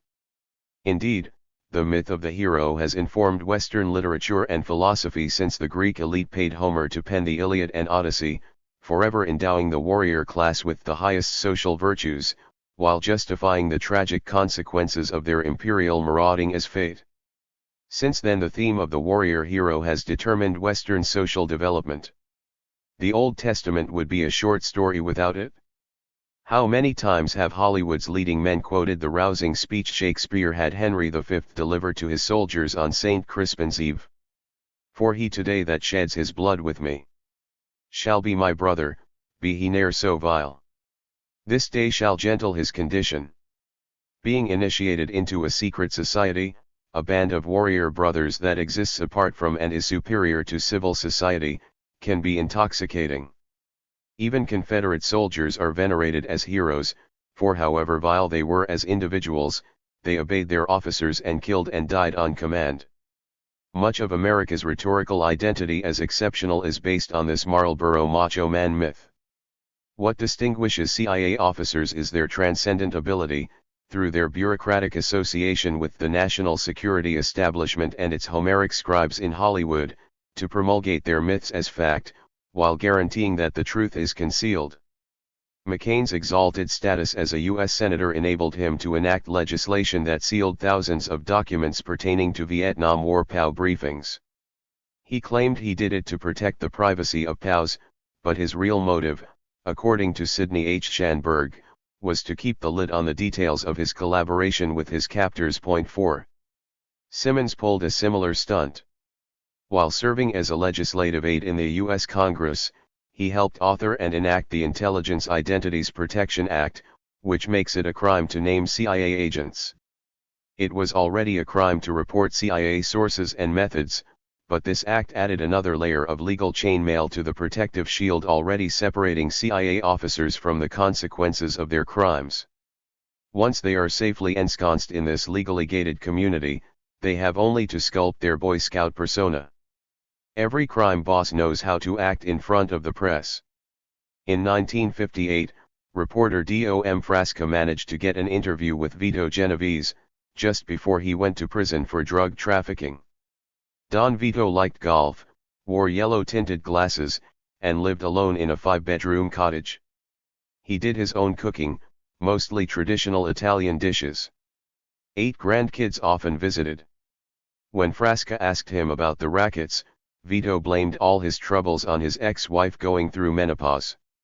Most significantly, Vito's wry humor kept Frasca at an impeccable distance without offending. It's easy to put on an act. The best politicians, criminals, and CIA officers do it naturally. The problem for the rest of us is that, over time, the actors come to believe it. The myths they internalize are the fatal lie in the soul Plato warned about. Fate isn't what makes someone murder and torture for profit, it is deceiving oneself into believing one has no choice. Not everyone is a victim of this mass delusion. Warren Milberg, a CIA officer I interviewed for the Phoenix program, told me how, in 1967, the Pentagon invited him and 2 other Air Force officers to join a secret CIA counterinsurgency program in Vietnam. Volunteers were given extensive training and sent to Vietnam to serve at the discretion of senior CIA officers in Saigon and the regions. Most were assigned to the provinces as paramilitary officers. Several became Phoenix coordinators. Milberg, who identified himself as one of the protected few, joined the program. But the other 2 officers withdrew, one as a matter of conscience. Jacques Klein withdrew because he felt the means and methods that he thought were going to be used were similar to the means and methods used by the Nazis in World War II. Klein took individual responsibility. Simmons sacrificed his and is forever corrupted. It's that simple. What did you do in the war, Daddy? Simmons enlisted in the Army in July 1965. He went to the Army's intelligence school that fall and, upon graduating, was commissioned as a first lieutenant. He arrived in Vietnam in April 1967 and served a year with the 219th Military Intelligence Detachment in Bien Hoa, a major city in Three Corps near Saigon. Simmons liked the war and volunteered for another tour, serving until December 1968 with MACV Team 96 in Kendo City, where the CIA was headquartered in 4 Corps.5. His job was to work with South Vietnamese military and police forces to interdict the Viet Cong's secret supply system. Secret agents and smugglers were moving weapons, drugs, and other contraband through marketplaces along the Cambodian border. Simmons was successful and, as a reward, was sent to brief Ambassador Ellsworth Bunker on his findings, which led to the initiation of the Cambodian Border Watch program. While in Kendo, Simmons worked with CIA officers. I liked the agency guys, he said to me. They listened, and they asked the smartest questions. The CIA guys liked Simmons too and arranged a job interview for him at CIA headquarters. He was hired and entered the Junior Officer Trainee Program, which involved paramilitary training, handling weapons and making bombs, and intelligence training, surveillance, spycraft, running agent nets, setting up proprietary companies, etc. This was the same program Milberg joined and Klein quit. Similar programs have proliferated since 9/11. Simmons returned to Vietnam in November 1970 as a CIA officer posing as a civilian employee of the Defense Department within MACV's Pacification Security Coordination Group. 6 He was slated to return to Kendo, but a CIA officer in Phu Yen province had flipped out and locked himself in a room with a gun. That sorry soul was sent home, as was his predecessor. According to Simmons, the officer he replaced was fired for hitting a priest, a Don Luce type who, ironically, was at that very time investigating abuses at the Phu Yen Pic. 7. Other ironies awaited Simmons. Located in Tu Corps, Phu Yen was a heavy VC province. CIA officers were confined to the compound, wore flak jackets, carried machine guns, periodically came under mortar attack, and had a personal force of Nung Chinese bodyguards. Simmons was assigned to the CIA compound in Tai Hoa, the province's capital city.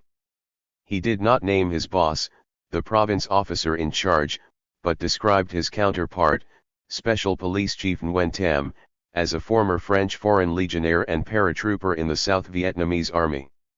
Tam was a tough veteran who didn't trust Simmons and could not control his freewheeling subordinates. Simmons initially reported on police corruption, but, he said, Morales never passed the reports to Saigon 8. In 1970, CIA Station Chief Ted Shackley distanced the CIA from the pacification programs it had initiated earlier in the war, including Phoenix. Negotiations for a ceasefire were underway by 1971 and the CIA receded into the shadows. Simmons was not allowed to meet the Cordes province senior advisor. Relations with military intelligence and with the special police were strained as well. Shackley told me that the CIA still oversaw Phoenix in 1972, but only to iron out problems. Was there a province chief not willing to cooperate with the PIC? Maybe there was overcrowding in a PIC that the province or region couldn't resolve. What to do? Well, the Phoenix director would go to the Secretary General and cite specific cases. There might be a knowledgeable source in a PIC who needed to be brought to Saigon. 9 Were the line managers looking at the dossiers? Phoenix, Shackley insisted, had nothing to do with intelligence operations. It was completely separate from Special Branch trying to penetrate the Viet Cong. Any guy who could be used as a penetration agent was spun out of Phoenix.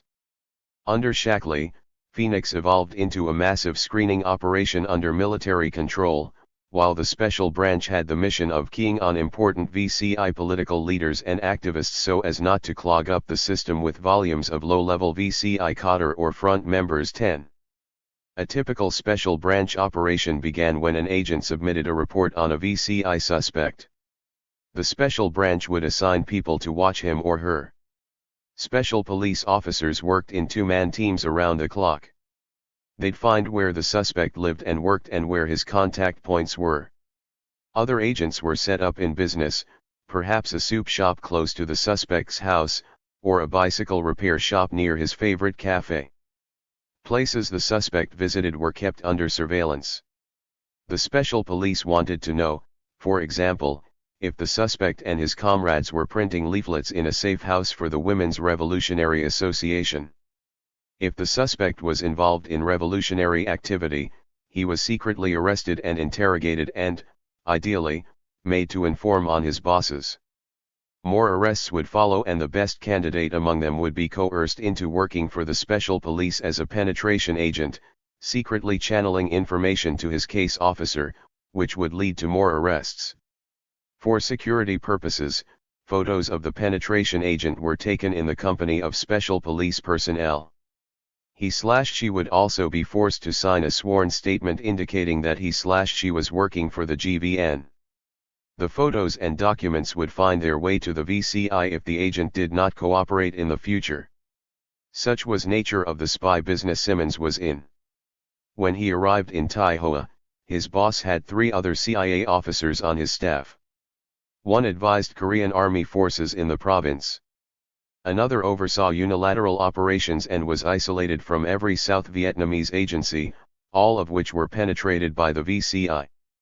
The POIC spent most of his time with the unilateral operations officer, a veteran who had over 20 years of spy experience. Simmons was low man on the totem pole and his boss gave him little supervision. He was, after all, working with counterparts who were not trusted. We met and we talked, Simmons explained, but focused on the unilateral operations guy, on political reporting on dissident groups, who is running in elections, who is going to win. The third officer advised the PIC chief and vacated Vietnam soon after Simmons arrived. He was not replaced, due to the reduction in forces policy in place, and Simmons inherited the thankless job. But all was not doom and gloom. In late 1970, Simmons said, there was a feeling that we were winning the war. Not conquering Hanoi. Not pacifying the countryside. But reducing the VCI threat and driving the NVA main forces back. Simmons' job involved intelligence and paramilitary operations.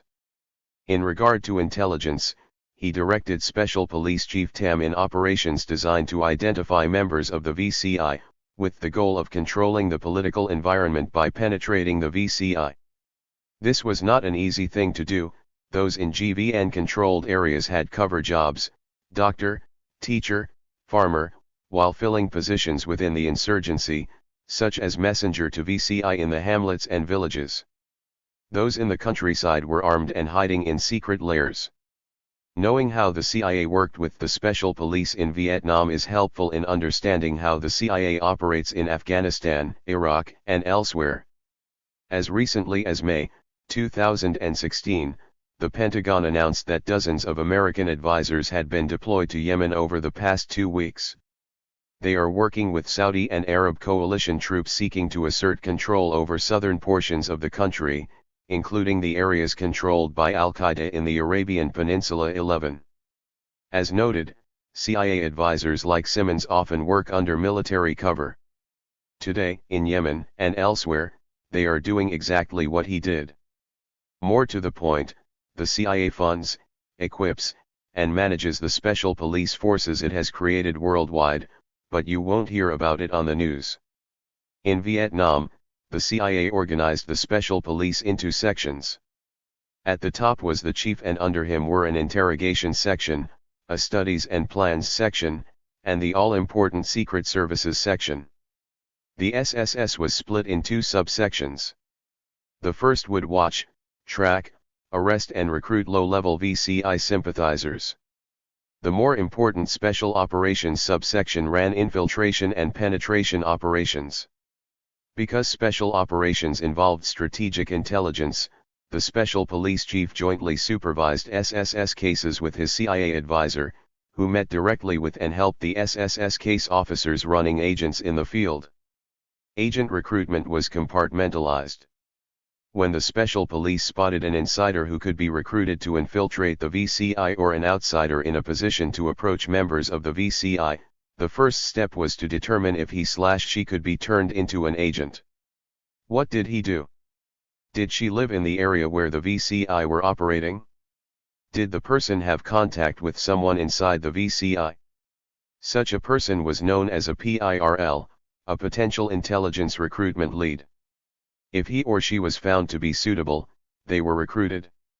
Next, the Special Police drafted a preliminary plan to train the recruit in tradecraft, how to collect information, what matters to focus on, how to maintain a cover story, and how to make contact with and secretly report to a case officer. All of this was discussed with the CIA advisor. If a CIA advisor like Simmons approved the plan, he dipped into his black bag and supplied the cash to pay the agent. He also provided the necessary equipment, cameras, tape recorders, safe houses, and items like antibiotics to purchase the target's cooperation. The Special Police Chief, SSS Chief and SSS Case Officer would periodically meet with the CIA advisor to evaluate the agent's information report. When things were running smoothly, an operational plan was made.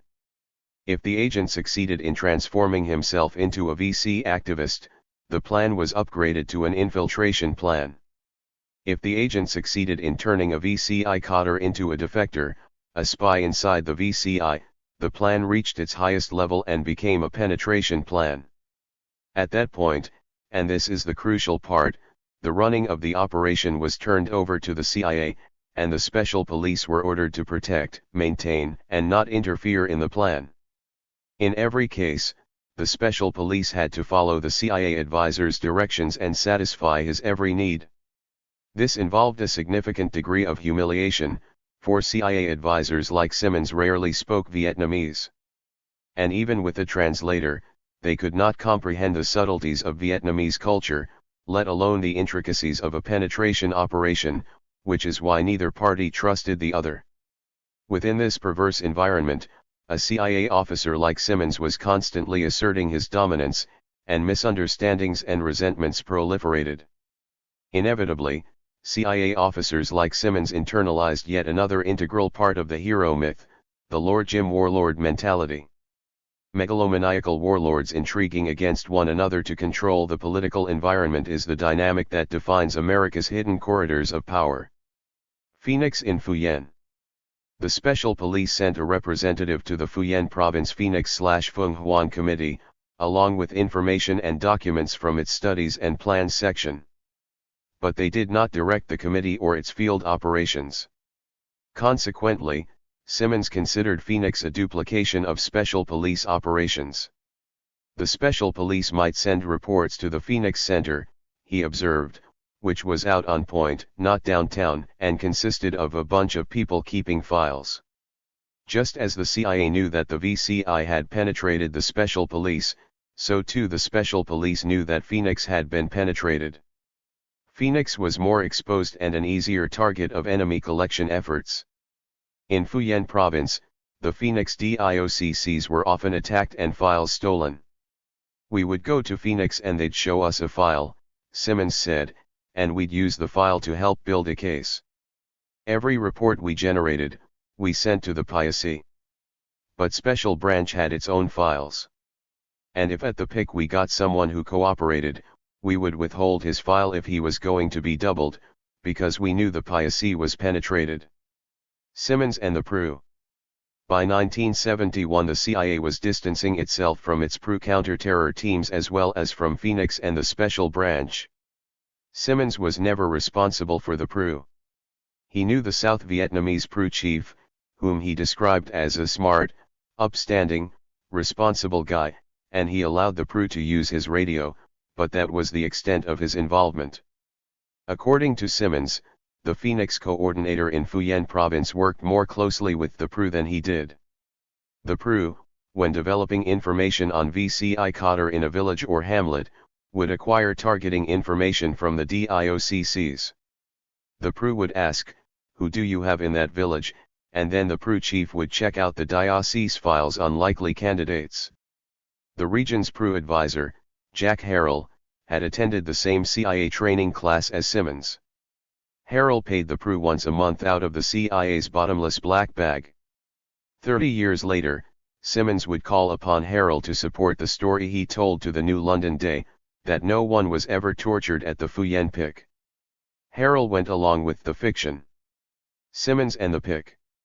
Under Simmons' supervision, the Special Police placed suspected members of the VCI, including children, on a blacklist. If they appeared to act suspiciously, or were accused by an informer, they were snatched and placed in the PIC. Simmons was involved at every stage of every operation. The PIC was a one-story building with a tin roof in downtown Tai Hoa. Simmons' office was around the corner in a Quonset hut on the grounds of the National Police Station. His translator had good relations with the PIC chief, an interrogation section officer who reported to the Special Police Chief and to Tran Quang Nam, the ranking national police chief in the province. Simmons described the PIC chief as smart, educated, from Saigon, a progressive. The PIC chief's staff provided reports for Simmons to peruse. After reading the translated reports, Simmons would interrogate prisoners who, in his estimation, could become penetration agents. He conducted the interrogations himself, but, he emphasized, he never let himself get in untenable situations. The PIC chief did not manage penetration operations, he helped the SSS case officer interrogate and single out leads for the Special Police Chief to exploit. But Simmons was a control freak and considered the PIC the key place for recruiting double agents. The PICs, like almost every CIA operation, were kept secret from the American public, but were a grim reality, like U.S. military bases, to the people living around them. The PICs were notorious and South Vietnamese citizens were constantly complaining about them. Theoretically, a PIC advisor played a mediating role with the local population, while staying in the shadows, he helped improve conditions in response to citizen complaints for more light, more windows, more water, more space, more food, and medicine. This public relations consideration was the reason why Simmons had access to Vietnamese medics and, in rare instances, American doctors. PICs were also a way station. Prisoners were supposed to be rotated out within a few days and their cases sent to province security committees for disposal. If enough evidence was presented to convict someone as a national security offender, he/she was placed in administrative detention without access to a lawyer or due process. There were detention centers in every province, apart from the PICs and prisons. This same system exists in every nation America currently occupies. Private U.S. companies make out like bandits building the facilities. High-level VCI were sent to the National Interrogation Center in Saigon. People convicted of national security offenses were sent to various prisons or the infamous facility at Con Sun Island where they were stuck and often shackled in tiger cages, rows of submerged concrete cells shaped like coffins, built by French colonialists, with iron gates for roofs so that guards could look down on the prisoners from above, whose existence was revealed to the public by Don Luce in 1970. The Special Intelligence Force Unit. The PRU teams were controversial and known for war crimes. Called the CIA's hired killers by journalist Georgie N. Geyer in a 1970 article for True magazine, the PRU were recruited by CIA talent scouts from Vietnam's minority ethnic and social groups. PRU teams were composed of Chinese Nungs, Montagnards, Muslim Chams, Cambodians, convicts and former VC. The one thing they had in common was the ability to kill without remorse. By 1971 the CIA was distancing itself from the PRU, and Simmons was instructed to develop his own paramilitary unit for capturing and killing individual VCI. As a trained paramilitary officer, he was fully prepared and willing to mount operations designed to kill targeted members of the VCI. During our interview in 1988, Simmons produced reports of his paramilitary operations in Phu Yen province. One report told how a special police team killed 3 VCI in November 1970. Based on a tip provided by an informer, the VCI were ambushed at night while digging a spider hole outside Vinh Phu hamlet. One of the people killed, Nguyen Van Ton, was described in the report as the secretary of the Communist Party Chapter Committee and chairman of the Village People's Revolutionary Committee. Ton was 20 years old and a native of Vinh Phu hamlet. He was killed in his neighborhood. As a result of this successful operation, Simmons was ordered to develop the province's paramilitary capability. To that end he created one of several prototypes for special action teams in Military Region 2. Called the Special Intelligence Force Unit, it was formed in late 1971. Recruits came from nearby districts. All were volunteers from the Special Police and the National Police Field Forces.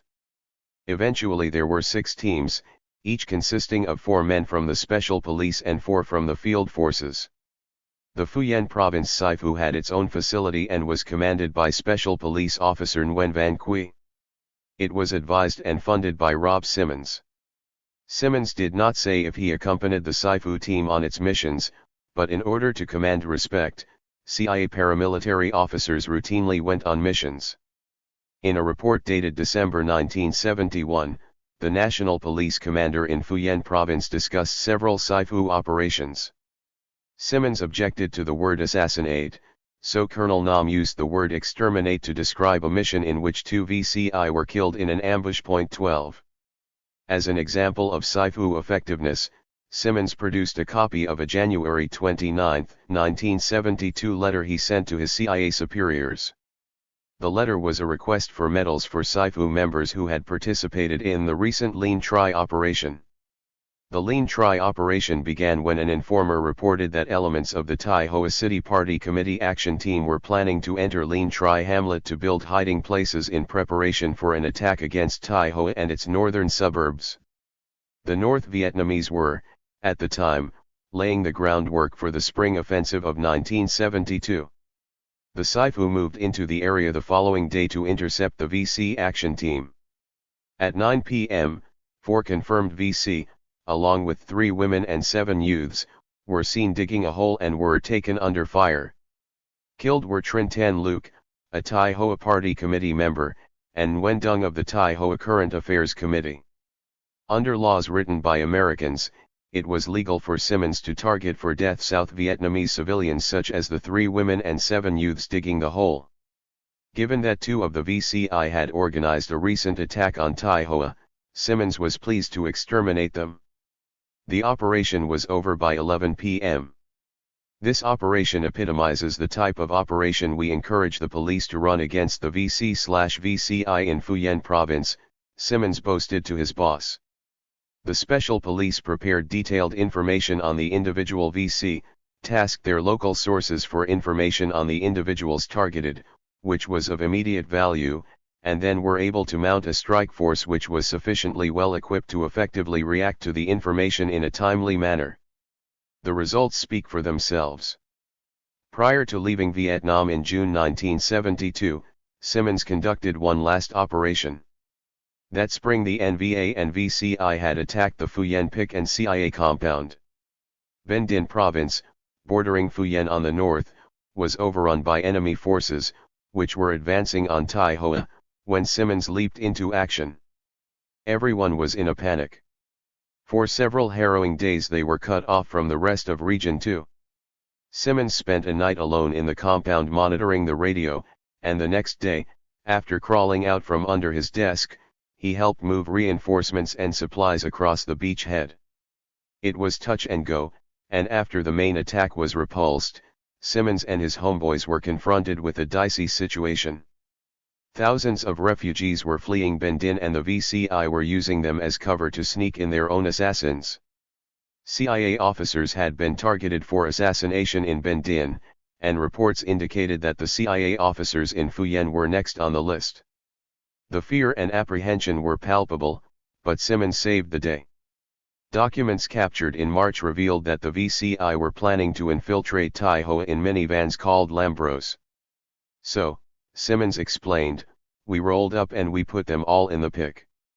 That's 15 to 20 people. We interrogated the Lambro drivers and learned they had all been conscripted. They were bringing VC cotters posing as farmers into Taihoa. The Lambros were driven by VCI, including a few women. They had weapons hidden under seats to attack government offices. As Simmons is fond of saying, the results speak for themselves. But is there another side of the story of his CIA activities in Vietnam?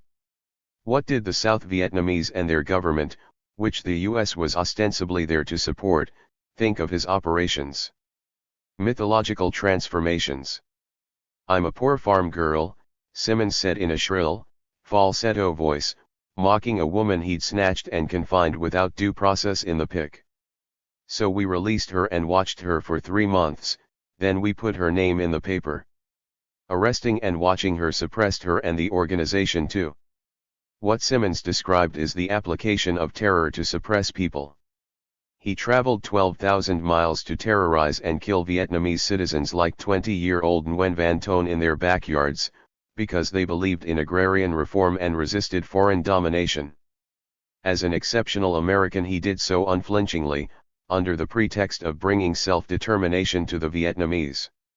Meanwhile, some of the communist sympathizers he terrorized were, despite his best efforts, being freely elected into public office as part of the ceasefire agreements. Although Simmons would insist that PICs and PRUs were synonymous with democratic institutions, many South Vietnamese disagreed. As early as June 1969, South Vietnam's National Assembly had questioned the ministers of Defense, Justice, and Interior about abuses by Phoenix officials, including illegal arrest, torture and corruption. 86 deputies signed a petition asking for an explanation. Justice Minister L.E. Van Thursday noted that the extra-legal facet of the system, the province security committees, had the power to sentence VCI Cotter for up to 2 years in detention without convicting them of any crime. Thursday said the practical difficulties of amassing solid evidence made it necessary to arrest everyone suspected of complicity. That explanation was not well received. Point 13. One legislator charged the Vinh Binh province police chief with knowingly arresting innocent people for the purpose of extortion. Another said VCI suspects were detained for 6 to 8 months before their cases were heard, and that suspects were frequently tortured to extract confessions. She said the people hated the GVN for starting Phoenix. Other deputies were incensed that American troops forcefully and illegally detained suspects during military operations, a charge Colby would deny at congressional hearings in 1971. Congressman Reed asked Colby, do perform any actual arrests or killings, or do they merely select the individuals who are to be placed on the list who are subject to killing or capturing and subsequent sentencing? 14. Colby replied, they certainly do not arrest, because they have no right to arrest. But, he added speciously, occasionally a police advisor may go out with a police unit to capture somebody. He would not be the man who reached out and grabbed the fellow. At the same hearings, Army Intelligence Officer Michael Ewell testified that all civilian detainees were listed as VCI and that, despite Colby's denials, Americans exercised power of arrest over Vietnamese civilians. In Duc Pho, Ulh said, where the 11th Brigade base camp was located, we could arrest and detain at will any Vietnamese civilian we desired, without so much as a whisper of coordination with ARVN or GVN authorities. As for the accuracy of information from paid sources who could easily have been either provocateurs or opportunists with a score to settle, Ewell said, the unverified and in fact unverifiable information, nevertheless was used regularly as input to artillery strikes, harassment and interdiction fire, B-52s and other airstrikes, often on populated areas. No Vietnamese citizen was fooled by Colby's double talk. Grassroots opposition to American occupation and systematic repression existed and was not confined to communists. At Senate hearings held in 1970, Foreign Relations Committee Chairman William Fulbright asked Colby, "Where is Mr. Zhu, the man who ran second in the last election?" 15. "Mr. Zhu is in Chi Hoa Jail in Saigon," Colby said, adding that Zhu was not arrested under Phoenix, but under Article 4, which made it a crime to propose the formation of a coalition government with the Communists. 16. Apart from Colby and his co-conspirators, no one made a distinction between Vietnamese officials the Americans corrupted, or the Americans advising Phoenix, or the ubiquitous American-created and jerry-rigged judicial system that enabled all the atrocities that occurred.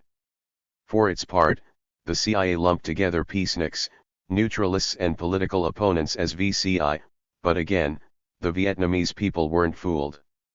They knew the CIA didn't want to end the war if it meant sharing power with communists.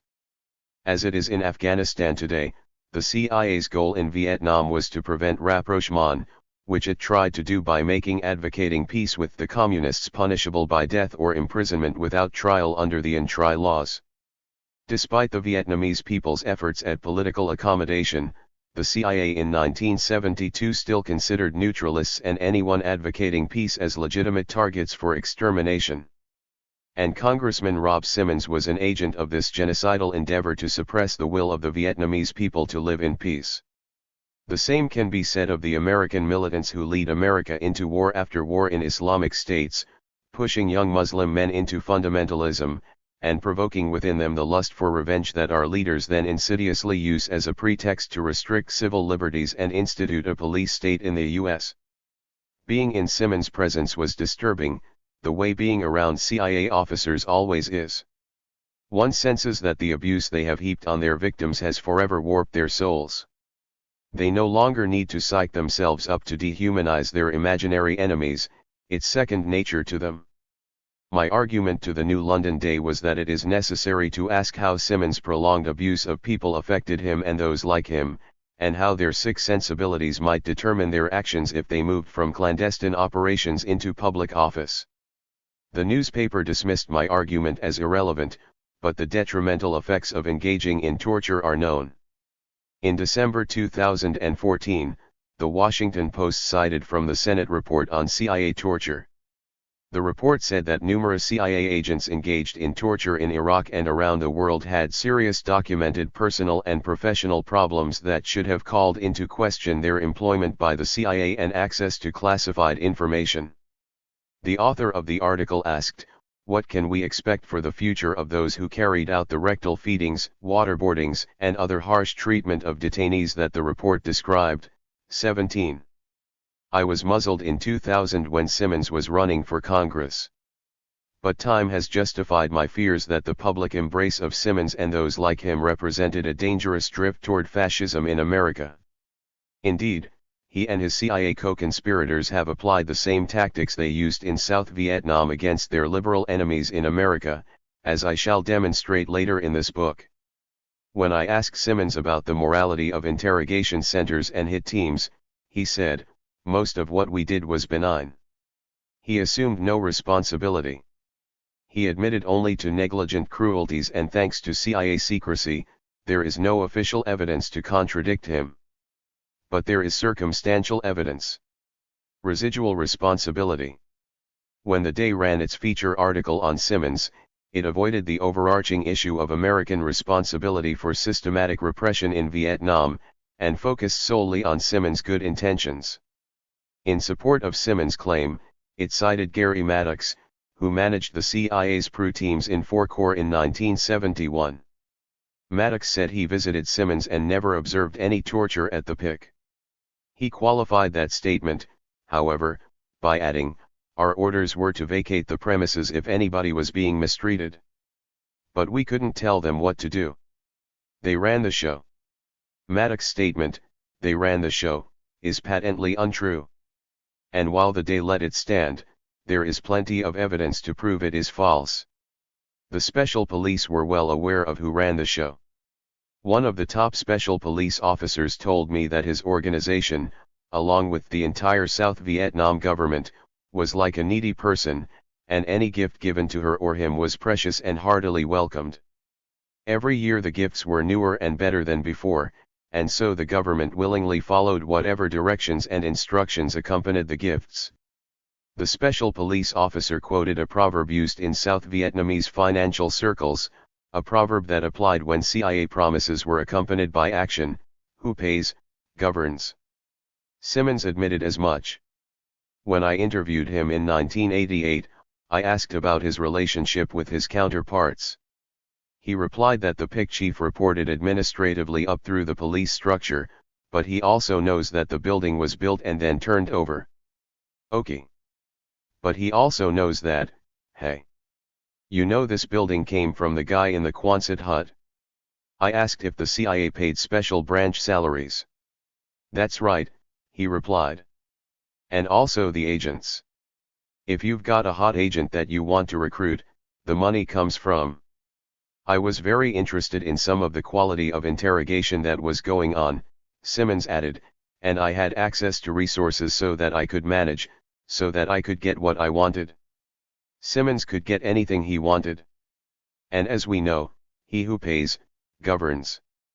In a letter to the editor, I suggested that if the Day really wanted to confirm, as the editor had said, that Simmons was a good public figure with clean hands, it should send a reporter to Vietnam to interview any surviving civilians who had been held in the Phu Yen PIC while it was under Simmons' supervision. Get the other side of the story, I suggested, let the victims be the judges. But the newspaper preferred the Homeric myths about Simmons, whom it endorsed. It never sent anyone to Vietnam. It didn't even try to contact knowledgeable Vietnamese officials and historians.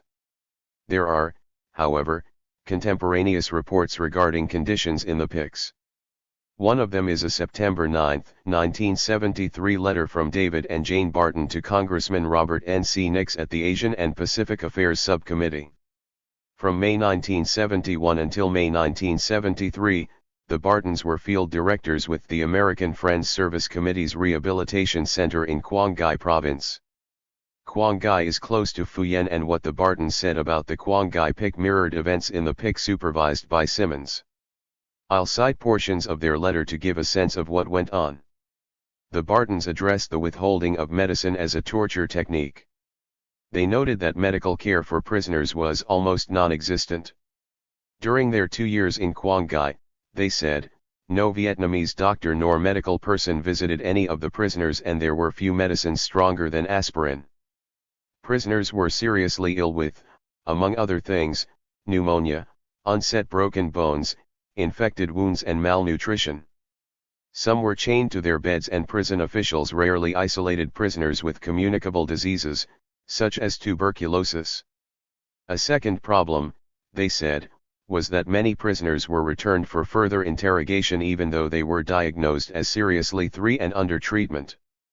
One such example is that of a 19-year-old woman whom our doctor discovered had a cardiovascular problem of potentially serious consequences. In addition, the patient had a 3-month-old fractured femur due to a bullet wound and was unable to walk. The AFSO doctor asked both the American and Vietnamese officials to allow him to remove the bullet and evaluate this prisoner's heart condition. The American and Vietnamese officials were fully aware of the danger to this prisoner's life if she did not receive medical treatment, and yet was returned to the interrogation center and denied medical care. On the subject of torture in PICs, they wrote, the majority of the prisoners to whom we gave medical treatment had been tortured. We were able to gather evidence of torturing through the physical examination, through interviews and personal accounts, and from X-rays and photographs. During interrogation at the Province Interrogation Center, prisoners explained that they are forced to drink large amounts of water mixed with soap or salty fish sauce. After their stomachs are bloated, the interrogator jumps on their stomachs. One APSO doctor examined several patients who had petit mal seizures and memory lapses. He felt that this was due to brain damage caused by drinking such toxics. Prisoners also told an AFSO doctor that they were forced to lie on a table, and if they didn't respond to questioning properly, the interrogator would reach underneath their rib cage and crack or break the prisoner's rib. The same doctor examined and had X-ray evidence of several prisoners with cracked or broken ribs. Frequently prisoners suffered from internal bleeding and internal injuries. These prisoners described how they were placed upright in water-filled oil drums which were then beaten on the sides, giving the prisoners internal injuries without leaving external marks of torture on their bodies. Many prisoners showed very visible signs of being beaten, and in several cases skull fractures, brain hemorrhages, and various forms of paralysis resulted. Prisoners were also tortured with electricity. Electrical wires were attached to their toes, fingers, or when the electrical shocks were administered, they would become unconscious. Upon regaining consciousness, the prisoners would again be interrogated, and if their interrogators were not satisfied with their answers, the electrical shocks would be repeated. The electrical torturing seemed to cause strange physiological phenomenon, fits and seizures, especially among the female prisoners. We knew as many as 25 women who routinely had 8 to 10 such seizures a day. During our routine medical visits with prisoners, we were able to witness and document the permanent mental and physical damage which prisoners sustained as a result of the tortures mentioned above. Point 18. Ultimately, the Bartons were trying to convince Congress to stop funding the systematic political repression it imposed on the Vietnamese. To that end, they said, "We were distressed to hear stories of torture going on in the American-built interrogation center, and to see men and women rice farmers from the Quang Ngai countryside continually being arrested and transported in American-purchased vehicles.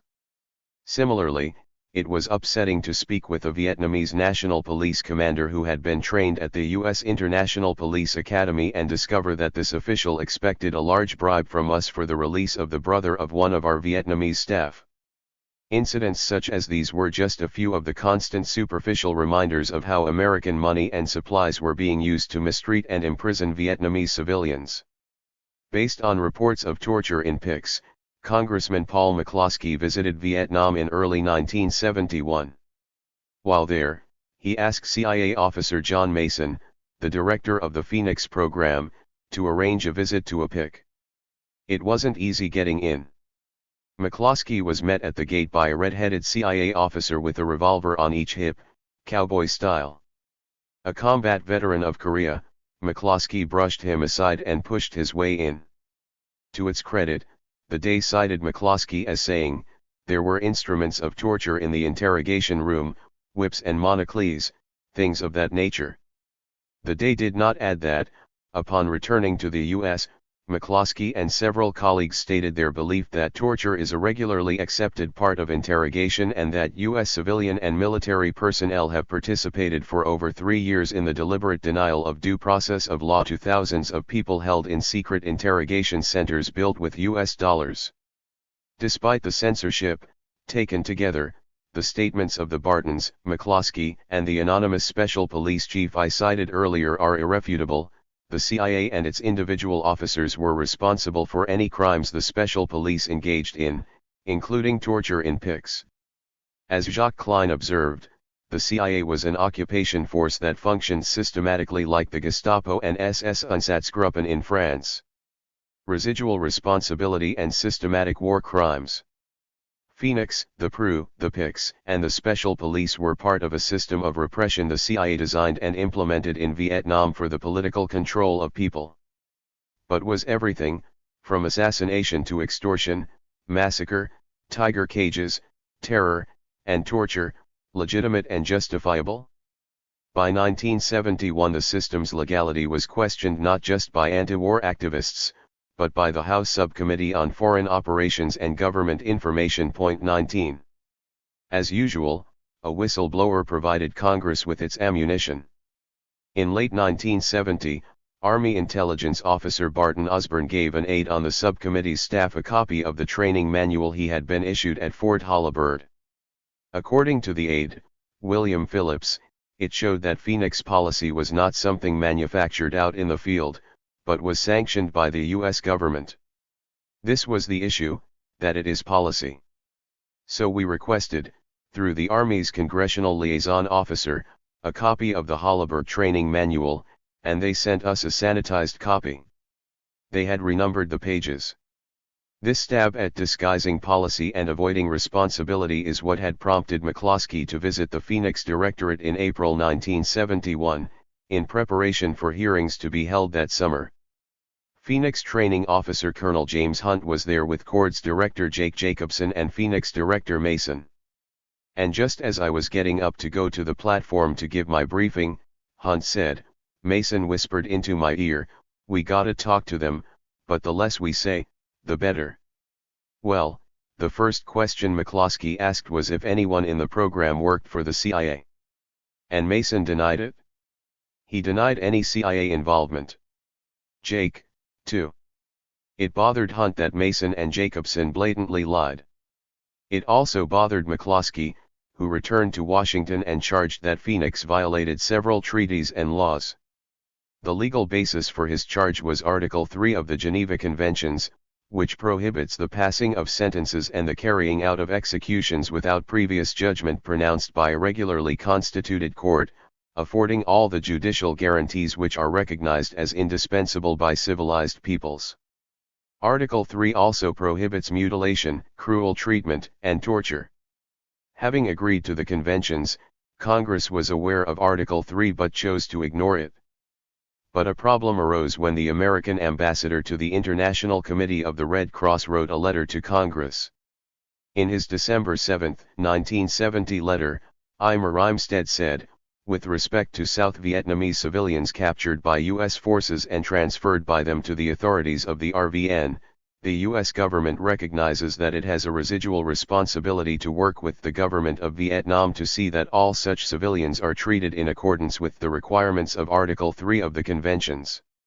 To the consternation of America's war managers, Rimestead's letter meant they could no longer dismiss the thousands of civilian detainees corralled in the Phoenix dragnet as an internal matter of the GVN.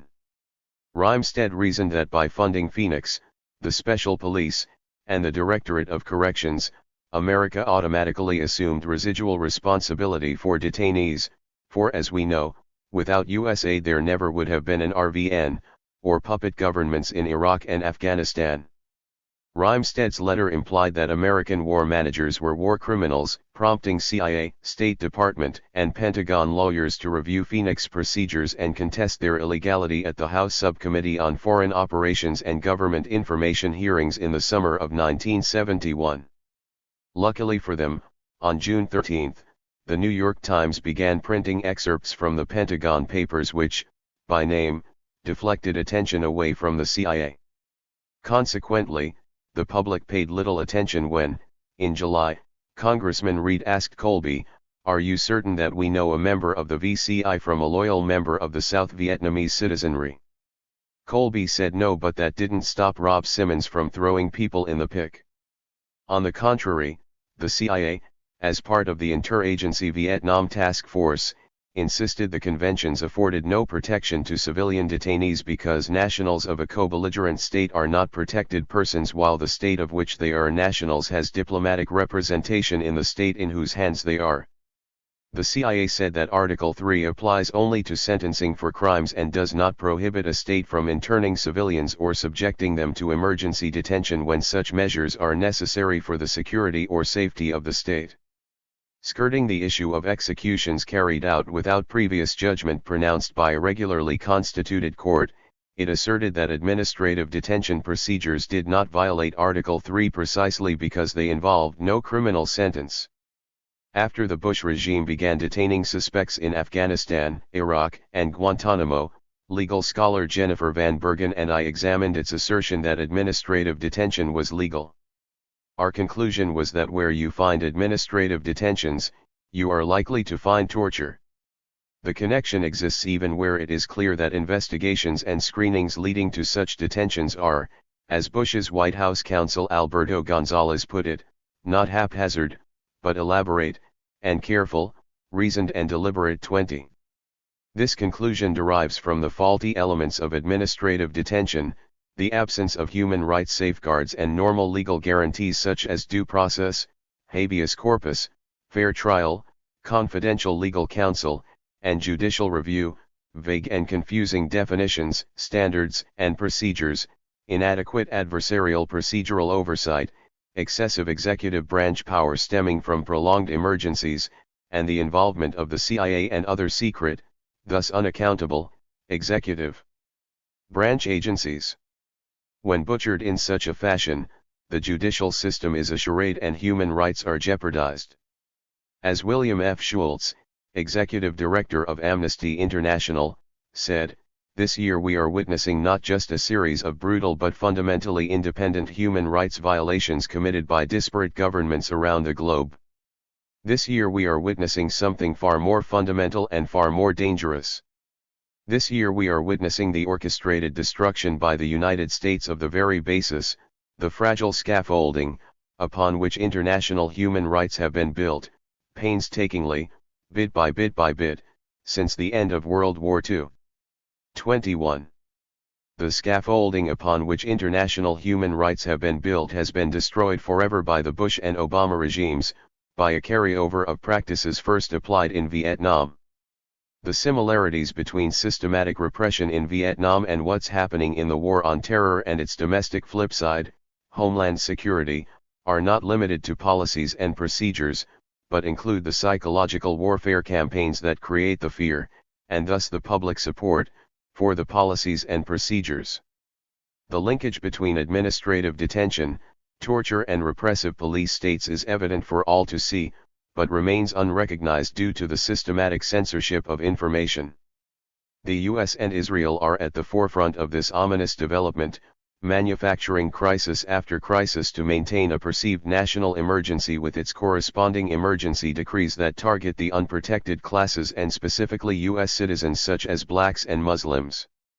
Intelligence laws that permit spying on suspects without probable cause of criminal activity are secretly revised and expanded, secret torture centers ensure confessions, and star chamber security courts are convened specifically to operate outside international law. And that's to say nothing of all the secrecy that surrounds Guantanamo. When backed into a corner, the government's public relations experts insist that torture is necessary to defend freedom. Cheney stood by it. Trump promised to bring back waterboarding and worse. That was a factor in his appeal. Behind this twisted logic are beastly impulses rooted in the dark side of the human psyche, the kind of impulses the CIA and the Mafia harness and use to achieve dominance. What differentiates the CIA and the Mafia, inter alia, is that the CIA more perfectly controls public institutions and information. The CIA, for example, owned and operated 3 newspapers in Saigon. One wonders how many it owns in America. Determined not to repeat the mistakes made in Vietnam, the Bush and Obama regimes prevented the media from publishing photos of dead U.S. soldiers returning from Iraq and Afghanistan. Like Bush, Obama uses censorship, disinformation, and propaganda to conceal the brutality of his policies and practices. We don't see the mutilated bodies after drone strikes. The purpose is to disguise criminal intent and practice. But any public official who engages in such a criminal conspiracy, including Rob Simmons, should be held responsible for the predictable result, which is why the nation needs a war crimes tribunal. At a bare minimum, Simmons could be tried for the human rights violation of denying due process. Due process is a human right recognized in international law to be enjoyed by all persons. But when Congressman Reid asked if civilian detainees had a right to counsel, Colby replied no. Flabbergasted, McCloskey asked Colby, "The administrative detention applies to those against whom there is insufficient evidence to convict, isn't that right?" Colby agreed.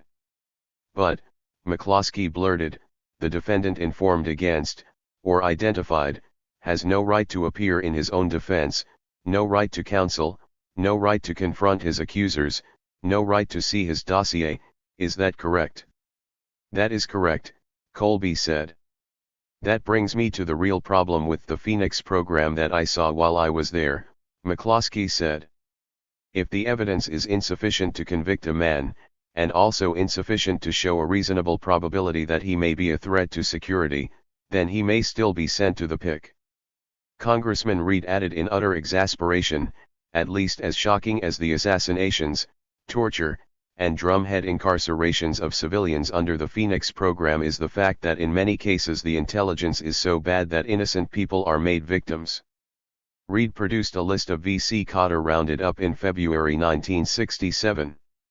Reed said, "It is of some interest that on this list, 33 of the 61 names were women and some persons were as young as 11 and 12. Did the people of Vietnam feel the CIA was protecting them from terrorism?" CORD's official Ted Jacqueny testified before Congress in 1971 that arrest without warrant or reason was a major complaint of the people of Da Nang. "I have personally witnessed poor urban people literally quaking with fear when I questioned them about the activity of the secret police in the past election campaign." One fisherman in Da Nang, animated and talkative in complaining about economic conditions, clammed up in near terror when queried about the police, responding that he must think about his family. "After many personal interviews in Vietnam on this subject, I came to the conclusion that no single entity, including the feared and hated Viet Cong, is more feared and hated than the South Vietnamese secret police." Jacqueny added, "In every province in Vietnam there is a province interrogation center, a PIC, with a reputation for using torture to interrogate people accused of Viet Cong affiliations. Last year the senior aide police advisor of Da Nang City Advisory Group told me he refused, after one visit, to ever set foot in a PIC again, because war crimes are going on in there." Another friend, himself a Phoenix advisor, was ultimately removed from his position when he refused to compile information on individuals who would, he felt, inevitably be targeted however weak the evidence might be. Army Intelligence Officer Bart Osborne agreed, "I had no way of establishing the basis on which my agents reported to me suspected VCI. There was no cross-check, there was no investigation, there was no second opinion." Osborne added, "I never knew of an individual to be detained as a VC suspect who ever lived through an interrogation in a year and a half, and that included quite a number of individuals." "They all died?" Congressman Reed asked incredulously. "They all died," Osborne replied. "There was never any reasonable establishment of the fact that any one of those individuals was, in fact, cooperating with the VC, but they all died and the majority were either tortured to death or things like thrown out of helicopters." At the end of the hearings, Representatives McCloskey, John Conyers, Ben Rosenthal, and Bella Abzug stated their belief that, "the people of the United States have deliberately imposed on the Vietnamese people a system of justice which admittedly denies due process of law. In so doing, we appear to have violated the 1949 Geneva Convention for the Protection of Civilian Peoples. At the same time we are exerting every effort available to us to solicit the North Vietnamese to provide Geneva Convention protections to our own prisoners of war. Some of us who have visited Vietnam," they added, "share a real fear that the Phoenix program is an instrument of terror, that torture is a regularly accepted part of interrogation, and that the top U.S. officials responsible for the program at best have a lack of understanding of its abuses." They concluded that U.S. civilian and military personnel have participated for over 3 years in the deliberate denial of due process of law to thousands of people held in secret interrogation centers built with U.S. dollars, and they suggested that Congress owes a duty to act swiftly and decisively to see that the practices involved are terminated forthwith. It is as a participant in that genocidal endeavor that Rob Simmons should be tried as a war criminal. The making of a psychological warrior. Rob Simmons was trained and is highly skilled in the art of duplicity, of tricking people, and of torturing them into telling things that they didn't want to tell. He was also involved in setting up a hit team that went out and assassinated people in their own backyards. How did doing those things affect him? One would have to have been inside a PIC and see the squalid conditions that the prisoners endured, and hear their screams, to understand the traumatic impact being in one of them for 18 months straight would have had on a 28-year-old CIA officer like Rob Simmons. When I met Simmons in September 1988, he not only exhibited signs of post-traumatic stress syndrome, he admitted having it. "People never resolve war experiences," he said with a lugubrious sigh. He seemed ready to explode and unleash the hatred he harbored against the anti-war left that sabotaged the patriots. He raged at how the VC manipulated media in US, people like Walter Cronkite, who created the notion that Phoenix was an assassination program. A super patriot in the Berry bombed them into the Stone Age Goldwater mold. Simmons believes the First Amendment was never intended to be a free ride for individuals to say and do whatever they want. He reserves to himself, as one of the protected few, the right to determine when it is not okay for Black Lives Matter protesters to speak freely. He seamlessly structures his moral universe on a double standard in which the flag is a sacred symbol of liberty, and burning it should be outlawed. In 2001, in one of his first votes as a congressman, he supported an anti-flag desecration amendment, and in June 2003 he voted yes on a constitutional amendment prohibiting flag desecration. When I wrote about him in 2000, I said his ideology, his activities at the PIC, and his actions on behalf of the CIA while staff director of the Senate Select Committee on Intelligence raised doubts about his fitness to govern in an open society, within the framework of a constitution that guarantees due process to all Americans, including flag burners, anti-war protesters, and leftists. Based on what he did after Vietnam, I still feel that way. In the short term, he stayed in the CIA as an operations officer. Between 1975 and 1978 he ran a major operation that prevented the Taiwanese from obtaining material for a nuclear weapon. Sensitive files the Taiwanese needed were stolen, and attempts to buy materials were choked off. It was a feather in his coonskin cap. 22. But, as Simmons told author Joseph Persico, he got mad at Jimmy Carter's CIA director, Stansfield Turner. In what was called the Halloween Massacre of 1977, Turner fired an estimated 600 employees in the CIA's Covert Operations Branch. I'd served overseas, risking myself and my family in some rough spots, and was damn poorly rewarded for it, Simmons whined, then expressed resentment at CIA critics on the left. People outside treated us like scum, like pariahs. 23. His rant had the ring of a prepared script delivered by a practiced actor, and his ostensible exit in 1979 did not translate into severed relations with the CIA. On the contrary, Simmons kept his top-secret security clearance and went to work as a legislative assistant to neocon Senator John H. Chafee at the Select Committee on Intelligence, while simultaneously obtaining a degree in public administration from Harvard. This period in his curriculum vitae has all the earmarks of a covert action. It looked to me like Simmons was being double-hatted, an arrangement through which an officer works under administrative cover for an organization while secretly taking orders from the CIA. Many junior military officers enter this relationship with the CIA while advancing to field officer grade and studying at the Command and General Staff College. It appeared to me that Simmons had a specific CIA assignment. While serving on Chafee's staff, he helped draft and facilitate passage of the Intelligence Identities Protection Act. This legislation was ostensibly a result of the magazine's Counter-Spy and Covert Action Quarterly naming CIA officers. CIA dropout Philip Agee and the aforementioned Bart Osborne were associated with the magazines. The CIA hated them with a purple passion and, largely through its unofficial public relations firm, the Association of Former Intelligence Officers, publicly but falsely blamed them for the murder of CIA officer Richard Welch in Athens in December 1975. The Intelligence Identities Protection Act makes it a crime to name CIA agents. John Kiriakou, who blew the whistle on CIA torture in 2007, is one of only 2 people convicted under it. Having proven his value as a moneymaker, Simmons in 1981 became staff director of the Republican-controlled Senate Select Committee on Intelligence.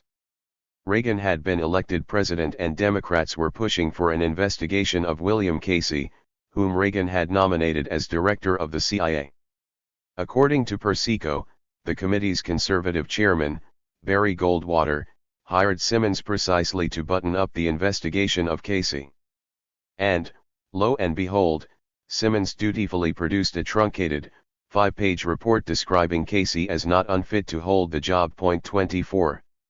There was no mention of Casey's associations with underworld character Robert Vesco, his connection with an ITT bribery scandal, and various other criminal escapades in self-aggrandizement. Simmons told Persico, wasn't screwing widows or orphans. He was taking advantage of the law. 25. Taking advantage is par for the course for the rich and powerful people Simmons serves. Like Donald Rumsfeld, one day they're rooting nerve gas to Saddam Hussein, the next day they're killing him, his family and followers, and stealing everything they own. The Democrats' fears about Casey were realized once he was confirmed as DCI. He reversed the Turner policies that Simmons hated, and jumped in the stirrups of the counterterrorism network established by CIA careerists behind Carter's back. Casey used the network to bypass Congress and launch the Enterprise, the network of companies established by Major General Richard Secord to secretly sell arms to Iran, through Israeli agents, as a way of financing the illegal Contra war in Nicaragua.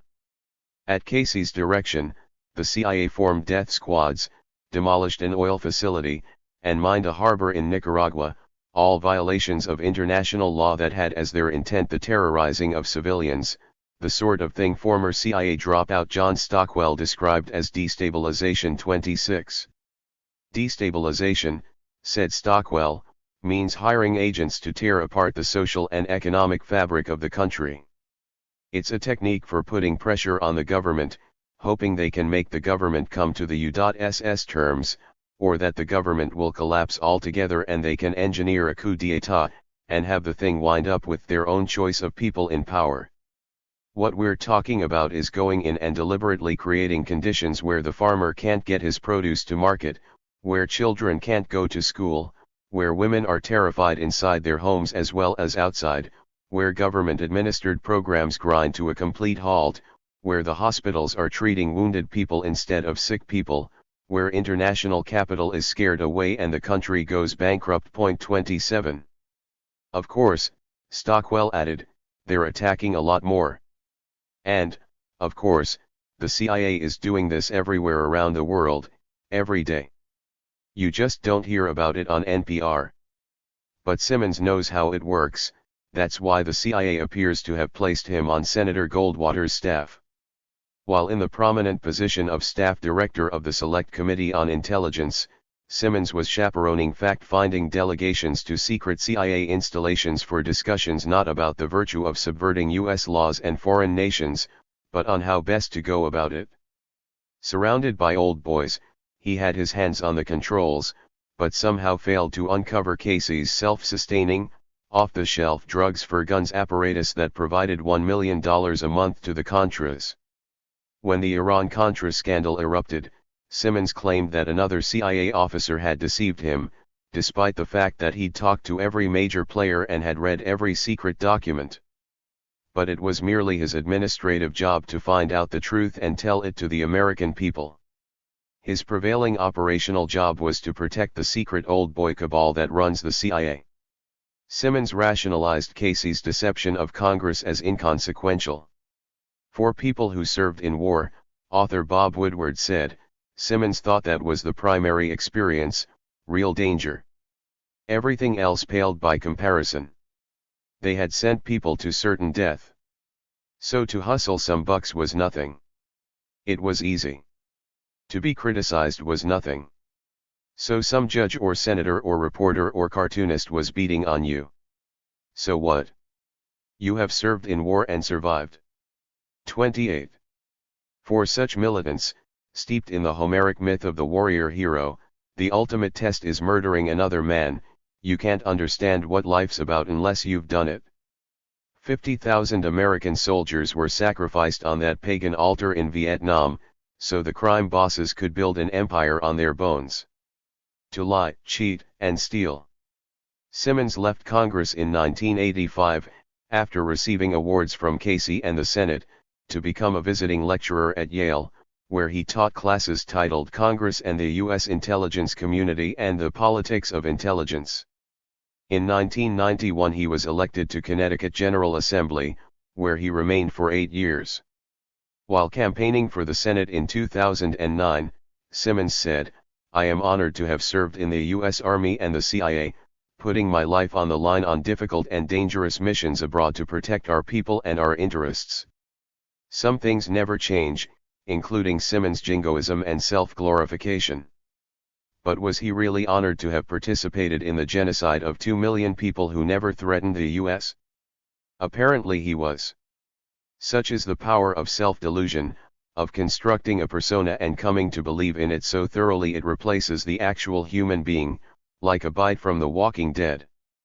But do we want self-deluded ideologues whose loyalty is to the CIA and the military, not to the American public or democracy, as public officials? In 2000, in my article for Counterpunch, I asked if voters could be certain Simmons would tell them everything they needed to know in order to govern themselves. How could anyone know for sure he wasn't playing a double game or hiding secrets, consistently promoting militarism and war, no matter its necessity or cost? As Simmons once said, in intelligence, you have to lie, cheat, and steal to get the truth. The reason for it is for your national security. Unfortunately, as FBN agent Martin Parra explained, you can't check your morality at the door, go out and lie, cheat, and steal, then come back and retrieve it. In fact, if you're successful because you can lie, cheat, and steal, those things become tools you use in the bureaucracy. That's exactly what Simmons did while serving as a legislative aide and staff director for the Senate Intelligence Committee. I'm guessing that he was intentionally placed in that position to effectuate the secret policies of the CIA. His career illustrates how the Old Boy Network coordinates the executive, legislative and judicial branches of government on behalf of the arms industry, to which the military and CIA are joined at the hip, while simultaneously imposing increasingly systematic repression on the American people. It is ruled by organized crime under the rubric of patriotism and national security. Just figure, the CIA runs the arms for drugs trade through its covered paramilitary army, while its logistics experts handle off-the-shelf shipping companies, and its financial experts create offshore banks to recycle the cash into new operations. All of it is highly compartmented, with intelligence officers suborning foreign customs agents and special policemen, some of whom arrange, without their own government's knowledge, the construction and operation of black sites. Simmons is naturally endowed with the persona needed for a PR position in this enterprise. He was a lector at his Episcopalian church in Tony Stonington, Connecticut when I interviewed him. He knew I'd spoken with Colby and was glad to discuss aspects of his CIA activities that advanced the myths he was creating about himself as he prepared to re-enter the national political arena as a U.S. congressman, a career move that seemed preordained. In 2000 I also asked the overwhelming question, where, in a nation sharply divided along ideological lines, would a hardline political and psychological warrior like Simmons stand if the Bush administration embarked on another genocidal campaign against another manufactured enemy, like Johnson and Nixon did in Vietnam, and Reagan and Bush did during Iran-Contra? Would he betray the will of the American people to live in peace, as a way to reward his patrons in the CIA? Where would Simmons stand if America entered an age of dissent? His voting record speaks for itself, as Simmons is fond of saying. Claiming that intelligence is the first line of defense in the war on terrorism, he voted to allow the Bush regime to authorize electronic surveillance without a court order to acquire foreign intelligence information. He voted to allow the security services to spy on Americans without a warrant and without going to the FISA court. He voted for intelligence gathering without civil oversight, which erodes our basic constitutional rights. Point 29. He voted to declare that Iraq was part of the war on terror, and to invade and occupy it forever.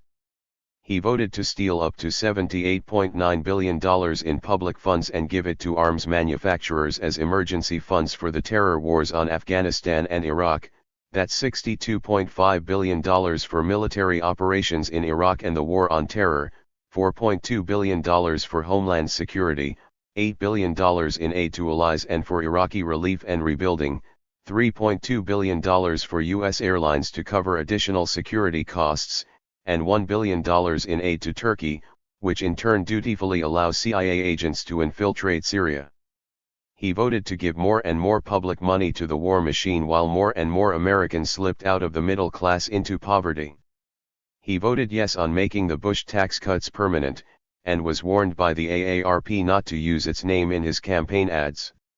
He received a grade A from the NRA, and voted to continue military recruitment on college campuses. He voted yes on building a fence along the Mexican border, and yes for comprehensive immigration reform without amnesty. While chairman of the Homeland Subcommittee on Intelligence, Information Sharing, and Terrorism Risk Assessment, he advocated improved intelligence coordination between federal, state, and local authorities on the Phoenix program model. He voted to create a Phoenix-style National Intelligence Director and National Counterterrorism Center. He voted yes on making the Patriot Act permanent, yes on protecting the Pledge of Allegiance, yes on disallowing R-rated movies and coffee pots in prison cells, yes on military border patrols to battle drugs and terrorism, on allowing school prayer during the War on Terror, yes on the Bush regime's national energy policy, and yes on keeping the Cuba travel ban until its political prisoners were released. Finding himself a congressperson at the most critical point in America's legislative history in the past 50 years, he was a consistent and prominent advocate for the Bush regime's extra-legal policies and practices regarding the administrative detention and torture of suspects in the War on Terror. In 2006, the host of Talk Nation Radio in Connecticut, Dory Smith, interviewed Wells Dixon, an attorney at the Center for Constitutional Rights. Dixon worked on Guantanamo-related issues. Simmons had argued that suspects in the War on Terror are exceptions to the Geneva Conventions and that rules that have been used in the past do not apply to them. Smith asked Dixon if Simmons was correct. 30. Dixon replied that Simmons was wrong. He emphasized that the Geneva Conventions and Common Article 3 are part of U.S. military law and training. They are part of the Uniform Code of Military Justice and they are also part of Army Regulation 190.8, which governs the treatment of prisoners. The Geneva Conventions, of course, have also protected our soldiers for more than 50 years and will continue to do so as long as we adhere to them fully ourselves. Simmons had also insisted that because the War on Terror is not fought against sovereign nations or organized liberation movements, the rules of prisoners' engagement are non-existent. He insisted that the laws were vague and soldiers posted at Guantanamo and Abu Ghraib couldn't figure out how to treat prisoners. Simmons again was dissembling. As Dixon noted, the Supreme Court held in the Hamdan case that there was no basis for concluding that compliance with the Uniform Code of Military Justice was impracticable in the War on Terror. In a particularly outrageous assertion, Simmons said that conditions at Gitmo were more open than at the Osborne Correctional Facility in Connecticut. Dixon again corrected Simmons. The conditions at Guantanamo are not more open than at Osborne Correctional Facility. For one thing, there is no question that the detainees at Guantanamo have been tortured and abused by U.S. military personnel and agents. The Center for Constitutional Rights has documented this in a report issued in July that provides first-hand accounts from current detainees and their lawyers of many of the abuses they have suffered while they have been detained in Guantanamo.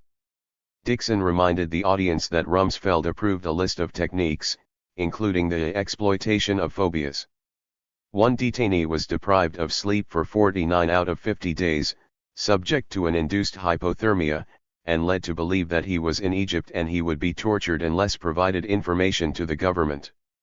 Dixon said that Rumsfeld's enhanced interrogation methods rose to the level of torture. The General Counsel of the Navy Alberto Mora said in 2004 in a memorandum that it was his opinion that these sorts of activities would be not only unlawful but unworthy of military service, and that in his view they would rise to the level of torture. He raised a number of rhetorical questions such as, what does deprivation of light and auditory stimuli mean? Can a detainee be locked in a completely dark cell, and if so, for how long, a month, a year? Another question he asked was, can phobias be applied until madness sets in? If you consider the conclusions of people like Mr. Mora, I don't think that there is any credible dispute at this point that the detainees in Guantanamo have been subject to torture and abuse. Smith noted that Simmons backed legislation that would send detainees to military courts that could withhold classified evidence from suspects, which is exactly the system the U.S. imposed on South Vietnam, as Simmons knew from having sent suspects to the Stalinist security courts there. Dixon again cited the Hamdan case, saying the Supreme Court ruled there is no basis to argue that the Uniform Code of Military Justice is inadequate to try terrorism suspects. He noted that after 4 years, suspects could not possibly have any intelligence value or pose a threat to the United States. They were pawns in a public relations game. Even the CIA had concluded in a 2002 report that most of the people at Gitmo were there because they were captured at the wrong place at the wrong time. They had nothing to do with terrorism. This is a statement that's been echoed by many former military officials, including the former Guantanamo commander J. Hood, who said, "Look, sometimes we just didn't get the right folks." So I think it's important to remember that. Dixon raised another troubling issue. A provision in the Military Commissions Act suspends habeas corpus for any alien detained by the United States, he said. This would include lawful immigrants picked up on the streets of New Haven or Hartford, and it therefore deprives them of any meaningful opportunity to challenge their detention. So as a result of this provision, we expect that the United States will move to dismiss a number of the pending habeas cases, and we will then challenge the law on the ground that it's an unconstitutional suspension of habeas corpus. Next, Smith raised the issue of withholding medical care from wounded prisoners, as Simmons did when he was the PIC in Vietnam. That was a violation of the Geneva Conventions, wasn't it? She asked. Absolutely, Dixon replied. The denial of medical care to someone in the custody of the United States certainly would be illegal and unconscionable, and it would violate the Geneva Conventions. No question about it. Last but not least, Smith asked, do you think that he should have been more open about this when he argued for changes to U.S. law and the way we interpret the Geneva Conventions? Dixon noted that military regulations do not apply to the CIA. He then stressed that torture has proved to be extremely unreliable and in fact extremely dangerous. He noted that the CIA had rendered Maher Arar to Syria, where he was tortured and then confessed. Arar, however, was innocent and eventually cleared by the Canadian government. And so I think that you can see from that example that coercion and torture really is not useful for interrogation practices, Dixon said. The other instance that I would point to, Dixon added, is the case of Ibn al-Sheikh al-Libi, a suspected bin Laden associate who was captured a few months after September 11 in Afghanistan. He was rendered by the CIA to Libya, where he was tortured and under torture provided information concerning the connection between Iraq and Al-Qaeda. This information formed the basis for Colin Powell's presentation to the United Nations in February of 2003, in which he said essentially that there was a connection between Iraq and Al-Qaeda. We now know that that's not the case, that the information was false, and we now know what the unfortunate results are of that information. So to the extent that Congressman Simmons or any other interrogator would employ coercive or other means to obtain information, I would be very suspicious. Suspicious, indeed. Simmons always finds a way to clear the CIA of any wrongdoing. He is, after all, clearing himself when he clears the CIA. That's what happens when a nation is ruled by a protected few, regulated 31 only by one another. Chapter 16. Major General Bruce Lawler, from CIA officer in Vietnam to Homeland Security honcho. In August 2002, I wrote an open letter to Major General Bruce Lawler at the Office of Homeland Security. Lawler had recently been named as Homeland Security's Senior Director for Protection and Prevention. By coincidence, he was a former CIA officer whom I had interviewed at length for the Phoenix program. Given that Lawler had been involved in Phoenix operations in Vietnam, it seemed fitting that he would get a job at Homeland Security, which is modeled on Phoenix. But I was still surprised. When I met him in 1988, Lawler was a small-town lawyer in Vermont, feeling unappreciated and resentful of his former bosses at the CIA. He was still mad at the left, too. He'd run for Attorney General in Vermont's 1984 Democratic primary, and in the spirit of full disclosure, he had listed his CIA service in the Phoenix program on the resume his campaign staff handed out to the press. Then the unexpected happened. A small radical magazine published a scathing article about Lawler and Phoenix. Soon thereafter the state's anti-imperialist and pacifist groups produced briefs for delegates at the Democratic Convention that said, "No assassins for Attorney General." Lawler lost the primary, even though William Colby, a native of Vermont, visited the state during the campaign to speak on Lawler's behalf. How times have changed. A decade after the Vietnam War ended, it was still possible to persuade voters that a former member of a covert torture and assassination program wasn't suitable to be a state's chief law enforcement officer. Since 9/11, it has become a badge of honor. In any event, 4 years after he lost in the primary, Lawler still held a grudge against the peaceniks who, in his opinion, had smeared him. When I wrote my open letter in 2002, I wondered exactly what he had in store for people like me, now that he was in charge of the Homeland's protection and prevention. Here we go again. Having former CIA officers in important government positions is nothing new. I refer you to the previous chapter about former Congressman Rob Simmons, who ran a torture chamber in Vietnam. Another example, Yale graduate and Bush family insider Porter Goss served in the CIA's Operations Division for over 10 years, attacking Cuba, handling agents in Mexico, and eventually serving in London. None of what Goss actually did is known, but he had tons of campaign money and was elected to Congress in 1988. He served the neocon cause until 2006 when Bush named him director of the Central Intelligence Agency. Goss was in Pakistan in early 2001, just prior to the 9/11 attacks, having lunch with the head of Pakistan's version of the CIA, General Mahmoud Ahmed, whose agent network had ties to Osama bin Laden and directly funded, supported, and trained the Taliban. Other slimy CIA spooks walked the halls of Congress, like William Hurd, who slithered around Afghanistan, Pakistan, and India. Like Simmons and Goss, the CIA apparently greased his slide into Congress, so it could more effectively repress American society the way it does foreign nations. The question needs to be asked, is having people who are in actuality war criminals in positions of legislative and executive authority in America an expression of a free society? Or is the CIA antithetical to democratic institutions, given that it is a secretive organization whose modus operandi is similar to that of an organized crime outfit and corrupts everyone it comes in contact with? Should CIA officers be disqualified from holding public office? What is to prevent them from treating their domestic enemies the same way they treat their foreign enemies? I admit, it was frightening to learn that Bruce was now a major general and a top-ranking official in the ominous Office of Homeland Security. Suddenly he had access to whatever political blacklists the Bush regime had assembled, as well as control over any covert action teams that might be used to neutralize dissidents. As a replica of the Phoenix Coordination Program, the Homeland Security apparatus is a perfect cover for all manner of clandestine blackmail and extortion operations. My fear was that Lawler was still working for the CIA, and even if not, still had that mentality, and thus posed a threat to democracy in America. One reason for that concern was that nowhere in Lawler's online biographies was there any mention of his CIA service. That omission indicated intent to deceive.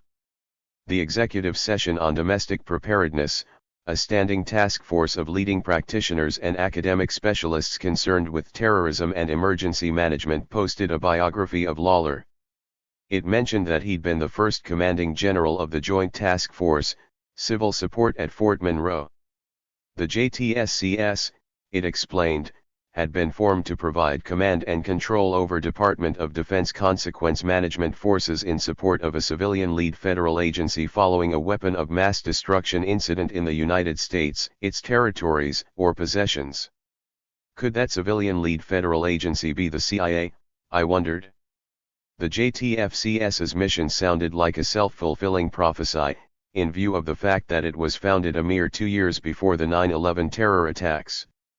In its 2000 policy paper Rebuilding America's Defenses, the neocon project for a new American century worried that the transformation of American armed forces through new technologies and operational concepts was likely to take too long, absent some catastrophic and catalyzing event, like a new Pearl Harbor. Many people felt this too was a self-fulfilling prophecy. And, of course, Lawler commanded the JTFCS through 9/11 until October 2001, when it was merged with Northcom. Nowhere in the executive session's biography did Lawler's patrons at Harvard say that he had once been a CIA officer. Why not? In another biography that at one time was posted on the internet but has since been removed, Lawler was said to have been assigned as the Deputy Director, Operations, Readiness, and Mobilization within the Office of the Deputy Chief of Staff for Operations and Plans in May 1998. As Deputy Director, he monitors Army operations worldwide and oversees National Guard and Reserve Forces integration efforts. 2. This is significant too, insofar as National Guard and Reserve Forces are, like JTFCS, integral parts of Northcom, the military component of the Homeland Security apparatus. Northcom was formed after September 11 specifically to enhance the military's ability to coordinate with civilian law enforcement agencies. Since then, the military has steadily expanded its influence over domestic law enforcement, with eerily predictable results. The most drastic effect has been the militarization of police forces across the nation, and the intimidating presence of soldiers in airports and train stations. Over time, the American people have accepted their subordination to this systematic expression of state omnipotence and violence. They've been pacified. Police departments nationwide are given gee-whiz gadgets developed by the military, like the Stingray cell site simulator and the IMSI catcher. Such surveillance technologies chip away at our Fourth Amendment right to privacy. They're often deployed in secret, and cops who use them are compelled to sign non-disclosure agreements with the FBI. Such gadgets are used to identify every person at a Black Lives Matter demonstration or meetings to boycott Israel. Many cops have military experience.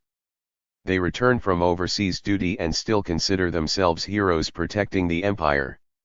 Then the FBI or CIA comes along and recruits them into the secret boys club and they think they're above the law. They're perfectly willing to use the same extra-legal tactics they learned in the colonies on dissidents at home. Their sensibilities are informed by the crimes they participated in overseas. In the colonies, they got to bust into the homes of Iraqi and Afghan civilians, guns blazing. When they return and become cops, they automatically know who to target: the poor, blacks, leftists, environmentalists, and anti-war activists who disrespect their sacrifices on behalf of the nation. Political codders own and control cops in America like they own and control special policemen in occupied countries. A favorite gee-whiz gadget they dispense is Predpol software for predictive policing. Predpol was designed for tracking insurgents and forecasting casualties in Iraq, and was financed by the Pentagon. One of the company's advisors, Harsh Patel, used to work for In-Q-Tel, the CIA's venture capital firm. If, for instance, the software depends on historical crime data from a racially biased police force, then it's just going to send a flood of officers into the very same neighborhoods they've always over-policed.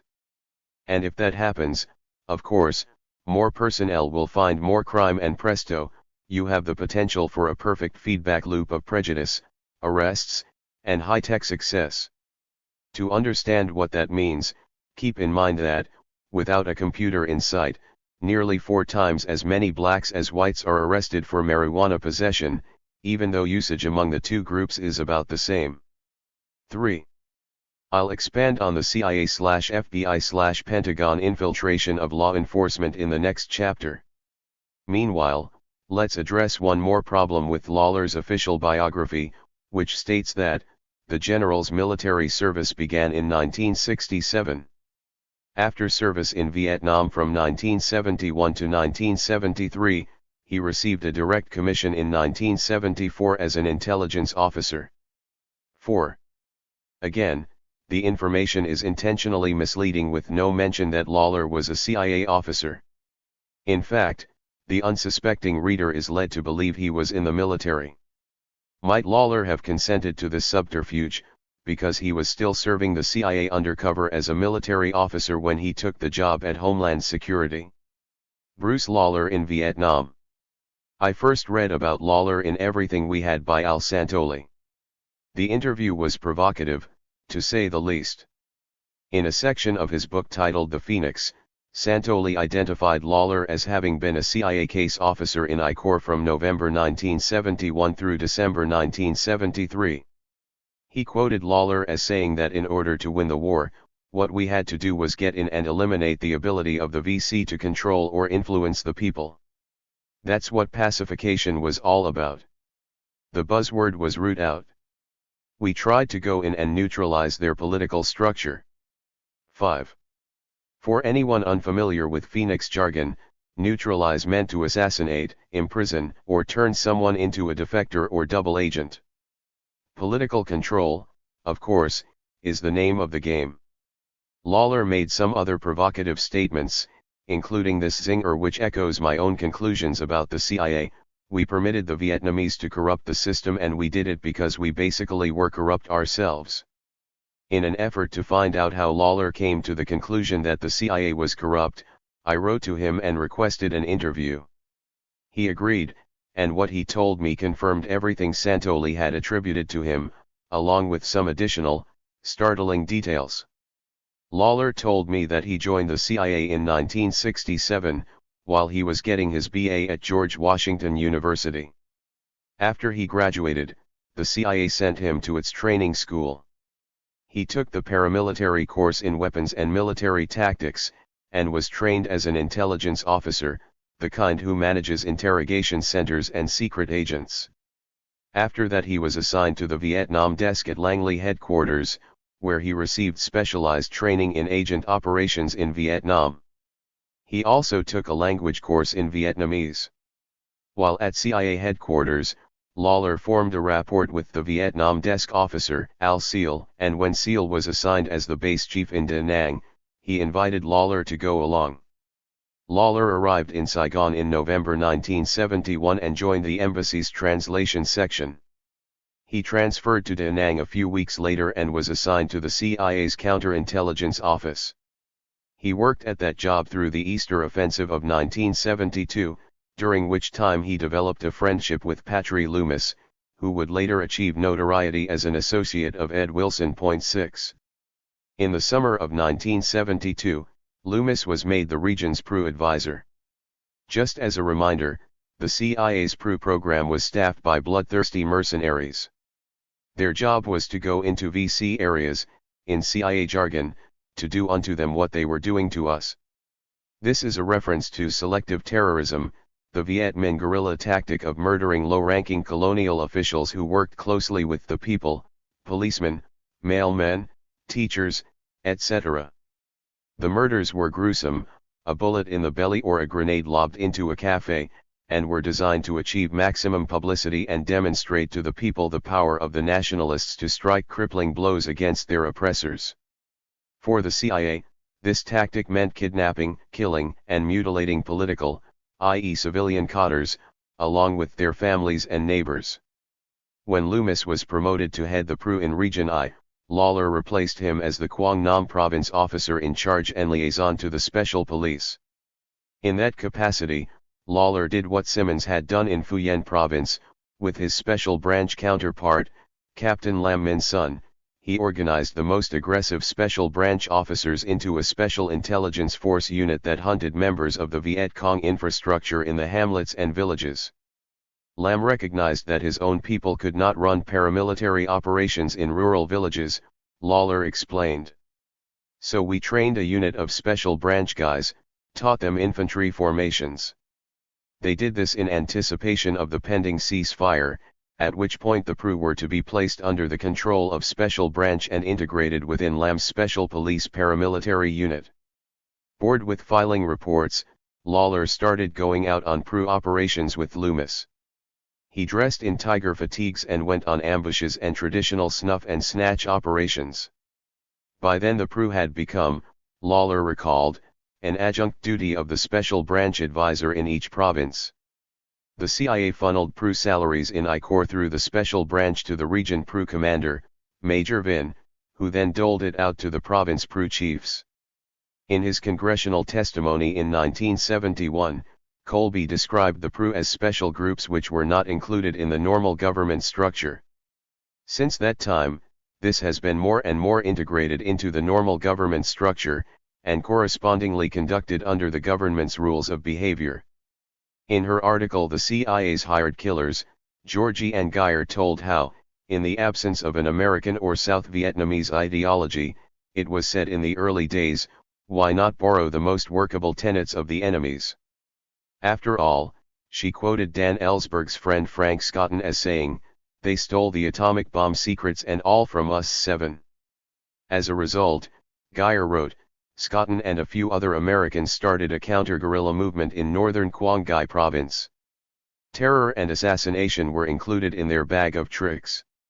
At one point, printed 50,000 leaflets showing sinister black eyes.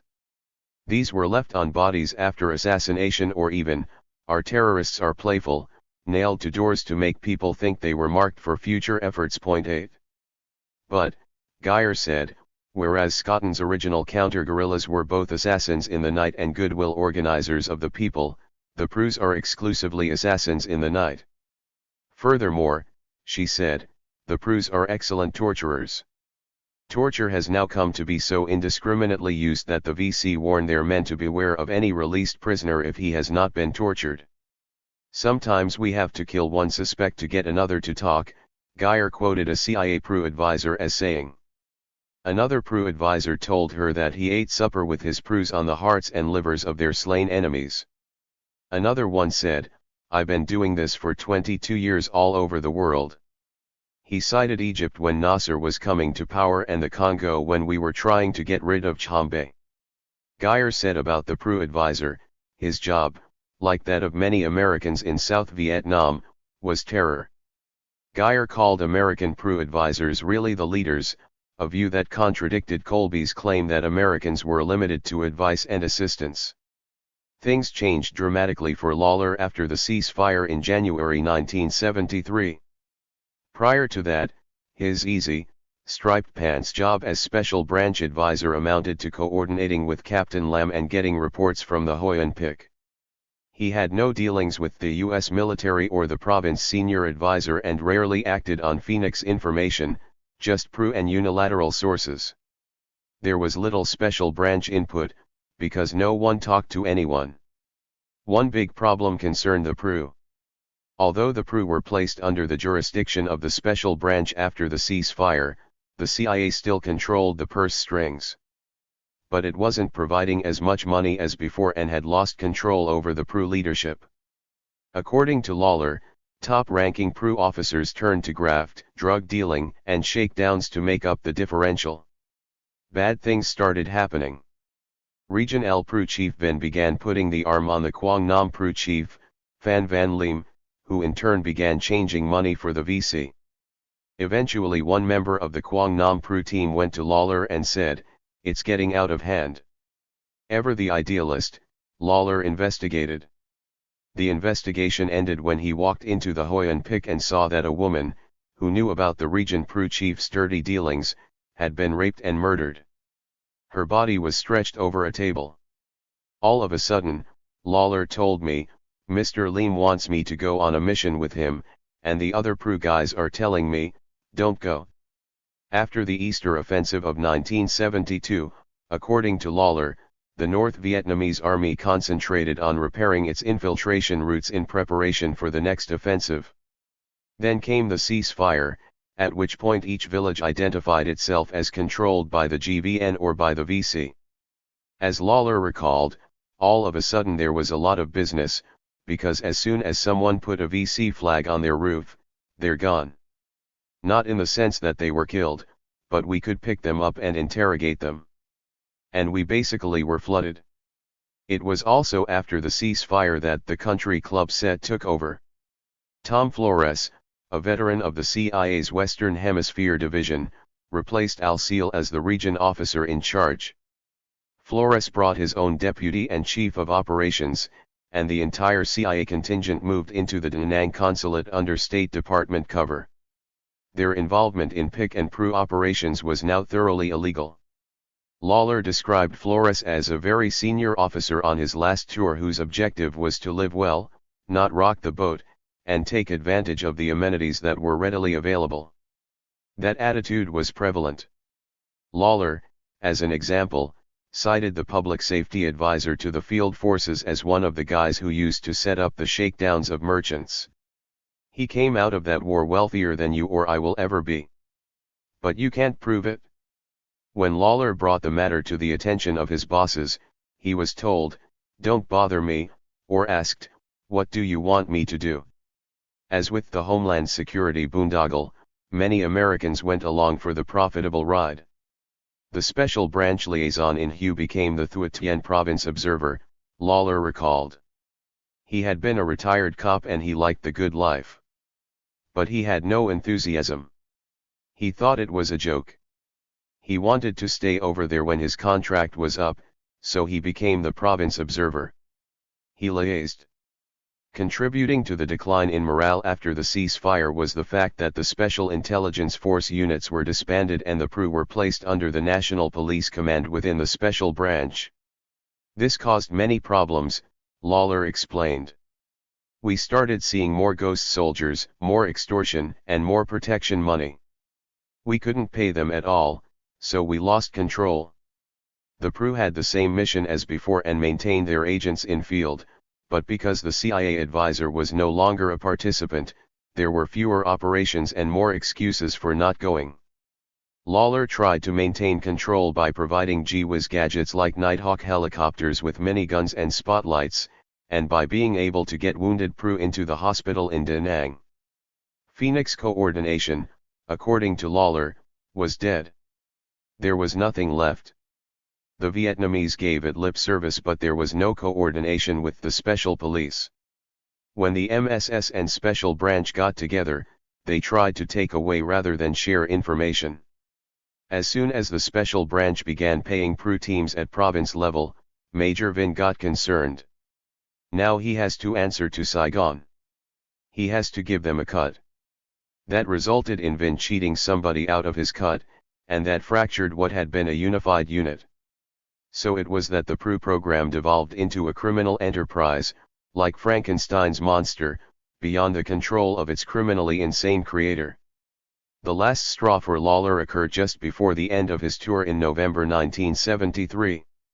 Having worked in Da Nang's counterintelligence office, he knew that an NVA spy ring existed in the area, and that the Special Branch had sacrificed a number of low-level codders instead of flushing out the most important spies. It was a great deception operation, Lawler said. The high-level people continued to operate. One of the NVA agents was the girlfriend of Tom Flores's operations chief. But when Lawler reported this to Flores, he did nothing but accuse Lawler of having gone native. Lawler then committed the cardinal sin. He defiled the sacred chain of command by slipping a copy of his report to the CIA station's security chief in Saigon. The operations officer was sent home, but Lawler was finished. Security teams visited his office, confiscated his furniture, and presented him with a ticket back home. After that I became disillusioned, Lawler confessed. He returned to Langley headquarters, where Ted Shackley, then chief of the Far East Division, accepted his resignation. Lawler was embittered. The agency betrayed us, he said.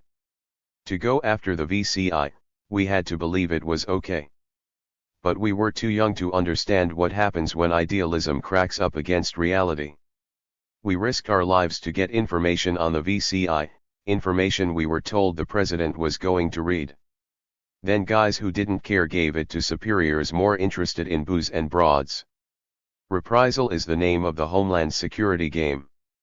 But there's something weird about Lawler that keeps him coming back for more, despite whatever scruples he may have manifested above.